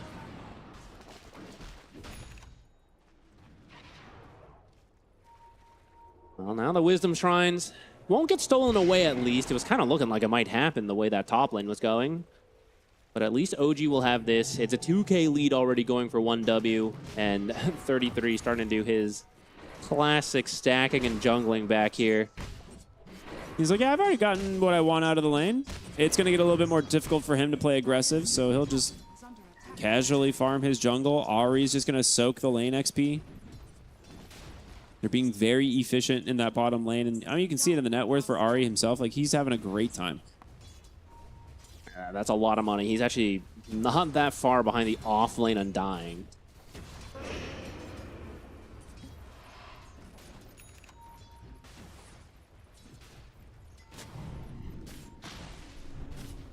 And this is where the Zeus mid... This is the weakness, right? You can't depend on, hey, please come to our side lanes and help try to fix this. Right? Come in, Remnant, root them, stun them. We'll just throw the spells. We'll get the kill, pull it back.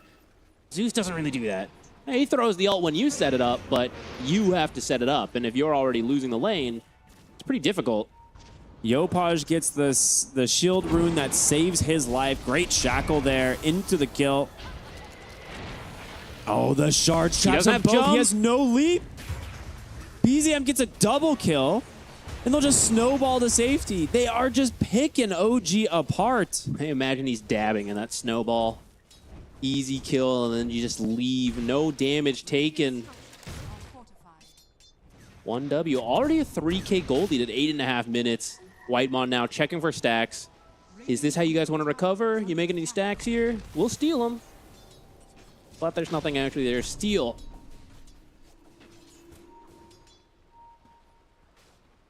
Tim scouts this out, but I don't know if he can get away. He has Focus Fire up if he can actually get his hands on the snowball. It just connects the TP finished, but Raven does not make it back to the base. That's a people-wide snowball. No respawn he doesn't have right a away, TP though, either to come back. Yeah.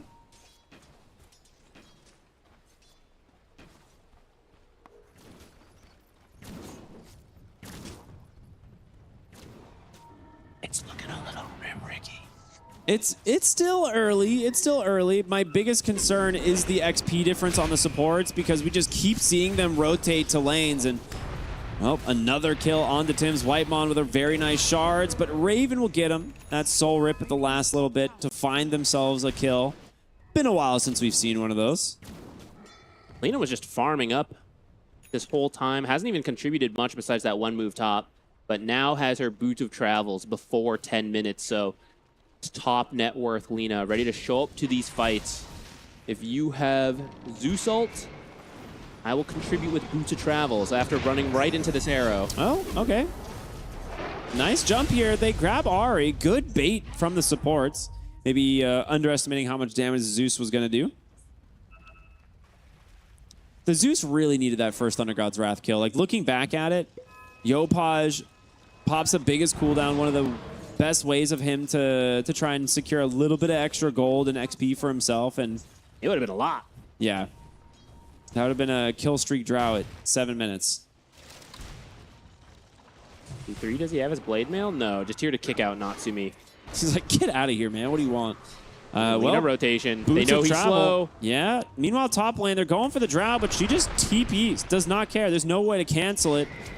Natsumi slowed up. Another Battle Hunger. They're bringing the whole squad. Techi's trying to come through the Twin Gate, realizes there is no hope. Will cancel that one. They will find themselves another kill on the Tiny.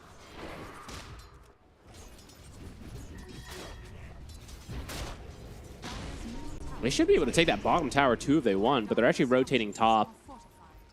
We haven't punished him enough. Get him again. They're out for blood, man. They're smoked. Like, the Lena really wants to get something out of the rotation. She showed up bottom, but doesn't really get any participation on the kill. She didn't even need to use Laguna, so she still wants something out of it. Yeah, they're going to go straight into the triangle, and they do find the Undying. An immediate Laguna Blade catches them at like 20% health. In the mid lane, you see an attempt on the Drow, the blast off, but it gets dodged. And that's kind of what I mean. That's not the most consistent arrow setup, and instead, as you're trying to get out, they now kill the Mirana. There is no arrow setup at all. Nothing as consistent as a first pick Mirana warrants, I believe.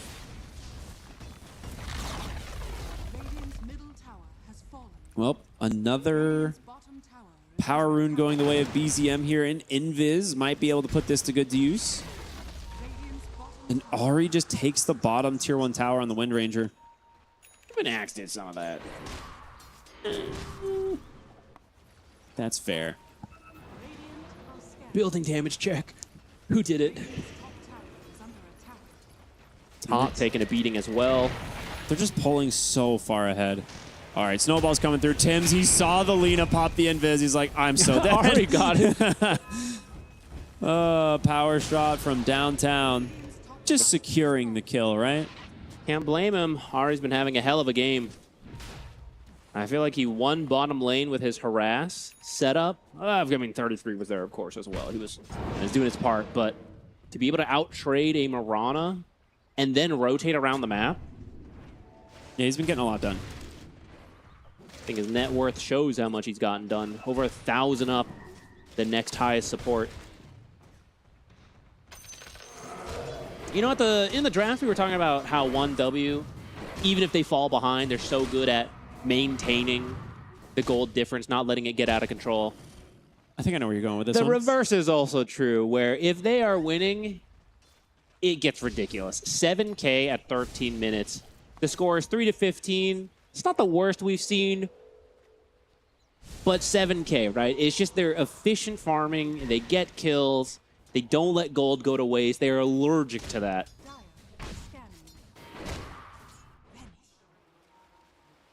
Well, we're going to see the 14-minute Wisdom Shrine here in a moment, and they're smoking on the side of OG, maybe thinking of invading.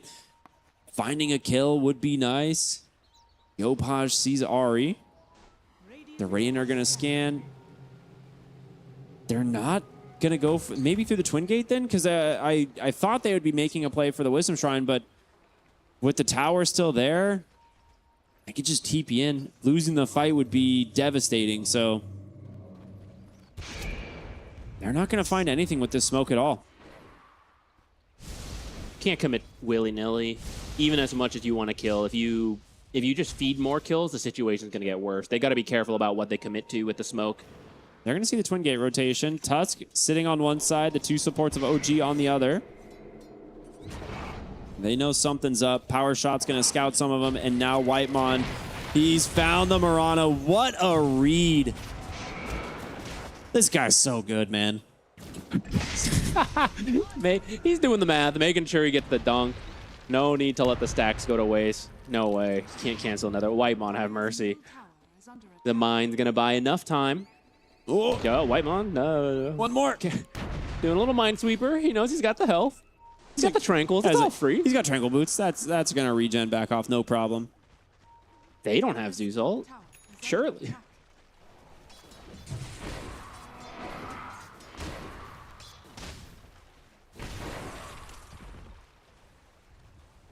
I thought Act would have to get the blink. We called him the initiator, but game's been going so well. Doesn't even feel like he needs it. He's just going to get the pipe, which is very good versus the Zeus, the techies. Even a lot of the early damage from the Tiny before he picks up enough right-click items, it's just the avalanche toss. It's the damage.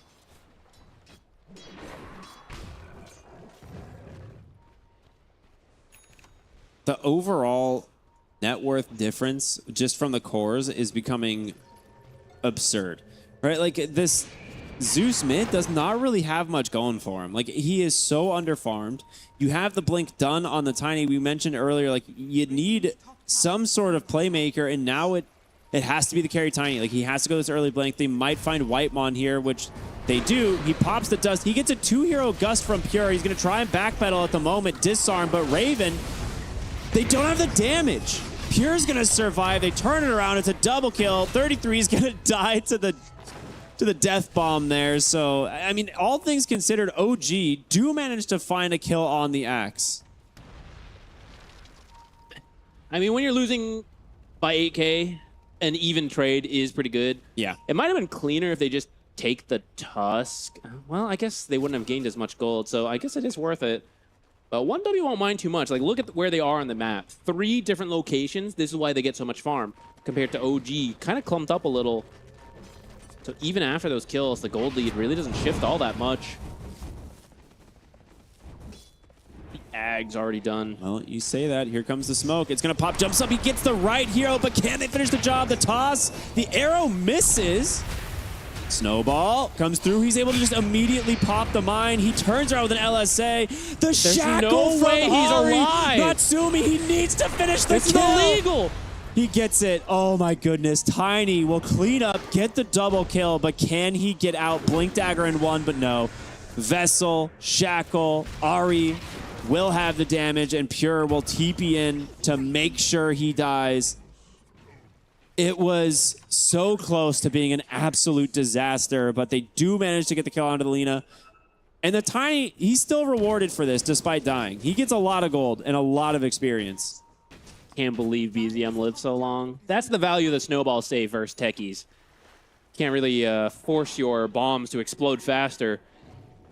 Okay, yeah, let's see this replay. So that was the blink. Certainly caught him off guard. They land all the abilities, but they're just missing enough damage because the mines haven't gone off yet. BZM heads up, runs to the left, hides behind this tree. Does eventually fall here, but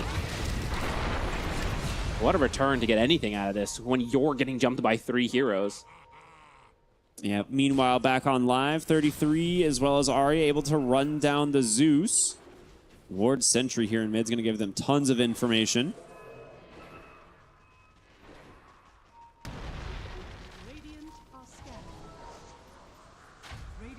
We are approaching a 10k gold difference before 20 minutes.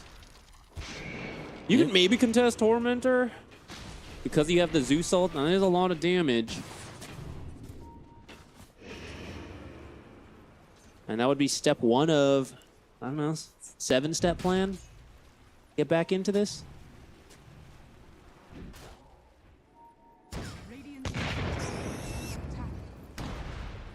I mean, Tim's is definitely doing well on the techies, right? Like, he's getting active. He's finding kills. I like the attempts that they're making, that smoke into the enemy triangle to try and find the Lina. It was really good.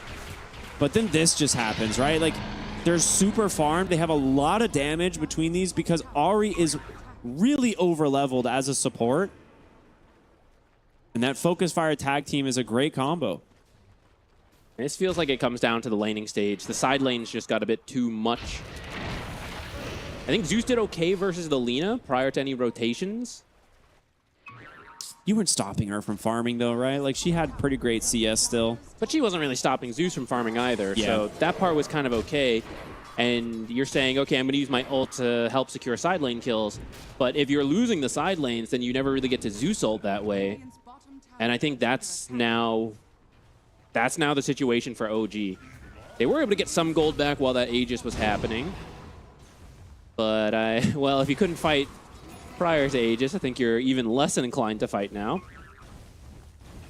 Yeah, I mean, they used the fortification to clear up the tower, but catapults are coming now. If they can protect the mid wave, they might be able to escort that catapult wave over.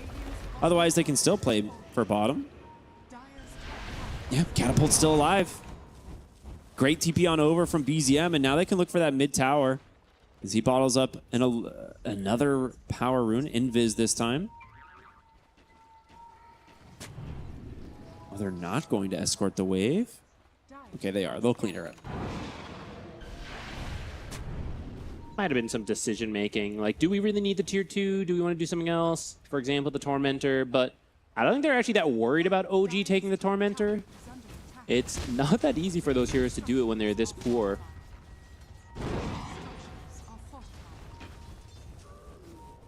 I mean, they had a fortification come out to try and protect the tower, but Pure,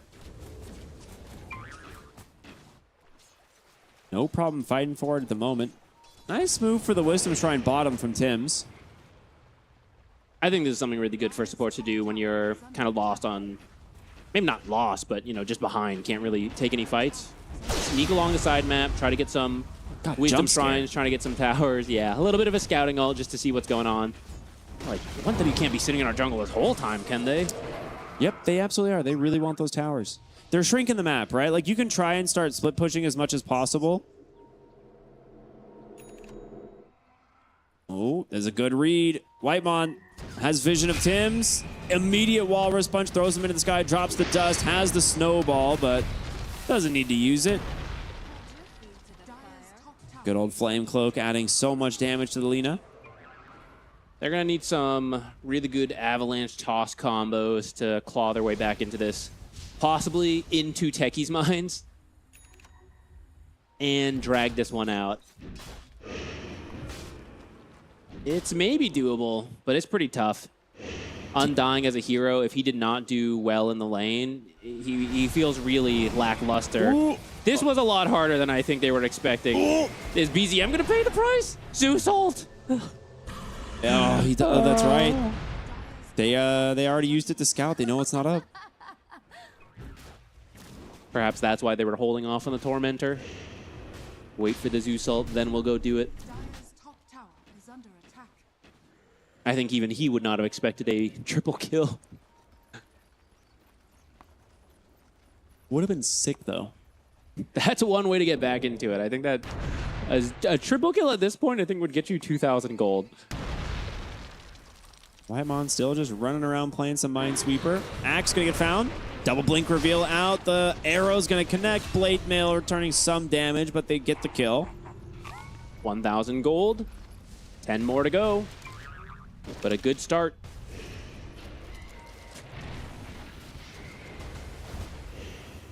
The cooldown for the combo is not that long. No, Blink, Avalanche Toss, the arrow, and then you just need a little bit more damage. That could come from the Zeus ult. It could come from Techies being there. In this case, we just saw the Blink, Undying, ult, and Tombstone. So you can kind of mix and match the combo. You got to keep looking for it.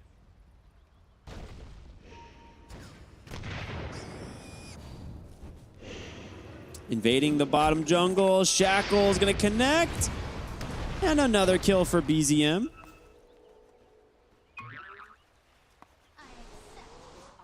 I think Tumblr's toy will go in the next patch. Like actually, I think there's quite a lot of... Oh, this reminds me. I was going to pitch this to you. I forgot in one of our other games. Hold up, that Whitemon, Snowball, double leap should keep him alive. Oh, even using the ult to make sure he lives. Was it enough? I don't think he's lived. I don't think he's going to live. Not with 33 coming in. Is it Quick enough? Pulling Blade. Bottom lane, Natsumi will find Ari, the Thunder God's Wrath, to clean it up. Can he TP out? Yes. All right, nicely done. Good read to get out on the Tiny. I mean, Tiny's doing really well. All things considered with how this game has been, Natsumi is having a pretty good game. He needs a lot of avalanche tosses to pull his team back in, but he's trying. OG are trying.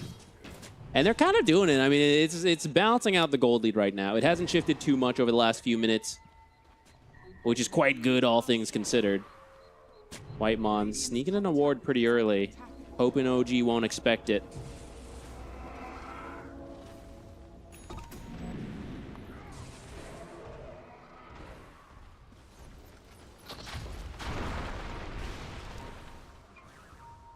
I love the change to Harpoon, like being able to grab trees, you know? A little bit of mobility. Ooh, that power shot's gonna scout some heroes. 33 will get the call.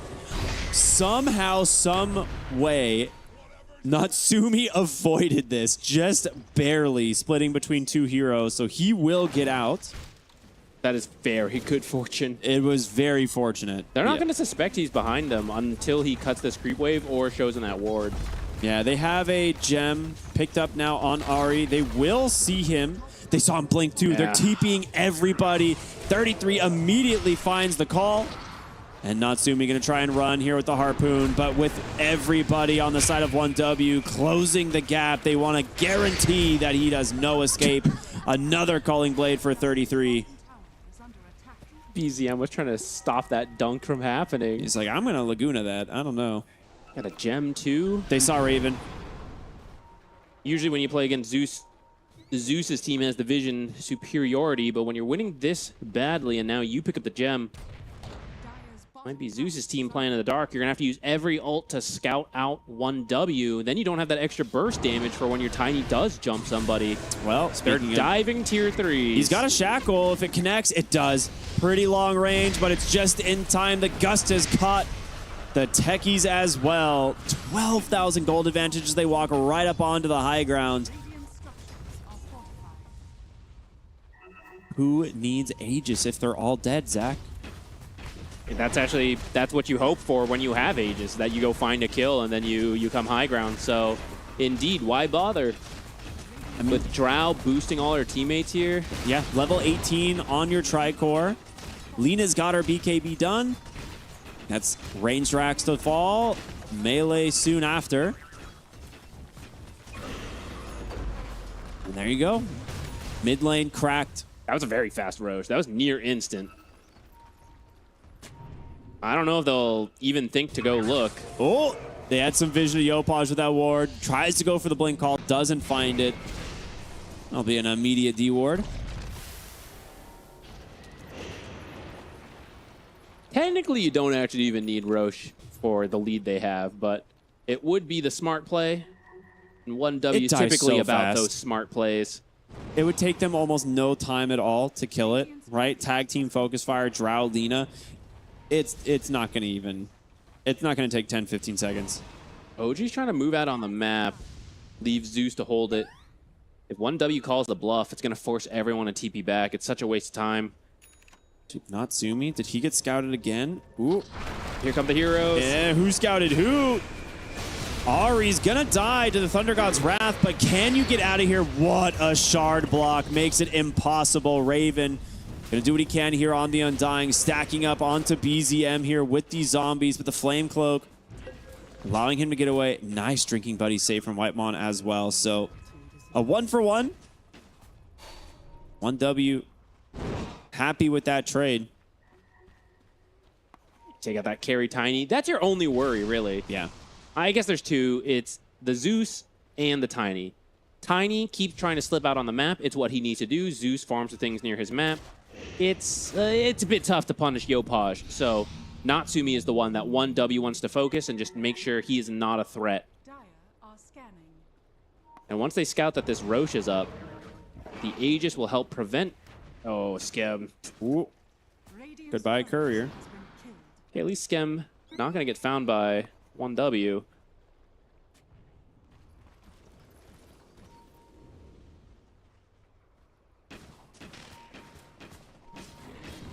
Did they see Roche now? They're pinging it. Yeah. Ooh, techies. There's very convenient sentry in the lane. Gust should not reveal. I'm just saying. Oh, yeah, you're right. That's what it was. Why does Gust reveal? I wish I could tell you. Power creep, man. Second Roche now drops the banner. They've already got one lane of racks down. They're going to smoke up, beeline it towards the top lane. That Roche animation really lined up with where that Roche pit was. That's pretty good. All right, from here, you just send your Drow forward. The only play OG really has is toss her back into Mind. You might kill her once. I doubt you can kill her twice. 1W also doesn't need to do that. They can just look for the kill first, and then once you find something, then you go. That's what they're currently trying to do. Yopaj is level 18, and he's working towards the refresher. Uh-oh. Uh-oh. BZM. He has a gem, doesn't he? Pretty sure he does. Yes, he does. I'm like, I don't think you get away from a Flame Cloak Lina with a gem. Bots too as well, so super low cooldown, can be basically anywhere on the map. Lina's back, man. This hero looks so good.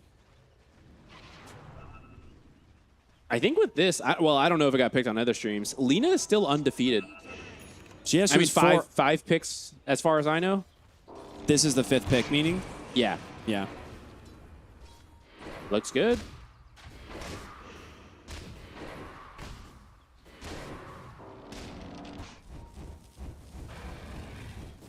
Consecrated Wraps is an interesting build for the Lina.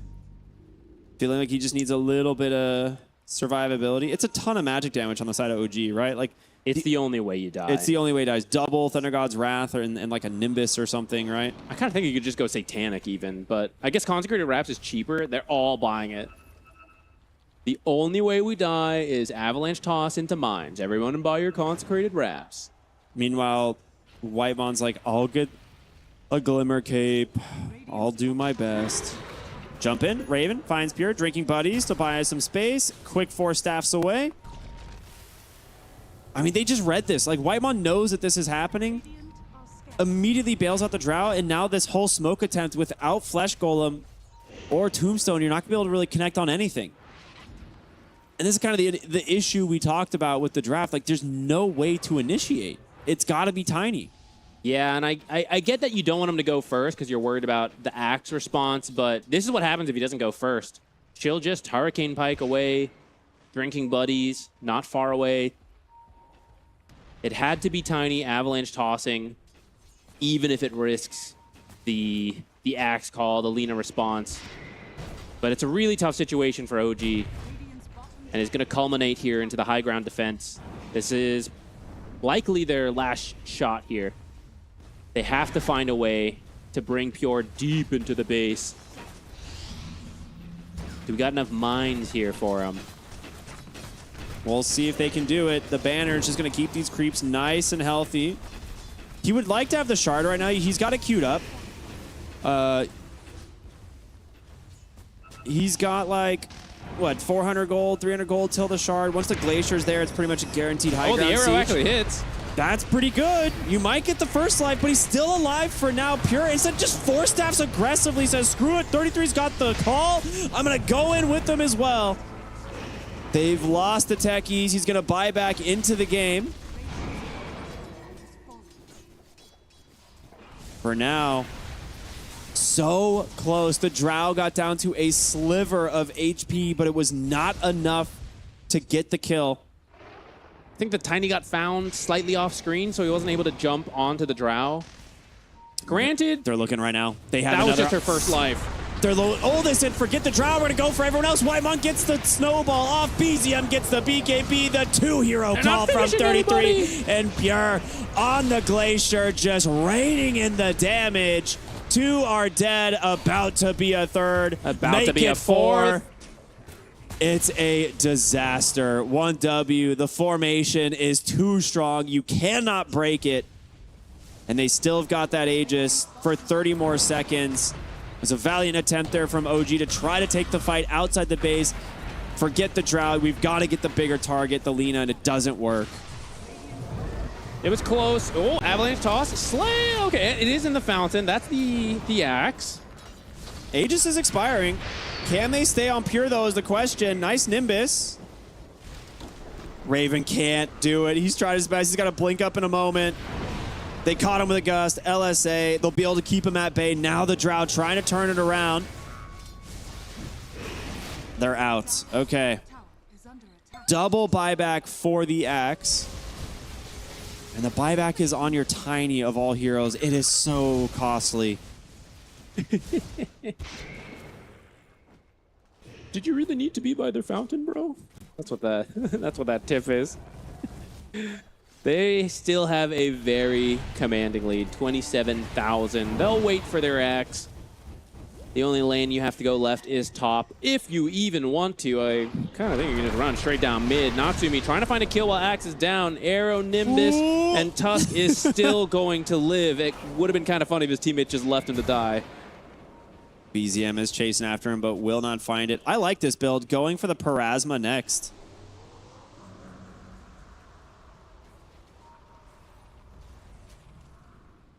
Man, they cannot catch a break on OG. Everything just so difficult because they are so far behind.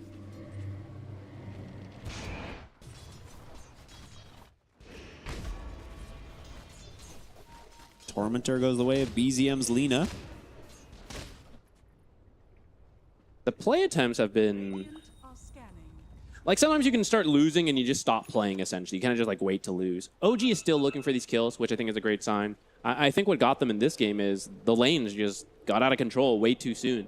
If you're making these same plays and maybe you're still losing, but it's only, say, 10K difference, a lot more of them are going to succeed, and it's going to be a far more competitive game.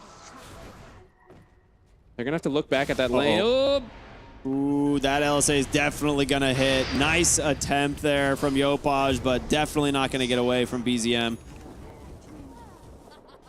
Couldn't you at least let him cliff you? I mean, that's like, that kill is essentially almost 1,000 gold. Between the hero and the 125 from the Nimbus.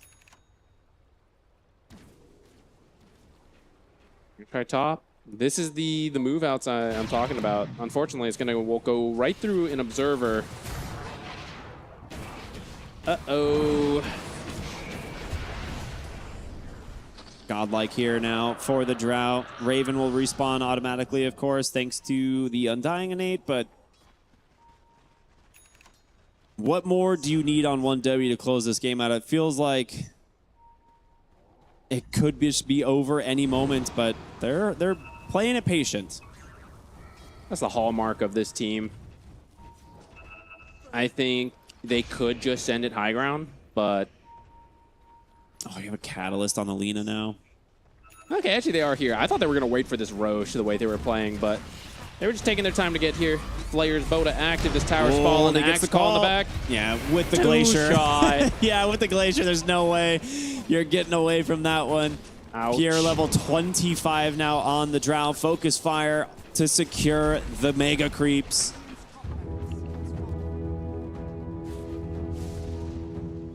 Too far behind now. It's just so difficult for OG to find anything. And 1W. Playing it safe. It was another quick Roche respawn. Let's see if they scout it. Gonna check for some D wards as they also finish up some key items that Parasma, primarily on the side of the Lina.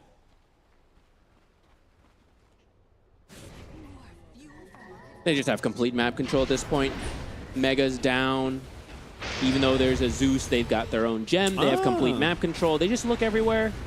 So OG has to play in the dark. It's so difficult to find any of the avalanche toss combos they can go for. Each time they've tried, I think we've seen that 1W has actually noticed them through an observer or a sentry somewhere. They just get back across the map so fast because they have the outpost, and Axe has kept the wave in, and they just immediately look for the kill. And with the bots too from BZM, there's no hope. Undying is dead. This time, no innates for him to respawn, and Pure's just going to get to work on the tier 4 towers.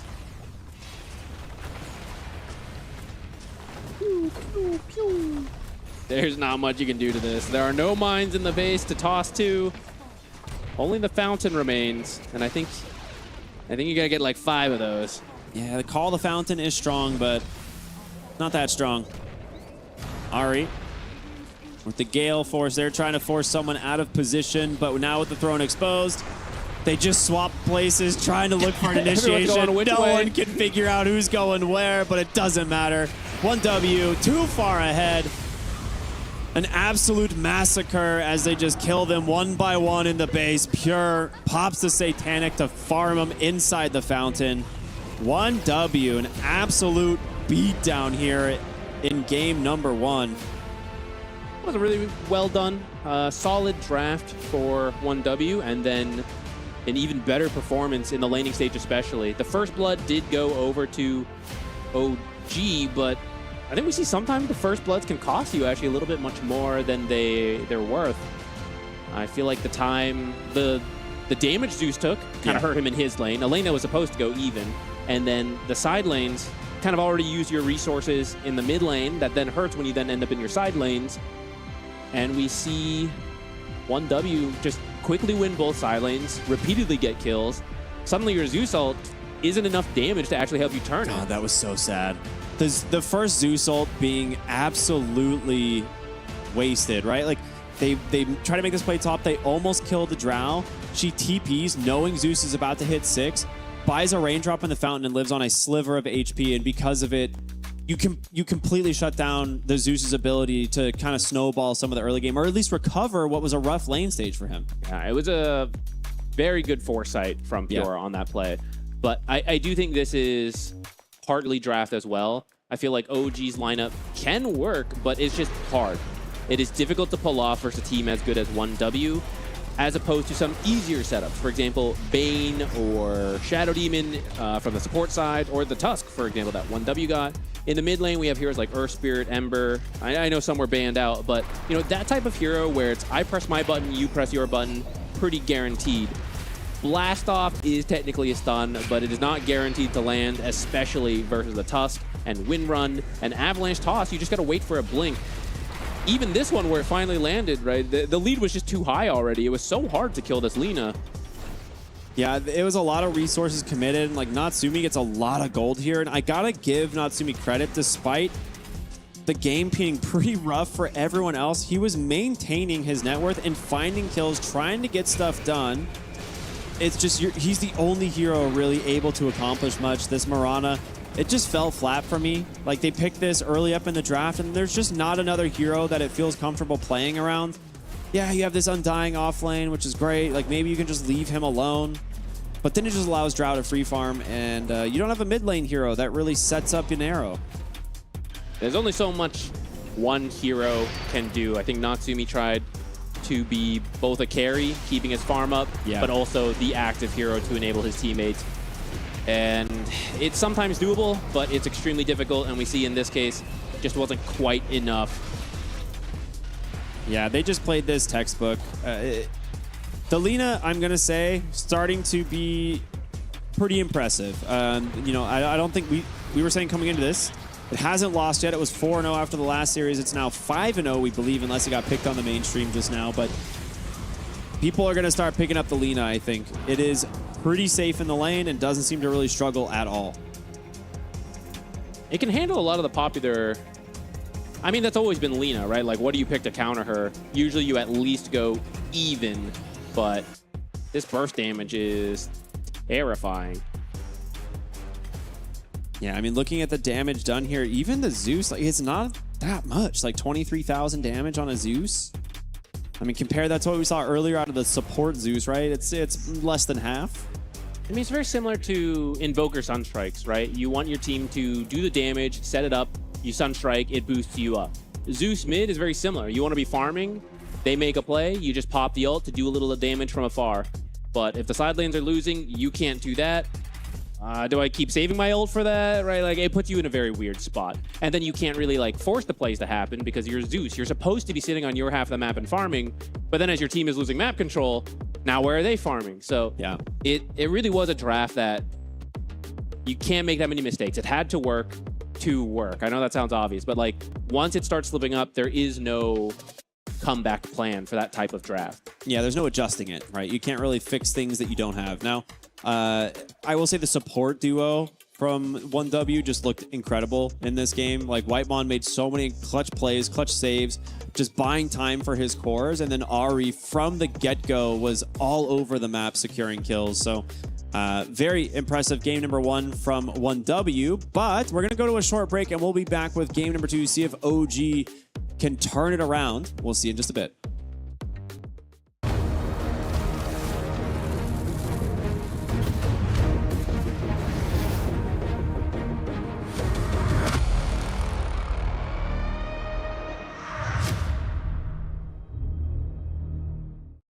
Hook shot from him.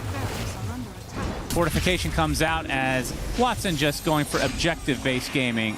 Totally understandable. Chera pops the BKB, greets the Olakor with open arms, and this will be Megas. Yep, godlike for Watson. Don't think he will end with godlike. It should be a beyond godlike.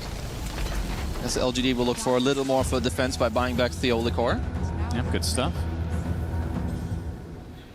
All right, KJ is ready for the last hurrah. Yep, and he's not hurrahing anymore. Nope. Does have buyback.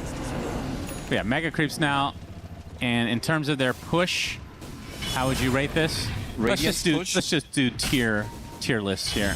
The Yandex push? No, the LGD push against Megas. Oh, they have Mjolnir. I mean, the problem is it's very early in the game. Looking for a letter. You're looking for a letter, B-. You really like the B-minuses, huh? Because it's too early. If it was like minute 50, then they would have like an A-. Okay. Smoke from Yandex looking to close the door on this game number 1. As a Daedalus delivered for Watson. Hoof stomp onto the techies. Easy kill, 5v4. For 70 seconds. That's right. High Lang with a good dodge. Is gonna be dodged here, but Watson does a lot of damage to buildings. Where's that bear going? Was thinking about doing something. Just hovering, sniffing, as do creatures of the like, and Overgrowth comes out just to delay, so that means the tier 4s are dead, and Ancient will be exposed completely to Yandex. LGD refusing to GG out, but we all know what's going to happen here. Kira Jr. getting some nice focus here. There's a huge arena from Whisper as he goes back into the fountain and drops dead immediately as GG's come out. Game 1 to Yandex. Damn, we are having some one-siders today. Oh, yeah. I think it's just you have what seems to just be, you know, the stronger team coming in. I think also that when you look at the hero composition, Watson's Drow Ranger, 0 contests on him, ending the game 13-0. Centaur has looked very good. I think also the slaughter.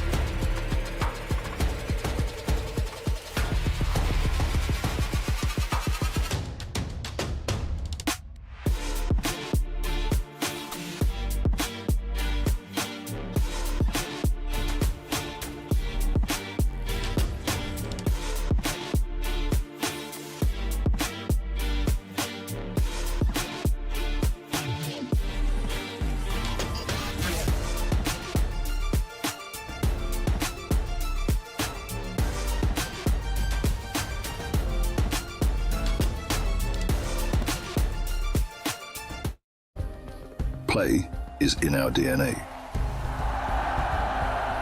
Whenever we let it out, it becomes our superpower. Now imagine an entire city being built to supercharge it. Qiddiya City, powered by Play.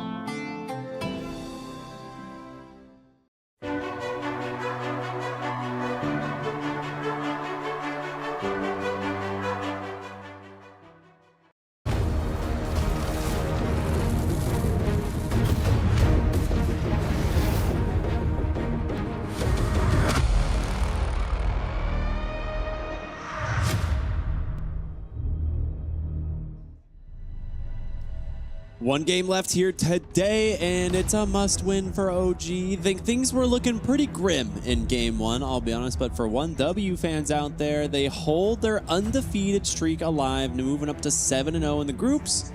We'll see if they can finish the day at 8-0, being one of the 2 teams to go undefeated thus far in the group stage. Pretty impressive stuff from them. It looked like a pretty dominant performance. 2-0 is certainly looking possible. I think OG's got to start with maybe a more comfortable draft. Yeah. It felt like there was not a lot of wiggle room for error. They're humans. Errors were made, and then it just kind of got out of control. This is 1W you are playing against. I think you have to assume at some point they're going to make some good moves, and your lineup needs to be able to adjust to that. Yeah, I'd say that's a fair assessment. Looking at 1W, like, this is a team that has plenty of strategies, but they definitely just play very clean. And I think adding the Lina into the mix here is going to make things more difficult, because clearly BZM's been practiced with it. Like, he looks very good on this hero. His item build, very unique, different from maybe what some people would have expected. Obviously, the Aghanim Scepter, Boots of Travel, that part's standard, but after that, it was kind of cool. His first showing in a while. I mean, he was playing it in the past, right? So I'm sure it was a return to a fairly comfortable hero for him. And maybe, just maybe, teams will think about the Lina instead of banning his Invoker all the time, and he'll get to play what he really wants to play. Yeah, I'm always down for some BZM Invoker. So is he, but the other teams just don't seem as up for it for some reason. That's not true. He's picked it a couple times. He's got a couple times, yeah. At this point, if you are OG, I think you need to pick for your lanes, right? Like, you need to have strong lanes this time around. You cannot afford to have those side lanes kind of fall apart. And then, hopefully, make space for Natsumi to try and get you through it. Because he looked really good in the last game. Like, he was finding a lot of farm, making the plays since he kind of had to be the playmaker and carry, like you mentioned. But if you can get one other hero to have a good lane stage to get and come through, I think their chances increase quite a bit. Yeah, I want them to play the style they want to play, right? You can't force people into something different. But it feels like there are easier support combos they could go. I know these their support duo is very skilled, but the combos they're picking are not the easiest to run, right? Yeah. I don't know. Make life a little easier on yourself. I don't know. If that's what they believe in, then you can't really just suddenly pivot to it. Like, that would look even worse. So we'll see what they've got. Plan A did not quite succeed versus 1W. It's time for Plan B. Are we on Plan B, Plan C, Plan D? Where do we get until we run out of plans? Well, everyone's at Plan C versus 1W right now because everybody lost 2-0 up to now. Only OG is currently at Plan B. Remains to be seen if they're also going to move to Plan C. I don't hate the Mirana, right? Like, that was one of the kind of question marks for me coming out of the game. I was like, okay, like, we've seen Miranas look fairly good. I think it's a hero from, if you're going to put it in the support role, it is not like an enabler when it comes to supports. It needs to be enabled. And like, that's kind of a difference of play style. I agree. There are some heroes that are self-sufficient and some that are not. Mirana is not. Heroes that are like Tiny and Hoodwink. Like, you don't even need to know what the other heroes in the draft are. You know those two heroes will get things done. Lion. Yeah. Mirana, when she's in the draft, you're like, okay, well, did they have gankers? Did they have setups? Did they have whatever, right? And there were a couple. It just wasn't as easy as I think you want your first pick or like 9th pick response Mirana to be. And I also don't know if that trade-off's even the best. Like, they get Drow, you get Mirana. That doesn't feel like a very even trade to me. That pendulum, or I guess the balance on that scale is not correct. Like, it's super skewed, right? Like, Drow Ranger is so much stronger in the current patch from everything we've seen. Some recalibrating's got to go on. If you're like, okay, we give them Drow, we get this like new, potentially very powerful Lina, or maybe we get the Lone Druid, right? Like one of these other like really hot heroes. Shadow Fiend potentially, if we're talking about hot heroes. There's no way they would have taken Drow if they could have had Lone Druid though. Yeah, right. Can't let that one through. Yeah, so but that's what I'm saying. Like like Mirana to me does not come through as like a, oh yeah, that's a good opener. And for 1W, speaking of opener, we're gonna see the Keeper of the Light. Already changing things up. The Bane as the response. I'm up for it. I think Bane is one of those more self-sufficient heroes, though there are answers to it. What a lot of teams go for are summons in the off lane, which when you're picking Keeper of the Light, that's not usually the direction you actually want to go to. Maybe the Beastmaster, but you could possibly ban it out here. There's the Shadow Fiend to prevent the Bane Shadow Fiend combo. I think if I'm 1W here, it seems like they want to try and aim for something like a Storm Spirit for BZM. Like his Invoker's banned, but they also got rid of Puck and Ember Spirit in phase 1 before going for the Coddle.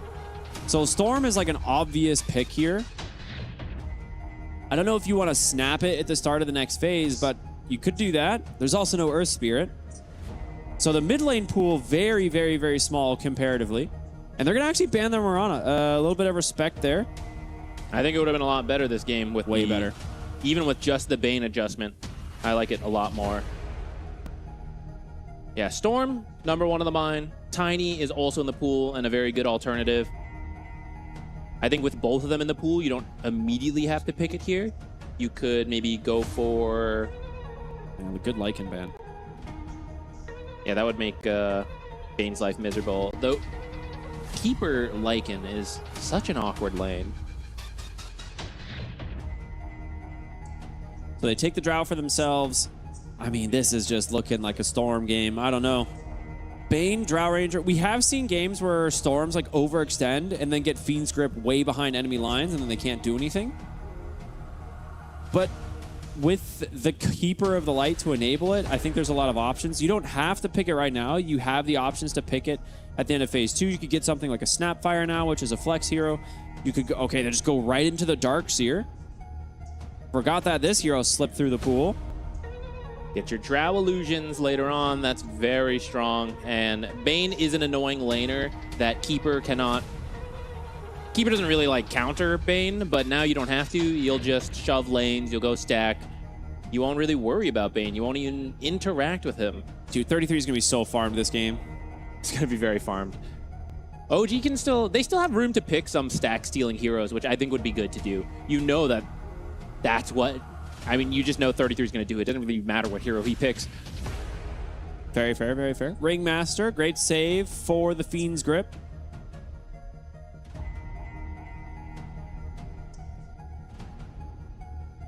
So the 18th pick will likely be the mid hero that combos with the Keeper.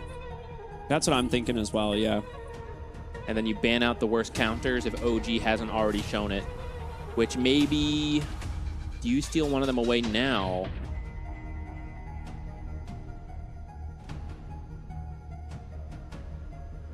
Storm... I mean, Storm works for OG. The issue is that there could then be some hard counters to it.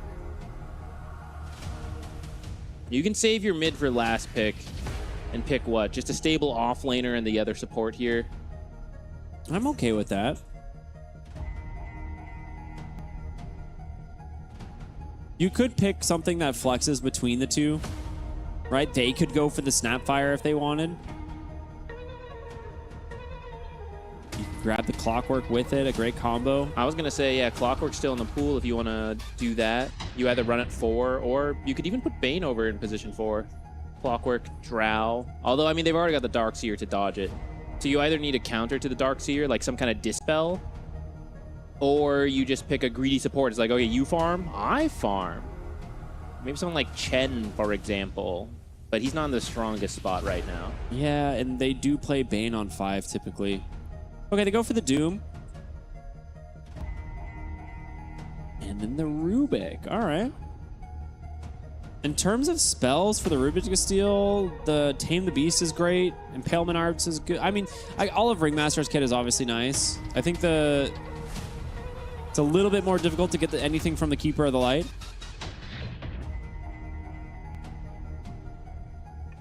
As Doom dissuades the Storm pick. Yeah, you could still do it, but it's a little spooky. I think I would still do it. I might like Tiny a little bit more. Tiny's tankier, so you have a better shot at living through the Doom. And also your abilities are more instant, so you can kind of get done what you need to do. Oh. Spectre. This is a cool pairing with the Darkseer because you get the Ion Shells. You can actually participate a lot earlier, and then you naturally get to the Drow Ranger. And actually these backline supports as well are not going to have a fun time with these Spectre illusions on you. Yeah, the Haunt actually changes this game a lot because now you can't hide on the Bane or the Rubik and like try to counter initiate.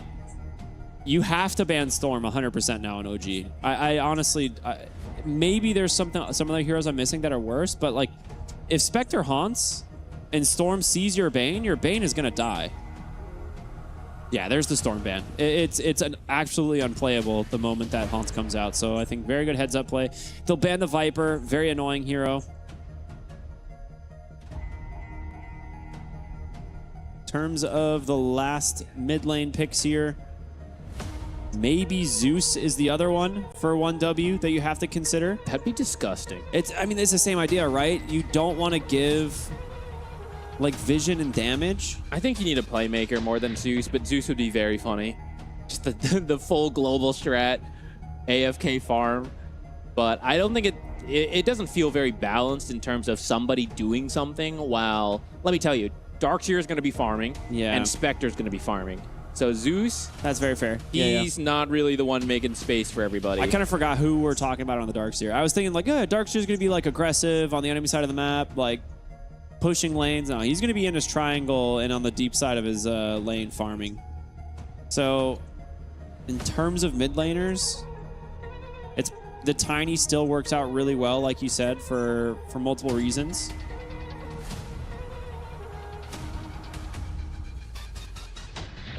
Do you ban something like a Huskar here?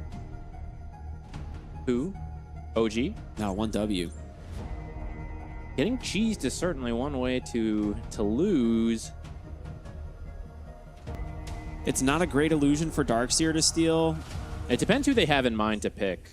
Okay, they ban Queen of Pain, and there's the Tiny ban. Yeah, so those are pretty much the best heroes that we could think of. We'll have to see what the pairing for the Keeper of the Light is going to be. Maybe it's nothing even like that special, and the Coddle's just there to like help stack and buy some auras and play around the Darkseer.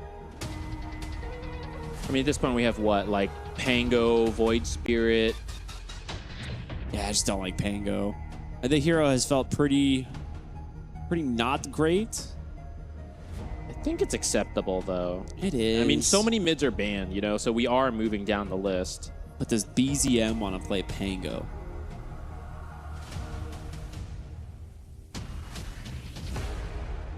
God, there has to be some mid laners that I'm forgetting here. There's not many that pair with Coddle. Yeah. Maybe you just run the Lina again. I don't really love it, but it's honestly safe if we do it, right? Like, it does play quick. You have boots of travel to get around the map, follow the Darkseer. Okay, they go back for the Snapfire. So this was something we mentioned earlier in the draft. I think the Lina beats the Snapfire, so I'm curious if OG have confidence in going for the Lina to try and run it into the Snapfire here. Or if there's maybe another... The issue with Lina is also countered by Spectre. She has Flame Cloak, which makes it not as bad, but yeah, you're right. I do agree. Yeah, with that said, I'm also not sure what you picked otherwise to deal with the Snapfire.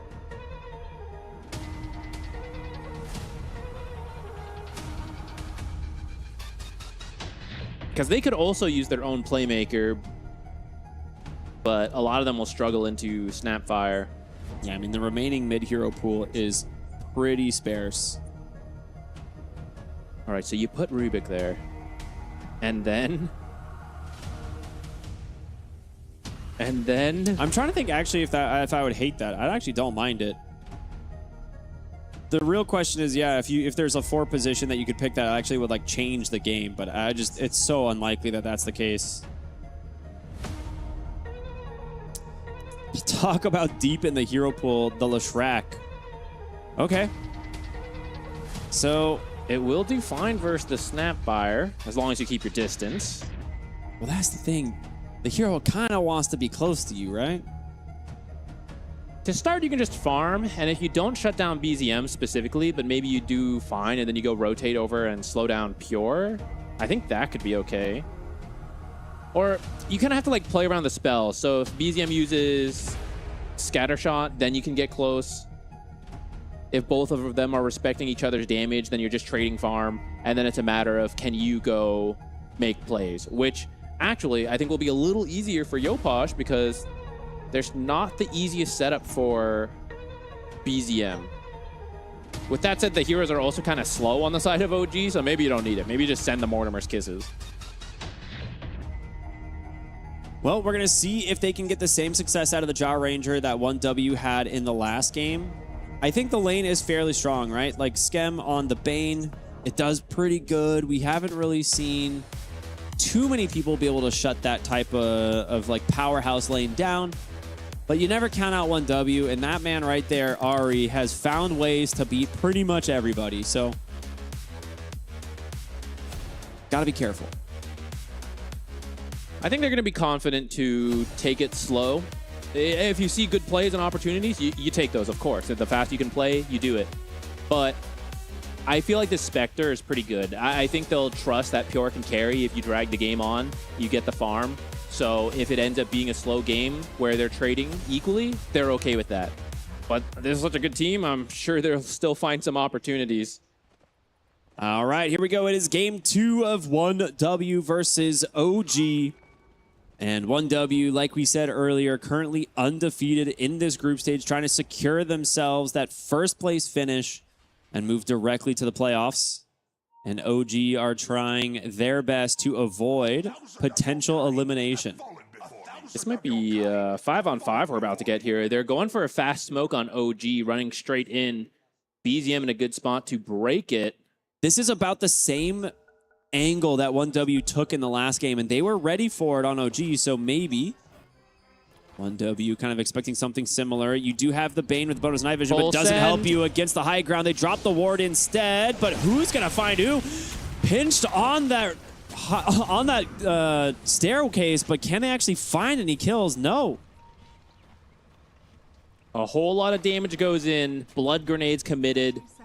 They really want the D ward. Nice timing. All right, in the end, 1W will be happy with that. They get the D ward. There's enough time for Darkseer to go home and heal up. He's not going to miss anything in the lane. They'll go 2 for 2 for runes, but actually 1W is hanging around here. Maybe they're still going to fight for this top rune. Well, they never used their smoke, right? So they smoke up here, and they're going to see what they can maybe find.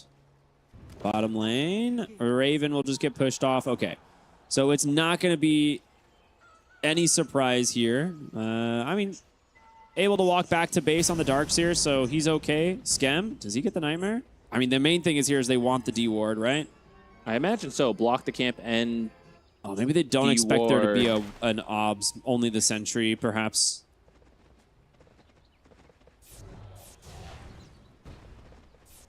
I guess not, because they just left. Skem. He wants to block, but obviously you can't do it when Ari's standing right here, so. It's like, come on, man, let me just block your ancient camp. Fine, I'll come back later.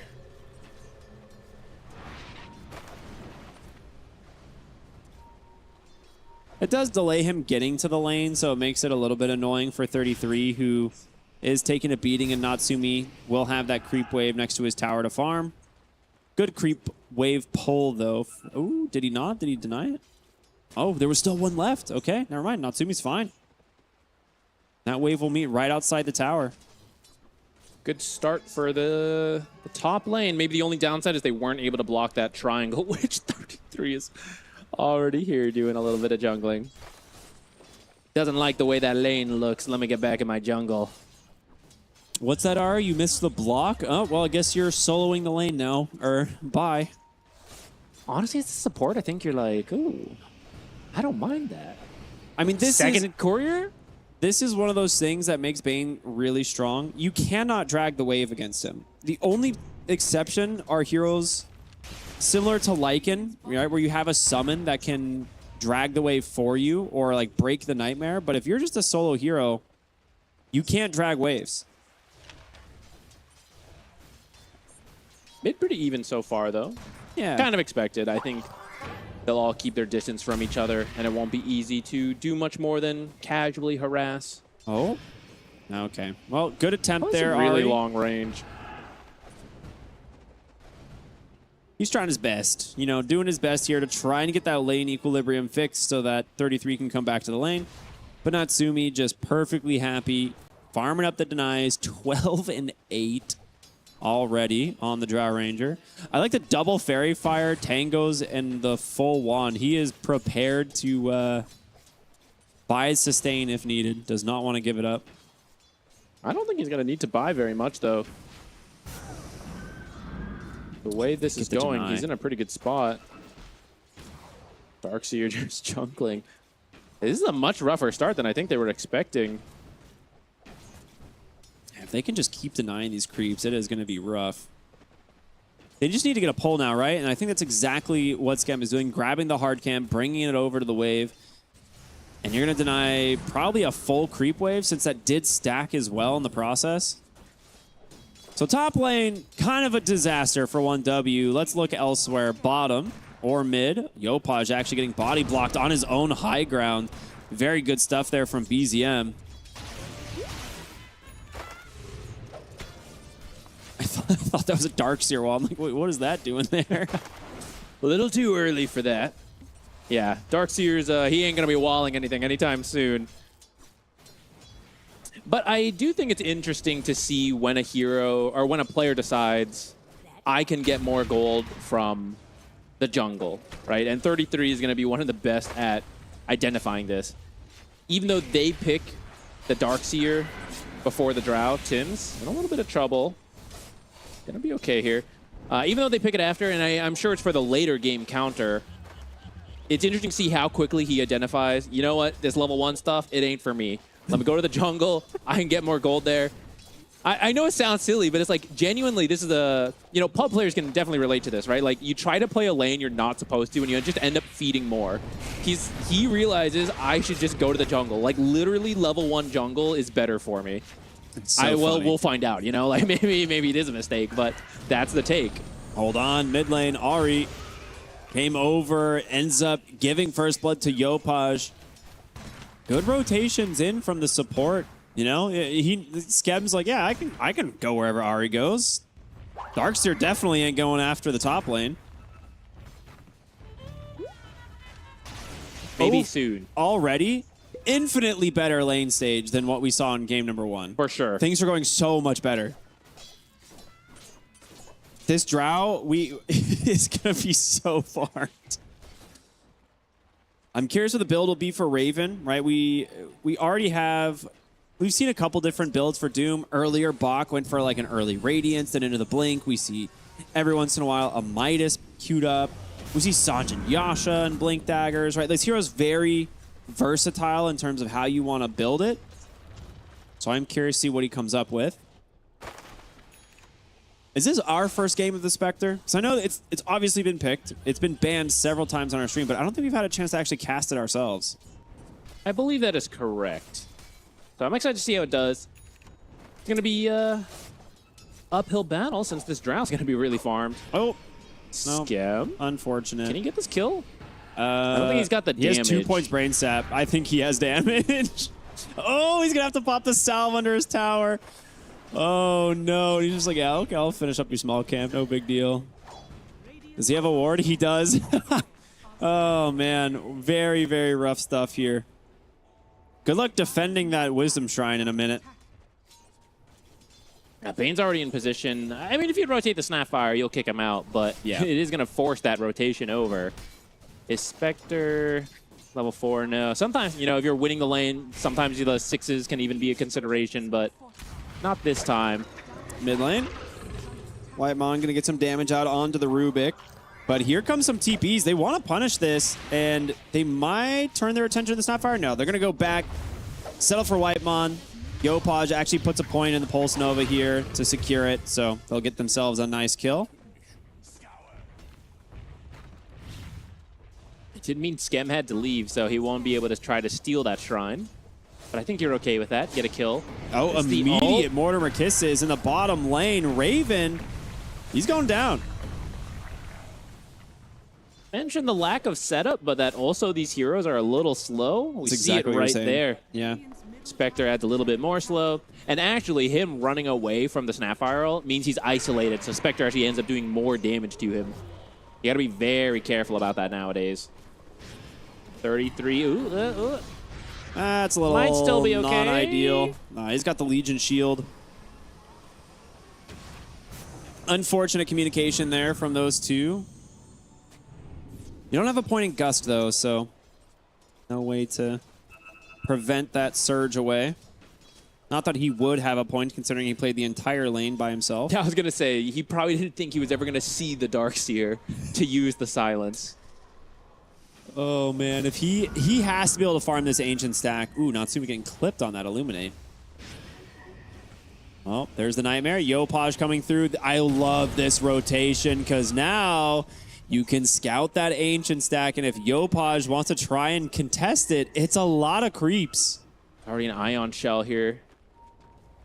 It fades at the perfect time. Because I was going to say, Leshrac can't really steal Ancient stacks that easily. He got an Arcane Rune. But if you see that the Ion Shell has already done half the work for you, I don't think you stay for the big creep, but you just take all these little ones that are low and then you just leave. Yeah, he's doing exactly that. Yeah. Skem might pay the price for it here. Maybe he can deny himself. Or Brain Sap? Yeah, I mean, he's bleeding out. He's definitely dead. He's going to try. Gets feared. All right, Whitemon, nicely done. So, with everything that's going on, we talked earlier about how 1W is probably the best team in the world of being like, we are so countered, but we don't really fall behind in gold. And it comes down to this draft of like, all right, well, Ari, you're just going to sit in lane. You're the real off-lane hero now. And 33, despite everything, he's really not that far behind. He is just AFK jungle, using Ion Shell. One of the reasons the Darkseer is so popular right now. And he's getting his farm. If he hadn't been contested by Skem and Yopaj, he actually would be closer to the Doom right now in net worth. So take that lesson, kids. Go jungle, level 1. It's A-OK. 33 approved. Nice D-ward there from Tim's. Mid lane. Ouch. That's a lot of damage. Not enough to get a kill, though, but you keep him low, and maybe that 10-minute rune, he'll be a little bit more timid. That new Ringmaster set is so cool. Darkseer's level 6 at not too bad of a time. His net worth is low, but if you can use the wall in combination with another hero, you can get a kill. And Ari got a lot of XP in the meantime. You Ion Shell and Illusion? I mean, you can definitely run down the Drow with an Illusion. This time, combo works out much better. They're going to actually go ahead and pop the Haunt, try and chase down Skem. There's the wall. And Bane will be the one that dies. They give the kill on over to 33. I have a feeling Pure was not trying to give that kill over. Yeah, most likely. Spectres rarely do so. That will be Spectre getting 2 earned charges. That'll be the wall getting what used. a wraparound. Can Yopaj get some revenge? There is a ward sentry in the lane, so they might scout this a little bit early if the smoke breaks. Oh, Yopaj just invis the whole time as well. They'll find 33. He's dead. Mortimer Kisses are coming through, and Yopaj is going to die to them. Very worthwhile trade. Tims, he steals Mortimer Kisses, but BZM just blows him up. No way out. Pure gonna catch the Fiend's Grip. There's gonna go ahead and be a really good combo, bringing him down. And Scan will join him. Just one kill after the other. I mean, favoring 1W at the end of the day. Like, Natsumi, yeah, he's getting a lot of kills here, but you guys were supposed to be pretty far ahead. Who did Doom kill bottom? What is going on here? Kill Ari? I think so. He's still pretty ahead on the Drow. You're going to be mostly happy with that. Ooh, Cookie stolen from Tims. Thinking of chasing BZM. They're going to, but this might be too far. Never mind. You've got a Drow coming through. Nice heal for the moment. Great Gust connects onto 2. But the Solar Bind underneath the tower, you've gone too far. And now Natsumi's going to need some help. Another Cookie comes through from Tims. Solar Bind backpedaling here. Hold on, I hear a Lesh. They've gone the lift. They get the splitters the actually off the misses. mark. The wall off the mark as well. 33 is going to get out because of that.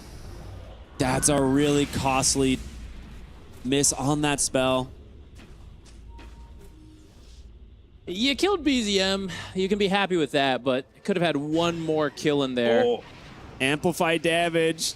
Stolen away right through his fingertips. Whitemon up onto the high ground. He's actually going to survive. Very nice play. Good whoopee cushion. Okay, Drow is still ready. Let's take stock. Things have been getting a little chaotic here. 7 to 8, 12 and a half minutes in. It was super quiet initially, and then suddenly, not so much. Go time.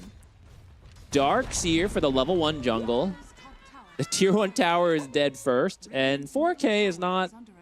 It's not the worst, especially when you take into account the money that Ari has from being in the lane. Like, if you combine those two, it's sort of okay.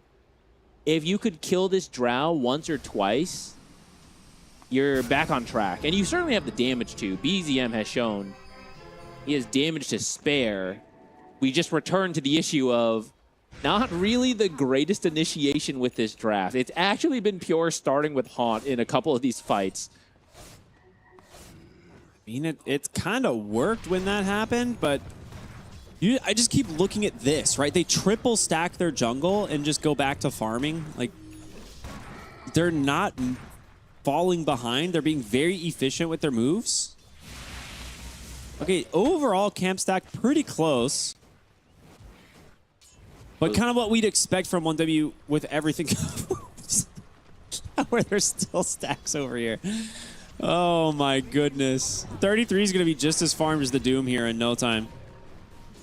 Don't even bother asking how does 1W have so many stacks. This is their bread and butter. They live to stack, and sometimes they play Dota in between that. Oh, they scan. They knew someone's behind them. They're going to find Scam. Mortimer Kisses just kills the Drow to start things open. Oh, that hurts. The most farmed hero kill goes to Ari. Tims. Does manage to have that wall still. Drops them in. Doesn't have the split earth quite yet. Cookie might save him, but in comes Raven. The Doom onto the Spectre. That's not going to be enough damage. Unwilling to chase for more, but that's going to feel pretty bad then. Couldn't get BZM or Pure, and you lose your Drow. It was such a good scan from 1W. They smoke up, they scan behind, they're like, oh, wait. Somebody's here. They're right on the Twin Gate. Look at that.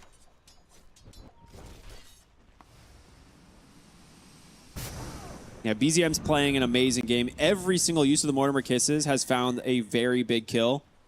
The first one, right, Doom immediately, and then it's Lesh, now Drow. He's been on point with him this game.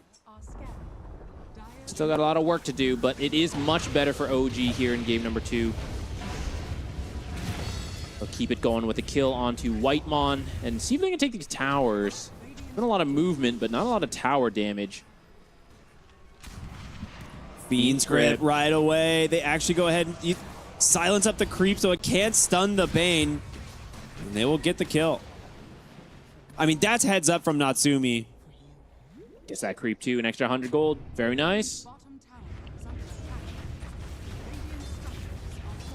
Edict will make quick work of this bottom tower. Never mind, it expires as the fortification does, but they'll still get it.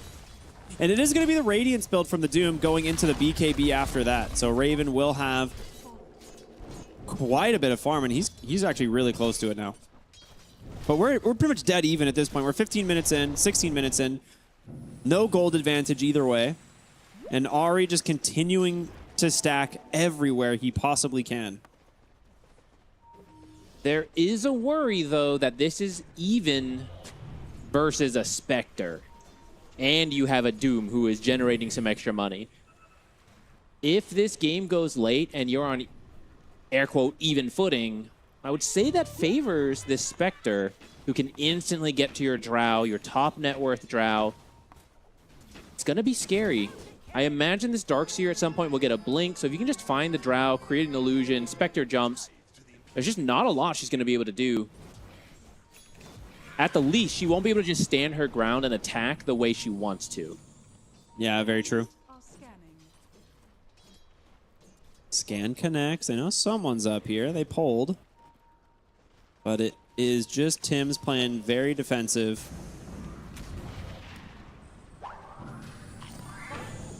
Five-mile cookie. That went from so far away. Maybe Rubik needs to get a shard, right? Steal cookie and actually farm. Would not be too bad. Top lane, Mortimer kisses right away. Looking for the Bane, but he just TPs. He's like, okay, I mean, no one else is here.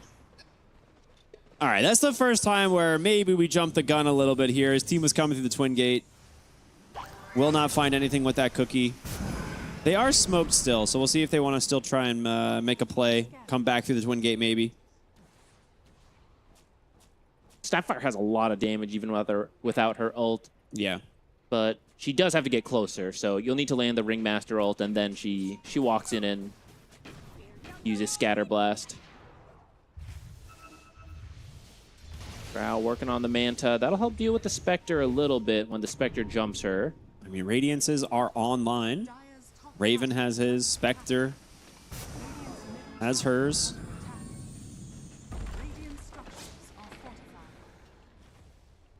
Spell that Tim steal will be pretty big in these fights.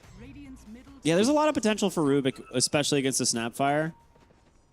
Ari it's so hard to get to the Keeper of the Light to actually steal one of his spells. He's also just been positioning really well this game. He's mostly the delay hero. Yeah. Wherever they're pushing, Ari goes and blasts it out. Oh, they have vision of BZM. He just walked under Ob's ward, and they are trying to pursue quick jump on in. They don't even need the Doom. He melts so fast, and now Whitemon on the unicycle. Actually, perfect drift through the bridge. He's gone, man. Slick movement. Absolute beast. Very nice. That's like some mini game right there. This guy's played Slide Ninja Slide a few times. Very impressive escape, but ultimately you get the kill onto the Snapfire. You're going to be pretty happy with that. She will be up in time to fight for the Tormentor, though, and the shards are pretty good this game for both sides.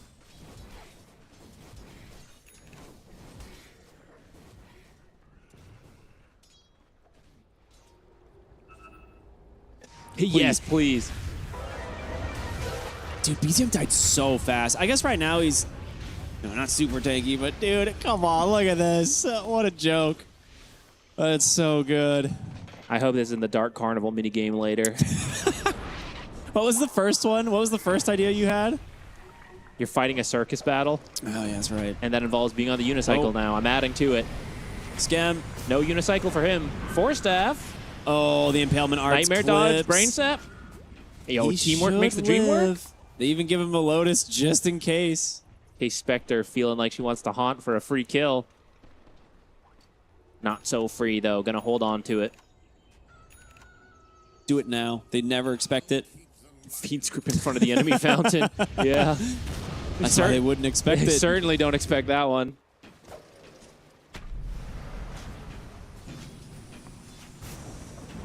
This Caudle feels like a core this game for sure with how much XP he's gotten. Curious where he wants to go with it. He's got some good utility items for now. Look at these stacks, really starting to add up. 1W, just keeping their eyes on the clock. Why make plays when you can stack? But actually what's really efficient about their gameplay is that they do both. They make the plays and then they still stack. Uh-oh, Haunt's bottom, Raven in some trouble. Shivas comes out from 33. They've got the vacuum. He's going to drop the Doom.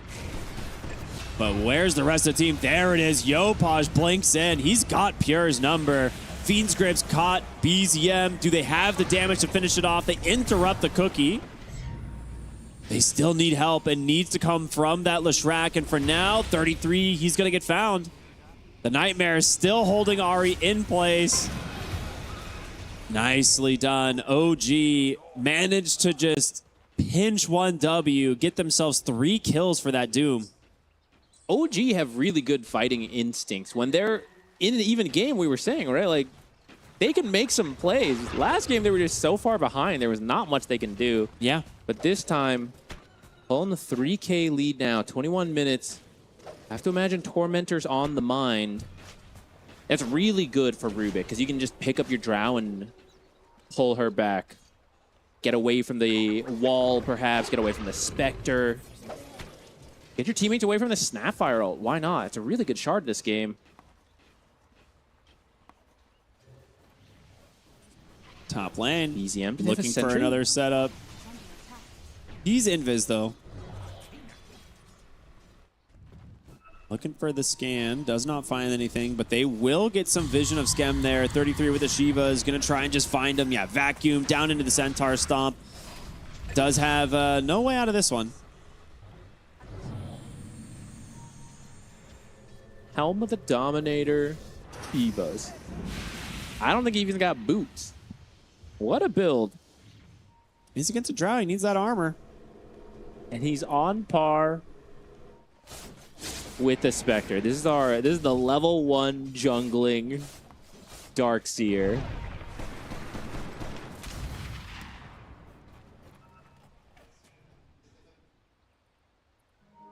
I like the BKB coming out from Natsumi. I think that will help a lot. Needs to make sure that he's got the ability to deal damage. Tormentor for the side of 1W. I kind of expected this to go the way of OG, but all the healing from Ari is making it possible.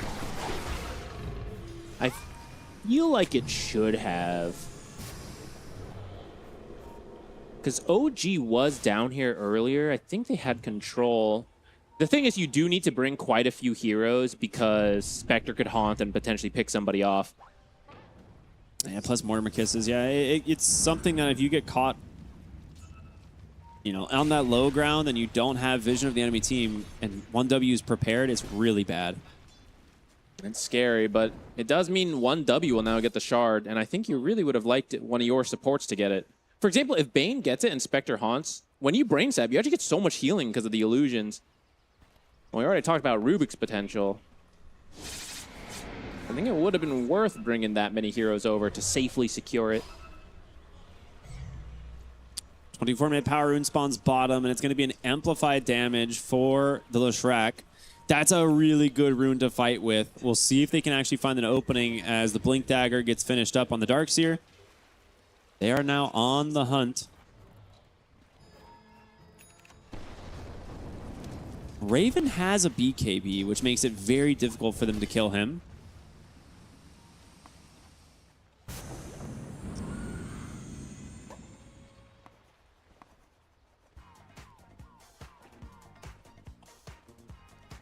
What do you want to try and put this amplified damage to use, or do you want to try and finish up your next items? Because Lesh is very close to a BKB. I think you try to get double BKB. Drow and Leshrac. How close was that Blink? If you could get Blink too on the Doom. Yeah, I mean, Blink Doom's on 400 Doom, away. and I think Rubik's not that far either. So see if you can hold on to these. Triple BKB, couple Blinks. It could be a really strong timing for OG. If you can win a fight, get Roche, or get Roche, go win a fight. This is twice this Ward Sentry combo in that bottom lane has revealed a 1W movement. And they keep putting sentries down there to find it because I think they are aware. Oh, yeah, there's probably vision here, but the ward has just barely missed both times. They have a really good read. Yep, draws the circle. They're like, guys, they're right here. There's nowhere else that they could be. And they're possibly drawing a line to say, let's go into that. No, they are. Yes. I mean, maybe. They're going to come through the Twin Gates bottom, and they're looking for Pure. Lesh, with the Amplified Damage rune, would be the one who has to start it. The tower's running dying in from the back. You're losing some time. They got to hurry up.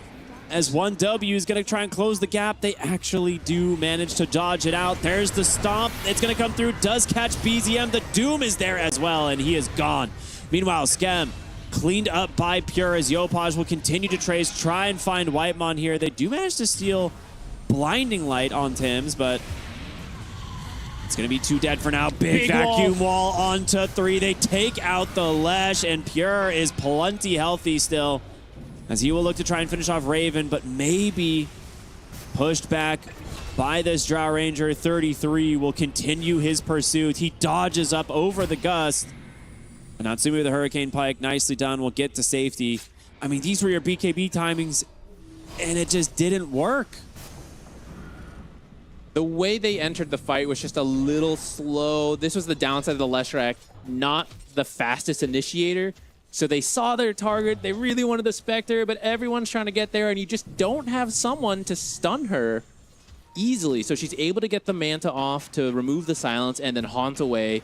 Actually kill the Bane, who was probably the one crowd control. He just couldn't get close enough fast enough. Yeah, I think the Doom coming out onto the Snapfire maybe a little overkill. Yeah. She was pretty low. She was dead. I mean, let's be real. The Leshrac was right on top of her. So I feel like, yeah, like getting BZM, it's nice. But we'll see mid lane. Just going to immediately pop the BKB and run. Whitemon here, nice fear. Does manage to hold the Doom into place. Glimmer Cape buying him some time. Natsumi walks right into the Wheel of Wonder. Skem's here, though. He's looking for that Fiend's Grip. Who's he going to go for? Never mind. Cookie just pushes them in. Pure holding his ground, trying to chase for this Drow Ranger, but they are so low. Yopaj just ripping through the backline one by one, and Drow feared away by Tims. He stole the Tame the Beast. It was too much. All right, this is what the fight could have looked like in the last time. But the formation was a little awkward. This time, OG, they show up together. Natsumi able to participate far more in this fight, do a lot of damage. They might have just gotten themselves Roche, but Ahri is being so annoying. A lot of them are low from that fight. He's just sending in blast after blast. OG getting a little scared to feed this to a Doom has keeper. him, right? He's got Doom up. He's just going to try and follow Ahri through the trees here. Space made, though, if they found him. Good old Edict tells you exactly where these heroes are going. Doom should have a blink in a moment. Never mind, it's going to be Tims with the stolen dagger. Do you still have time for Roche? I don't think so, man. Okay, the replay taking out BZM's BKB pretty quickly. This was a nice fear, but they were still down some ultimates from the last fight. Otherwise, that was a really nice combo potential there. I can't believe Scam just like walks in like that and does not manage to die. All right, here's Natsumi straight in the middle of the fight, which is not usually where Drow wants to be, but because so many abilities are still on cooldown, he felt safe enough to do so, repositions one of the Spectres on him, and at that point, Spectre was actually on their own, so you're able to all turn it on, get the kill. Really, really good targeting from Yopaj on the Leshrac in that fight too, which they're going to actually... 33 dodges it out. I mean, that to me is an error because you can just have your Bane lead the charge with bonus night vision, and then you got him. So, like, that should be a kill. He's got Fiend's Grip. He should be the one leading it. I think so. Now, they won that last team fight, but weren't able to get Roche, so they do have a slight gold lead of 5K. I'm still a bit worried about this Spectre. He has been slowed down, 4,000 less gold than Drow. But the game's getting there. We're at 30 minutes. Getting a little nervous. I've seen a lot of Spectre games. There's a reason this hero's quite good versus Drow. Oh, boy. Very nice movement bottom. Fiend's Grip comes out, instantly dead. And they steal a Scatter Blast for Tim, so he's going to be very happy on the Rubik. I like this. Yopaj was on the hunt for more, but not able to find anybody. The idea is good, though. See if you can catch anybody rushing over to help BZM. OG are doing really well right now. That Fiend's Grip is going to potentially give them the ability to play for Roshan. I keep saying that, but it leads into another kill type of scenario, right? Ooh, bigger kill in the mid lane. Yopaj quickly cleaned up. Beautiful setup from Whitemon. And now that is 73 seconds without him. They'll get the return. Whitemon happy to sacrifice himself for that one. That's what I mean. The longer the game goes on, just the more likely you're able to find somebody like that. That's the scary thing about playing against a Spectre. And for now, it is just the Ringmaster. But at some point, I imagine Ahri will get a Hex. And then the crazy long cast range of Hex plus a Spectre Haunt. That's going to be a death sentence for even the cores. Oh, he's going Octarine Ags, it looks like. Obviously, that can change. That's more team fight presence with those abilities. Lots more healing as well. Kind of combos nice with the vacuum as well. Pull them in. Snapfire ult. Kind of like the idea of the Hex for the more individual pickoff, though. Yeah, I think their biggest issue right now is Yopaj, like, just blinking in and killing heroes. Yopaj is getting very tanky. I like his item build. He's doing lots of damage on the Lesh. It was a little bit of a question mark early on. I was like, okay, how much is going to be able to contribute, you know?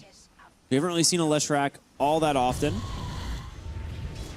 But he's confident, and that should be the Bloodstone. And that is a huge pickup. It's very late first Roche at this point. It's not easy for 1W to do, so I understand why they haven't done it. But OG just hasn't been able to find the kills to make them comfortable to do it. They need to get rid of this top tier 1 tower. They could consider Tormentor since it is spawning very soon as well. And we were both kind of surprised. Tormentor before the first Roche. Yeah.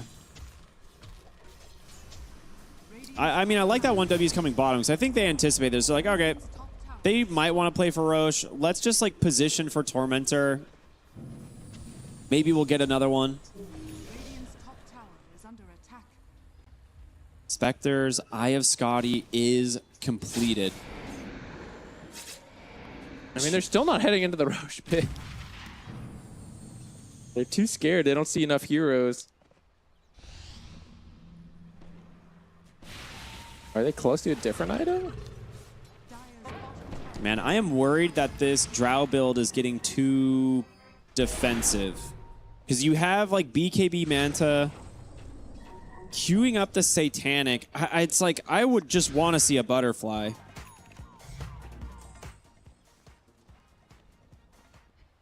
There is a lot of damage from the Leshrac and the Doom. I'm kind of with you where I think the Drow could afford more damage. But I also kind of get it, right? Like, it's so hard to not get jumped by Spectre. Yeah. And that's going to put a target on your back for the Darkseer and the Snapfire to be looking at you with the ults. I can't really blame him for going the Satanic. And it's been a bit since I've seen a Leshrac, so maybe he does have the damage to make up the difference. And there's second Tormentor. This they're time probably for just Ahri. as surprised, like, where are these guys? Well, they're smoking bottom. We'll see if they can actually find anything, though. Smoke's going to pop. They see 33. He does manage to get the blink to chase, but the Surge, making it a little bit more of a difficult chase. Does get the vacuum back. That's it. They're out on everyone else. Raven, however, manages to dodge the Wheel of Wonder. That's a really nice find. They've got a run now on 1W. The Blink's after him. It was a great Force Staff there from the Snapfire. Pure gets pulled back. They got the Doom. In come the Mortimer Kisses. They'll be able to take down Pure. The question is, can they get anything else? Natsumi Going after Ari. They tried their best to save him, but they can't. Fiend's Grip comes through. BZM pulled back. Stolen. Mortimer Kiss is going to be forced to BKB. Try and chase after. Take down Tim's, but he's all alone. It's going to be a full team wipe if they can get this Snapfire. The Force Staff's on forward. A Yule Scepter to dodge it out, and it's 5-0. OG just outplay them across the map. I thought their first smoke was not, like, it felt wasted, right, that they went down there. But they had to use so many ults to get out. Spectre used ult to escape. The Ringmaster ult whiffed, and that just gave OG the green light. Just send it, boys. Go find him. Go kill them. They cannot stop us. Absolutely correct. A full team wipe. Finally, the first Roche. They can go for it with confidence when Drow is almost level 25. You might actually push high ground with this first one. It is time to get Glacier. You need that shard on the Drow Ranger if you want to go high ground.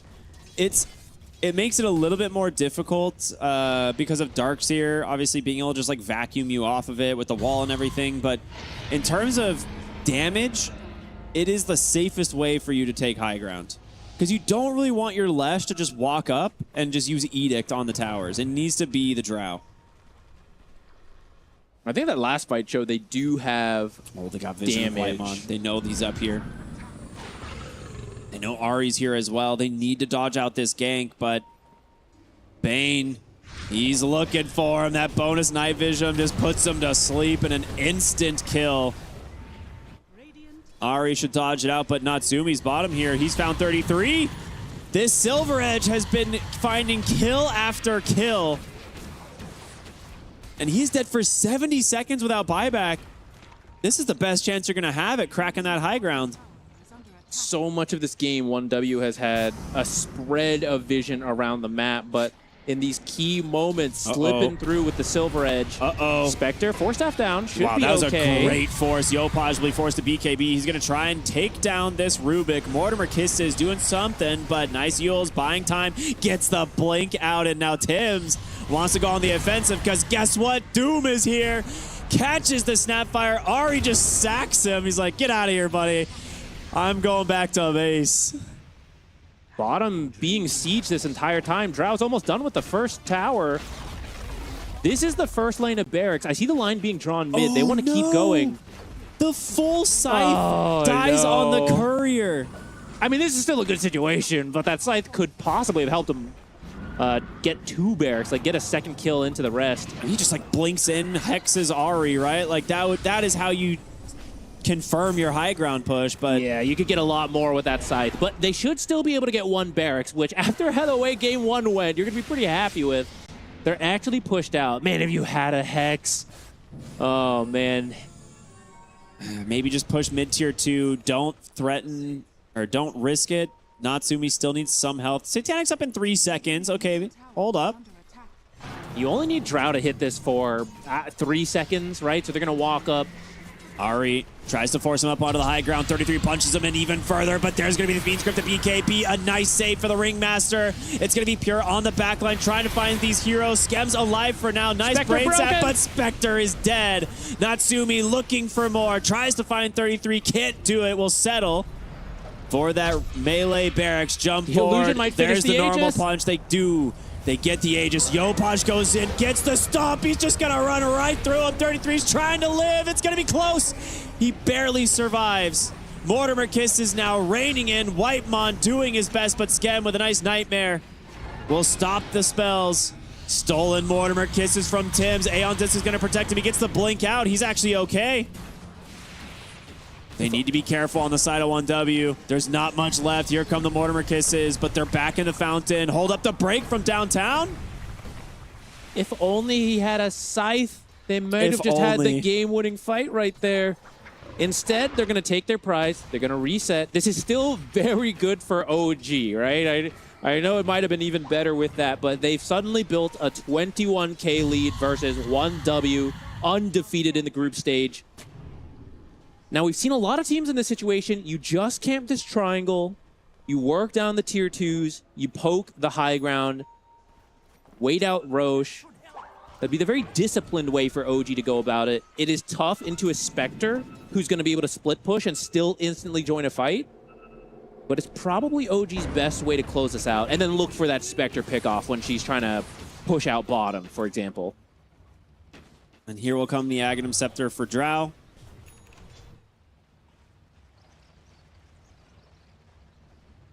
Full Ag Synth, actually, not even just the Aghanim Scepter, so plenty of money to spare.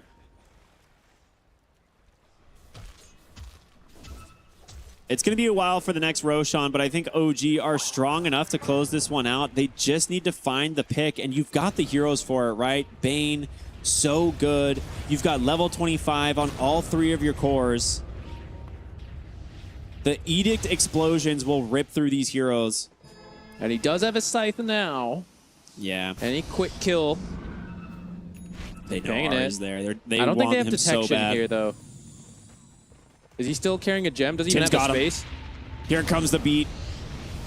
Just like that, Ari trying to survive. The Hex does come out. They even commit the Mortimer Kisses. They do not want anyone to survive. But meanwhile, topside, the Doom comes out there like, I don't know which one's the real Spectre, but we'll find him eventually.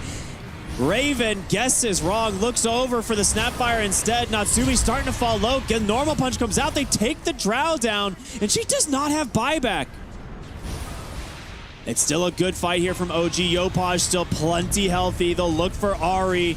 Can they get the kill in time? It's going to be a dieback. He gets it. Pure now needs to escape. Yopaj is so strong. Force Staff out. BKB expiring. Tame the Beast. He's going to steal it. Rubik needs to be careful. Raven jumps in. He gets the burn. They're all dead. 1W crumbles. It's another team wipe, and OG are so close to finishing out this game. Tips to Doom. The AoE Doom just running between the 2 key targets. Finding that initiation as they were killing Ari on the other side. They started that with a numbers disadvantage, but everyone ran over. Drow unfortunately died. Otherwise, you would be pretty confident in getting the megas here. Sorry, Edict up is in 5 seconds. It will take the whole lane of frags. They do have Fortify. Okay, the Spectre buyback to dissuade Yopaj, and he's so low. Maybe if they Hex? No, he's going to go in, dude. It's bold. He's going in. He does not care. This is a potential game-winning play. Okay, you missed the stun. I don't know. Well, I'm getting nervous. People are respawning. Did something break his blink? I'm guessing something did. Either way, here comes the Edict. They'll have to fortify this. Or they're going to be careful. BZM. Afraid to blink in. I do not blame him. I'm scared. Drow up in 5 more seconds. Darkseer's down for 30. If you could at least get 1 barracks here, you'd be a lot happier. Doom is not the best at this thing. Pick one, Doom. Pick one. He's like, I'll get one eventually. Doom now off cooldown, so very scary to try and turn into this fight. Natsumi's just Shadow Bladed, giving vision. He just runs right into the enemy base. A great escape back to try and get them out, but BZM 2 heroes stun. It doesn't matter. They've lost the racks, but now you need to get out. Natsumi is low. The Tame the Beast into the Wheel of Wonder. They've got the Rubik, but can they kill him? They will. 95 seconds on the sideline, a 4v5 opportunity here for 1W. If they want to try and turn this game around, it has to start here. I kind of like that. That's the OG boldness to just run in and go for it. But it was also really risky. And let's see what 1W can get out of it. They're looking for more. Roche is fortunately not up yet, but if it's an instant spawn, Rubik will not be up for this. Level 25 on the Spectre. Pretty powerful talent. It's not one of the most impactful talents, but it is a nice one to have. OG knows they gotta not bleed more kills. They're just hiding in the base together. They have to hope for a long Roche spawn. 40 is enough. That's enough. It is enough, yeah.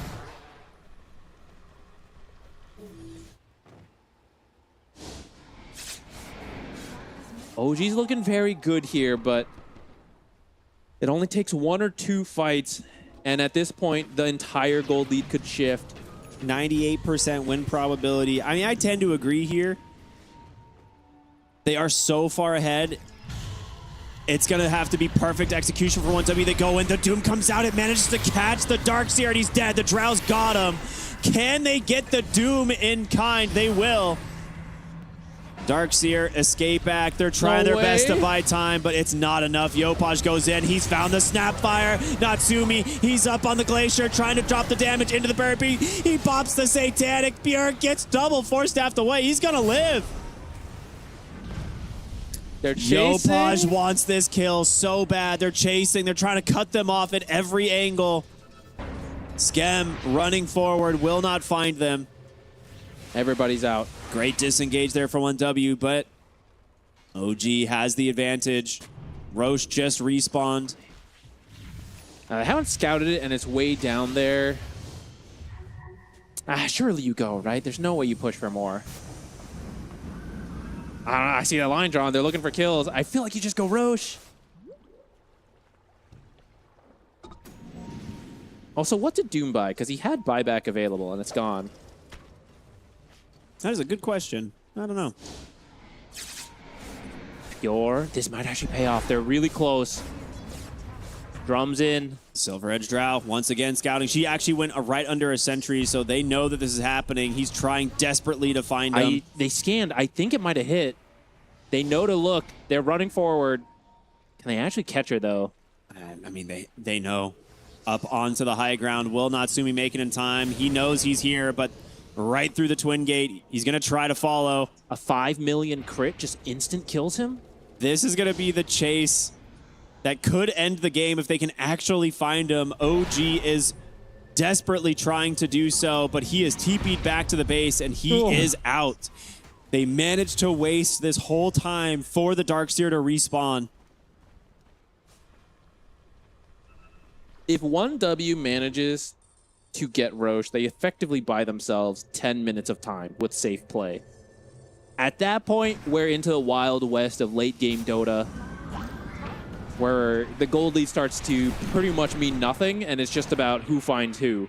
That's something Spectre is really good at. So OG really needs to put some emphasis on this Roche. Grab it, close it out. There's only one more barracks. 1W is down, so many buybacks. Any pick-off, you've got this. And I don't mean to spoil other streams, but if they win this, there's a really good shot. They stay in the group.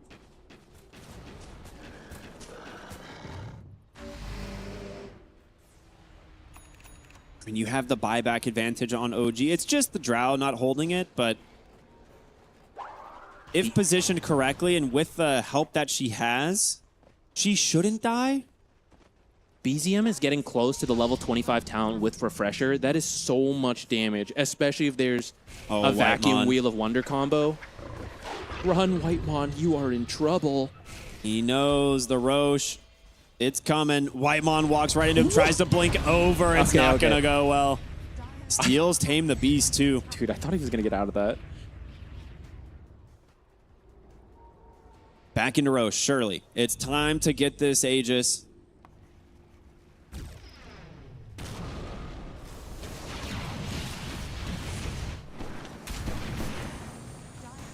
I mean, he can buy out the Refresher if he wants. It really just comes down to, does he want buyback? The answer is no. He buys it.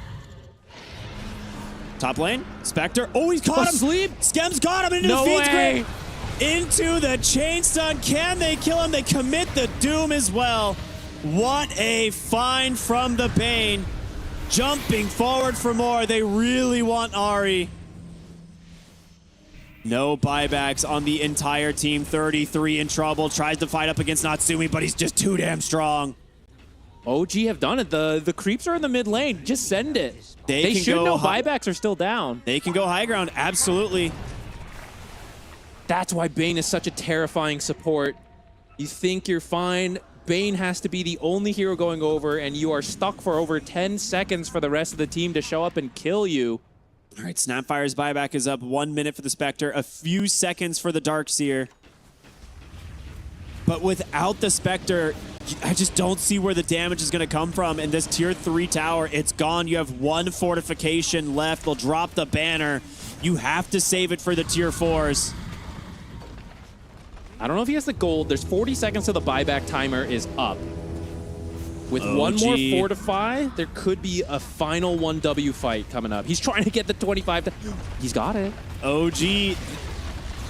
They're knocking on the front door. You've got to do something, 1W. What are you going to do? They're going to buy back Natsumi, full heals off the Satanic. They've caught Tim's, but he doesn't really seem all that concerned. He's just going to walk away. Nightmare will buy him some time.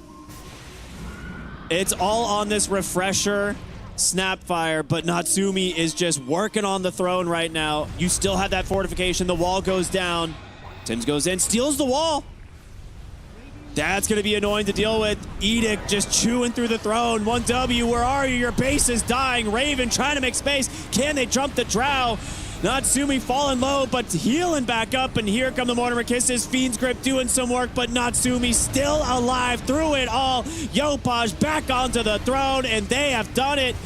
Oh, hold on. There's the fort. Stolen Mortimer Kisses. Natsumi's falling low. He's going to lose his first life, but Doom, it's onto the Spectre, chasing after him. BZM trying to buy him some space, but it doesn't matter. OG have taken the throne, and they will take the game.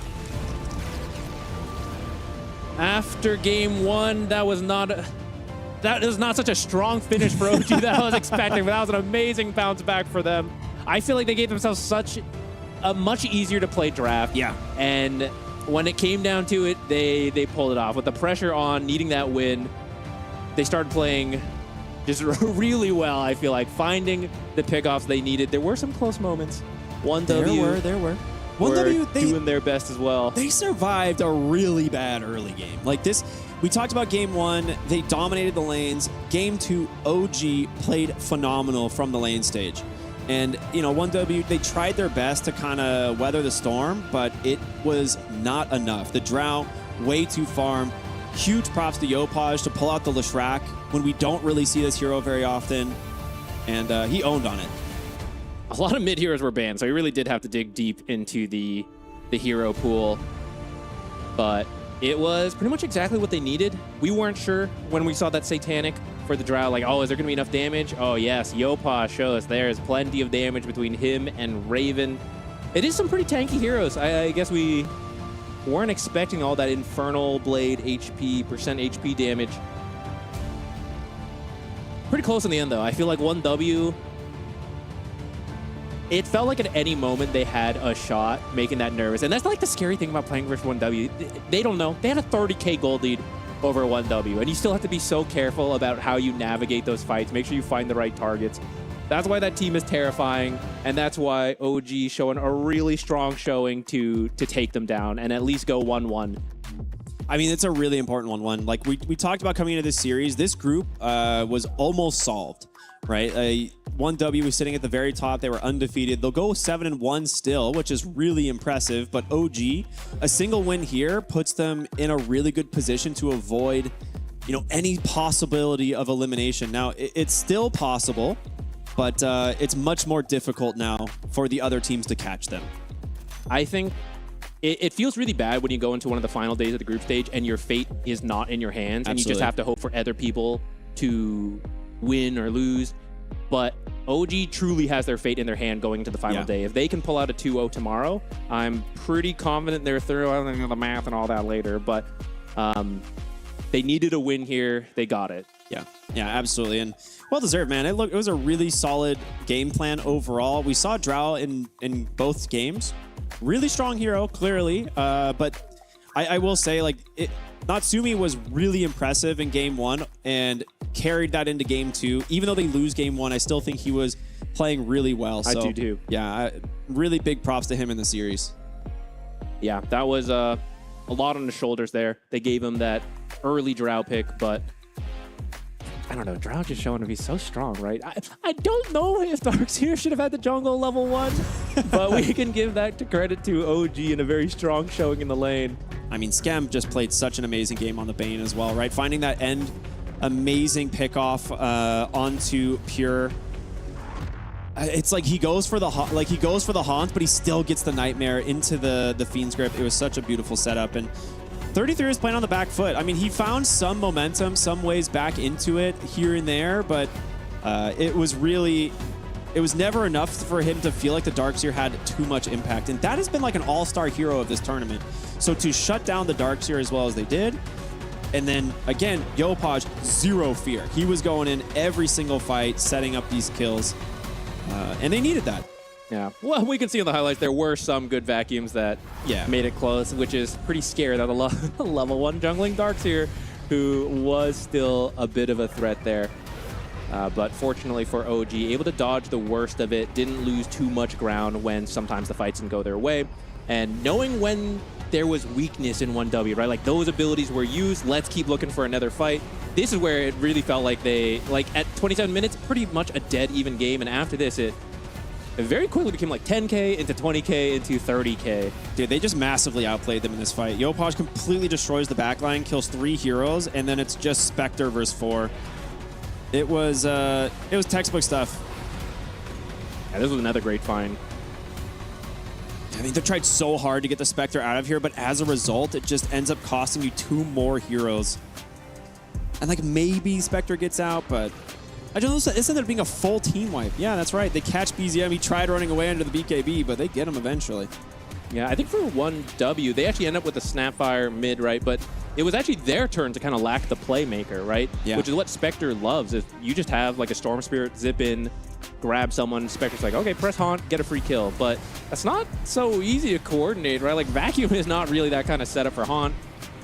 Ringmaster's Wheel of Wonder was really the best they had, and that is not the easiest to land. He still landed quite a few, but it's just not as consistent as, say, like a Tiny going in. Yeah, and I mean, going back to the draft, right? Those final 2 bans, the Storm Spirit and the Tiny, the 2 heroes that we agree were like, these are the biggest problematic heroes for OG's draft, and they worked around it so well.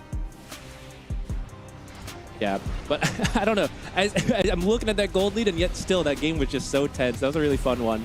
I think it's like there's so many fights like this, though, where they come out like 4 heroes ahead or 5 heroes ahead, and we're like, okay, clearly the gold lead matters, but like it's hard to count out any of the teams like in this tournament. Like there's always the possibility of like turning games around, but yeah, you can see the frustration on their faces as they kind of lose the grip on this one. Yeah, I'm sure they'll be spending some time discussing what went wrong. Their perfect win streak broken by OG. Yeah, well, we actually have an interview here with OG. Happy to welcome you to the stage. We finally get a chance to chat with you. That was a tense game. Walk us through it. How did this feel overall for you guys to get the win over 1W? I mean, the first game is kind of like we kind of fuck it up our lanes, and we kind of have like a team decision. Like we should just reset. We play second game. We should play like very aggressive, and we shouldn't be afraid too much. We kind of know this as like that's similar to your guys' playstyle. You do typically play really aggressive. I know you play a lot of like playmakers from the mid lane. Lishrak, not a hero we get to see all that often, but there were a ton of banned heroes for you this game. So how did you come to the conclusion of like, let's just run Lesh this game? Yeah, actually it's not my idea. Like I didn't think about like the last picking snap. So that's why like caught me off guard, and they were just keep like thinking about what last pick should be, and my coach like come up with the idea with a Lesh. So I said, yeah, it's like kind of Lesh game. All right, very cool. Yeah, it worked out well. Zach, go ahead. Does it make you nervous when, I don't know how much you've been practicing Leshrac since he's not so common. Does it make you nervous to pull out a hero like that just because so many other mid heroes get banned as opposed to playing something you've practiced more? Oh yeah, I'm actually like never been playing this hero for like past 3 months, 2 months. Yeah, so it's kind of like a gamble thing. So, but not too nervous about it. Not too nervous about it. Like I got like level 27 Lesh in Dota Plus, and I think I'm kind of confident to play it. I got you. Okay, going back to game 1 then, you had the Zeus, and your team actually gets first blood, but for example, you lost a lot of health. Are there cases where getting first blood actually feels like it might hurt you more? Because then you had to lane versus Lina with missing a lot of your health. It's a lot. Like the Zeus Lina matchup, I shouldn't be losing on that one. And from what happened in Bounty Run, like I lose so much like half HP, and I lose so much mana too. So yeah, that's why I like lane kind of hard after that. And speaking of that, I know the pro teams always do these like early smokes and prepare for everything, but that's something a lot of pub players like never have to do. So as a pro, how do you prepare for that? Are you just looking at where other teams smoke in their replays? Are you coming up with, you know, what you want to see versus the enemy team's draft? No, me as a personally, as a mid player, I don't like even know like what's going on in You just trust your team. Yeah, I just trust your teammates. What we gonna do about it? Yeah. They just tell you like, go stand here and Yeah, get something ready. like that. Yeah. I gotta ask about the Lina though, because it's a hero that has kind of gained a little bit of momentum in this tournament. It has a really good win rate, but it's not picked very often. Is it something you guys have your eyes on, or like, how do you feel about it getting picked now? Oh yeah, I think Lina is kind of very strong hero, and it's become like popular in pubs especially, and yeah, I feel like there's no hero can beat Lina. Like if you're blind at 6 and 17, I think it's really hard to pick against it. Yeah. So I think a lot of people coming into this look at your group as like the group of death. This group is unbelievably stacked. How confident are you guys coming into this event? You know, getting prepared for this, you know, EWC? I think we've been practice a lot, and we had like earlier boot camp. I think we're quite confident, I would say. So yeah. Awesome. Well, we love to hear it. I mean, this win super important for you guys. It puts you in a really good position in the groups now. So obviously we want to wish you the best of luck tomorrow. And thank you so much for taking a few minutes to talk with us. Thank you. All right. Well, with that brings all of the matches to a close. We can take a look at the standings to see how everything kind of unfolded. It was almost pattern recognition right up until the end. Right up until the end, Team Falcons with a 2-0, Liquid with a 2-0, Vici Gaming with the 2-0, and OG1W. They will draw, get the 1-1. Live up to the name. And they prove that 1W can bleed, man. Yeah, 1W has looked really good up to this point, so I think that's a confidence booster for OG and everyone looking to play against 1W later on. For tomorrow, we got BB Team versus Gamer Legion and P-Time versus Enigma Galaxy. They've also been doing really well. I think far better than a lot of people expected for a team that just kind of recently pulled together. Yeah, I mean, brand new kind of roster shuffle puts them here, and they are at the top of their group. If you're wondering, the TBDs there at the bottom, those are for potential tiebreakers because there's 4 groups. There's a lot of places of significance, so however things shape up, we could end up with a full day of tiebreakers across a bunch of streams, so definitely make sure to take a look at those. Let's go ahead and jump in and take a look at Group D. This is the one that we've been watching. 1W, they're actually going to go to 7-1, tied with Team Yandex on that one. I see Insanity. Unfortunately for them, that is going to bring their run to a close at 0-7. They have no way of making it through, and VP desperately needs some wins. They have to walk away with some wins tomorrow. Otherwise, that will bring their tournament life to an end as well. Yeah, that's OG now at 4-4, and Correct. they actually play VP. So it is possible for VP to get to... they have to win both games. Yes. They have to 2-0 OG tomorrow. Yeah. So, a lot on the line. Final day. Tomorrow's going to be hype. There's some great matches. So much on the line for both our streams, but the other 2 streams that have been running side by side. So thank you all so much for watching today for EWC Group Stage Day 4. Have a wonderful evening. We'll see you all here tomorrow.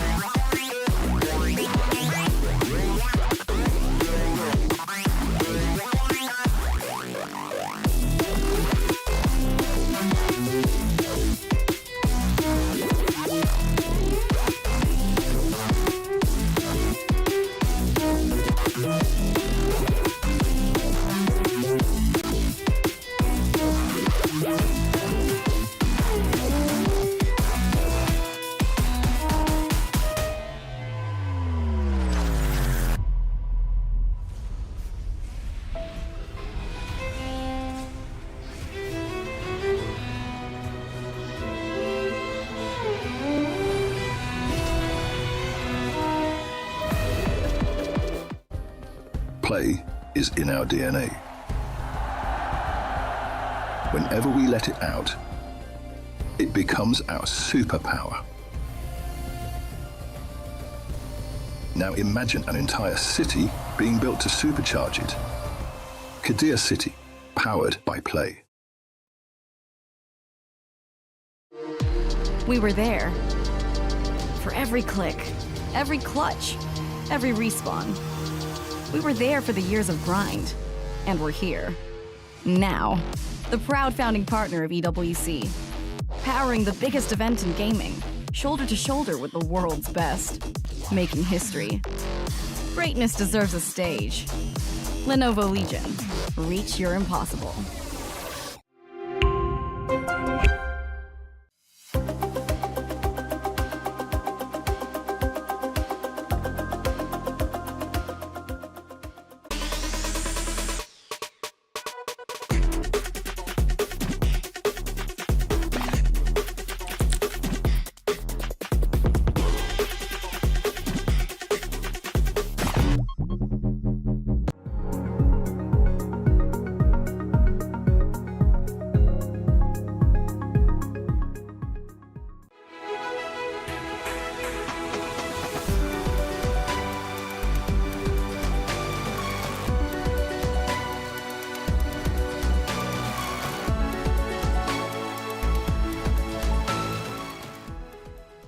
He can come in here and play my game. He knows nothing. Let's go! Tyler Wine, you're done. Raw energy.